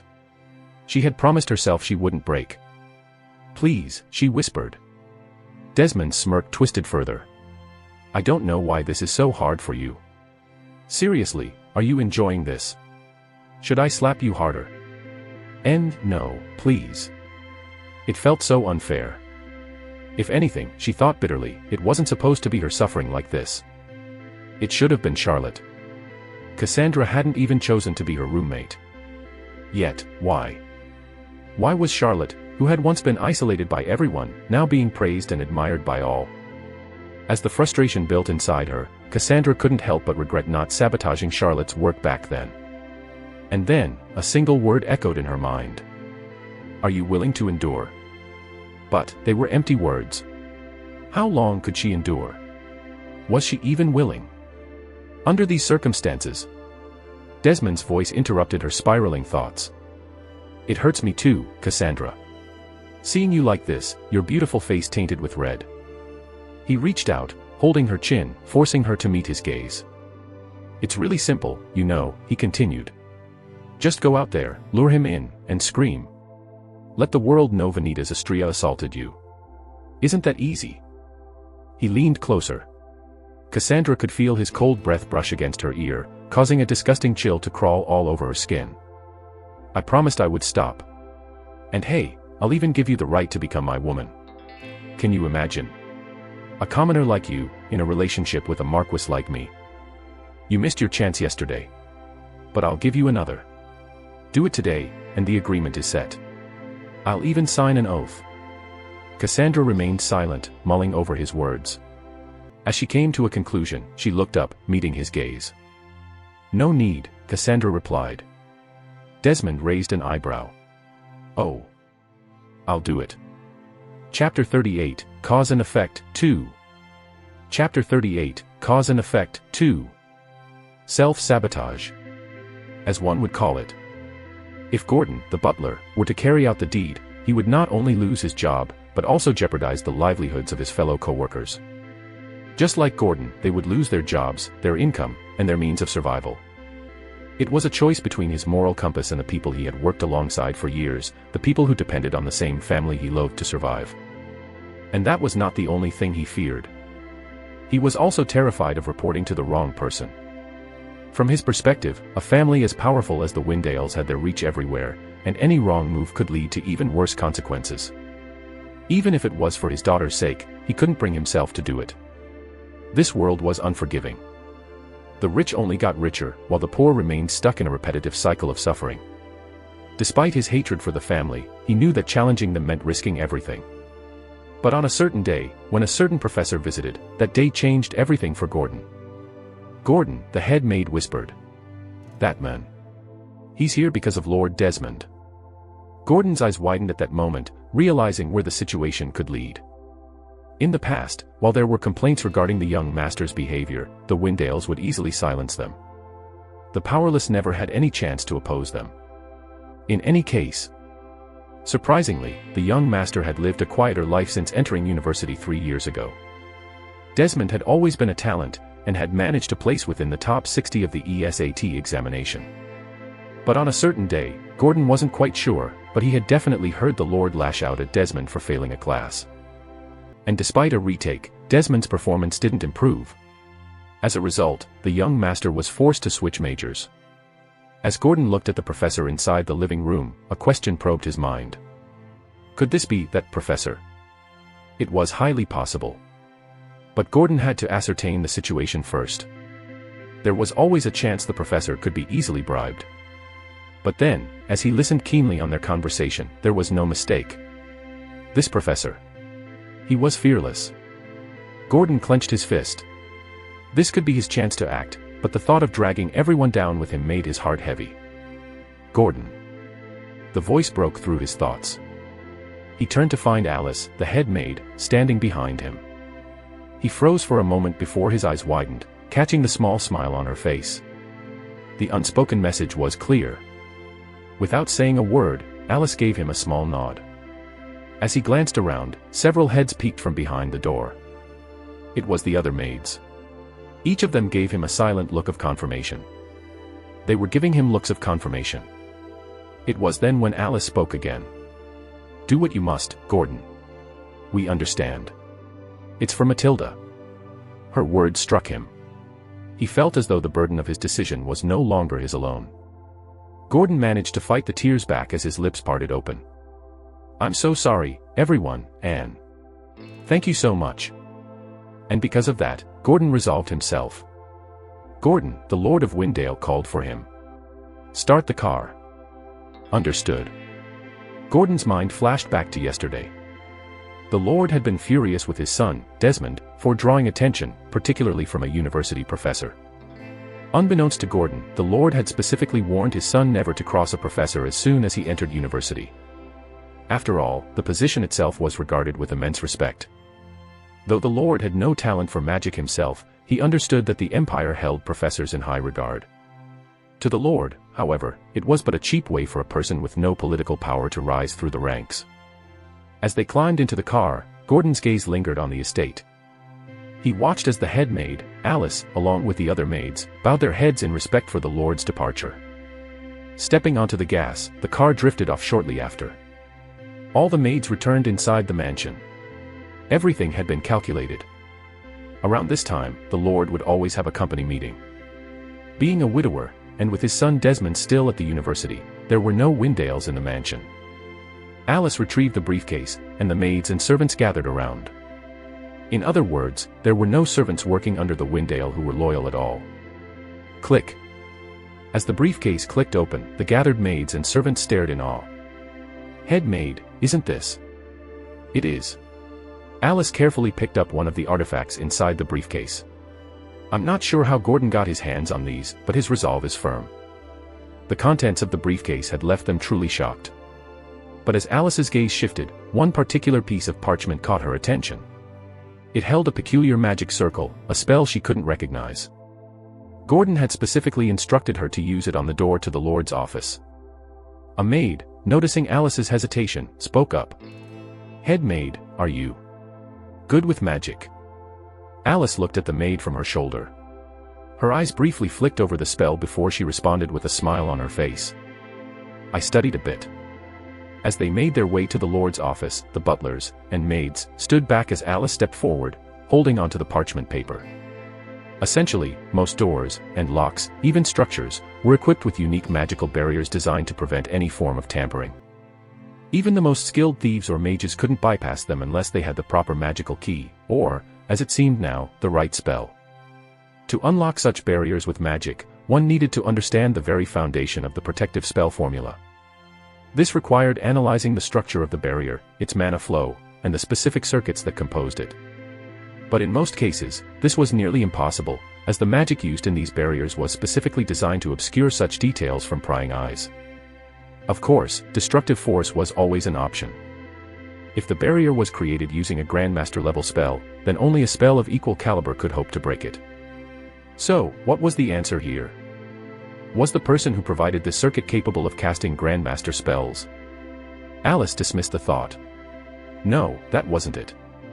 Pure destruction would tear the barrier apart, yes, but it would also make it glaringly obvious that the office had been breached. Then, Alice could only find out. Imbuing mana into the parchment, she pressed the paper against the door. The spell on the parchment began to activate. The magic merged with the door's barrier. For a brief moment, there was silence. Click. Then, a faint click echoed, followed by an imperceptible shudder from the door. Alice held her breath. She had done it. The door was unlocked. I don't understand. You have just as much reason as me to take that professor down, so why? Desmond's confusion grew. He couldn't understand why the person he was talking to refused to assist him. Why won't you help me, Silas? Silas hesitated before responding. I initially wanted to. But really? Targeting a girl who isn't even relevant to this situation? That doesn't sit right with me. That's not the point. Desmond snapped. This. All of this. I'm doing it so we can finally avenge Arwen. There was a heavy silence. Arwen. The name struck Silas like a blow to the chest. It was the name of his elder sister. Shut up. Desmond blinked in confusion. What? Don't speak my sister's name with that tongue of yours. Silas's eyes darkened, his gaze hardening as he stepped closer. To avenge my sister. Silas scoffed, a bitter laugh escaping his lips. You're funny. Desmond's brows furrowed in frustration. The hell? Silas's expression grew even harder. You think this petty revenge, dragging innocent people into your mess, is what my sister would have wanted? I thought you'd understand. Silas shook his head. Understand? I never agreed to any of this. He turned away, his back to Desmond, and said, Don't call me out here again, please. The words hit Desmond like a punch to the gut. He stood there for a moment, staring at Silas's retreating figure. Finally, he muttered under his breath, Whatever. You're still a kid. You don't know how this game works. Once I get rid of that professor, you'll thank me. But Silas didn't turn around. His silence was all the answer Desmond needed. No backbone. Just like the rest of your family. Desmond muttered. If anything, Silas had a greater reason to exact revenge against Vanitas Astrea. Even more so than him. After all, Vanitas Astrea. He was the sole reason why Arwen Ainsley took her own life. TSK. The hell. The whole encounter soured his mood. After finishing her lecture on correlation of alchemy and trigonometry, Astrid stepped out of the lecture hall, feeling her head about to burst. The professor, Claude Rosamond, had been far too theoretical. The entire class felt like a never-ending list of abstract concepts and dry facts. There was no effort to engage the students, just theory after theory, facts after facts, with no real explanation of how it all fit together. Seriously, in this day and age, there are still professors like that. It was a complete contrast to Vanitas Astrea, whose classes, though highly theoretical, were far more engaging. While Vanitas didn't shy away from complex concepts, he found ways to make them relevant and challenging. His lessons kept everyone on their toes, to constantly push each student to think critically and apply what they were learning. But as Astrid walked through the halls, a lingering question remained in her mind. It had been bothering her since the examination, but she couldn't find the right opportunity to ask. Charlotte Astrea's magic had been the talk recently. Astrid wanted to confirm something with Vanitas.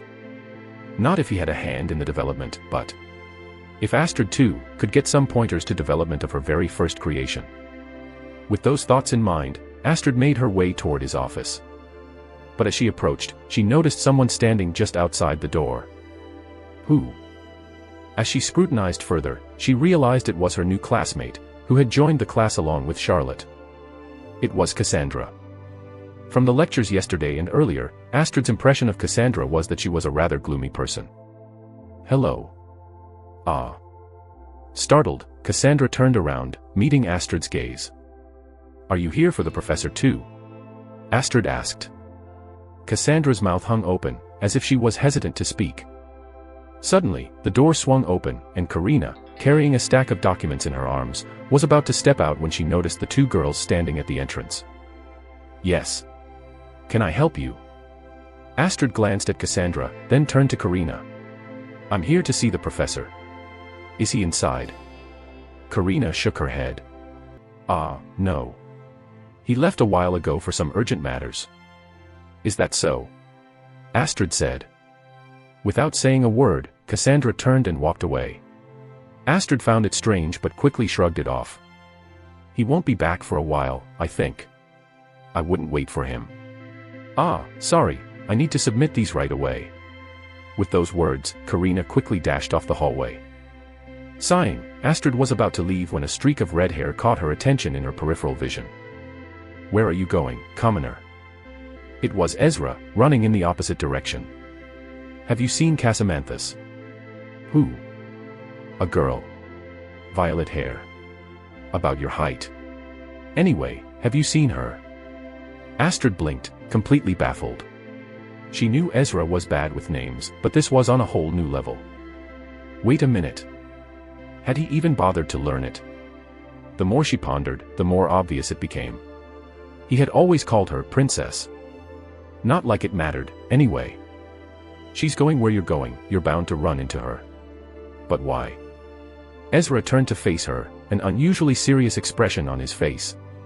Because I think she's in trouble. Astrid raised an eyebrow. Trouble? What kind of trouble? Ezra hesitated for a moment, then said, believe it or not, princess, but she's being tormented by the seniors. Tormented?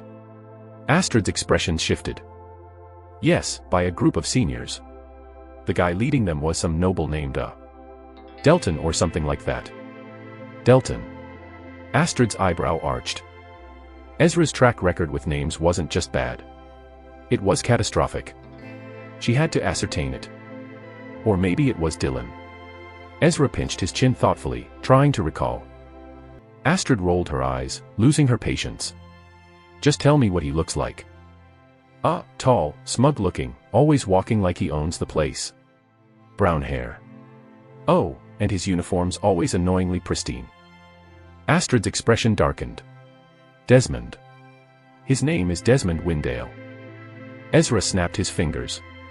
That's the one. She let out a sharp breath. Figures it's him. You know him. To a certain extent, she replied. He was a senior during my high school days. Ezra frowned. And no one dealt with him back then either. Astrid shook her head. It's complicated. His family has influence, and people like him know how to skirt just under the line of outright criminal behavior. He's always been untouchable. I don't get it. Why isn't she reporting this to the professors? They'd have to do something, right? Astrid gave him a pointed look. Do you really believe that? Reporting someone like Desmond isn't as simple as filling out a complaint form. So what? Just let him keep doing whatever the hell he wants. That's ridiculous. That's not what I'm saying, Astrid said. But think about it. Cassandra is a commoner. Desmond is the son of a marquis. Even if the professors intervene, do you honestly think he won't find another way to make her life miserable? Ezra clenched his fists. So what's the solution, then? Just let her keep taking it. Then, as Ezra realized something, his eyes widened. Wait, aren't you the princess? Can't you do something about it? Astrid froze for a moment, her lips pressing into a thin line. It's not that simple. What do you mean, not that simple? You're royalty. Isn't this the kind of thing you're supposed to handle? Astrid sighed, rubbing her temples. Yes, in theory, I could step in. I could throw my weight around, use my title to demand action. So, why not? Because it doesn't always work like that. She softened her voice, seeing Ezra's confusion. Listen, being royalty doesn't mean I can just walk in and fix everything. Desmond's family is powerful. If I intervene publicly, it could escalate into something worse. The truth was, as the third in line to the throne, Astrid's authority had always been limited, especially in political matters. While Astrid had held the title of princess, in the eyes of nobility, she was still considered young and inexperienced. At the moment, she was seen more as a figurehead within her academic environment than a direct authority. Worse. How much worse can it get? Ezra asked, incredulous. Think, commoner, Astrid said, crossing her arms. If I use my authority here with no solid proof, Desmond's family could retaliate. They could bring their influence to bear on Cassandra, or even on her family back in the countryside. And if they decide to challenge me directly, it could turn into a political mess. Ezra fell silent as the weight of her words sank in. The truth is, Cassandra can't retaliate right now. She has no proof of what Desmond and his lackeys have done to her. And even if she tried to report it, the system isn't in her favor, Astrid stated. The Windale family, as a marquis household, held significant power.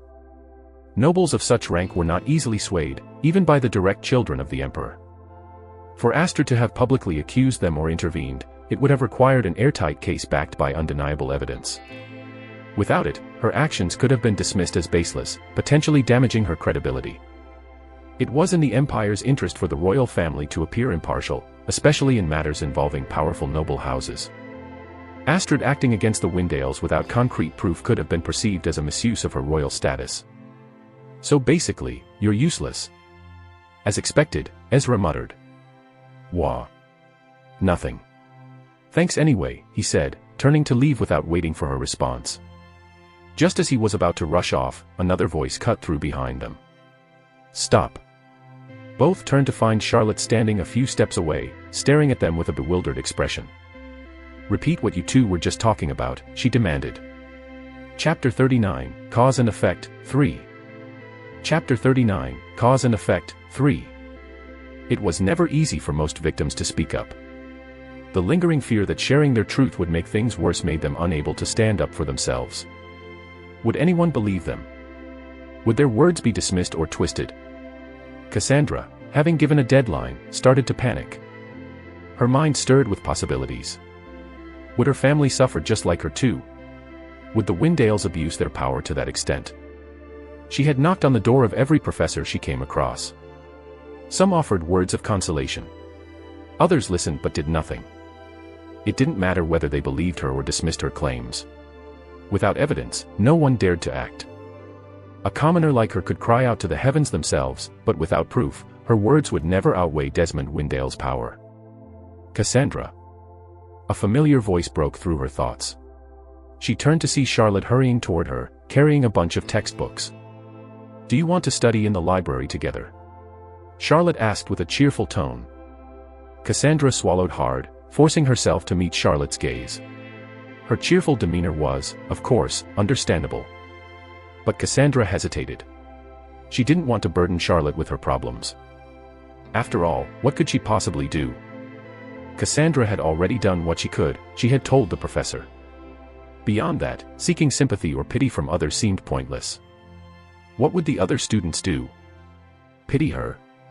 Whisper behind her back? Pretend to care while avoiding her the moment things got messy? No, she thought bitterly. Seeking pity would only make everything worse. Sure, she said. Great. We haven't hung it in a while, but I guess the past few days have been quite hectic. It has, Cassandra replied flatly. You have no idea, Charlotte. As they walked, Cassandra's steps faltered when she noticed they weren't heading toward the library. Charlotte, where are we? Come inside, Charlotte interrupted with a smile, pushing open the door to an empty lecture room. Reluctantly, Cassandra stepped inside. As soon as she entered, she froze. Hello, Cassia. Cassandra froze. There were two other people waiting in the room. Ezra Kalis, leaning casually against a desk, and the unmistakable figure of Astrid Bariel Etherian, standing tall with her arms crossed. The lecture room was dimly lit, but it was unmistakably them. It looked like a scene out of a movie. We'll help you, Ezra said. Cassandra's mouth hung open slightly as she focused on the princess. For the first time in what felt like forever, a sense of hope finally emerged within her heart. If even the princess was willing to help, maybe, just maybe, this was her chance. Turning her gaze to Charlotte, she found her roommate giving her an encouraging nod. Cassandra's hands clenched into fists as a wave of guilt swept over her. She couldn't deny the feeling of resentment toward Charlotte. Yet here she was, standing by her side. And then, beneath that guilt, another thought surfaced. If there truly was no hope for her. If no one would stand against Desmond. If even Professor Vanitas had abandoned her. She was prepared to uphold Desmond's demand. To accuse the professor of sexual harassment. Finding her resolve, Cassandra clasped her hand against her chest and stepped forward. I. Crossing his arms, Vanitas leaned on the wall of the empty classroom. He had just arrived, but since the classroom was in the same direction as his office, he stumbled upon it. The sight of Charlotte and Cassandra entering the classroom. From behind the door, he could make out bits and pieces of their conversation. Things were proceeding as planned. While Vanitas had taken direct action to deal with the root cause of Cassandra's suffering, he knew that alone wouldn't erase the trauma that gnawed at her. He was a mere office worker. He had no talent for eloquent words to offer or to console her. Even if he tried, his words would likely hold little meaning to someone like Cassandra. No, the best course of action was to let the students themselves resolve the matter. To help Cassandra realize she wasn't alone. For that reason, Vanitas had carefully orchestrated this scenario. He had tipped Ezra off about the situation subtly. Because Vanitas knew exactly the kind of person Ezra was. Satisfied, Vanitas turned and walked away, heading back to his office. His role here was complete. After providing Gordon with the necessary tools, he had taken one additional step. An anonymous tip had been sent to the Crusade Order, specifically to Margaret's group. While there were a lot of corruption in the system, Vanitas knew Margaret was an exception. From the original game's narratives, she may have been clumsy, but her integrity was beyond question. And while her group had a traitor among them, Margaret was already vigilant. The traitor wouldn't dare act recklessly under her watch. Event Act, Windale Oppression. Rewards. Understanding, plus 10%. Desmond had always been revered by his peers. Blessed with talent for magic, unlike his father, the pressure from his household was immense. His father's expectations for him were too much, to the point where if he faltered once, it wouldn't just end with scolding. His mother, on the other hand, was a different chaos. A researcher with a degree in alchemy, and a kind but clumsy mother. Desmond could practically remember the arguments his mother and father had every night while growing up. Mother, I want to stay with you. I'm sorry, Desmond. But your father needs you here, you are his heir. And do you not need me? His mother's silence was all the answer he needed. She did not need him. She did not want him. And after their divorce when he was just 8 years old, Desmond felt truly traumatized. A child often learns from their environment growing up. Growing up in a toxic household, Desmond had the tendency to snap at his peers whenever it was to his dislike. But it never led anywhere.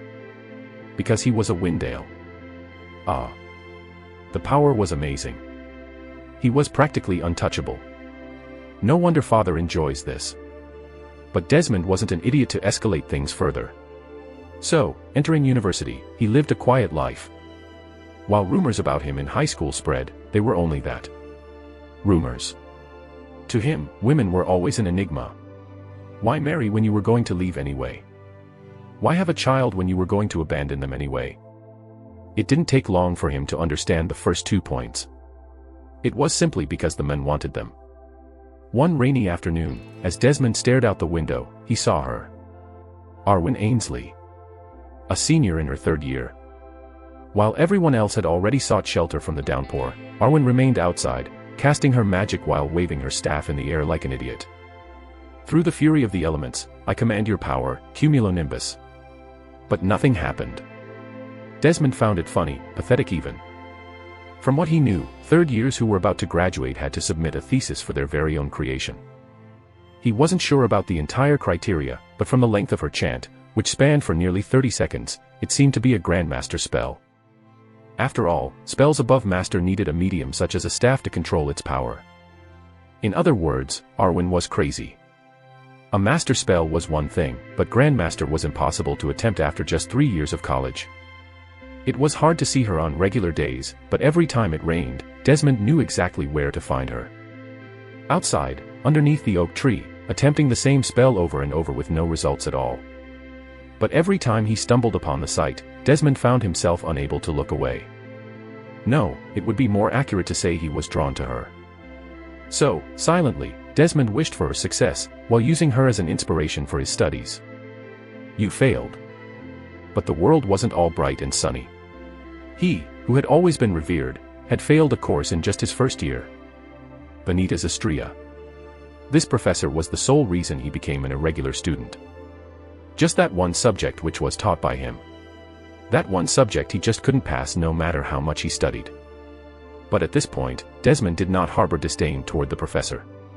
Just self-deprecation. Feeling quite depressed, Desmond stumbled upon her by chance in the hallway, carrying a bunch of documents. Ah, sorry. Didn't see you there. Arwen. It was their first encounter, and Desmond stumbled with his words.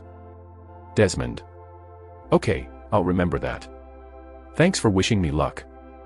It was then when he realized it was raining outside. Meaning, Arwen was headed there again. And so, without her knowing, Desmond followed her, to see her perform her spell up close. The rain poured down heavily, soaking his uniform, but Desmond paid no heed to it. Arwen stood there. Around her on the grass lay parchment papers with various magic circles. Cumulonimbus. And once more, she failed. Cumulonimbus. Again. Cumulonimbus. Again. Cumulonimbus. And again. But she was persistent. She had tweaked the chant, the nodes, the frequency, and the variables for each attempt. She was truly a hard worker. Desmond, admittedly, admired that about her. It took 2 hours of thorough refinement, but then it finally happened. O great spirit of the storm, rise from the chaos and converge into towering might. Darken the skies, enrapture your torrents, and rend the earth with your symphony. What the? It was happening. The sky began to shift. Dark clouds gathered, merging into a swirling mass, causing the already dim atmosphere to grow even darker. Through the fury of the elements, I command your power, cumulonimbus. Bang. As her staff struck the ground, it was as if the heavens responded. The downpour intensified into an unrelenting typhoon. A jagged streak of lightning tore through the air, striking the ground with a loud bang. And then, in an instant, the spell collapsed, returning to normal. Despite the chaos, Desmond found his gaze fixed, not on the spell itself, but on the mage who had brought it to life. She stood radiant. Desmond found her presence captivating as the storm began to subside. The clearing sky spilled golden rays, illuminating Arwen's face and accentuating her beauty. Amazing. He screamed, causing Arwen to be startled. Ah. You. What are you doing here? It's dangerous. That was amazing, Lady Arwen. But life wasn't as beautiful as the scene he had seen on that day. During the second semester, when the third years had to present their thesis, Desmond couldn't help but be curious. How will the professors react to her magic? Will that professor be there? For some reason, he wanted to see Vanitas Astrea entranced by Arwen's magic. Why wouldn't they? Why wouldn't he? While he had only seen her cumulonimbus spell once, and though it was still a mess back then, surely, Arwen had refined and perfected the spell. He couldn't actually hear the words from outside the auditorium, but through the window on the door, he could see their faces clearly. Arwen was presenting her spell, and Desmond had never seen her look so composed, so dignified before. Her usually disheveled hair was perfectly styled, complemented by subtle makeup. The sight of her made his heart skip a beat. As she finished, a smile was plastered on her face, and Desmond grinned in return. "Go, Arwen," he whispered under his breath, watching as the professors began their evaluation. But as time dragged on, something shifted. The smile on her face faltered, then faded entirely. Why wasn't she smiling anymore? Then, confusion morphed into something darker as he noticed the tension in her posture. Her lips were moving quickly now, and her face twisted with frustration. What? Why was she screaming? Why did it look like she was fighting back? And then he saw it. The glint of tears in her eyes. "Why are you crying?" It didn't take long for Desmond to find out why. "Did you hear? One of the third years was caught plagiarizing their thesis." "No way. How could someone even think of doing that?" Plagiarism. In the world of magic, plagiarism was a severe crime. A mark of shame that followed the mage for life. To steal someone else's work was to not only undermine their efforts but to defile the very essence of magic itself. The accusation spread quickly like wildfire. Arwen Ainsley was suddenly labeled a thief. Didn't she use the cumulonimbus spell during her presentation? I heard it was a spell that had already been invented centuries ago. I heard she just changed the name of the spell. Really? I thought she was better than that. The betrayal Desmond felt wasn't directed at Arwen but at the audacity of the claim itself. He knew her. He knew the countless hours she spent under the rain, practicing, refining the circuits, writing the spell itself on the papers to perfection. But what truly broke him was when he caught sight of her days later, sitting alone beneath the very sky she used to draw strength from. Her once bright eyes were dull, her shoulders slumped as if she had given up. She didn't need to say a word. The defeat in her demeanor was enough. And with plagiarism, came the harshest punishment for every university student. Expulsion. No, that wasn't quite accurate. Because she had never been expelled in the first place. How would they? After all, under the oak tree, where Arwen spent hours upon hours recalibrating and conducting trial and error. Whoosh! Was the very same oak tree where her lifeless body swayed gently in the breeze. Chapter 40, Cause and Effect, 4. Chapter 40, Cause and Effect, 4. Of course, Desmond had a couple more plans up his sleeve. Charlotte and Cassandra was only the start, to see how much his moral compass could take. And if he had to say, there was no going back. It was quite funny. He was supposed to be a third year now, on the path to graduation, but one professor made it impossible. Vanitas Astrea himself. Desmond didn't want to graduate in the alchemy department. Far from it. So, with the little sister of the professor he loathed with every fiber of his being now here, alongside Arwen's younger brother, wasn't this the perfect stage to witness his performance? Playing with fire. He didn't care. Because in the end, it wouldn't be him standing in the flames. It would be Vanitas Astrea. Desmond made sure of it. His plan wasn't born overnight. It had been in motion for over a year. A set of moves meant to dismantle Vanitas Astrea's reputation piece by piece. But even after taking everything into account, there was no such thing as a perfect plan. Desmond had completely underestimated the volatility of a commoner, who, through sheer persistence and dedication, had clawed her way into the top 100 of the ESAT examinations. In other words, after nearly 3 years at Silver University Tower, Desmond had forgotten a bunch of crucial facts. Everyone here was the best the continent had to offer. And then there was the inherent flaw in aristocracy itself. They were opportunists. Cowards, who would shift their allegiances at the first sign of danger. And lastly, something that was completely out of expectations. Born with the blood of nobility, Desmond had the tendency to look down on those with insignificant last names. To him, anyone below the rank of Marquis was nothing more than a commoner. But Astrid Bariel Etherian, a princess of the imperial family, did not share his views. Astrid didn't uphold the aristocratic norms most aristocrats harbored. In fact, she aspired for a world driven by merit, not lineage.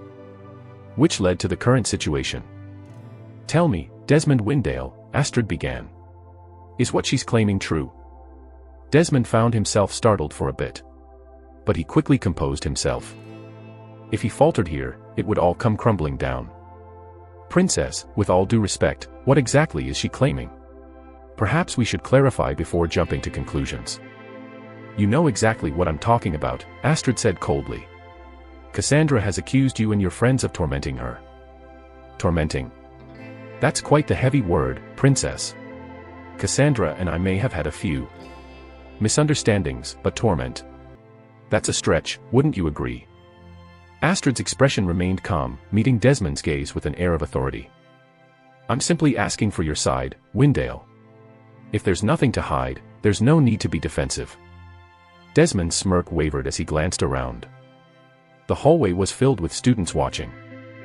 Then, his eyes darted to a group of familiar faces who had been complicit in his antics. Cowards. They were avoiding his gaze, shrinking back as if the distance would absolve them of guilt. "I'm not defensive, Princess," Desmond said, forcing his smirk back. "But I do wonder why my name keeps getting dragged into these baseless accusations. If you've done nothing wrong, then the truth will clear your name." Her words stung more than they should have. The crowd was watching. Ezra, standing beside Astrid, crossed his arms. "Yeah, Windale. Let's hear it. If you're innocent, prove it." Desmond's jaw clenched. "I don't need to prove anything to you, Kalis. This isn't a court, and I don't answer to commoners." Suddenly. Slap. A sharp sound echoed through the hallway. Desmond staggered slightly as his hand flew to his stinging cheek. "You." His eyes widened in shock as he turned to face his assailant. It was Charlotte. She stood close with her hands raised. The intensity of her expression froze him in place. "Swear it," she demanded. "You bick," he stopped himself. "You. Why would you? How dare you?" His voice wavered in disbelief. Charlotte didn't so much as blink. "Swear it," she repeated. "Swear what?" he snapped. "What nonsense. An absolute oath." "What?" "An oath," Charlotte pressed. "Swear you aren't lying. Swear you've had nothing to do with Cassandra's suffering." Desmond laughed, though it was strained. "You expect me to bind myself with an absolute oath? Do you even know what you're asking for, you little afraid?" Charlotte cut him off, boring her dark eyes into his. "If you've done nothing wrong, it shouldn't matter." Desmond's jaw tightened as his eyes darted toward the crowd. "You think I'll play along with this farce?" Desmond scoffed. "You're insane." Ezra, who had been silent until now, took a step forward. "If you're so sure of your innocence, then prove it. Take the oath." Desmond's glare shifted to Ezra. "You stay out of this, commoner." "Looks like you're scared," Ezra said with a smirk. "What's the matter, Windale? Got something to hide?" The students gasped. The tension in the hallway was immense. Creak. Suddenly, the creak of a door opening broke the tension. All eyes immediately flicked toward the source of the sound. It was the bathroom. And stepping out, looking utterly nonchalant, was none other than Vanitas Estrella. He paused as the subtle waft of perfume trailed behind him, having just dried his freshly washed hands with a handkerchief. His gaze swept over the scene before him. Vanitas raised an eyebrow. "Don't let me stop you. Go on. I was just about to leave anyway." With a casual shrug, he slid his hands into his pockets and turned to walk away. But then, Charlotte's voice rang out. "Appa." Vanitas froze mid-step. The hallway grew quiet, everyone unfamiliar with the odd nickname. Slowly, he turned back, his expression a mixture of surprise and slight disbelief. "What?" "Exercise your authority," Charlotte demanded. "Allow us to impose him on an absolute oath." "No," Vanitas shook his head. "It doesn't work like that. A common misconception was that an absolute oath could expose lies. In reality, without a contractual exchange, it held no power to disprove falsehoods. Moreover, an absolute oath couldn't be invoked on a whim. In most cases, an absolute oath required formal notarization by an attorney or an official with the authority to oversee such agreements. Without concrete evidence to justify the oath, enforcing one was a crime in itself.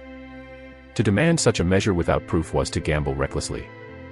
It risked not only the credibility of the accuser but also exposing the accused to potential repercussions. In the eyes of the law, bullying alone, though despicable, wasn't enough to warrant the use of such a binding agreement. Forcing an absolute oath under these circumstances would be seen as an abuse of power, and even Vanitas couldn't bend those rules. Not even Astrid herself. Charlotte's expression faltered. But he what? Vanitas walked towards them.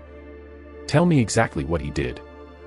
In the perspective of a third party, it looked as if Vanitas was siding with Desmond. Even Desmond himself found himself baffled by the situation. Vanitas Astria himself defending him. Charlotte hesitated, glancing around the hallway. The crowd was watching intently as Vanitas' presence tore through the tension. He tormented her, Charlotte said. He's been tormenting Cassandra. Vanitas tilted his head, his eyes narrowing slightly. Tormenting, you say? And do you have proof of this torment? Charlotte's fists clenched at her sides. Her silence spoke louder than any words could. Vanitas nodded, glancing briefly at Cassandra, who avoided his gaze and stared at the floor. That's what I thought, he said. The murmurs in the hallway grew louder. Some students exchanged confused glances. Vanitas stopped directly in front of Desmond. And you, he said. Do you deny the allegations? Desmond swallowed deeply, hesitating before responding. Of course I do, Professor. These baseless accusations are nothing more than hearsay. Without evidence, I see no reason to entertain such nonsense. Vanitas nodded again. Good. Then you won't mind if I hold a disciplinary hearing with the council to address these allegations, will you? Desmond's smirk faltered. Hearing. Standard procedure, Vanitas said. If you're innocent, the process will only clear your name. After all, someone of your standing has nothing to fear from a thorough investigation, correct? The smug expression on Desmond's face wavered, and a bead of sweat formed on his temple. Of course, he said quickly. I have nothing to hide. Vanitas turned back to the crowd and addressed all the students watching. Let this serve as a reminder. No one is above accountability, no matter their name or status. If anyone has relevant information regarding this case, you are encouraged to come forward. His gaze shifted to Cassandra, who had remained silent the entire time.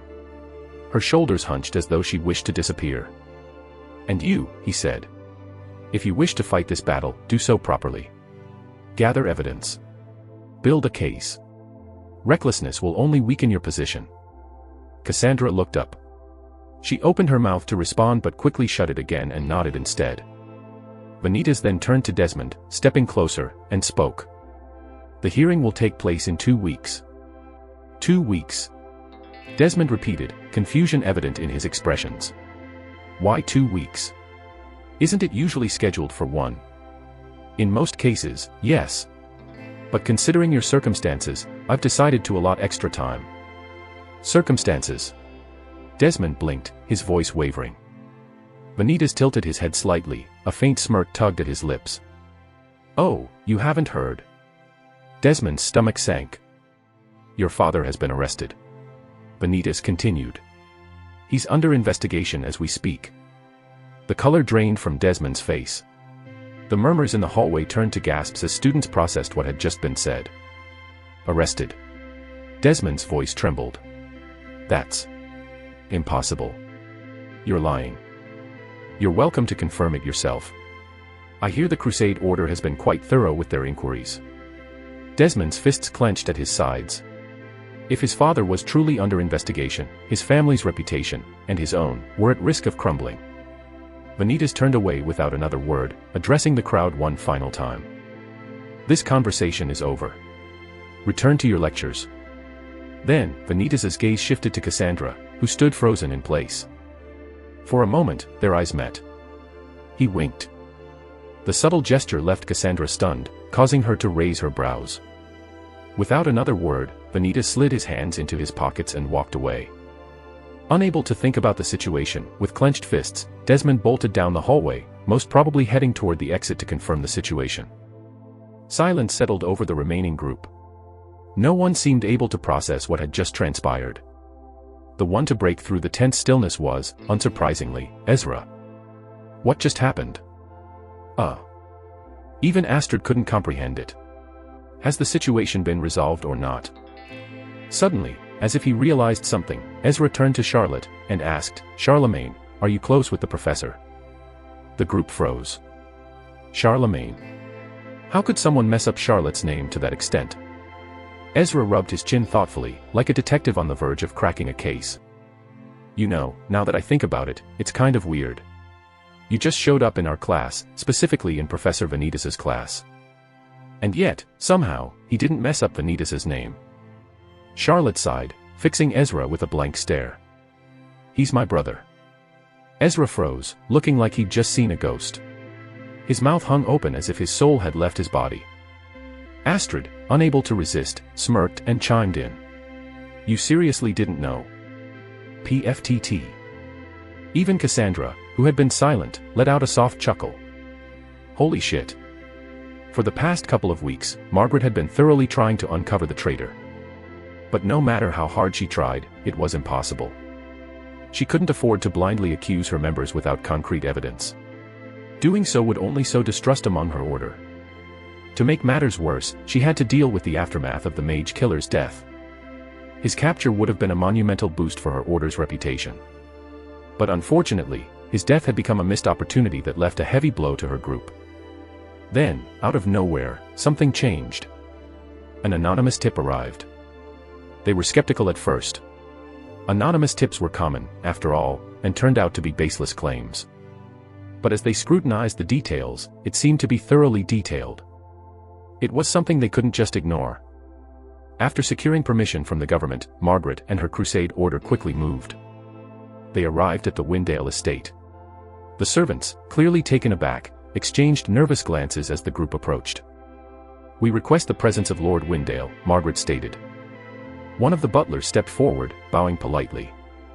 I'm afraid the Lord isn't home. Margaret frowned but remained composed. The absence of the Lord complicated matters, but it wasn't enough to stop their mission. Immediately, they presented the warrant. The butler hesitated, then reluctantly stepped aside. The crusade members thoroughly searched every corner of the mansion. But for all their efforts, nothing incriminating was found. Until they reached one room. The Lord's office. The door was locked with a magical barrier. Margaret nodded to one of her members, who quickly prepared a countermeasure. They placed a specially crafted magic circuit on the door. Within moments, the barrier dismantled, and the door creaked open. The group stepped inside. Search everything, she ordered. Her team got to work. They checked every drawer, flipped through every book, and inspected every corner. It didn't take long. One of the members called out, "Found something." Margaret approached the desk, where a hidden compartment had been revealed. Inside were artifacts and parchment papers inscribed with symbols that sent chills down her spine. She reached for one of the parchments.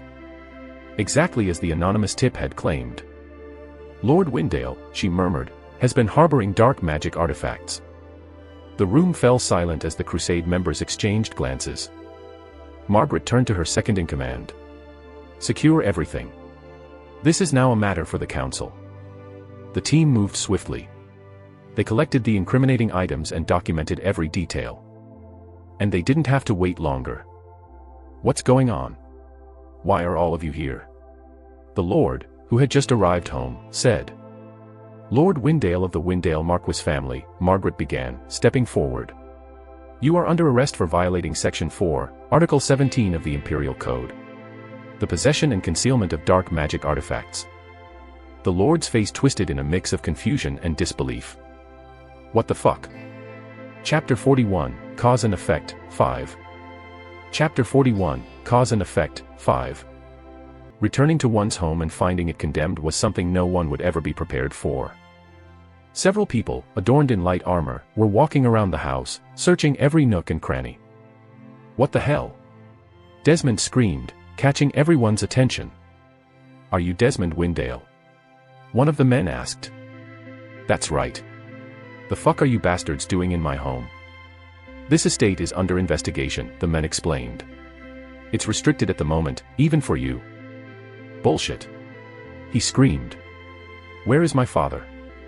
The men exchanged glances with a colleague before responding. "Lord Windale has been detained. He's currently under custody involving the possession of prohibited artifacts." Desmond's chest heaved with rage. "Prohibited artifacts? What are you talking about? My father wouldn't." "Sir," the men interrupted. "Please step back. We've already explained the situation." Desmond shook his head in disbelief. "This is my home. You can't just—" "This is no longer your concern," the men cut in. "The crusade has taken over." Desmond continued protesting, but it all fell onto deaf ears as the armored figures resumed their search. Harboring prohibited artifacts. It didn't make sense. How could something so serious have happened without him knowing? It felt like everything he thought he knew about his father was a lie. Was he so ignorant? Had he missed the signs? Or was his father hiding a secret life all along? Nothing was making sense at all. Magic power began to surge within Desmond. If they wouldn't listen, he'd make them. But before he could even so much as open his mouth to chant, suddenly, a sharp force struck his back, knocking him to the ground. "Ugh!" Desmond groaned as pain shot through his body. He twisted his head, trying to see what had hit him. The hell? A heavy boot pressed against his back, pinning him down. Above him stood a woman with snow-white hair. Her beautiful lavender eyes stared down at him coldly. "Don't do something you're going to regret," she said. Gritting his teeth, Desmond glared. "Who the fuck do you think you are?" "Margaret Elenia," she said. "Head of the Fourth Crusade Order." His stomach twisted. She nodded to the soldiers nearby. "Get him out of here. His interference is no longer acceptable." "Wait!" Desmond yelled, struggling under her boot. "This is my house. You can't." Margaret pressed her boot harder. "Your house is now under investigation. Don't make this harder on yourself." Two soldiers stepped forward and grabbed Desmond by the arms. He thrashed against them, but their grip remained firm. "You'll regret this," he shouted as they dragged him away. "All of you will." A week had passed since the incident. Lord Windale insisted he had no knowledge of the dark magic artifacts found in his estate. But it was a tale as old as time. A line used countless times by those caught in similar circumstances. And it didn't help his case. The evidence was overwhelming. The artifacts, the forbidden parchments, and the sealed records all pointed to deliberate concealment. The council wasn't inclined to believe his claims of ignorance. "The possession of such materials is a crime under imperial law," one of the judges stated during the hearing. Nobles murmured among themselves. Some were in disbelief, while others were satisfied. A powerful mark was brought to trial. It was both a scandal and a sight to behold. Even if Lord Windale's claims of ignorance were genuine, the aristocracy was a game of snakes.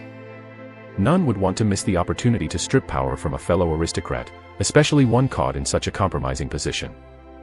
Desmond, of course, had been present at the trial. But the council wasn't interested in defense. They were clearly here to make an example of the Windale name. The head judge raised his gavel.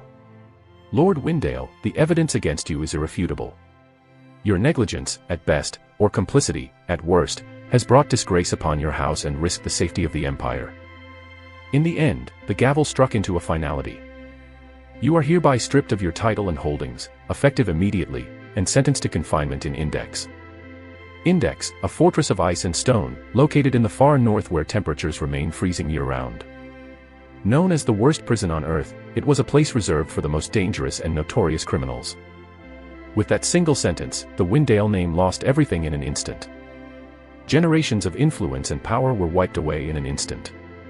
Along with it, Desmond himself lost the status and privilege of being an aristocrat. His heart sank. Desmond shot to his feet. "You can't do this. My father is innocent."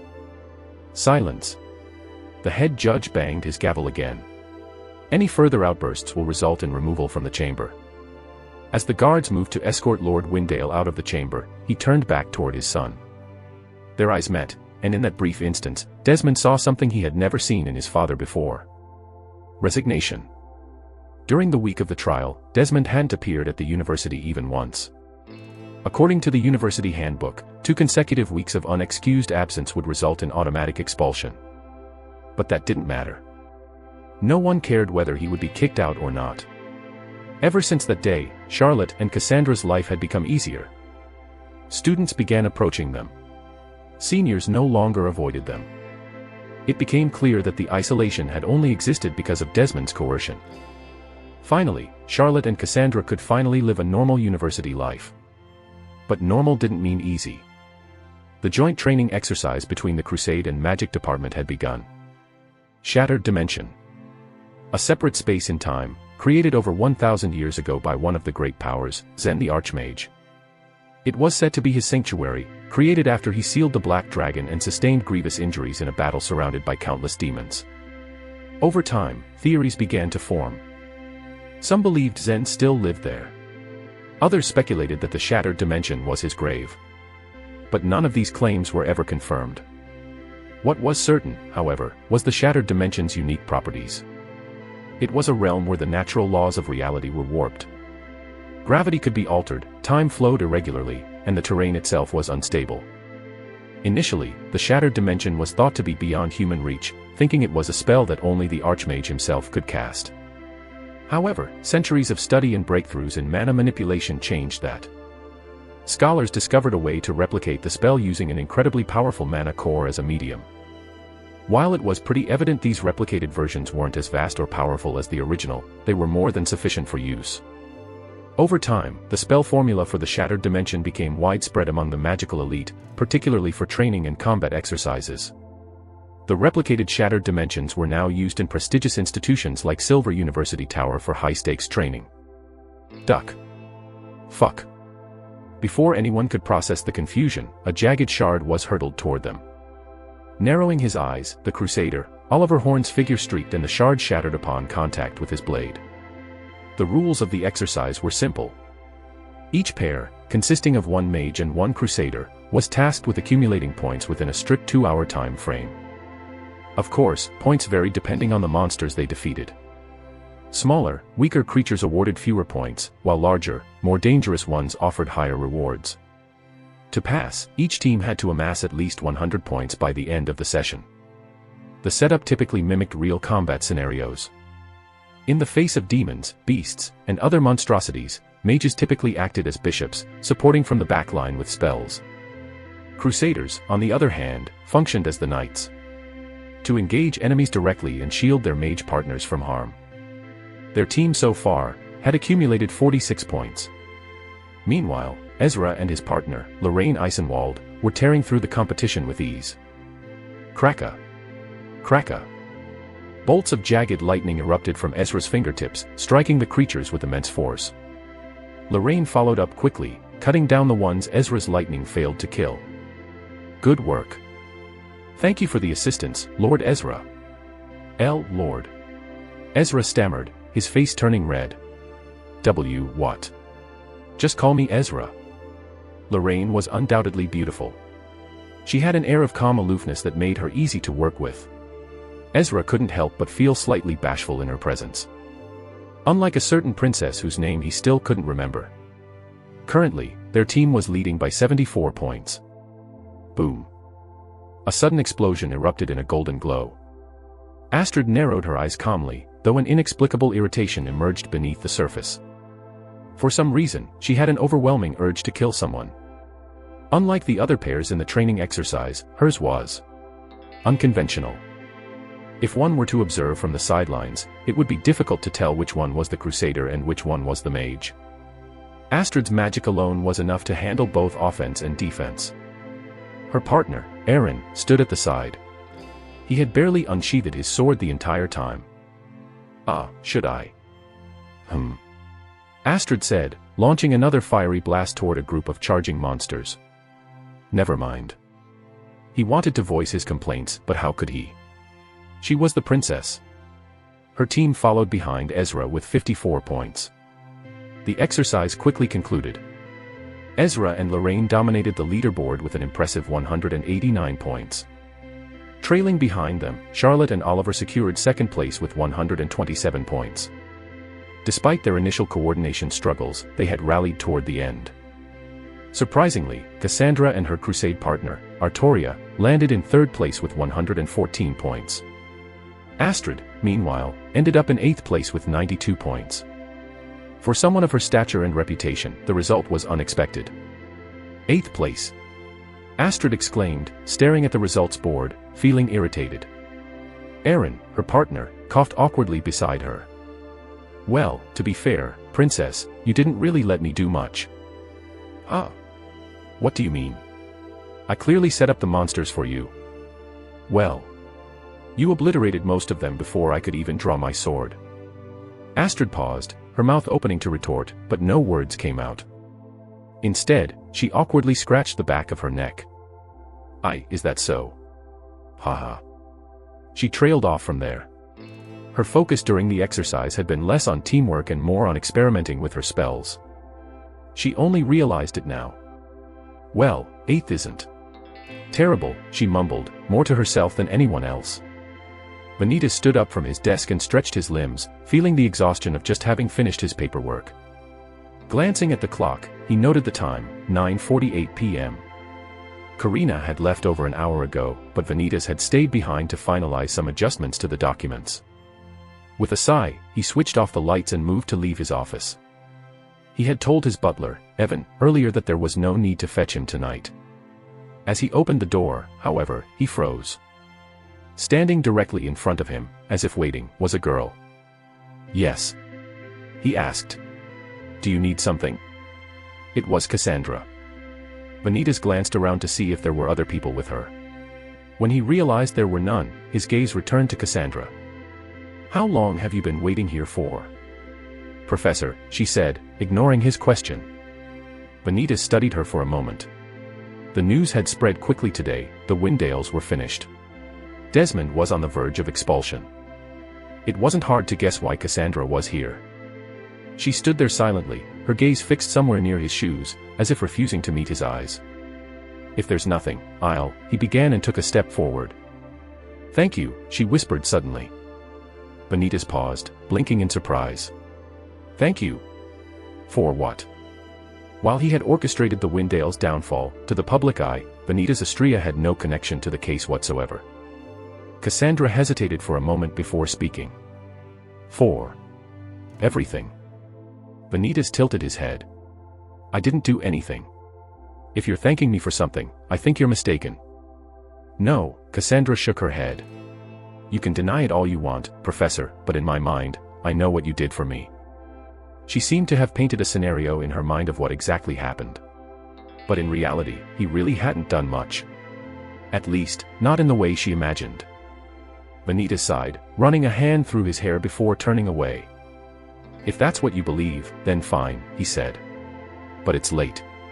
You shouldn't be wandering the hallways at this hour. Go back to your dorm. Just as he took a step forward, he froze. Something soft and warm wrapped around him. What? It was Cassandra. She had stepped forward and wrapped her arms around him in an embrace from behind. Shit. What is she doing? This looks bad. If someone sees this, I'll be labeled a criminal. He was just about to pry her off when he paused. Her shoulders were trembling. While muffled, soft sobs escaped her. Vanitas stayed still, unsure of what to do. I thought. Cassandra's voice cracked. I thought you'd ignore me. Like the other professors did. Like I didn't matter. Like I was just a nuisance. Her words hit him harder than he expected. But he told himself. He hadn't done much. Nothing worth thanking him for at all. In the first place, the situation would have been resolved if she had just approached the princess directly. At least, that's what he thought. Vanitas sighed again and reached down to gently loosen her grip. Cassandra, he began, but her hold tightened. Thank you, she whispered. From the bottom of my heart. Thank you, Professor. Vanitas paused, staring at the dimly lit hallway ahead. He wasn't sure what to say. Gratitude like this wasn't something he was used to, especially for something he felt was undeserved.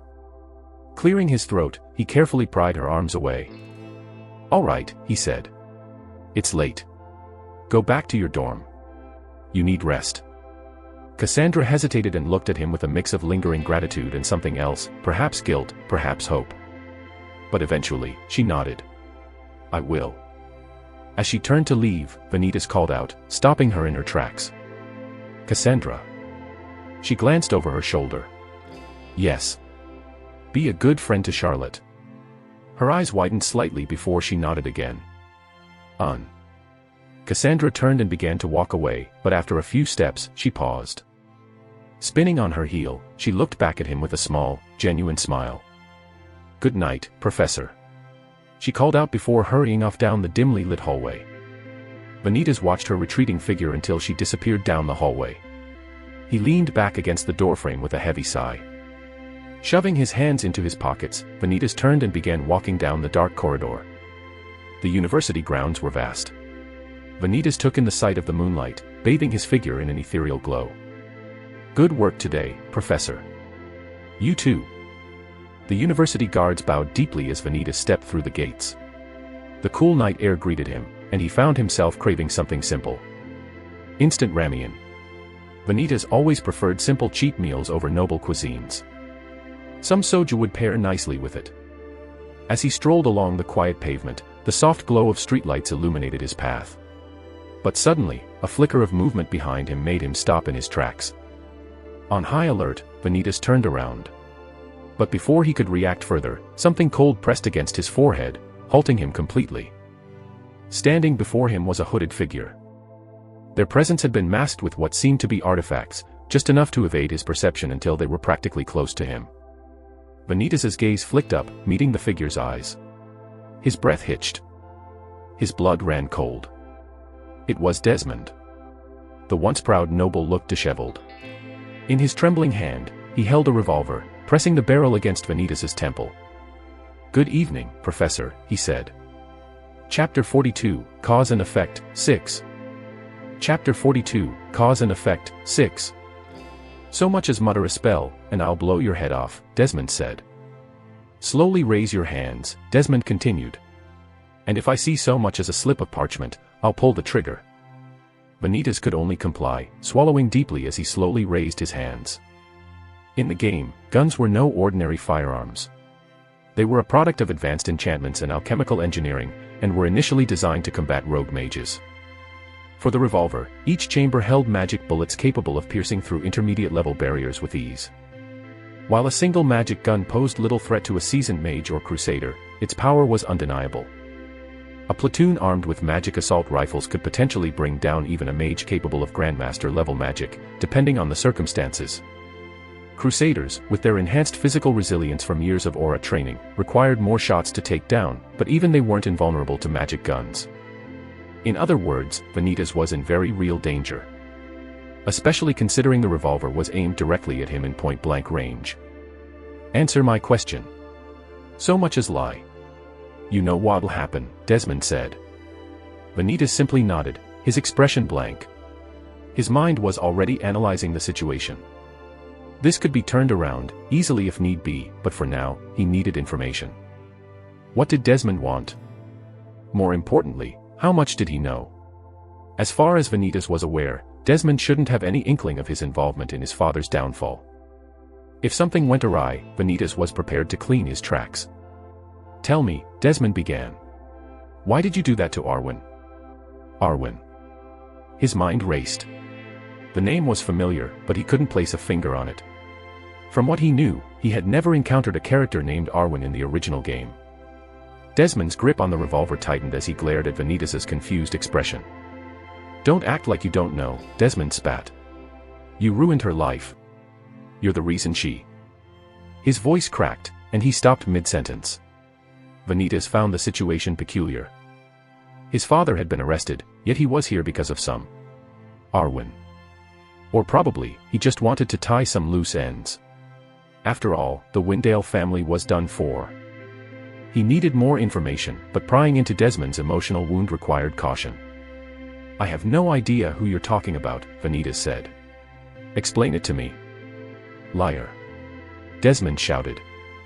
His trembling hand pressed the revolver harder against Vanitas' temple. You were a professor. You failed her, humiliated her in front of everyone, and then you stood by while they tore her apart. Ah.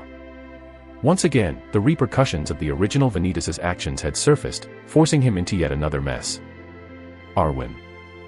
He had to look into the matter later. He couldn't retrieve the spectacle at the moment. But the fact that there was a sense of familiarity in the name made him uneasy. HAAA. Desmond sighed. What am I even doing? The barrel of the revolver pressed harder against Vanitas' temple, but Desmond's grip trembled. His finger rested cautiously on the trigger. You know, it's funny, he muttered, his voice cracking. Doing all this, and she probably never even remembered my name. Not even until her death. Haha. But Vanitas said nothing. Tell me, Professor, Desmond continued. You were afraid, weren't you? A third-year student casting a Grandmaster spell, something you barely achieved yourself. It must have terrified you. He paused, breathing heavily. You knew you were unqualified for your position, Desmond spat. So, you decided to destroy the dreams of an up-and-coming mage just to make sure your achievements didn't look so small in comparison, right? His voice grew louder. The words seemed to come from a place deeper than anger. You twisted everything to suit your narrative. Desmond shouted. You planted that so-called proof, and those professors. They didn't even bother to fact-check. They just took your word for it because of your title. Admit it. I'm right, aren't I? Desmond spoke as if he was so sure of his theory. But Vanitas merely stayed silent. Answer me you. Let me ask you one thing, Vanitas interrupted, his tone calm. Desmond froze. There was something in Vanitas' voice. Something detached, as though the gravity of the situation didn't even register. Who is Arwen? The question sent a chill down Desmond's spine. You fucking basta, Desmond's hand tightened on the trigger, but before he could fire, a sudden gust of wind exploded outward from Vanitas. Bang. The force sent Desmond stumbling backward. The revolver flew from his grip as the bullet veered wildly into the air. Desmond's heart raced as he scrambled and reached out for the fallen revolver. Restrain. Vanitas' calm voice echoed through the air. The ground beneath Desmond shifted unnaturally, and jagged tendrils of earth surged upward, clamping tightly around his ankle. The sudden restraint yanked him back. His outstretched hand fell short of the revolver. Clink. Desmond's eyes widened. It was a single word, a single chant. Yet, it was enough to produce a spell. In this era, only Soliet, the current archmage and one of the great powers, was capable of such a feat. To Vanitas, however, it was nothing more than a clever deception. His stigmata did all the work. He simply had to fake speaking a command. He could utter any word, and with the power of his stigmata, he could effortlessly cast even a master-rank spell, given he had the understanding for its structure and components. Mana surged outward as Desmond, with sheer determination, broke free from the earthen restraint. His eyes locked onto the revolver lying just out of reach. He lunged toward it. Windblade. Vanitas' voice was calm, almost indifferent, as a sharp gust of wind sliced through the air. The force sent the revolver skidding further away, while simultaneously pushing him backward. Windblade. Windblade, windblade. A relentless barrage of wind slammed into Desmond, forcing him backward. Ach. He stumbled, unable to find his footing. His attempts to retaliate were futile against the relentless barrage of wind blades. Gritting his teeth, Desmond raised his trembling hand, desperately attempting to cast a spell. But Vanitas' calm voice echoed once again, and before Desmond could finish his chant, the intermediate spell, Water Cannon, materialized. Swoosh. The water cannon struck Desmond squarely. The force sent him hurtling backward until he collided with the ground. Water splashed in all directions as the remnants of the spell dissipated, leaving Desmond drenched and gasping for breath. However, Desmond managed to calm down. He was no amateur. He regained his footing quickly. His instincts took over as a barrage of stone cannons and wind blades hurtled toward him. This time, he was ready. Dodging the first volley with, he raised his hand mid-motion and swiftly chanted an earth barrier spell. Rumble. A thick wall of earth erupted between him and Vanitas' incoming attacks, giving him just enough time to pivot and sprint toward the revolver behind him. Windbind. A current of air coalesced around Desmond's legs, slowing his movements. He gritted his teeth as his arms reached out for the revolver. With a desperate lunge, Desmond's hand closed around the revolver. Windblade. But as he turned, revolver aimed at Vanitas once more, a sudden force slammed into his chest, sending him skidding back. Ach. Vanitas walked slowly with his hands casually in his pockets, as if the fight didn't warrant his full attention. To Desmond, it was infuriating and baffling. This wasn't how conventional mages fought. Normally, mages would rely on complex incantations, advanced spells, and overwhelming power. But this man. Windblade. Another invisible arc of air sliced through the space between them, forcing Desmond to dodge yet again. Water cannon. A sphere of water burst forth, slamming into the ground near Desmond and soaking him with its force. Stone cannon. Chunks of earth spun and tore through the air like missiles, exploding toward Desmond. He barely managed to conjure a barrier in time. The force of the impact shook his stance. Over and over, Vanitas repeated the same beginner and intermediate spells. The speed and consistency were unlike anything Desmond had ever encountered. The sheer relentlessness forced Desmond to stay on the defensive. He ducked under another wind blade, leapt over a water cannon, and bolstered his earth barrier to survive the stone cannon that followed. Each spell that came left Desmond no room to counterattack. His heart raced as sweat dripped down his forehead. Damn it. He's not even trying. Desmond gritted his teeth, tightening his grip on the revolver. His mind raced for a solution. He couldn't match Vanitas in speed or efficiency, but he had the revolver, a weapon that could penetrate intermediate barriers if used correctly. Focus, he whispered, aiming the revolver carefully. Vanitas hurled another wind blade, forcing Desmond to sidestep and realign his aim. He needed to find an opening. Stone cannon. Another chunk of earth hurtled toward him. Desmond instinctively leapt aside, narrowly avoiding the projectile. Now. Bang. Desmond pulled the trigger. The magic bullet streaked straight toward Vanitas. But Vanitas moved with almost unnatural ease. With a slight tilt of his head, the bullet grazed past him. Bang. Bang. He fired again and again. Each shot carried desperation, and each shot missed as Vanitas effortlessly evaded. Damn you! Desmond screamed. His mana flared wildly. Professor. What's going? The commotion had caught the notice of the university guards, who were now rushing toward the scene from a significant distance away. Desmond's heart sank. He was surrounded. He hadn't managed to land a single hit on Vanitas. Meanwhile, his own body bore the brunt of countless minor injuries, cuts, bruises, and the toll of his overexerted mana reserves. His breathing was labored, causing his chest to rise and fall repeatedly. Drop the weapon. One of the guards exclaimed. Desmond's hands trembled. In that brief second of hesitation, before he could even comprehend what was happening, Vanitas was already upon him. Wah! In one fluid motion, Vanitas disarmed him, sending the revolver spinning into the air. Before Desmond could react, an elbow drove into his chest, knocking the wind out of him. But as if that wasn't enough, Vanitas wasn't done. A sharp kick landed squarely in Desmond's groin, sending him collapsing to the ground in agony. He writhed in pain, clutching his lower brother as his breath came out in broken gasps. Having a gun pointed at his head, being accused of a crime he didn't commit, and the swirling confusion over the identity of some supposed victim. It all boiled over. Stupid fucking brat. And Vanitas snapped. No, to be accurate, Chai-un Wu crashed out. Thwack. Thwack. Thwack. Vanitas's boots connected with Desmond's groin repeatedly. You dare threaten an adult with that sorry piece of excuse of yours? Thwack. Thwack. Thwack. You aim a gun at me. Shit. Not even my aunt did that. Desmond groaned, his voice barely a whisper. Please. Stop. Yucca. Vanitas wasn't done. The Windale family is finished, huh? Well, let me personally ensure the bloodline ends with you, you sadistic little shit. Thwack. Thwack. Thwack. Thwack. Thwack. Thwack. Professor. One of the guards finally spoke up, looking a mix of horrified and amused. I think he's had enough. This was the first time they had seen the stern professor crash out like this.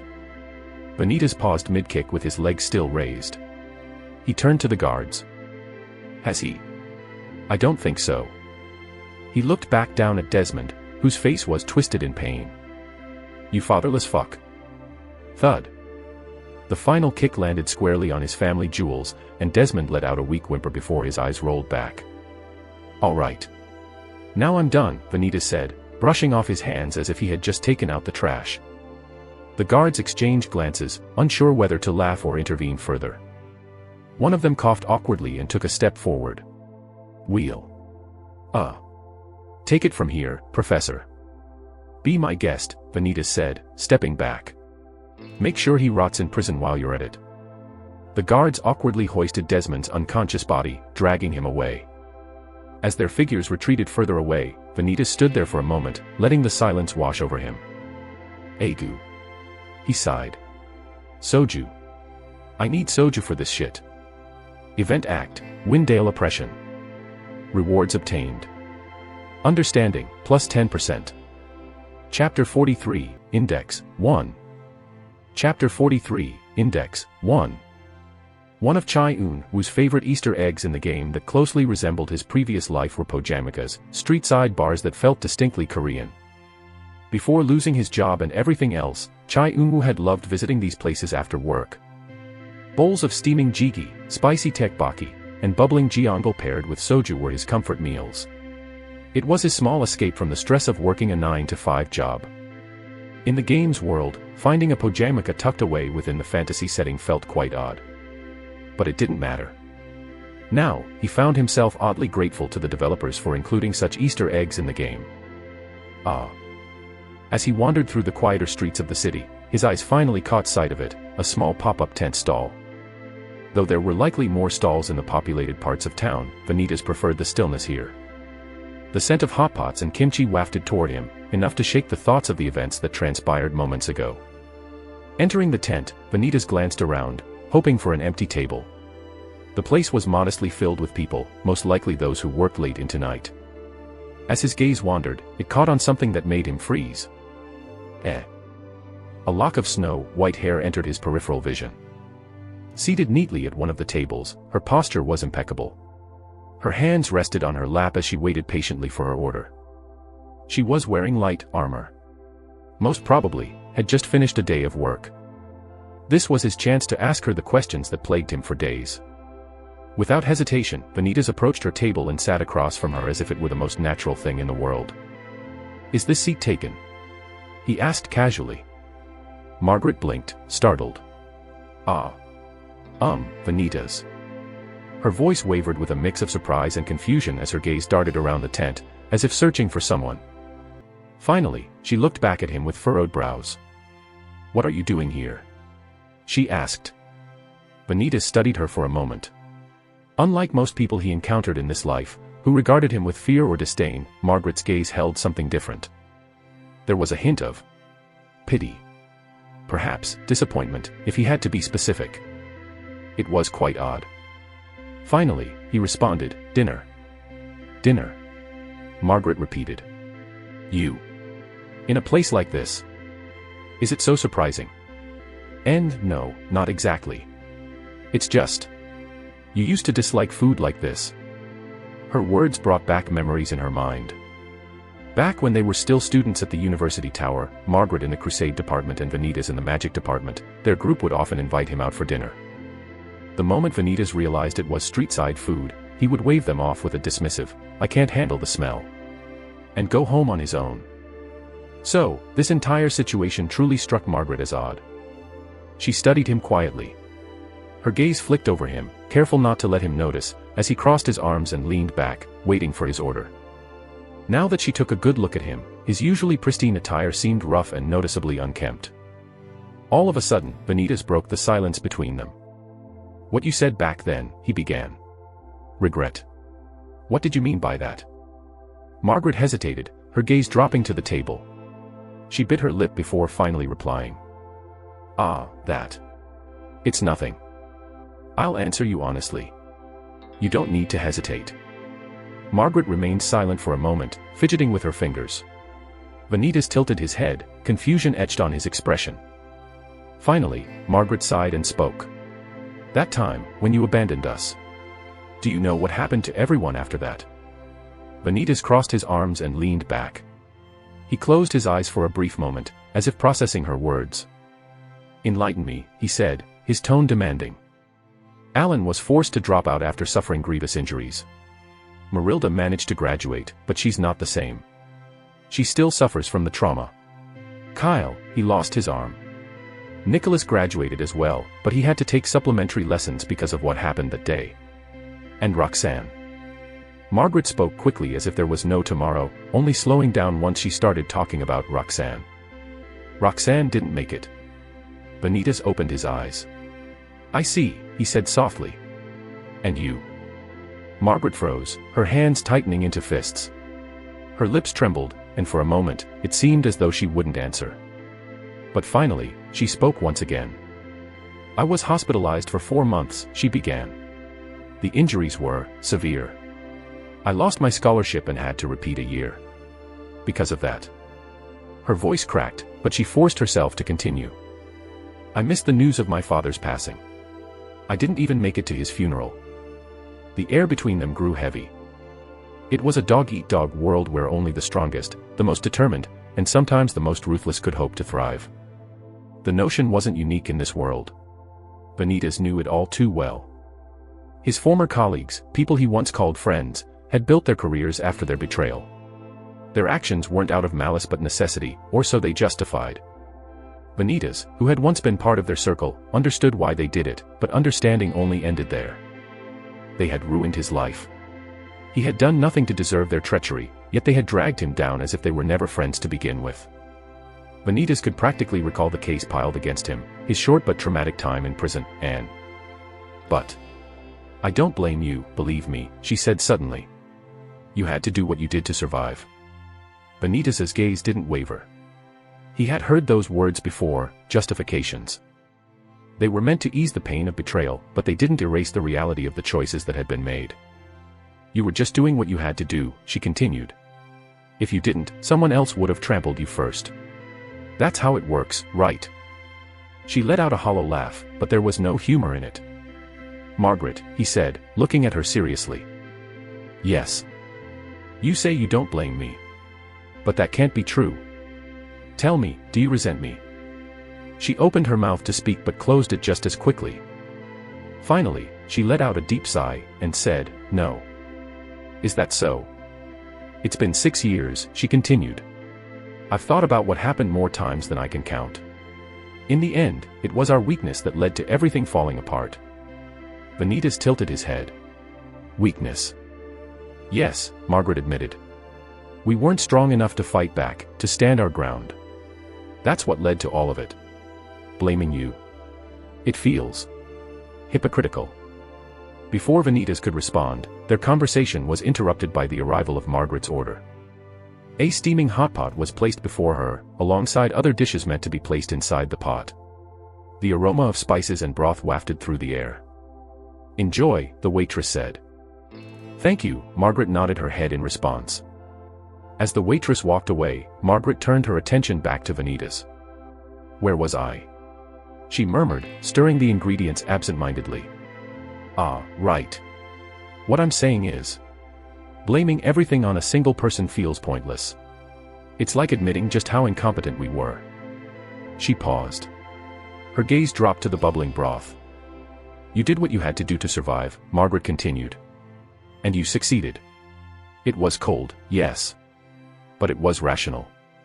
Now look at you, a professor. You made it. Vanitas crossed his arms. Is that your way of forgiving me, or are you just trying to justify what happened? Neither, she said, meeting his eyes. It's just the truth. Everyone made choices back then, you included. I've learned to live with it. Vanitas closed his eyes, leaning back slightly. He murmured softly under his breath. Naive. Margaret's head lifted up, staring at him with an innocent look. Yes. Did you say something? No. She blinked but didn't press further, returning her attention to the hot pot before her. He now had a rough grasp on the situation, from where he stood. The others, whoever they were, had all the right reasons to harbor disdain toward him. Margaret, however, thought differently. It truly struck him as odd. Just how naive could a single person be? From what he knew according to records, it was a demon subjugation exam, a joint combat examination between the Crusade and Magic Department. Yet, the situation spiraled out of control. An incident that forever stained the reputation of Silver University Tower.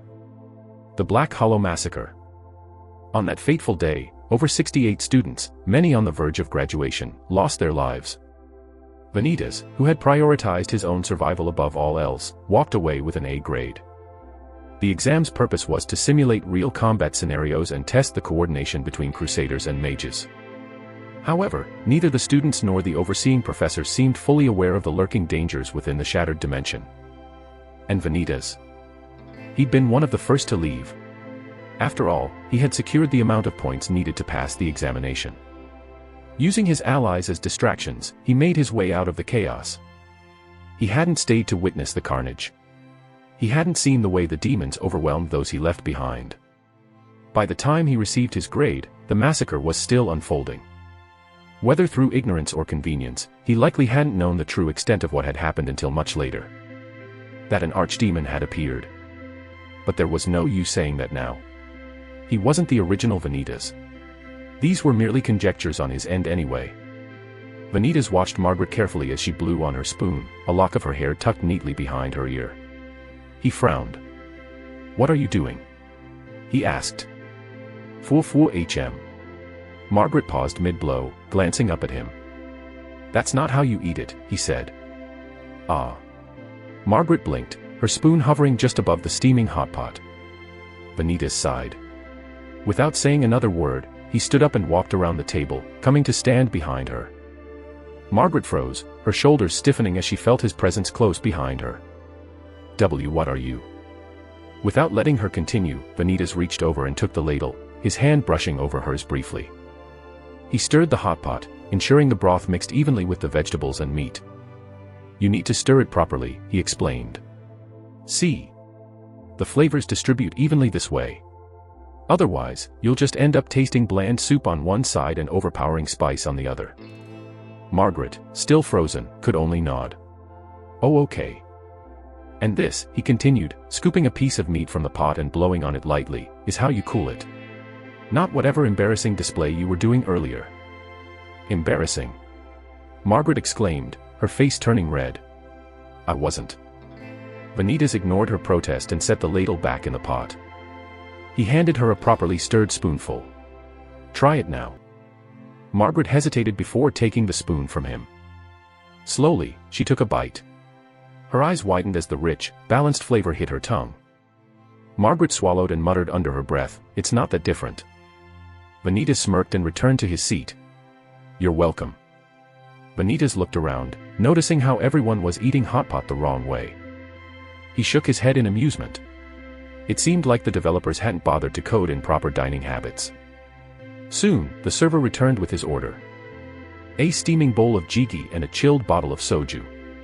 The smell of spicy broth and fermented flavors hit him immediately. "Enjoy," the server said. Vanitas took off his glasses and tucked them into his pocket, or so it seemed. In truth, he was dematerializing the stigmata hidden behind them. "When did you start wearing glasses?" "Recently."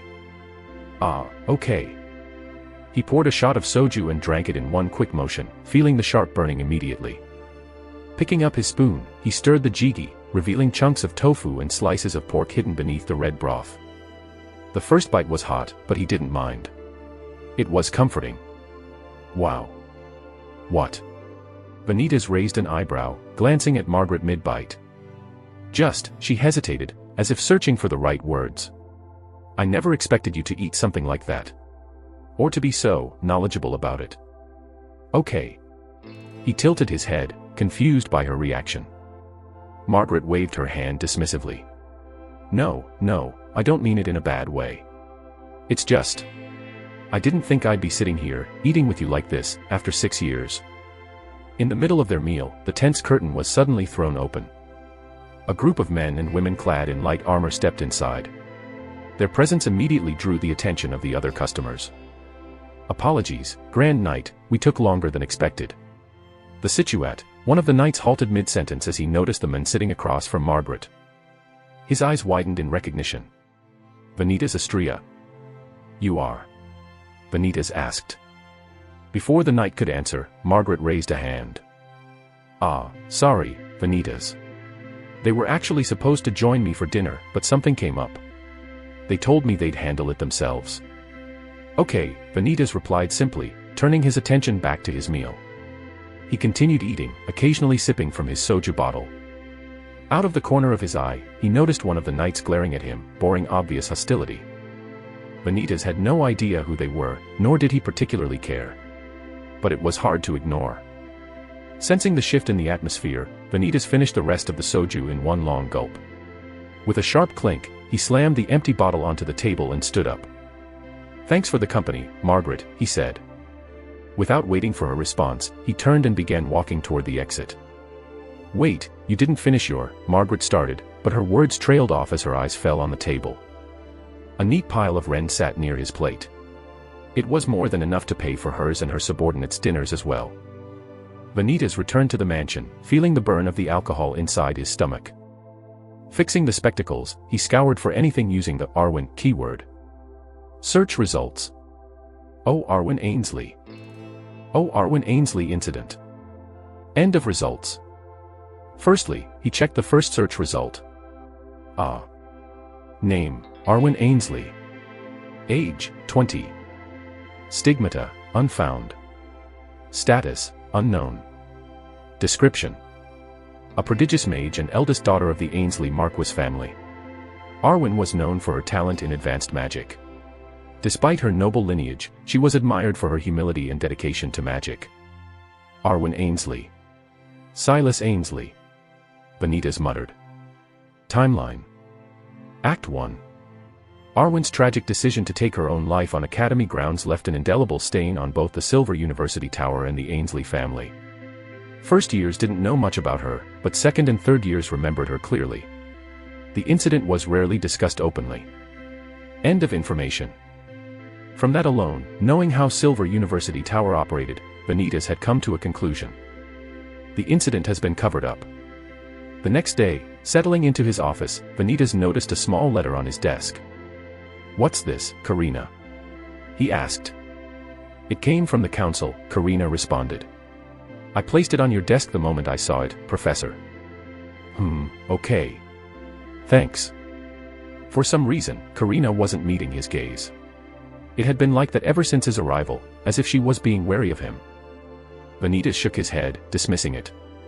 It was a common reaction to the named character, Vanitas Astrea. As he opened the letter, he scanned. Professor Vanitas. The Warden of Index has submitted a formal request for your presence regarding a matter of considerable importance. We kindly request your arrival at Index within the next two days. However, should unforeseen circumstances prevent your timely attendance, you may report on the third day. He skimmed through the rest. As he finished, he leaned back and sighed. Index, huh? At that moment, something flashed in his peripheral vision. Special Act, activation. Special Act, Index. Rewards. Understanding, plus 20%. Newman's Azure Shard. Chapter 44, Index 2. Chapter 44, Index 2.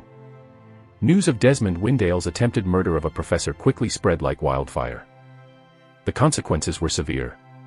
Desmond was expelled, blacklisted from every academic institution, and sent to prison. But the rumors didn't stop there. Aristocratic families who had grudges against the Windales didn't want to miss the opportunity. They further expanded on the narrative, claiming Desmond had been practicing dark magic, just like his father. Others claimed his father pulled some strings and was behind the attack. Some even suggested the Windales had been plotting against the Empire after their fall from Duke status. None of these claims had any proof, but that didn't matter. The saying, "the apple doesn't fall far from the tree," played a part in their punishment. However, the Council of Aetherian weren't fools. They didn't blindly accept such baseless claims, even against someone with the Windale name. But at the same time, they weren't quick to dismiss them either. Just like his father, Desmond was sentenced to confinement in Index. Using a warp hole reserved for government officials, he was transported directly to Index. Scrunch. Scrunch. As he stepped out of the portal, the cold hit him immediately, chilling him to the bone. He adjusted his gloves and tightened his scarf as he surveyed the bleak surroundings. The sun hung in the sky, but its light was pale white. The sky, which should have been an ocean blue, was an oppressive shade of gray. A perfect weather. Welcome to Index. I suppose you must be Professor Vanitas Astria, one of the guards said, stepping forward. Indeed, Vanitas responded. The guard nodded but held up a hand. Apologies, Professor, but for precautionary measures, I'll need to see your ID. Vanitas reached into his coat and pulled out a sleek black card. The guard inspected it carefully and held it up to a glowing crystal device that confirmed its authenticity. Satisfied, the guard handed it back. Thank you. One more step, please sign the logbook, the guard said, motioning toward a logbook mounted near the gate. We need to keep a record of everyone who visits or leaves. Okay. Vanitas nodded his head and complied. Approaching the logbook, his gloved fingers moved quickly to input his signature. Done, Vanitas said and stepped back. The guards conducted a brief inspection after that, patting him down to check for any hidden items. Finding nothing suspicious, they stepped aside. Follow me, Professor. The warden is expecting you. Vanitas followed the guard through the massive gates. The cold seemed even more intense inside. Eventually, they came to a stop in front of a large, reinforced door. The guard raised his hand and knocked twice. To talk. To talk. The sound reverberated against the stone walls before the door slid open with a low rumble.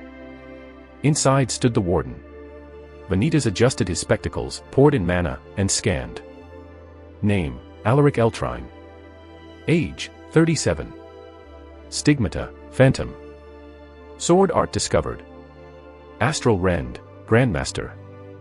Void Requiem, Intermediate. While Vanitas had the choice whether to cooperate in the investigation, given the circumstances, ultimately, he chose to cooperate in the end. Professor, Alaric began. Thank you for coming all the way here. Vanitas nodded. It's my pleasure, Warden. I assume you've already reviewed the case. I have. We've ruled out the possibility that you were targeted randomly. That said, I must ask, Professor, do you believe there's more to this than what we've uncovered so far? Vanitas remained calm, keeping his expressions unreadable. Alaric was as sharp as always, but Vanitas had expected this line of questioning. He found it bothersome that his name was involved in the Windale's mess. Still, the rewards of the special act made it worthwhile. What makes you think I'd know anything? Vanitas asked. We've interrogated Desmond, but he refuses to cooperate. He insists he'll only speak to you. Is that so? It made sense now why he'd been summoned for questioning. I don't know what he intends to tell you, but he's been adamant. Will you speak with him? Vanitas adjusted his gloves and nodded. I'll hear what he has to say. Lead the way. Alaric gestured to the guards, who opened a reinforced door leading deeper into the prison. Vanitas followed closely from behind. Since Desmond's crime wasn't as severe as those committed by the other inmates confined here, he was held in a less restrictive area. They stopped in front of a simpler but heavily locked cell. Clink. A guard unlocked it with a clink. The door creaked open to reveal Desmond Windale seated at a plain metal table. His wrists were shackled with glowing cuffs that flickered with suppression magic. He looked up as Vanitas stepped in. Professor, he murmured. Vanitas said nothing at first, looking down at him with a gaze that screamed insignificance. If you need anything, Professor, simply call. I'll remain outside, Alaric informed. Understood. Alaric turned to the guards, who stepped back with him. Thud. The door shut with a heavy thud, leaving Vanitas and Desmond alone under the watchful eyes of the prison's surveillance enchantments. There was a chair in front of Desmond, but Vanitas chose to remain standing. What do you want? He asked. Quick chanting, Desmond began. That's your stigmata, isn't it? Vanitas paused once again, keeping his expressions blank. Clearly, Desmond was trying to elicit a reaction out of him. Too bad. He was off the mark. Wrong. Desmond shrugged. Worth a shot. If you're going to waste my time, Vanitas paused, fixing his gaze down on Desmond's pants. then I'll leave. Desmond flinched instinctively. His hands darted to cover his lower half, face reddening with a mix of embarrassment and anger as he glared up at Vanitas. Fucking pervert. Shitty brat. Vanitas turned on his heel, heading for the door. But just as his hand reached the handle, Desmond's voice stopped him. My father's arrest, he said. You're the one behind it, aren't you? Vanitas's hand paused midair. Slowly, he glanced over his shoulder. What makes you think that? You visited our home, Desmond said. You must have done something. I don't know how, but you planted that evidence in his office, didn't you? A smirk tugged at Desmond's lips as he leaned back in his chair. In his mind, he had Vanitas cornered. Why else would an uninvolved man suddenly find himself tangled in the Windale case? But the smirk faded the moment Vanitas spoke. Is that it? He said. That's your basis? Desmond faltered, but quickly tried to regain his composure. It's obvious. You. Now tell me, Vanitas interrupted. What did the servants say? What were their statements about that day? Desmond froze. His smirk vanished entirely, and his mouth opened as if to respond, but no words came out. He knew what had been said when the Crusade Order questioned the estate's servants. Every single one of them had claimed the same thing. The Lord's office is completely inaccessible to anyone. And they weren't lying. The barrier protecting the office was at least Grandmaster level. For commoner servants with no magic education, even attempting to open it would have been impossible. The silence stretched. Vanitas didn't move, nor did he look away. His question alone had dismantled any attempts Desmond had to corner him. After a long pause, Vanitas finally turned and opened the door. Wasted my time for this, he muttered. Then, just as he stepped through the door, he added, without looking back. And for Arwen. It was unfortunate, Vanitas said. Desmond's eyes widened in shock, and his face twisted with rage. He shot to his feet. The chains on his wrists rattled violently as he lunged forward. You motherfucker. But the glowing cuffs held him back and locked him in place. Get back here, Ock. Fuck. Desmond strained against them as he shouted a bunch of explicit curses. The time his screams echoed through the room, Vanitas was already gone. The door closed behind him with a heavy thud. He just wasted everyone's time. I heard, Alaric said with a smirk. Seems like there's some personal vendetta. But don't worry, Professor. He'll remain here for a long time. Good, Vanitas nodded his head. Vanitas was then brought to a separate room, where the warden, Alaric, questioned him regarding his involvement. After a long 1 hour, the questioning finally ended. Vanitas navigated through the questions carefully, trying to make sure everything aligned. But the matter was settled. His action of visiting the Windale's mansion was due to Desmond's behavior in the university. That was it. Even the servants made the same statement. Thank you very much for your cooperation, Professor, Alaric said. It's my pleasure, Vanitas said. Anything to help the case. Then, glancing around for a brief second, Alaric returned his gaze to Vanitas. We don't get authorized visits often. Care for a tour, Professor? Vanitas raised an eyebrow. A tour. Of Index. Alaric nodded. It's not every day someone like you is here. Besides, it might give you a better sense of what we're dealing with. Vanitas considered for a moment before nodding again. Very well. Lead the way. Alaric gestured for Vanitas to follow, and the two began walking deeper into the prison. A slight smirk tugged at Vanitas's lips. Special Act, Index. Rewards. Understanding, plus 20%. Newman's Azure Shard. There it was. The Act trigger. Special Acts.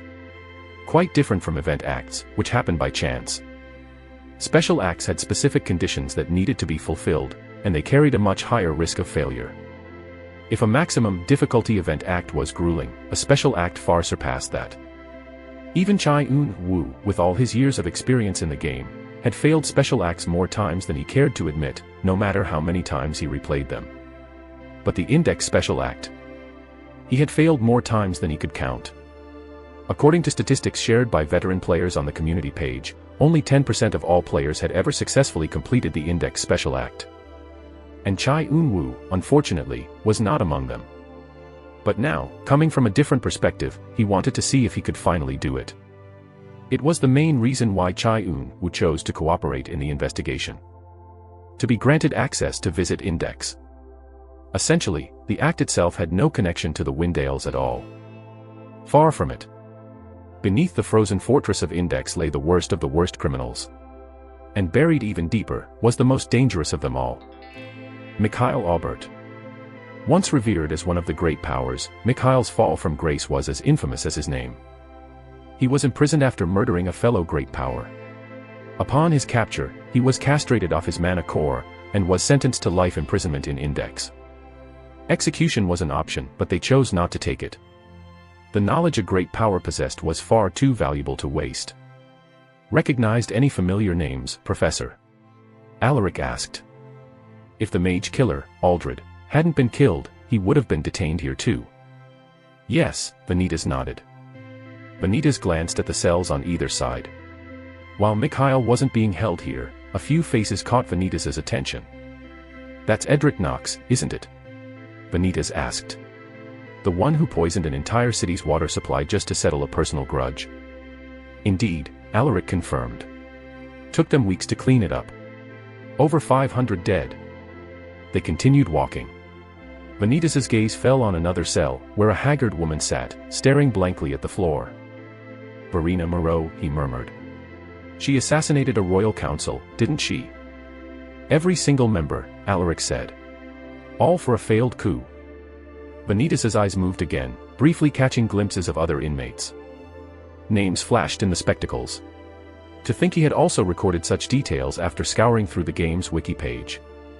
Kieran Dreve, a rogue mage who unleashed a mana storm that destroyed an entire town. Fessa Vanner, a summoner who sold her summoned creatures to destroy villages. So on and so forth. It was akin to a zoo. Vanitas thought it was the right opportunity to ask. Mikhail Aubert, he said. I heard he was confined deep below. Alaric nodded. That's correct. He's in the lowest level of Index. He paused, glancing at Vanitas with a curious expression. Is it fine if I ask him a question? Vanitas asked. Alaric's brows raised for a moment. He hesitated first before responding. Typically, it's not allowed to visit him. But considering your status, Professor, I guess it's fine. Alaric stepped forward, and gestured ahead. Follow me. Vanitas nodded his head and followed Alaric. In the game, no matter how the character was designed, the player always started as a student. Meeting Mikhail this early on was impossible. But Vanitas was no student. His status alone made the special act easier. But easy was still an understatement, considering what the special act entailed. Tack. Tack. Tack.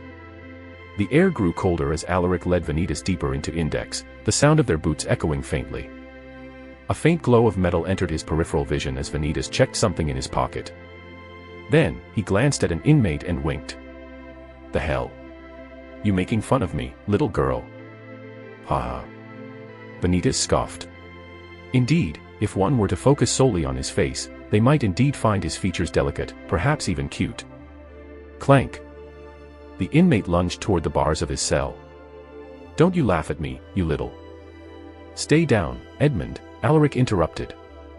The inmate, Edmund, froze mid-motion, glaring at Alaric for a moment before slumping back into the cell. Please don't provoke them too much, Professor, Alaric said. Apologies. As they continued walking, Alaric glanced at Vanitas. Just a warning, Professor, he said. Mikhail isn't quite the man he was in the past. In other words, Mikhail Aubert had a few screws loose in the head. But Vanitas already knew this. It was common knowledge among veteran players of the game. I'll keep that in mind. Alaric stopped in front of a massive reinforced door. Layers of magic circuits, barrier magic covered its surface. The steel itself seemed unnaturally dark, as though it absorbed the light around it. This is it, Alaric said. He nodded to a guard stationed nearby, who stepped forward and inserted a glowing crystal into a slot embedded in the wall. The circuits flared brightly as the door groaned and began to open. Inside was a large chamber. At the center of the room was a single cell, surrounded by a barrier. Within the cell sat a man, motionless with his head bowed. Mikhail Albert. It had to be said. Ah, shit. Alaric, my old friend. You came. You came. You fucking Retta. The Special Act Index. Don't get too close, Professor. Entailed the death of Mikhail. Chapter 45, Index 3.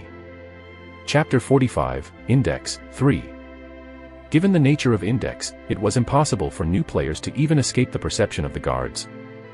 Moreover, the fortress had a strict rule. Utter even 2 syllables of an incantation, and they'd be immediately disarmed. But Vanitas, having received advance notice before his visit, had prepared as thoroughly as he could for the act. If he failed, then it would be quite unfortunate. Newman's Azure Shard was an amazing reward. HM. Who's that pretty boy with you? Another piece of shit. Just ignore him, Professor. Don't let him provoke you, Alaric said. Understood, Vanitas nodded his head. Professor? Like those shitty know-it-alls. Oh. We've got a bitch boy over here. Despite being castrated off his mana core, his stigmata still remained. There was no way to forcibly extract someone's stigmata, after all. Name, Mikhail Albert. Age, 54. Stigmata, Karna's Blessing. Essence discovered.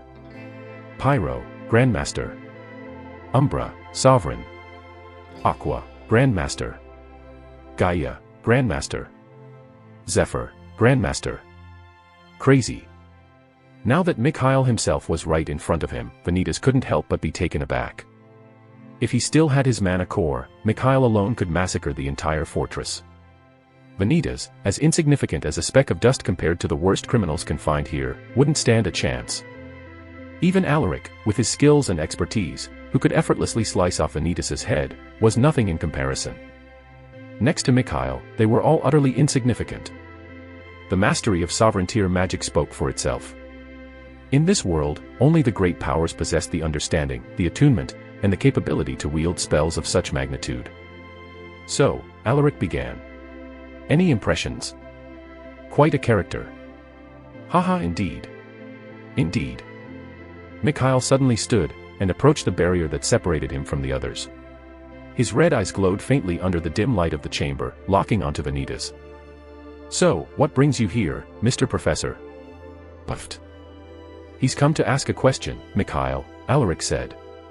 Mikhail's expression suddenly shifted, and his eyes lit up. Oh. Oh. You should have said so. The words seemed to stroke his ego. Stripped of his status as a great power, Mikhail had clearly learned to savor moments where he was treated with even a shred of the respect he once had. Moments like these fed his delusions, if only just enough. Vanitas turned to Alaric, and said, Apologies, Warden, but this matter is personal. Is it fine if you step outside again? Personal? To what extent? It's not a security issue, I assure you. Just something I'd rather not share openly.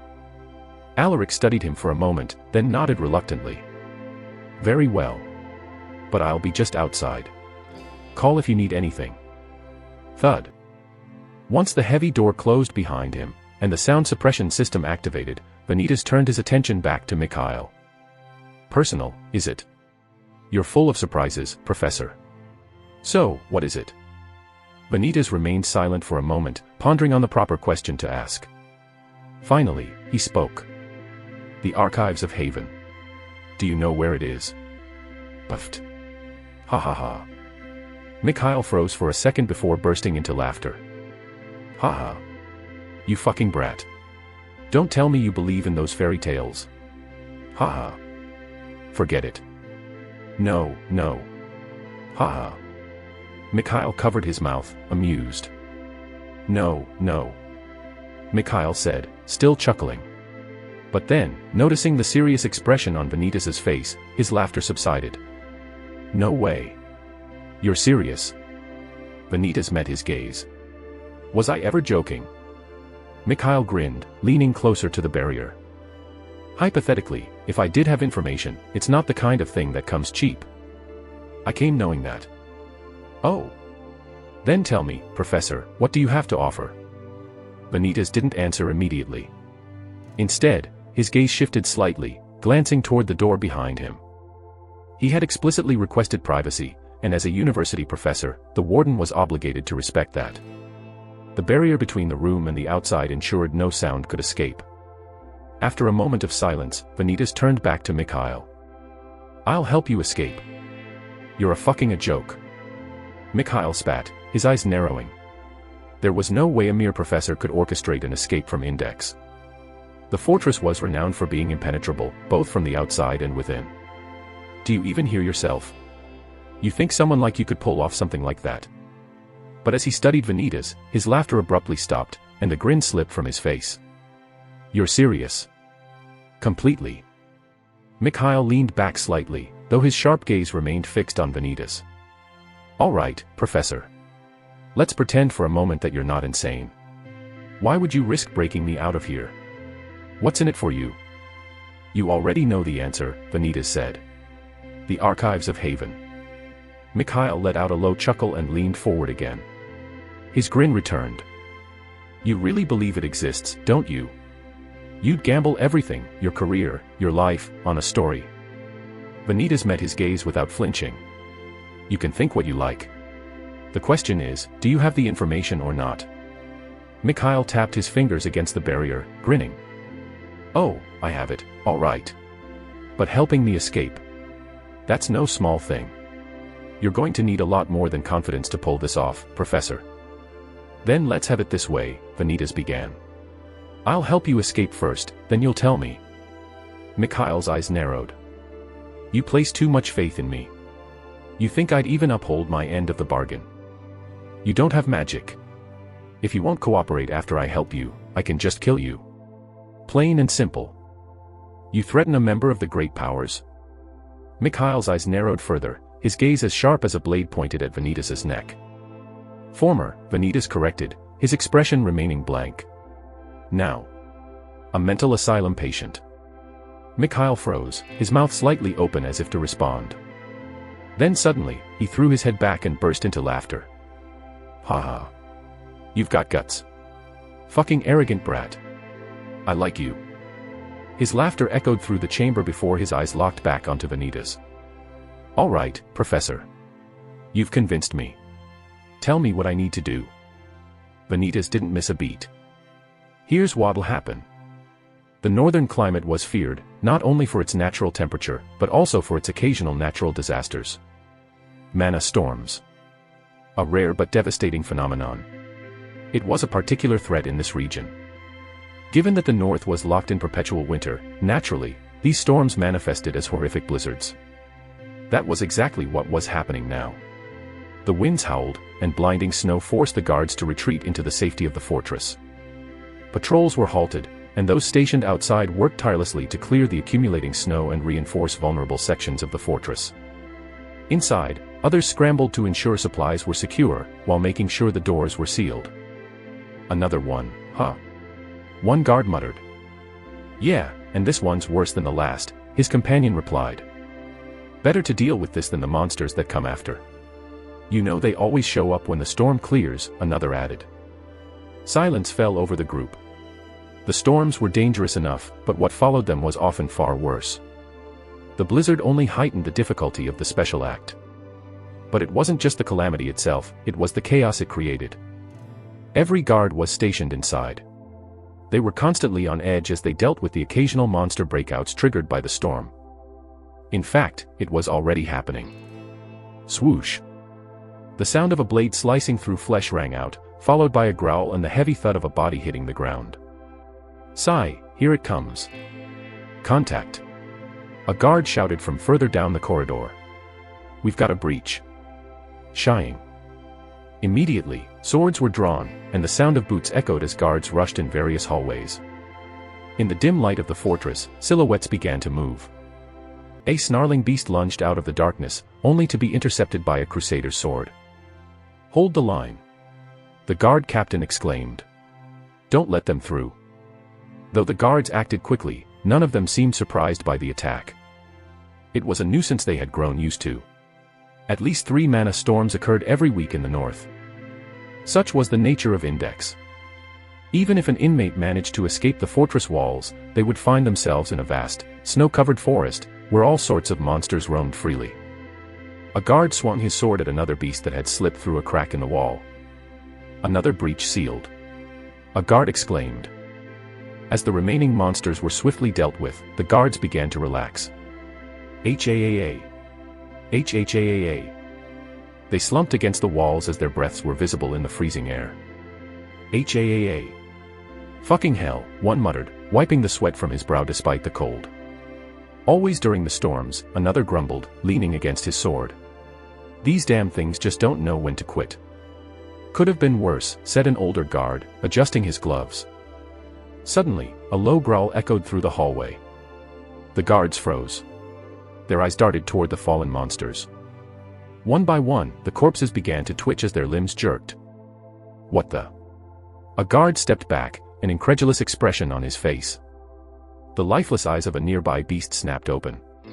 Its body twisted and contorted as it rose to its feet while blood still dripped from its wounds. Impossible.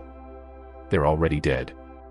More growls filled the air as the other fallen monsters began to rise.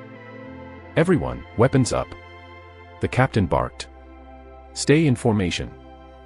As if the monsters springing back to life weren't enough. Captain. A guard ran in from the hallway. A prisoner has escaped. A sudden chill ran down the captain's spine as he turned to face him. What? Who? Edmund Velgrund. He broke out during the chaos in the West Wing. The captain's expression darkened immediately, his grip tightening on his sword. Damn it. Of all the times. Orders, sir. Another guard asked. The captain wasted no time. Secure this area and keep the monsters contained. No one leaves this corridor without my direct order. He turned to the messenger. You, find the warden. Inform him of Velgrund's escape and the breach. Go now. Yes, sir. Vanitas and Alaric quickly rushed to the scene, finding several cells open. Fuck. How could this happen? Alaric exclaimed. Vanitas glanced at him briefly, his expression serious. Just as he opened his mouth to speak, the entire fortress shook. Rumble. Rumble. The floor beneath them trembled, and debris began falling from the ceiling. They exchanged a tense look before Alaric spoke first. Professor, this isn't within your jurisdiction. The blizzard might be a nuisance, but I'll ensure you make it to the warp hole safely. No, I'll help as best I can. Alaric frowned. You don't understand. This isn't your responsibility. The situation is out of control.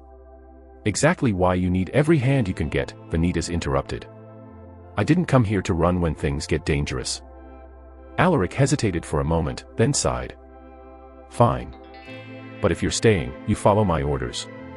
Understood. Vanitas gave a small nod. Understood.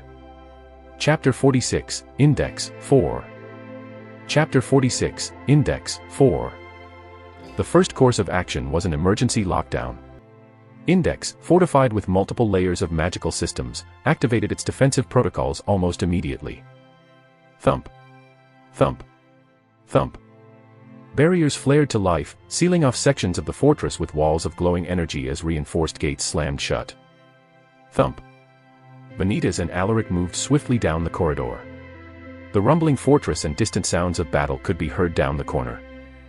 We need to contain this before it spreads further, Alaric said. The West Wing is our priority. That's where Edmund Velgrund was last reported. What about the reanimated monsters? Vanitas asked. They'll be dealt with. The Crusaders are trained for this. Velgrund is the bigger threat. But what Alaric feared was Edmund's specialty. Necromancy. A forbidden branch of dark magic. According to reports, monsters were rising again and again despite being killed. It was almost certainly Edmund's doing. Necromancy, Vanitas muttered. So, the monsters. Alaric nodded with a grim expression. His work. If we don't stop him, this won't end. I see. Ahead, the sound of battle grew louder. Vanitas adjusted his gloves. Then we stop him. Alaric glanced at him briefly and sighed. Stay close, Professor. This isn't like dealing with theories and books. Edmund is dangerous. Vanitas held back a frown. He was clearly being looked down on, but it was understandable. If he had to be honest, some of the guards might even be stronger than him. "I'm aware," Vanitas replied calmly. "Lead the way." As they moved deeper into the West Wing, the sounds of clashing metal and roars echoed through the walls. Edmund. The moment they arrived, Alaric didn't hesitate. His figure blurred as he dashed forward. The blade in his hand glowed faintly under the dim light, leaving Vanitas momentarily behind. "Shit," Edmund cursed under his breath, startled. Clang. The sound of metal against metal reverberated through the hallway. Alaric's blade had been intercepted, not by Edmund, but by someone else.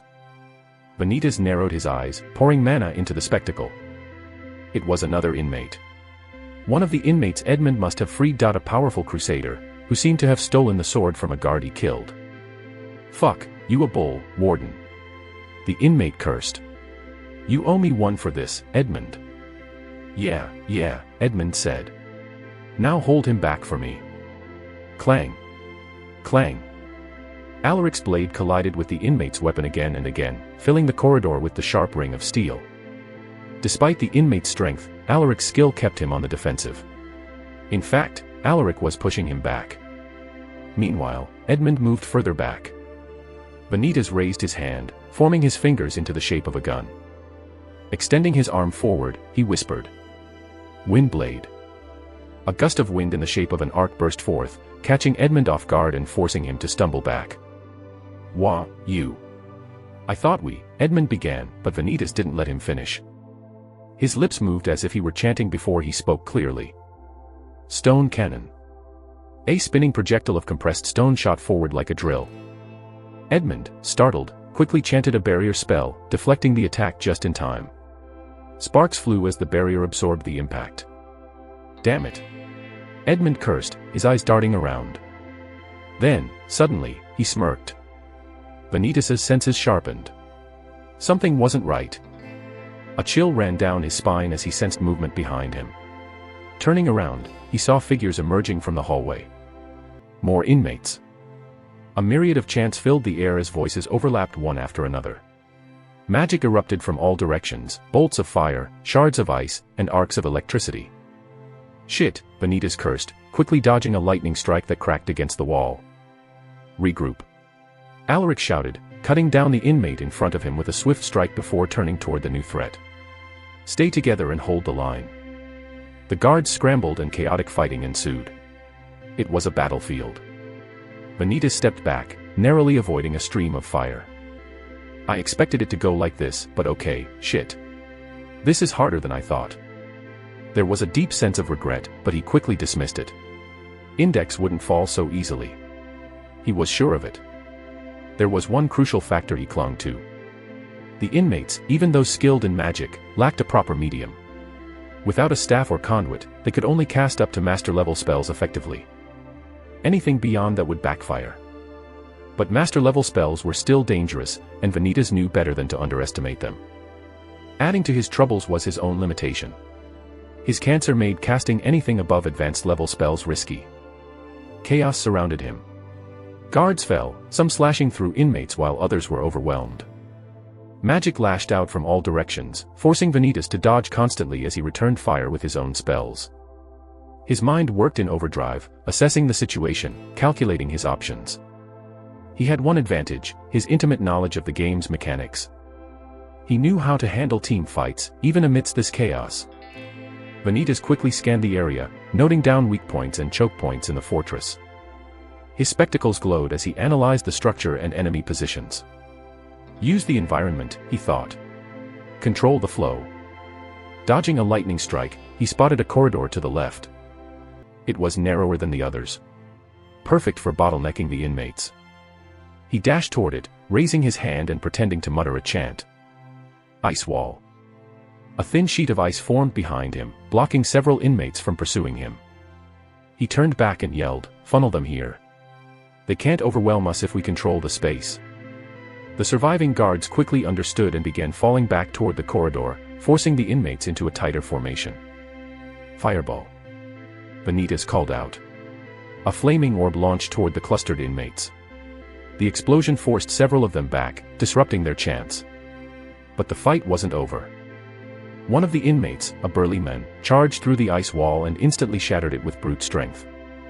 Another inmate cast earth spikes, forcing Vanitas to dive to the side, narrowly avoiding being impaled. Shit. Vanitas's breathing grew heavier. His calculations couldn't keep up with the relentless barrage of attacks. Ugh. He stumbled as a shard of ice grazed his leg, blood trickling down. His heart pounded in his chest as pain flared through his body. Stay calm. Think. Vanitas grabbed a fallen guard's shield, raising it just in time to block a lightning bolt. He slammed it into the ground and crouched behind it as he muttered another spell. Icicle break. A barrage of sharp ice bolts shot from his hand. The frozen projectiles forced them back, buying him precious seconds. But the inmates weren't slowing down. One of them launched a flame surge, causing the ice bolts to melt midair. Another used force palm, shattering a section of the wall and sending rubble flying toward Vanitas. He barely managed to roll out of the way as his lungs burned from exertion. Thankfully, the inmates that were in the upper levels of Index. If it were lower, Vanitas wasn't sure if he could keep up at all. In fact, he was barely managing. As he dodged another lightning bolt, his eyes scanned the area for something, anything, that could turn the tide further in his favor. But before he could focus, an inmate hurled an earth spike toward Vanitas, forcing him to roll to the side. Another inmate launched flame arrows. Vanitas raised a hand. Wind burst. A sharp gust of wind blew the flaming arrows off course.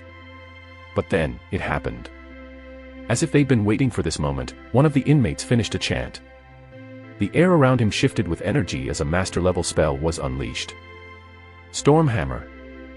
A massive, crackling bolt of lightning surged forward, splitting the ground as it raced toward Vanitas. The attack struck several guards in its path.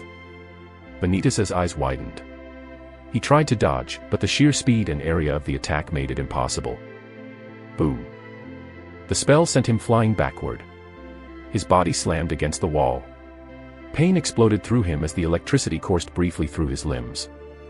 Ugh. Vanitas forced himself to move. His muscles screamed, and his vision blurred from the impact. Professor. A guard shouted, trying to push forward, but the inmates blocked the way. He couldn't take another hit like that. And, as if on cue, another spell, no, a barrage of master-level spells, erupted across the corridor. Columns of fire erupted from the ground. Massive ice shards rained down. A wave of electricity surged across the walls. It was utter chaos. The fortress trembled violently under the relentless assault. Debris rained down from the ceiling. Despite the destruction that ensued, Index still stood, barely damaged. The sovereign-level barrier protecting the fortress absorbed most of the impact, but it couldn't stop the tremors or the falling rubble. Low growls echoed from the corridor. Monsters flared back to life and lunged forward, attacking everything in their path, guards, inmates, no one was spared. Vanitas glanced around. He spotted guards struggling to fend off both inmates and the reanimated monsters. And then he noticed. Edmund was gone. A sudden snarl brought him back to the moment as a reanimated beast lunged toward him. Vanitas raised his hand, casting Windburst to knock it back. Swoosh. He followed up immediately with Windblade, slicing clean through the beast and dropping it to the floor. But before he could catch his breath, the sound of screams echoed through the corridor. Blood sprayed like a fountain, bathing the stone walls in crimson. Vanitas turned to see Alaric in the middle of the chaos. The warden stood drenched in the blood of inmates. His blade moved seamlessly, cutting down inmates one after another, sparing no one.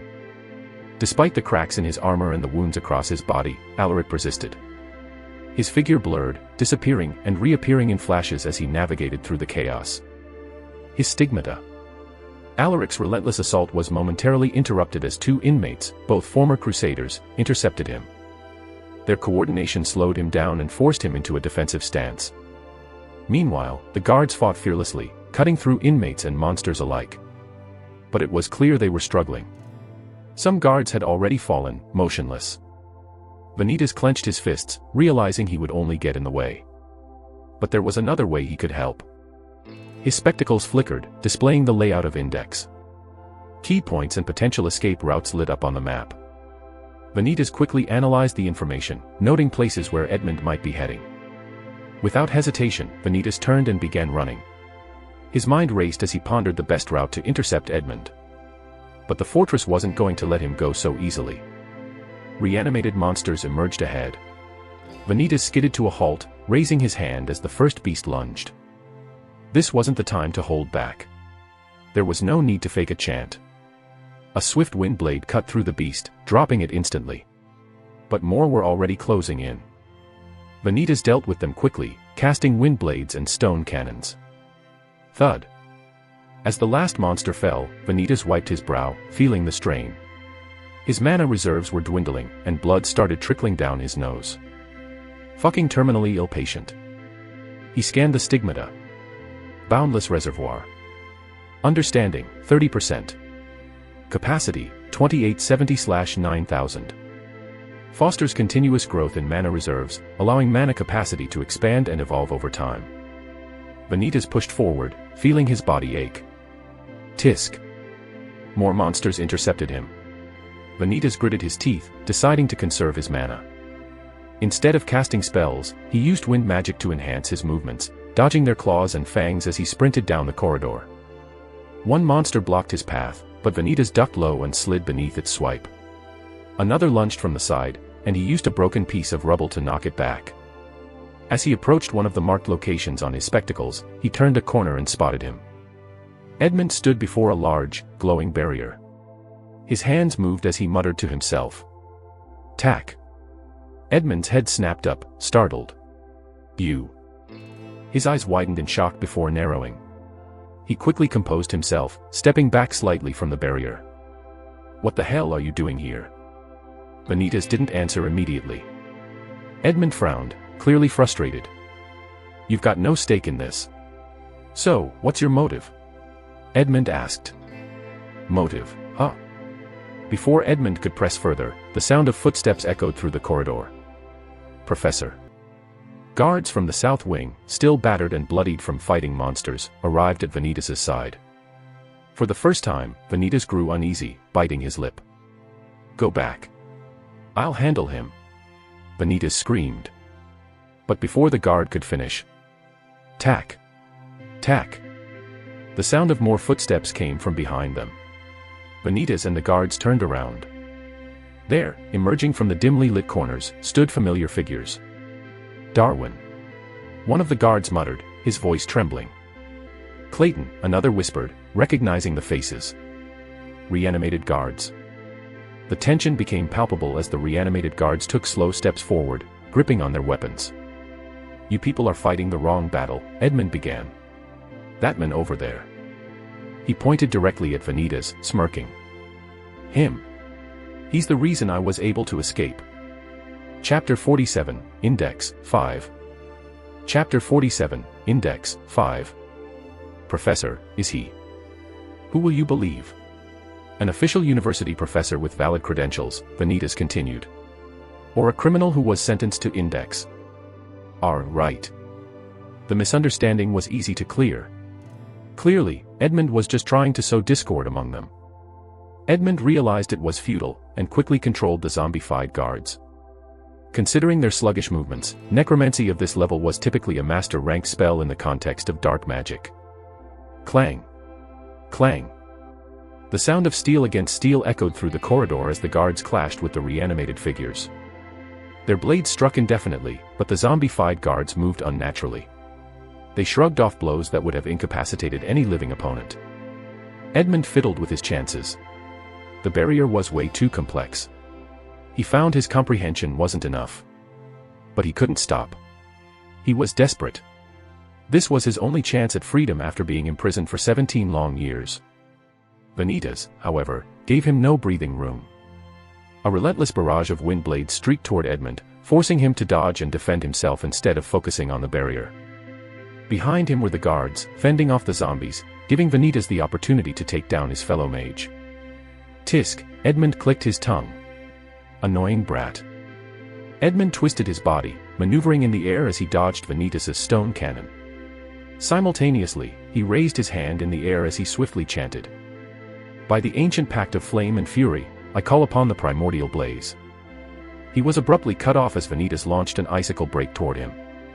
Edmund quickly offset, chanting a barrier. But due to the simplicity of the incantation, the barrier immediately shattered, and Edmund was forced to move to the side. Wiping a bead of sweat off his forehead, he continued. It was an advanced spell. A wave of flame surged toward Vanitas, leaving scorch marks in its path. His mind raced. Incantations were what brought magic to life. Essentially, they were the spell formulas of magic circuits, expressed as sound. The structure of incantations varied widely. But in simple gaming terms, they functioned as a way to calibrate a spell's size, speed, and power. However, with his stigmata, Silent Dominion, Vanitas could cast magic without the need for spoken incantations. Even so, silent casting required a deeper understanding of the natural laws and the physics of the world. This was where Vanitas had the advantage. His stock knowledge of science, calculus, and mechanics, concepts unheard of in this world, set him apart. The flames reflected vividly in his irises, and Vanitas closed his eyes briefly. His thoughts visualized the structure of water. He imagined its flow, the way molecules moved, bonded, and shifted. The hydrogen and oxygen, the tension on its surface, and the energy within. With that clear image in mind, he raised his hand. Swoosh! Water surged into existence. It spiraled upward and formed a shield. Though Water Shield was typically a beginner-level spell, Vanitas offset the spell's parameters using his stigmata. By increasing the mana output while maintaining its efficiency, he expanded the shield's size and power. What would normally be a small barrier now stood as a towering wall of water. Its durability and power alone was comparable to an advanced-level spell. Sizzle. The flames collided with the shield as steam erupted. The corridor was filled with the sound of fire and water fighting for dominance. Vanitas held his ground as he maintained the shield's structure. He could feel the strain, but quickly ignored it. The flames finally subsided, leaving only faint embers and a cloud of steam. Boundless Reservoir. Capacity, 2470/9000. His mana dwindled in the process. Even if he wanted to, he couldn't bring the grimoire, or the ethereal fragment. The guards would have confiscated it during his visit. But seeing the exhausted look on Edmund's face, he didn't seem to fare any better. Multitasking the zombies and Vanitas obviously took a toll on him. Suddenly, Edmund raised his hand and muttered under his breath. The air around him darkened as tendrils of shadow formed. Dark convergence. Tendrils of dark energy lashed toward Vanitas. Swoosh. Vanitas leapt to the side, narrowly avoiding the first wave. The shadows slammed into the wall. He retaliated immediately, casting an amplified wind blade.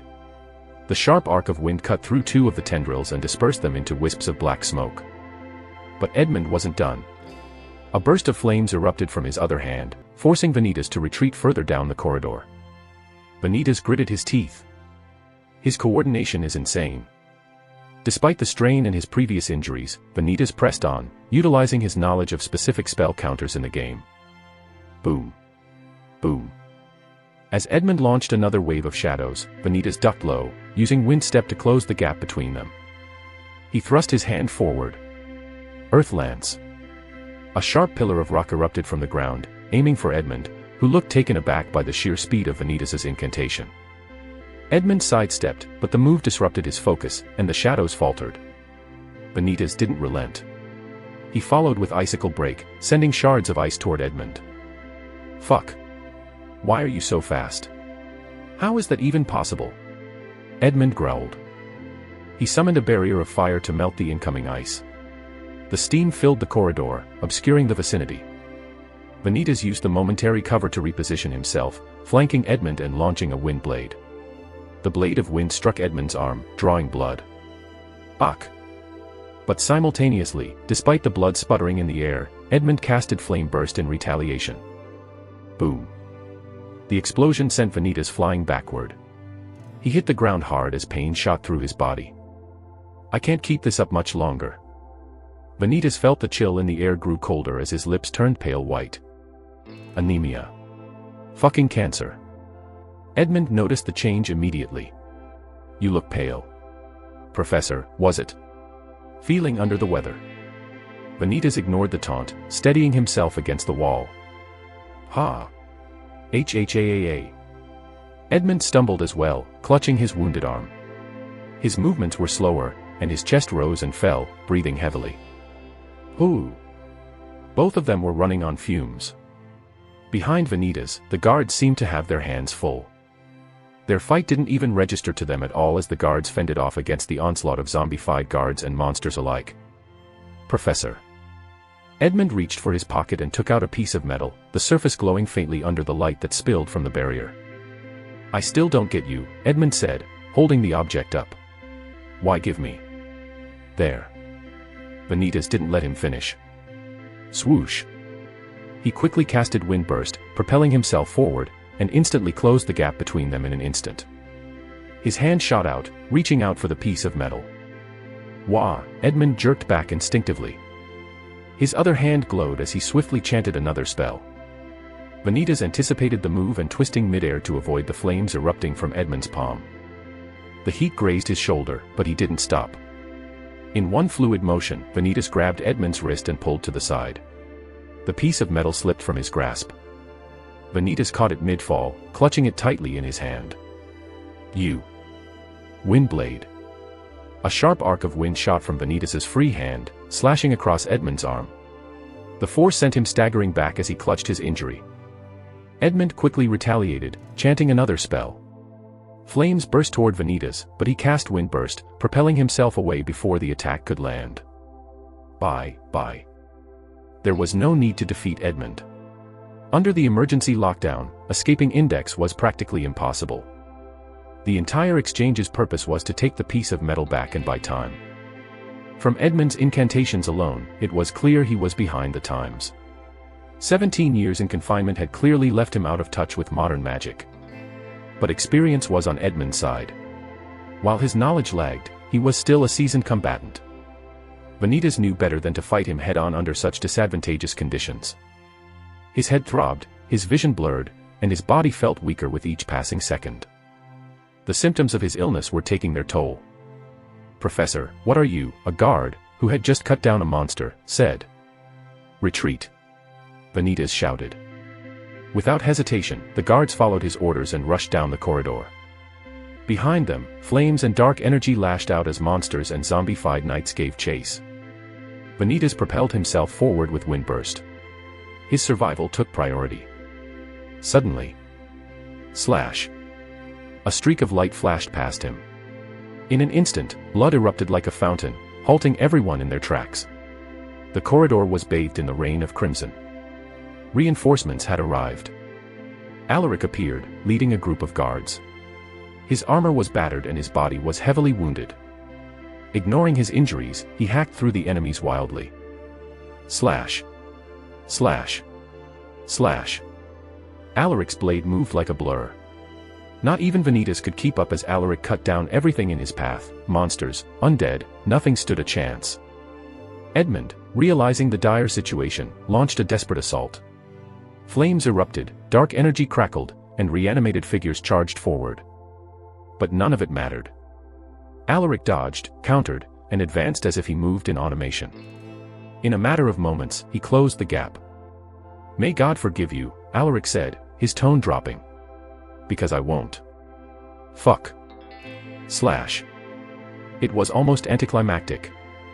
Edmund Velgrand, the man behind the chaos and death, dropped to the ground with a thud before he could even retaliate with a spell. Blood pooled beneath his lifeless body. The corridor fell silent, save for the faint groans of dying monsters and the heavy breathing of the guards. HAAA. Vanitas leaned against the wall, exhaustion etched on his face as he clutched the pain shooting up his right arm. Secure the area, Alaric ordered. Make sure nothing else escapes. The guards nodded and moved quickly to eliminate any remaining threats. Alaric turned to Vanitas. Professor, are you all right? Vanitas gave a weak nod. I'll live.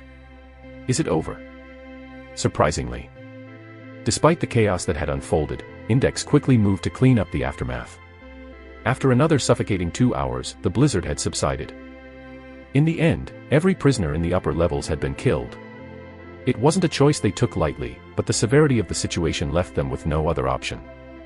At the moment, the lower floors were currently being investigated for any escapees lurking around. Amidst the grim scene, Vanitas stood silently, fixing his gaze on a figure sprawled lifeless on the ground. Desmond Windale. Beside him lay another body. It was none other than his father. It seemed the father and son had attempted to escape, hoping to take advantage of the chaos. But their efforts were in vain as they seemed to have been caught in the crossfire. Not like it mattered. Vanitas glanced around. The guards moved somberly as they covered the bodies of their fallen comrades with white blankets. The air was heavy with grief. After reporting the situation to the council, doctors would be sent soon to tend to the wounded. "Professor." A voice rang from behind, and Vanitas turned around, meeting the tired gaze of Alaric. The warden's body was wrapped in bandages. Despite the injuries, Alaric worked to oversee the cleanup. Vanitas, too, was wrapped in bandages. A sharp migraine pulsed in his skull, but thankfully, the symptoms of anemia had subsided, albeit a little. His figure was still pale. Even Alaric had noticed it, but kept it to himself. He could manage. For now. "Yes?" Vanitas asked. "I can't thank you enough," Alaric began. "If you hadn't been here, who knows how many of my men would have died." Vanitas nodded his head silently. It was his quick counter to the onslaught of magic that had spared the lives of unaware guards. He hadn't done it intentionally to save anyone. It was simply part of the task at hand. Yet, in doing so, he had unknowingly shielded several guards from certain death. "It's unfortunate we can't interrogate Edmund regarding his means of escape," Alaric said. The inmates they interrogated, before being forced to cut them down as they resisted, all pointed to one name. Edmund Velgrund. It was clear he had orchestrated their escape. Alaric had initially wanted to capture Edmund alive. But that option quickly vanished the moment Edmund's unconventional magic came into play. Once Edmund was free, there were only two possibilities: kill him, or be killed. When the chance finally appeared, Alaric didn't hesitate. He knew it was the only way to end the chaos and prevent further casualties. Alaric turned to Vanitas, putting a hand on his shoulder. "Your stay has been overextended. I think it's time for you to depart," Alaric said.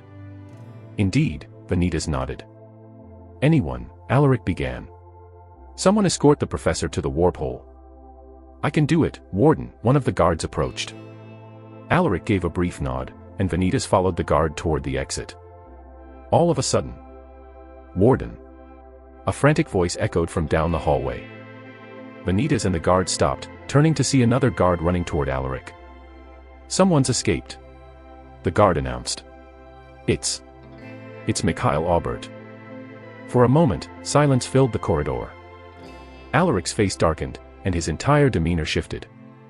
"What?" "He's gone. We've confirmed his cell is empty. The barriers. Something tampered with them." Realizing the gravity of the situation, Alaric turned to Vanitas. His voice was urgent. "You need to leave. Now." Then, he fixed his gaze on the guard escorting Vanitas. "Get him to the warp hole immediately." "Yes, Warden." The guard saluted before motioning to Vanitas. "This way, Professor." The two quickly rushed the hallway. Before long, it was Vanitas who took the lead, glancing at the vicinity's layout in his spectacle as they slowed down their pace. The warp hole leading into Index was located near the main entrance. However, the warp hole used to exit Index was located elsewhere, buried somewhere in the snowy forest surrounding the fortress. The reason was simple: security. If an inmate ever managed to escape, having an accessible warp hole within the fortress would provide an easy means of escape. Index ensured that any potential escapee would have to navigate the forest first, drastically lowering their chances of success. Vanitas, however, knew of the patterns. The warp holes shifted between 5 different locations in the surrounding forest. Every 2 days, the location was rotated according to a predetermined pattern. Only guards entrusted were supposed to know these locations, and the shifts were done to prevent anyone, including insiders, from exploiting the system. The 5 patterns weren't random either. They were based on practicality. Each spot was chosen for its proximity to guard patrols, natural hazards, and difficulty of access. This made it incredibly hard for anyone unfamiliar with the layout of Index and its vicinity to find the warp hole. As he and the guard walked, he mentally calculated the timing. 2 days ago, the warp hole was likely at the eastern slope near the ravine. Following the pattern, today, it should have shifted to the western ridge near the cliffs. The timing made sense. The warp hole shift always occurred at dawn, which aligned with the fortress's patrol rotations. By now, it should be securely at its next position. Vanitas slowed briefly, glancing at the spectacle's layout to confirm the quickest path. There were several guards around the halls, checking for the escapee, Mikhail. If he had escaped a while ago, he should have been near the exit. However, the guards all scrambled around. One guard approached Vanitas and lowered his head. "Professor, thank you. If it weren't for you, I would have lost an arm." "Keep up the good work," Vanitas said. The guard glanced between Vanitas and his escort. "Escort the professor safely." "Understood," the escort said. The guard turned on his heel and ran, continuing on their search for Mikhail. Vanitas glanced at the escort and said, "The Western Ridge." "What was that, Professor?" the escort asked. "The warp hole. It should be near the cliffs at the Western Ridge." "You truly never fail to surprise me, Professor." The escort's demeanor changed. His dark eyes slowly contorted into a reddish hue, glowing faintly underneath the helmet. Vanitas narrowed his eyes. "Just give me the medal, Mikhail." Chapter 48, Resolute, 1. Chapter 48, Resolute, 1. Everything had been thoroughly planned. From Edmund's escape, the chaos that ensued by freeing the inmates, and finally, Mikhail's release.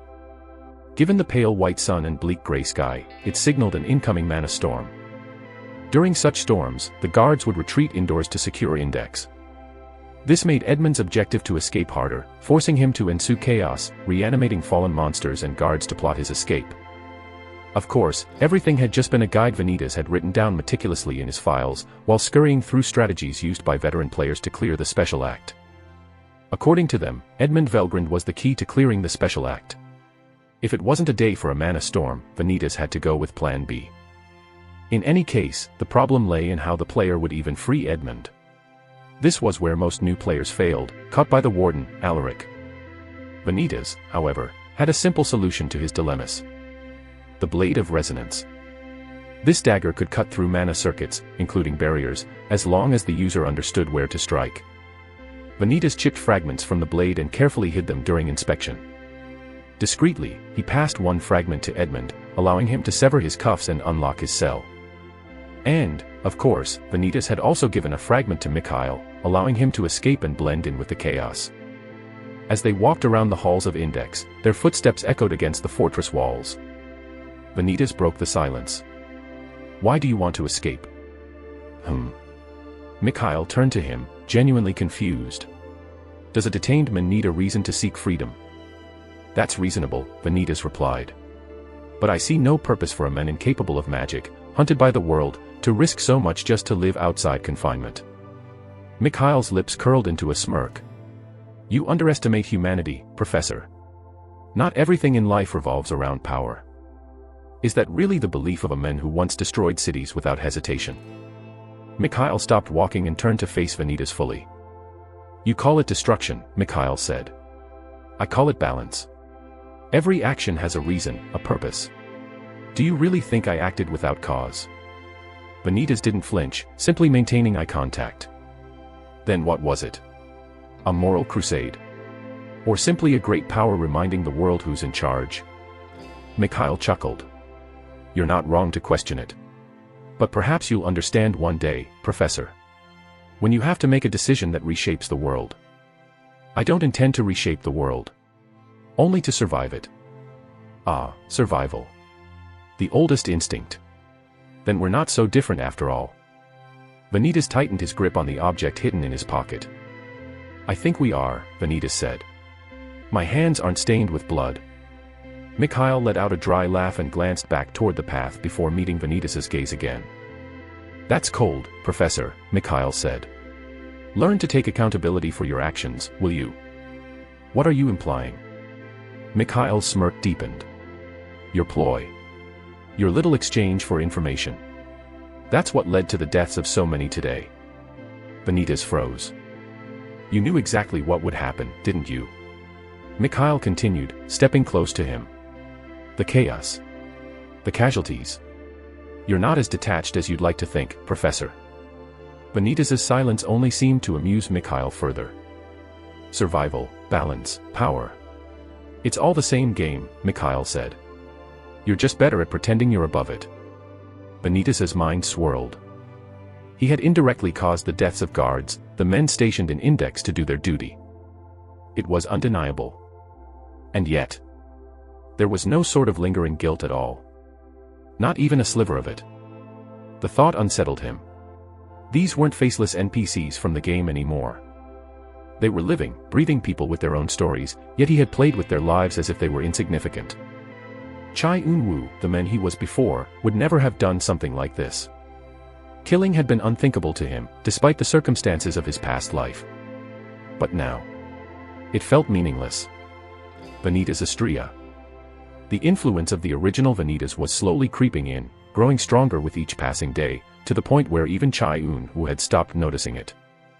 But there was no going back. The moment he completely took on the role of becoming the family head, Vanitas knew he had to succumb to this world's twisted sense of morality. He was terminally ill, practically dying. What's this? Mikhail said, tilting his head. Don't tell me you haven't realized it. Vanitas stayed silent, his eyes discreetly shifting to the side. The exit was still far away. He returned his gaze to Mikhail. You talk too much for someone receiving aid, Vanitas said. If I were you, I'd stay quiet. Fair enough. Mikhail scoffed but said nothing more. He resumed walking ahead with a steady pace. Vanitas followed, his heart pounding with each step. He felt the cold air bit at his skin as cold sweat ran down his back, sticking to his clothes. Where are they? His gaze flickered to the end of the corridor. The exit was close now. The shimmering glow of the barrier came into view. At a glance, anyone would believe Mikhail was just another guard escorting Vanitas. Alaric and the others probably assumed that guard, walking with him, had the authority to dismantle the barrier. Vanitas' fingers curled around the small metal shard hidden in his pocket. His grip tightened. Fuck. They stopped just a few steps before the barrier. Mikhail glanced at it, tilting his head slightly before turning to face Vanitas. You've got a way to break this, Professor. In actuality, he didn't. Not a barrier of this scale. Edmund had tried it before with the metal shard but failed. The barrier was too large, and the metal could only carve a small opening. One misstep, and the metal would flick, causing the barrier's force to reactivate and slice Edmund down instantly. I do, Vanitas said. But it will need some preparations. What about the metal? It worked on the barrier on my cell. Why not here? The barrier on the cell was smaller. The metal could carve through it just fine. But this one. Vanitas gestured toward the barrier. It's too big. You'd need more than a single shard to get through. Mikhail's eyes lingered on Vanitas, scrutinizing him. For a former great power, Mikhail had seen countless magical tools, artifacts, and relics, but the metal was different. Not once in his time as a great power had he seen something that could cut through the essence of mana directly. Strange material you've got there, Professor, Mikhail frowned. So, what are we supposed to do now? Vanitas took out the metal from his pocket. We draw a circuit. We don't have time for that, no. Mikhail's frown only deepened. Alaric's no fool. He'll figure it out soon enough. Got any better ideas? Mikhail mulled it over, pondering deeply. Vanitas watched him carefully, feeling the tension rise. His hands grew damp with sweat, but he didn't let it show. He glanced at the guide, written by a veteran player in his spectacle. If you manage to stall him long enough, the narrative will clear the special act for you. Perhaps I do, Mikhail said. A moment later, Mikhail's lips curled into a grin that didn't quite reach his eyes. If not, good luck. Vanitas' eyes widened, realizing what was about to happen, and raised his hand forward, sending a barrage of wind blades toward Mikhail. But snap. With a flick of his finger, Mikhail swatted away the wind blades one after another. The sharp arcs dispersed into harmless gusts. Vanitas' heart pounded in his chest. His breath came in shallow bursts. Mikhail tilted his head, his grin still intact. That all? He asked. You really are a professor, huh? All bark, no bite. Vanitas took a slow step back and clicked his tongue, tisk. Surprised. Mikhail's grin widened as he raised his hand. Don't worry, you won't live long enough to learn how I'm still able to wield magic. Vanitas didn't respond. He already knew. Karna's blessing. That was the name of Mikhail's stigmata. After being defeated and apprehended by the Sword Saint and his fellow great power, Aston Nietzsche, Mikhail had been sentenced to the harshest punishment. Mana core castration. It was a process that not only destroyed the core but also ruptured the pathways known as veins that channeled mana throughout the body. Hence, mana core castration. By all logic, that should have been the end for him. Without a mana core, a mage was as good as powerless. That was the belief most people held. But there was something even the Sword Saint didn't know. Mikhail's stigmata wasn't ordinary. The power to shift the very molecules, veins, and every inner bodily construct within his body. To understand how he survived, one had to understand the truth about mana flow. Uneducated people believed mana flowed from the core, down through the pathways, the veins in the body, and into the limbs to create spells. But that was false. People who had any sort of magic education knew better. It was elementary level knowledge. Mana wasn't produced by the core. Mana was breathed into the body, absorbed through the lungs, then traveled into the veins, where the essence was refined. This process determined which elemental branches a mage would excel at, known as essence. Over time, as the essence flowed consistently, a mana core would form naturally at the center of the chest, acting as a reservoir for mana. For anyone, if the veins were damaged or the core was shattered, their ability to use magic was permanently lost. But Mikhail wasn't ordinary. Using Karna's blessing, a stigmata that allowed him to manipulate his organs, he discreetly shifted his veins away from the critical areas that would have been ruptured during his castration. It was a nearly impossible task. Repositioning the veins required absolute precision. One mistake, and he could rupture his internal system and kill himself. But Mikhail wasn't called a great power for nothing. He succeeded, albeit partially. Most of his veins had been damaged beyond repair, leaving him with only 2 functional pathways. 2 essences remained usable. Umbra, which he had mastered to sovereign level, and Aqua. But that was enough. While imprisoned in Index for 20 long years, Mikhail had time. Time to rebuild what was lost. In other words, Mikhail now had a fully functional mana core. But restrained by mana shackles, he was unable to utilize it until now. Even without a medium, Mikhail's master rank spells far surpassed the average mage. The outcome was immediate. Collapse and fall, shadow tide. A torrent of black water surged forward like a crashing wave. The force instantly sent Vanitas flying before he could even retaliate. Crash! His back slammed into the wall, the impact knocking the breath out of him. His vision blurred for a moment as pain shot through his body. Ugh! His vision blurred for a moment, but he forced himself to focus. He couldn't afford to lose sight of Mikhail. Tack! Tack! Tack! Footsteps echoed in the corridor as Mikhail approached.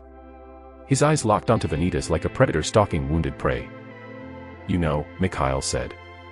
"I only noticed it when I got close to you." He stopped a few paces away, tilting his head with a sly grin. "But you reek of demons." Vanitas' eyes twitched.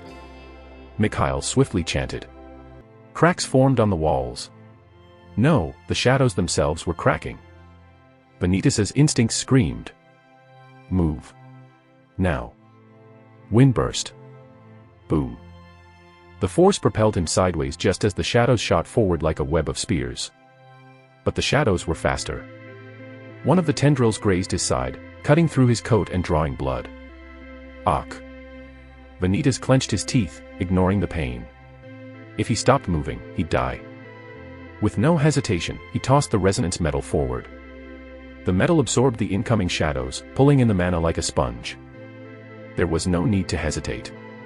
While his mana reserves hadn't fully recovered, there was no point in hesitating. Do or die, he would die anyway if the situation escalated. The air around him shifted. The hair on his arms stood on end. His heart pounded like a drum as his veins burned with the flow of mana. Vanitas extended both arms. His fingers curled like claws as sparks of Zephyr essence flickered at his fingertips. He didn't chant. He didn't need to. There was no point in hiding it. Mikhail had seen it already anyway. Sissish. His mind became a map of calculations. To create lightning, Vanitas had to understand the science behind it. Positive above. Negative below. He imagined the electrons being stripped from their atoms, charging the air with energy. Ionization. Like the design of a machine, each part of the spell had to work perfectly. Like a circuit board. The circuits in his mind glowed like threads of light. Each one represented a key function. Ionization, compression, discharge, and spiral propulsion. A master-rank spell. His mana surged wildly. If he messed this up, it would backfire. But it didn't matter. Compress the air.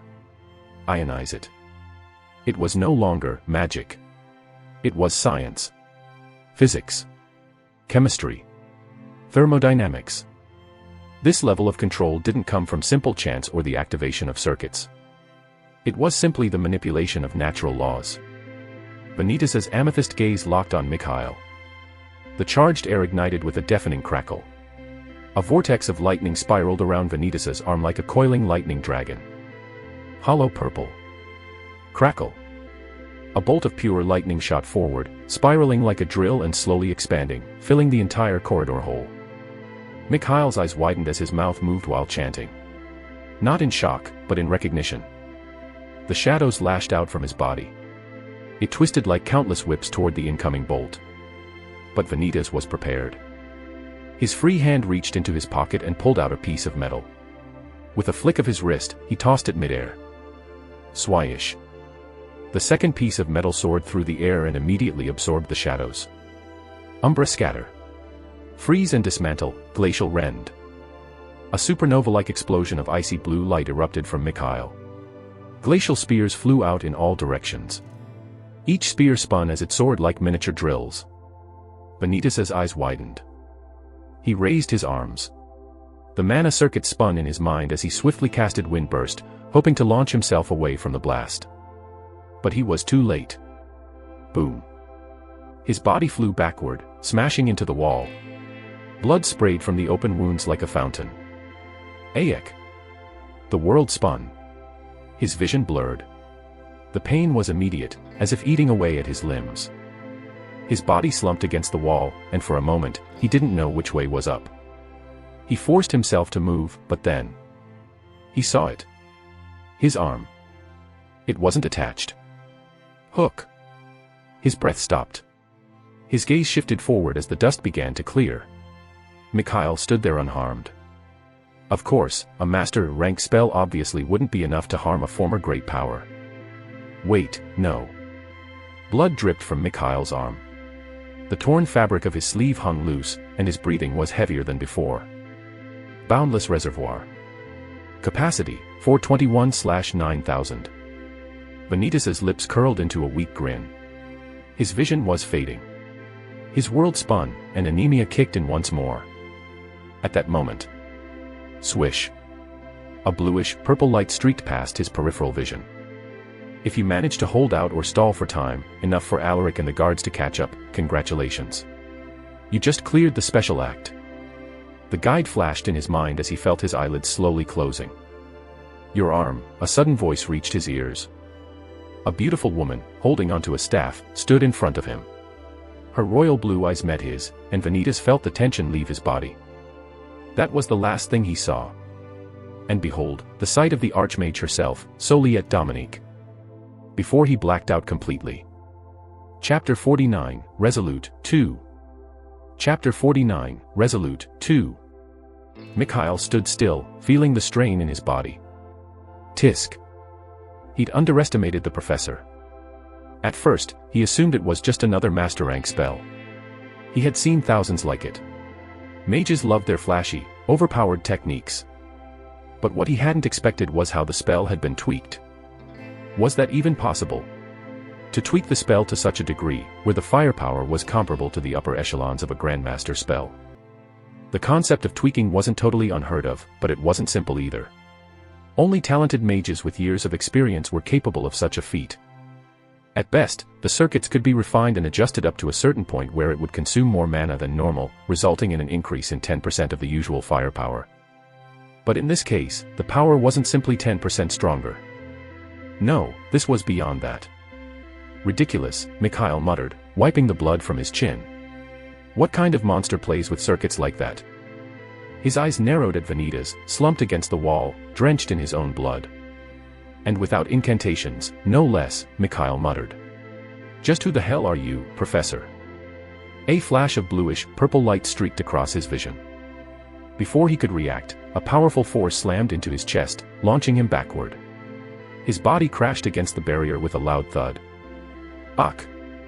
Mikhail coughed up blood. His eyes darted to the figure that had just arrived. His eyes narrowed. She was here. Her purse cloak, embroidered with white patterns, swayed with each step she took. Her royal blue eyes scanned the scene calmly. There was no mistaking it. What stood before him was the best mage this generation had to offer. The current archmage, and a member of the great powers, Soliette Dominique. Her royal blue eyes glanced briefly at Vanitas, slumped against the wall. Her expression remained blank. Take him, she ordered. Yes, archmage. Several guards rushed in. Two of them moved toward Vanitas. One crouched down, checking his pulse, while the other hoisted him onto his back. Blood dripped from where his arm used to be, leaving streaks of crimson on the cold stone floor. His pulse is weak, but he's alive, one of the guards said. Then move quickly, Soliette said, her eyes never leaving Mikhail. The guards nodded and hurried away, carrying Vanitas with them. Silence lingered for a moment. Only the faint sound of retreating footsteps remained. Soliette's gaze shifted to Alaric. Warden, she said. Why are you still here? Alaric wiped the blood from his face with his sleeve. His armor still had cracks, and his body was still covered in fresh bandages from earlier fights. I figured you might need the help, Archmage, Alaric replied. Mikhail may be past his prime, but he's still a former great power. I doubt it'll be as easy as you think. Soliette hummed. Fair point. Mikhail, still slumped against the barrier, coughed up blood but grinned at them both. Ah, so heartwarming, he said hoarsely. Two champions of the Empire, united against little old me. Quiet. Soliette's eyes narrowed. I'll ask once, Mikhail. How are you still able to cast magic? Her gaze was sharp as a knife, and her mana flickered around her staff, pointing at Mikhail. Alaric's brows furrowed, his eyes narrowing at Mikhail as well. Your core was shattered, Alaric added. There's no way you should be able to use magic. Oh. So you finally noticed. Mikhail twisted his head. I was wondering how long it would take. Answer the question, Soliette said. Now. Mikhail raised his hands. His fingers curled lazily as if surrendering. You see, he began. His eyes darted to Alaric, then to Soliette. When something shatters, it dissolves, and something new is created. Soliette's alarm bells rang. Shadow phantasm, Mikhail said. Darkness erupted from beneath Mikhail's feet. Tendrils of shadow surged outward and expanded like living serpents in speed. Alaric moved swiftly to block the attack with his blade. Get behind me, Archmage. He shouted. The darkness seemed to swallow them whole, but Soliette merely tilted her head in confusion. The hell is this man doing? Trying to kill himself. Tack. She took a step forward, ignoring Alaric's warning. Her calm movements carried a presence so intense, it made even the rampaging shadows hesitate. Her lips parted slowly. Dismantle. A brilliant, purse-colored glow enveloped her, surging outward in a gentle wave. The glow passed through the shadows like an invisible tide washing over them. Swish. The tendrils of darkness twisted and trembled before crumbling into nothingness. Silence. Alaric, still in his defensive stance, blinked in shock. His eyes darted between Soliette and the empty space where the shadows had once been. Mikhail, too, was stunned. His spell had been erased, no, disassembled. His eyes narrowed as he analyzed the scene. His gaze shifted to Soliette's staff. A medium. Of course, she had a medium. It was expected. But still. This wasn't normal. In his prime as a great power, this kind of scene didn't exist. He had never seen magic undone in such an absolute manner. Even among his former peers, the great powers, no one displayed this degree of mastery. Just what happened to this little girl? Back then, she was nothing more than a private tutor for noble families, using her earnings to fund her education. A nobody. A child clinging to opportunity. By the time Mikhail was captured and sentenced to life in Index, Soliet was still a high school student. Talented, perhaps, but not someone worth remembering. But now. Mikhail's eyes darkened as he remembered something. The Continental Summit. A grand stage where only the finest mages from across the continent gathered. He had watched from within his cell as news of the tournament echoed through Index. In that year's bracket, Soliet Dominique had swept through the competition and emerged as the undisputed champion. He thought it was a fluke at the time. Just another prodigy getting their 5 minutes of fame. But this was not a fluke. Mikhail's gaze shifted to the barrier. Without a medium, destroying it properly was nearly impossible. Grandmaster-level magic was within his reach, even without a medium, but it came with severe risks. The spell would be wild. The size, direction, and accuracy would be beyond his control.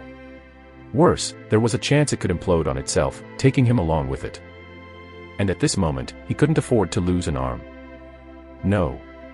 Why hesitate? The grim realization washed over him. He was out of touch. His prime was long gone, and it was clear he couldn't handle both Alaric and Soliet at the same time. That single attack from Soliet had been enough for him to see it. He was a relic of a bygone era. Mikhail's eyes darted between Alaric, Soliet, and the barrier. His fingers twitched, and his breathing grew shallow. "I won't die here," he muttered to himself. Sovereign-level magic was within his grasp. The risks were immense, but there was no other option. A deep sense of regret washed over him. He had toyed with the professor too much. He should have escaped the moment he had the chance, even if it meant losing an arm in the process. But now, he was on the brink of losing his life. His teeth clenched as he raised both hands.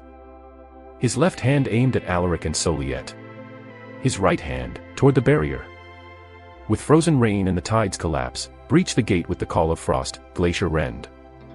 Ice blue energy surged from his palm.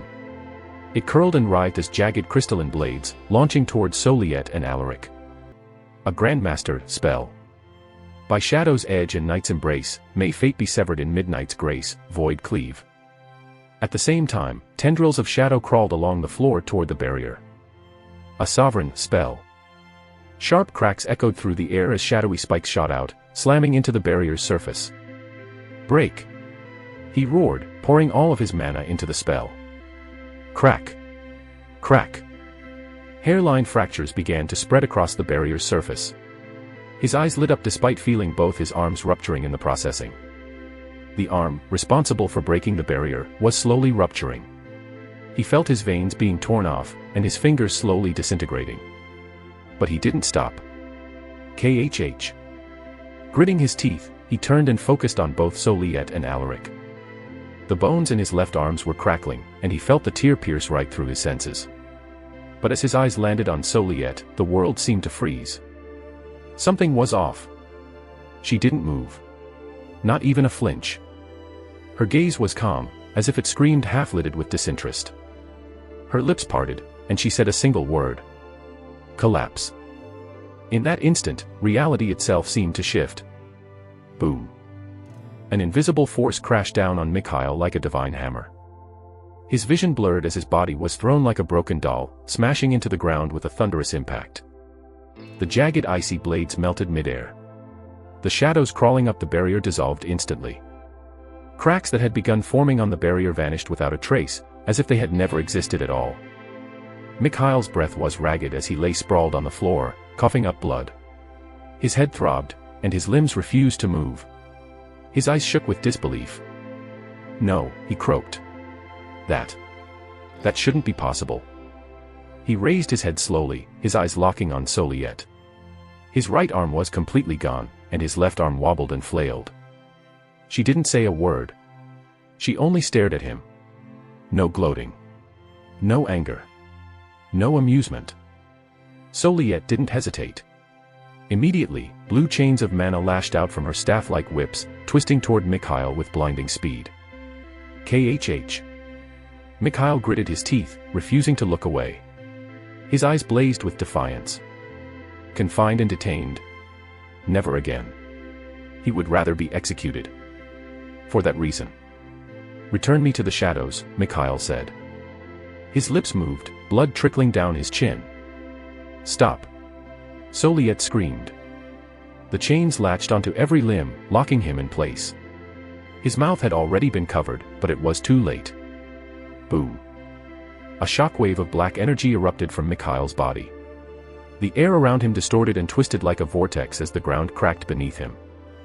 Fall back. Alaric roared, grabbing Soliet's arm and pulling her away. No. Soliet's gaze locked onto Mikhail. The vortex of shadow spun faster and consumed everything in its radius. Chunks of stone crumbled into dust. The temperature dropped, and the once dim corridor was drowned in absolute darkness. Mikhail's voice echoed one last time. If I were you, Soliet, he said, his voice barely above a whisper. I'd keep my eye on that professor. The vortex collapsed into itself with a deafening crack, like glass shattering. When the smoke cleared, the only thing left behind was a deep, black scorch mark on the ground. No body. No blood. Nothing. Soliet lowered her staff slowly, her eyes locked on the mark. Self-destruction, she muttered under her breath. Silence. Vanitas woke up groggily. His head pounded as if he'd been struck by a hammer. Ugh. His senses returned slowly. The first thing he registered was warmth, soft, comforting warmth. His fingers brushed against the fabric beneath him. His eyes widened. Blurry shapes of white and pale blue filled his vision. The ceiling above him was plain, with faint cracks running across it. His gaze lowered, focusing on the blanket covering his body. Vanitas blinked. He wasn't in Index. Nor was it the Astria estate. The smell was different too. The air lacked that faint metallic tang of blood and stone.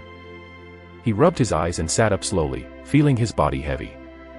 He expected the aches and soreness to return, especially after the beating he'd taken from Mikhail. Immediately, he checked his right arm. Wah. It was intact. That wasn't right. He clearly remembered his arm being cut off. The sensation of his arm getting torn off made his skin crawl. He flung the blanket off his body and swung his legs over the edge of the bed.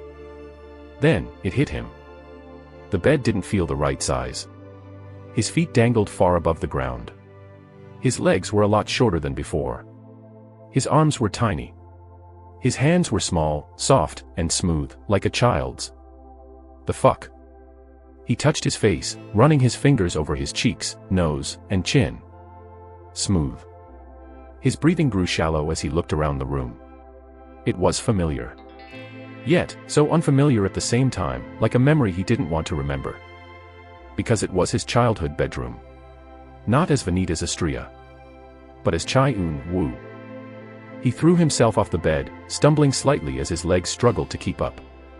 His bare feet slapped against the wooden floor as he looked for the nearest mirror. There. He approached the mirror, feeling his heartbeat rise like a drumroll. Bah. Thump. Bah. Thump. And there it was. Short, black hair. Pale, smooth skin. Large, sharp, slanted eyes. His lips pressed into a thin line as his fingers traced the reflection. It was a face he knew all too well. It was his face, after all. But not Vanitas's. Chai-Un-Wu. However, it was him as a child. He could never forget the innocent look he once had. His heartbeat drummed. The sound of it echoed in his ears, louder and louder with each second. His fingers shook as he glanced down at his body again. Small hands. Short legs. A frail, childlike frame. This wasn't possible. He was supposed to be Vanitas Astria. His mind raced in desperation. What the hell happened? Was this the afterlife? Did he go back in time? Why? For what reason? And then, he realized something. If this was his bedroom. And if he was back as Chai-Un-Wu in his childhood. Appa. He turned around with wide, fearful eyes. A little girl, about 5 years younger than him. With short black hair that flowed down her chin, and slanted eyes, the distinctive Korean look. Un-ah. It was his little sister, Chai-Un-ah. Chapter 50, Resolute, 3. Chapter 50, Resolute, 3. Pitter. Patter. The steady drumming of rain echoed against the window as it filled the quiet room with its rhythmic sound. Chai Un-woo stood frozen in place. His eyes were locked on the small figure before him. His breath hitched as his chest rose and fell unevenly. "Una," he whispered. His heart pounded. His fingers trembled at his sides. She was there. A little girl, no older than 6, stood a few feet away, tilting her head in confusion. Her round eyes blinked slowly. Appa. His mind blanked. His throat tightened as a surge of indescribable emotions hit him like a tidal wave. "Una." His voice cracked, and he stumbled forward. His feet moved before he could think. "Una." Tack. Tack. Tack. His hurried steps echoed across the room. He reached her, falling to his knees as he pulled her into his arms. His body shook as he held her. His arms wrapped tightly around her small frame. "Appa." Her small hands pressed against his chest, confused by the sudden embrace. Tears streamed down his face. His chest heaved, and his breath hitched with every sob. His heart felt like it would burst. "Una," he gasped. His grip around her tightened, as though afraid she would vanish at any moment. "Una. I'm sorry. I'm so sorry." Her small hands tugged on his shirt, still confused. "Appa, why are you crying?" He choked on his breath. He couldn't stop. He didn't want to stop. 19 years. It had been 19 long years since that day. The rain outside had been just as heavy that day. He could still hear the sound of it if he closed his eyes. But it wasn't the rain that haunted him. It was the silence that followed. On that day, 2 men appeared in their small rented apartment. Loan sharks. They said his aunt's debt had been long overdue. It wasn't their problem, it was their aunt's. Yet, as a collateral, they asked for Un-ah. Chai Un-woo was furious. There was no way he would allow that. His aunt, however, thought differently. "Un-woo, listen to me. It's only a collateral, we'll get her back, okay? Okay." "Ajumma, are you insane? How could you just let them take Un-ah like that? It's just collateral. We'll get her back. They promised me they wouldn't hurt her. Trust me. Just 3 days. Okay. I'll definitely pay them back in 3 days." Bullshit. His aunt had clearly been on drugs that day. No, it was more accurate to say she had been on drugs nearly every day. The loan sharks pressured them. "What? Will you do it?" "Fuck no." With that curse alone from Un-woo, the loan sharks grew furious. Forcibly, they took Un-ah away. "Appa." She screamed desperately, and Un-woo mustered all the strength a 14-year-old boy could to get her back. The situation quickly escalated as his body moved before he could think. His hand shot out, grabbing the bottle of soju from the table. The man reacted quickly, kicking Un-woo's abdomen. But gritting his teeth, without hesitation, he smashed it against the man's head. Crash. "You little Appa." At that moment, Un-woo saw it. The flash of metal.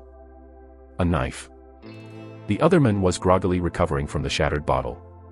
The man holding Un-ah, however, let her go for a brief moment and lunged toward Un-woo. He didn't hesitate. His life didn't matter, Un-ah's did. Un-ah, run.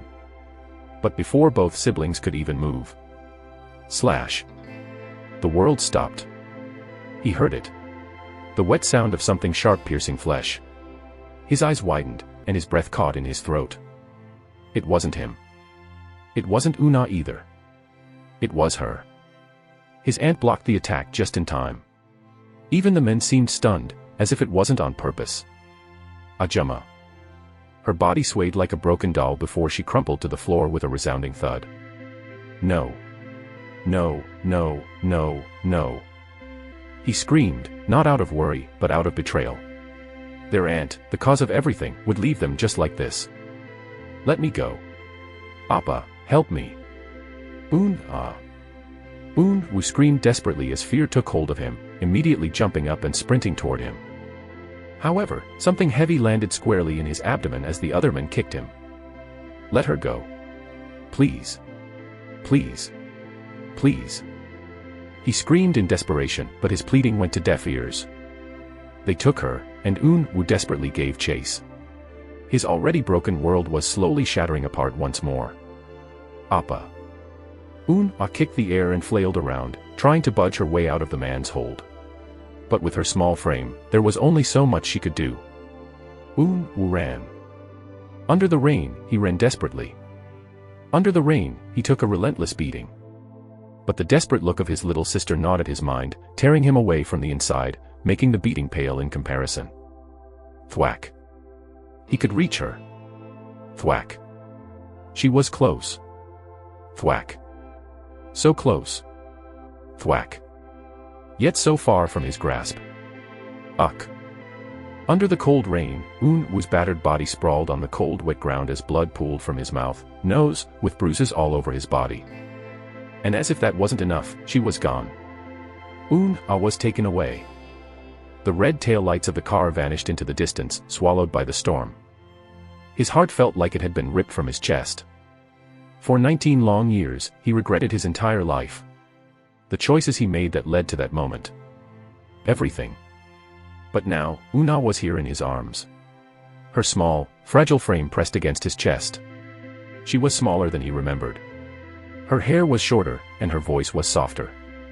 Of course, she was younger now. Much younger than she had been that day. That terrible, unforgivable day. Because this wasn't then. This wasn't that day. This was 4 years before it. His heart pounded harder in his chest as a creeping realization dawned on him. Slowly, he raised his eyes to the wall calendar hanging by the wall. A red circle was drawn around a single date. February 12, 2001. His chest tightened. He knew this date. He knew it too well. He could still hear the distant echoes of sirens. The blaring honk of a car horn. The gut-wrenching screech of tires skidding on wet pavement. The metallic crunch of steel twisting and crumpling. He didn't want to believe it, but he knew it. This wasn't just any day. This was that day. The day his entire world collapsed. The day his parents died in a traffic accident. Instinctively, he looked at the clock above the table near his bed. 8:09 p.m. There's still time. His breath quickened as a sudden surge of panic overtook him. His fingers dug into his palms as his mind whirled with urgency. Appa. It hurts. Her soft voice snapped him out of his thoughts. Un-woo's eyes widened, and his gaze shifted to the little girl in his arms. Oh, sorry, Un-ah. He quickly loosened his grip on her. But even so, he didn't let go. His body refused to release her. He didn't want to let go. Not again. Never again. Un-ah, still oblivious to his state, wriggled in his arms before pointing to the small table beneath them. Appa, look. Iyama and Appa.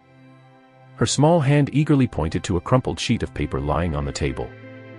Un-woo shifted his gaze. On the paper were two childishly drawn figures, one with long hair wearing a bright red dress, the other in a green suit with stick-like arms.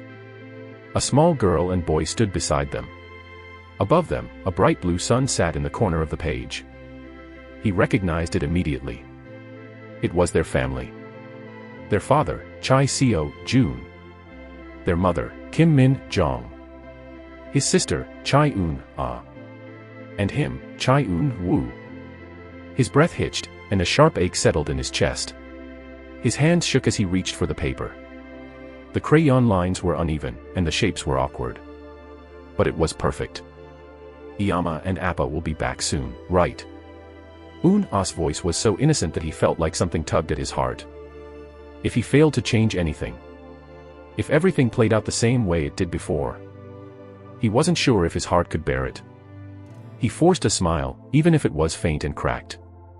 Yeah, he muttered, his voice hoarse. They'll be back soon. He lied. He hated himself for it. But if there was one thing he knew for certain, this time, he would change it. His eyes darted to the clock once more. 8:11 p.m. They'll leave at 9 p.m. He remembered it clearly. Their parents worked for a video game company that went bankrupt in 2014. They had always clocked out 9 o'clock. He wiped his eyes quickly, inhaling deeply through his nose as he steadied his breath. 49 minutes. He still had time. He gently pulled away from Una and gave her a reassuring smile. "Una, stay right here, okay?" he said softly, wiping away the tear stains on his cheeks. "Appa has to do something really quick." "Where are you going?" she asked, clutching his sleeve. "Just stay here, okay? I'll be right back." He slowly pried her little fingers off his sleeve. His heart ached as her small hands struggled to hold on. Her lips pursed, but she nodded. "Okay. But you have to come back." "I will," he promised, ruffling her hair. With one last look at her, he turned on his heel and ran, looking for the housemaid. "Call my parents, please, it's urgent," he said. The housemaid stared at him in confusion. It took about 5 minutes to fully convince her. However, when they tried connecting to the company's landline number, the call wouldn't connect. They were wasting time. Bang. The moment Un-woo left their house, the housemaid called for him, surprised by his sudden departure. Her duty was to look out for them. Yet, Un-woo left the house under her watch. Un-woo. Tack. Tack. Tack. Under the pouring rain, his legs carried him faster than he ever thought possible. Splash. His feet splashed against puddles. But he didn't care. He didn't have to think twice. He ran, and ran, ignoring every red light in the pedestrian lane as cars beeped. Splash. He gritted his teeth, ignoring the cold that seeped into his bones. His legs burned, and his lungs ached. But he didn't stop. He couldn't stop. He counted the seconds in his head. By his estimation, his parents would clock out in about 4 minutes. The company building was just ahead. Un-woo pushed through the crowd, shoving past every civilian in his way. "Hey! Watch it, brat!" But he didn't care. He was close. So close. His legs moved before his mind could catch up.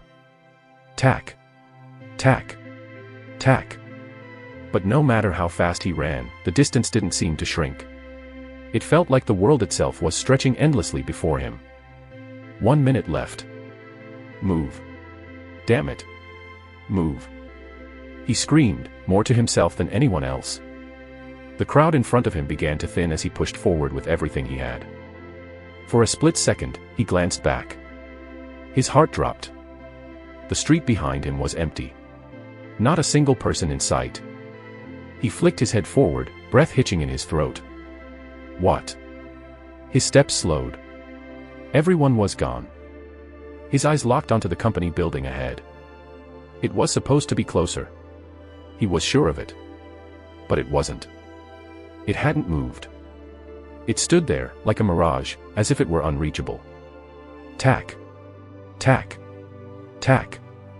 But no matter how much he ran, no matter how hard he pushed his legs to move, the distance remained the same. No, no, no, no. He ran harder. Faster. But it was no use. The company building remained where it was, unmoving like the sun on the horizon. His eyes darted around, searching for something, anything that made sense. But there was nothing. Silence. Just as he was about to scream. Crash. His heart jumped into his throat. The sickening sound of metal bending, glass shattering, and the dull thud of something heavy hitting the pavement filled his ears. His eyes widened, darting left and right. The sound echoed as if it had happened right beside him. Huh. But there was no car. No crash. No wreckage. Nothing. What the fuck? Another sound echoed. Screech. Tires skidding. Honk. A car horn blared loudly in his ears, making him flinch. He clutched his head with his eyes shut tight as the noise grew louder. No, no, no. He shouted, crouching to the ground. The cold rain poured down on him. But all he could hear were the sounds of the crash. The sound of the accident. The memory of that day. His heart pounded in sync with the noise. Louder. Louder. Louder. Louder. He felt like he was going crazy. Suddenly. Beep. Beep. Beep. Hawk. Heek. His eyes shot wide open, and he quickly realized he was northwest longer on the street. Instead, he was in a bed. His head felt heavy, and his body felt numb. His eyes shifted, adjusting to the light, only for something else to enter his view. No, someone. Sniff. Sniff. Two bright royal blue eyes stared directly at him with her nostrils perked up. Their gaze was so close he nearly jumped. Ah. You scared me for a second. The woman took out a small handkerchief from her pocket and handed it to him. Wu tilted his head, confused. The woman merely pointed at her eyes, and Wu realized the gesture. Ah. Tears were streaming down his face. Chapter 51, Resolute, 4.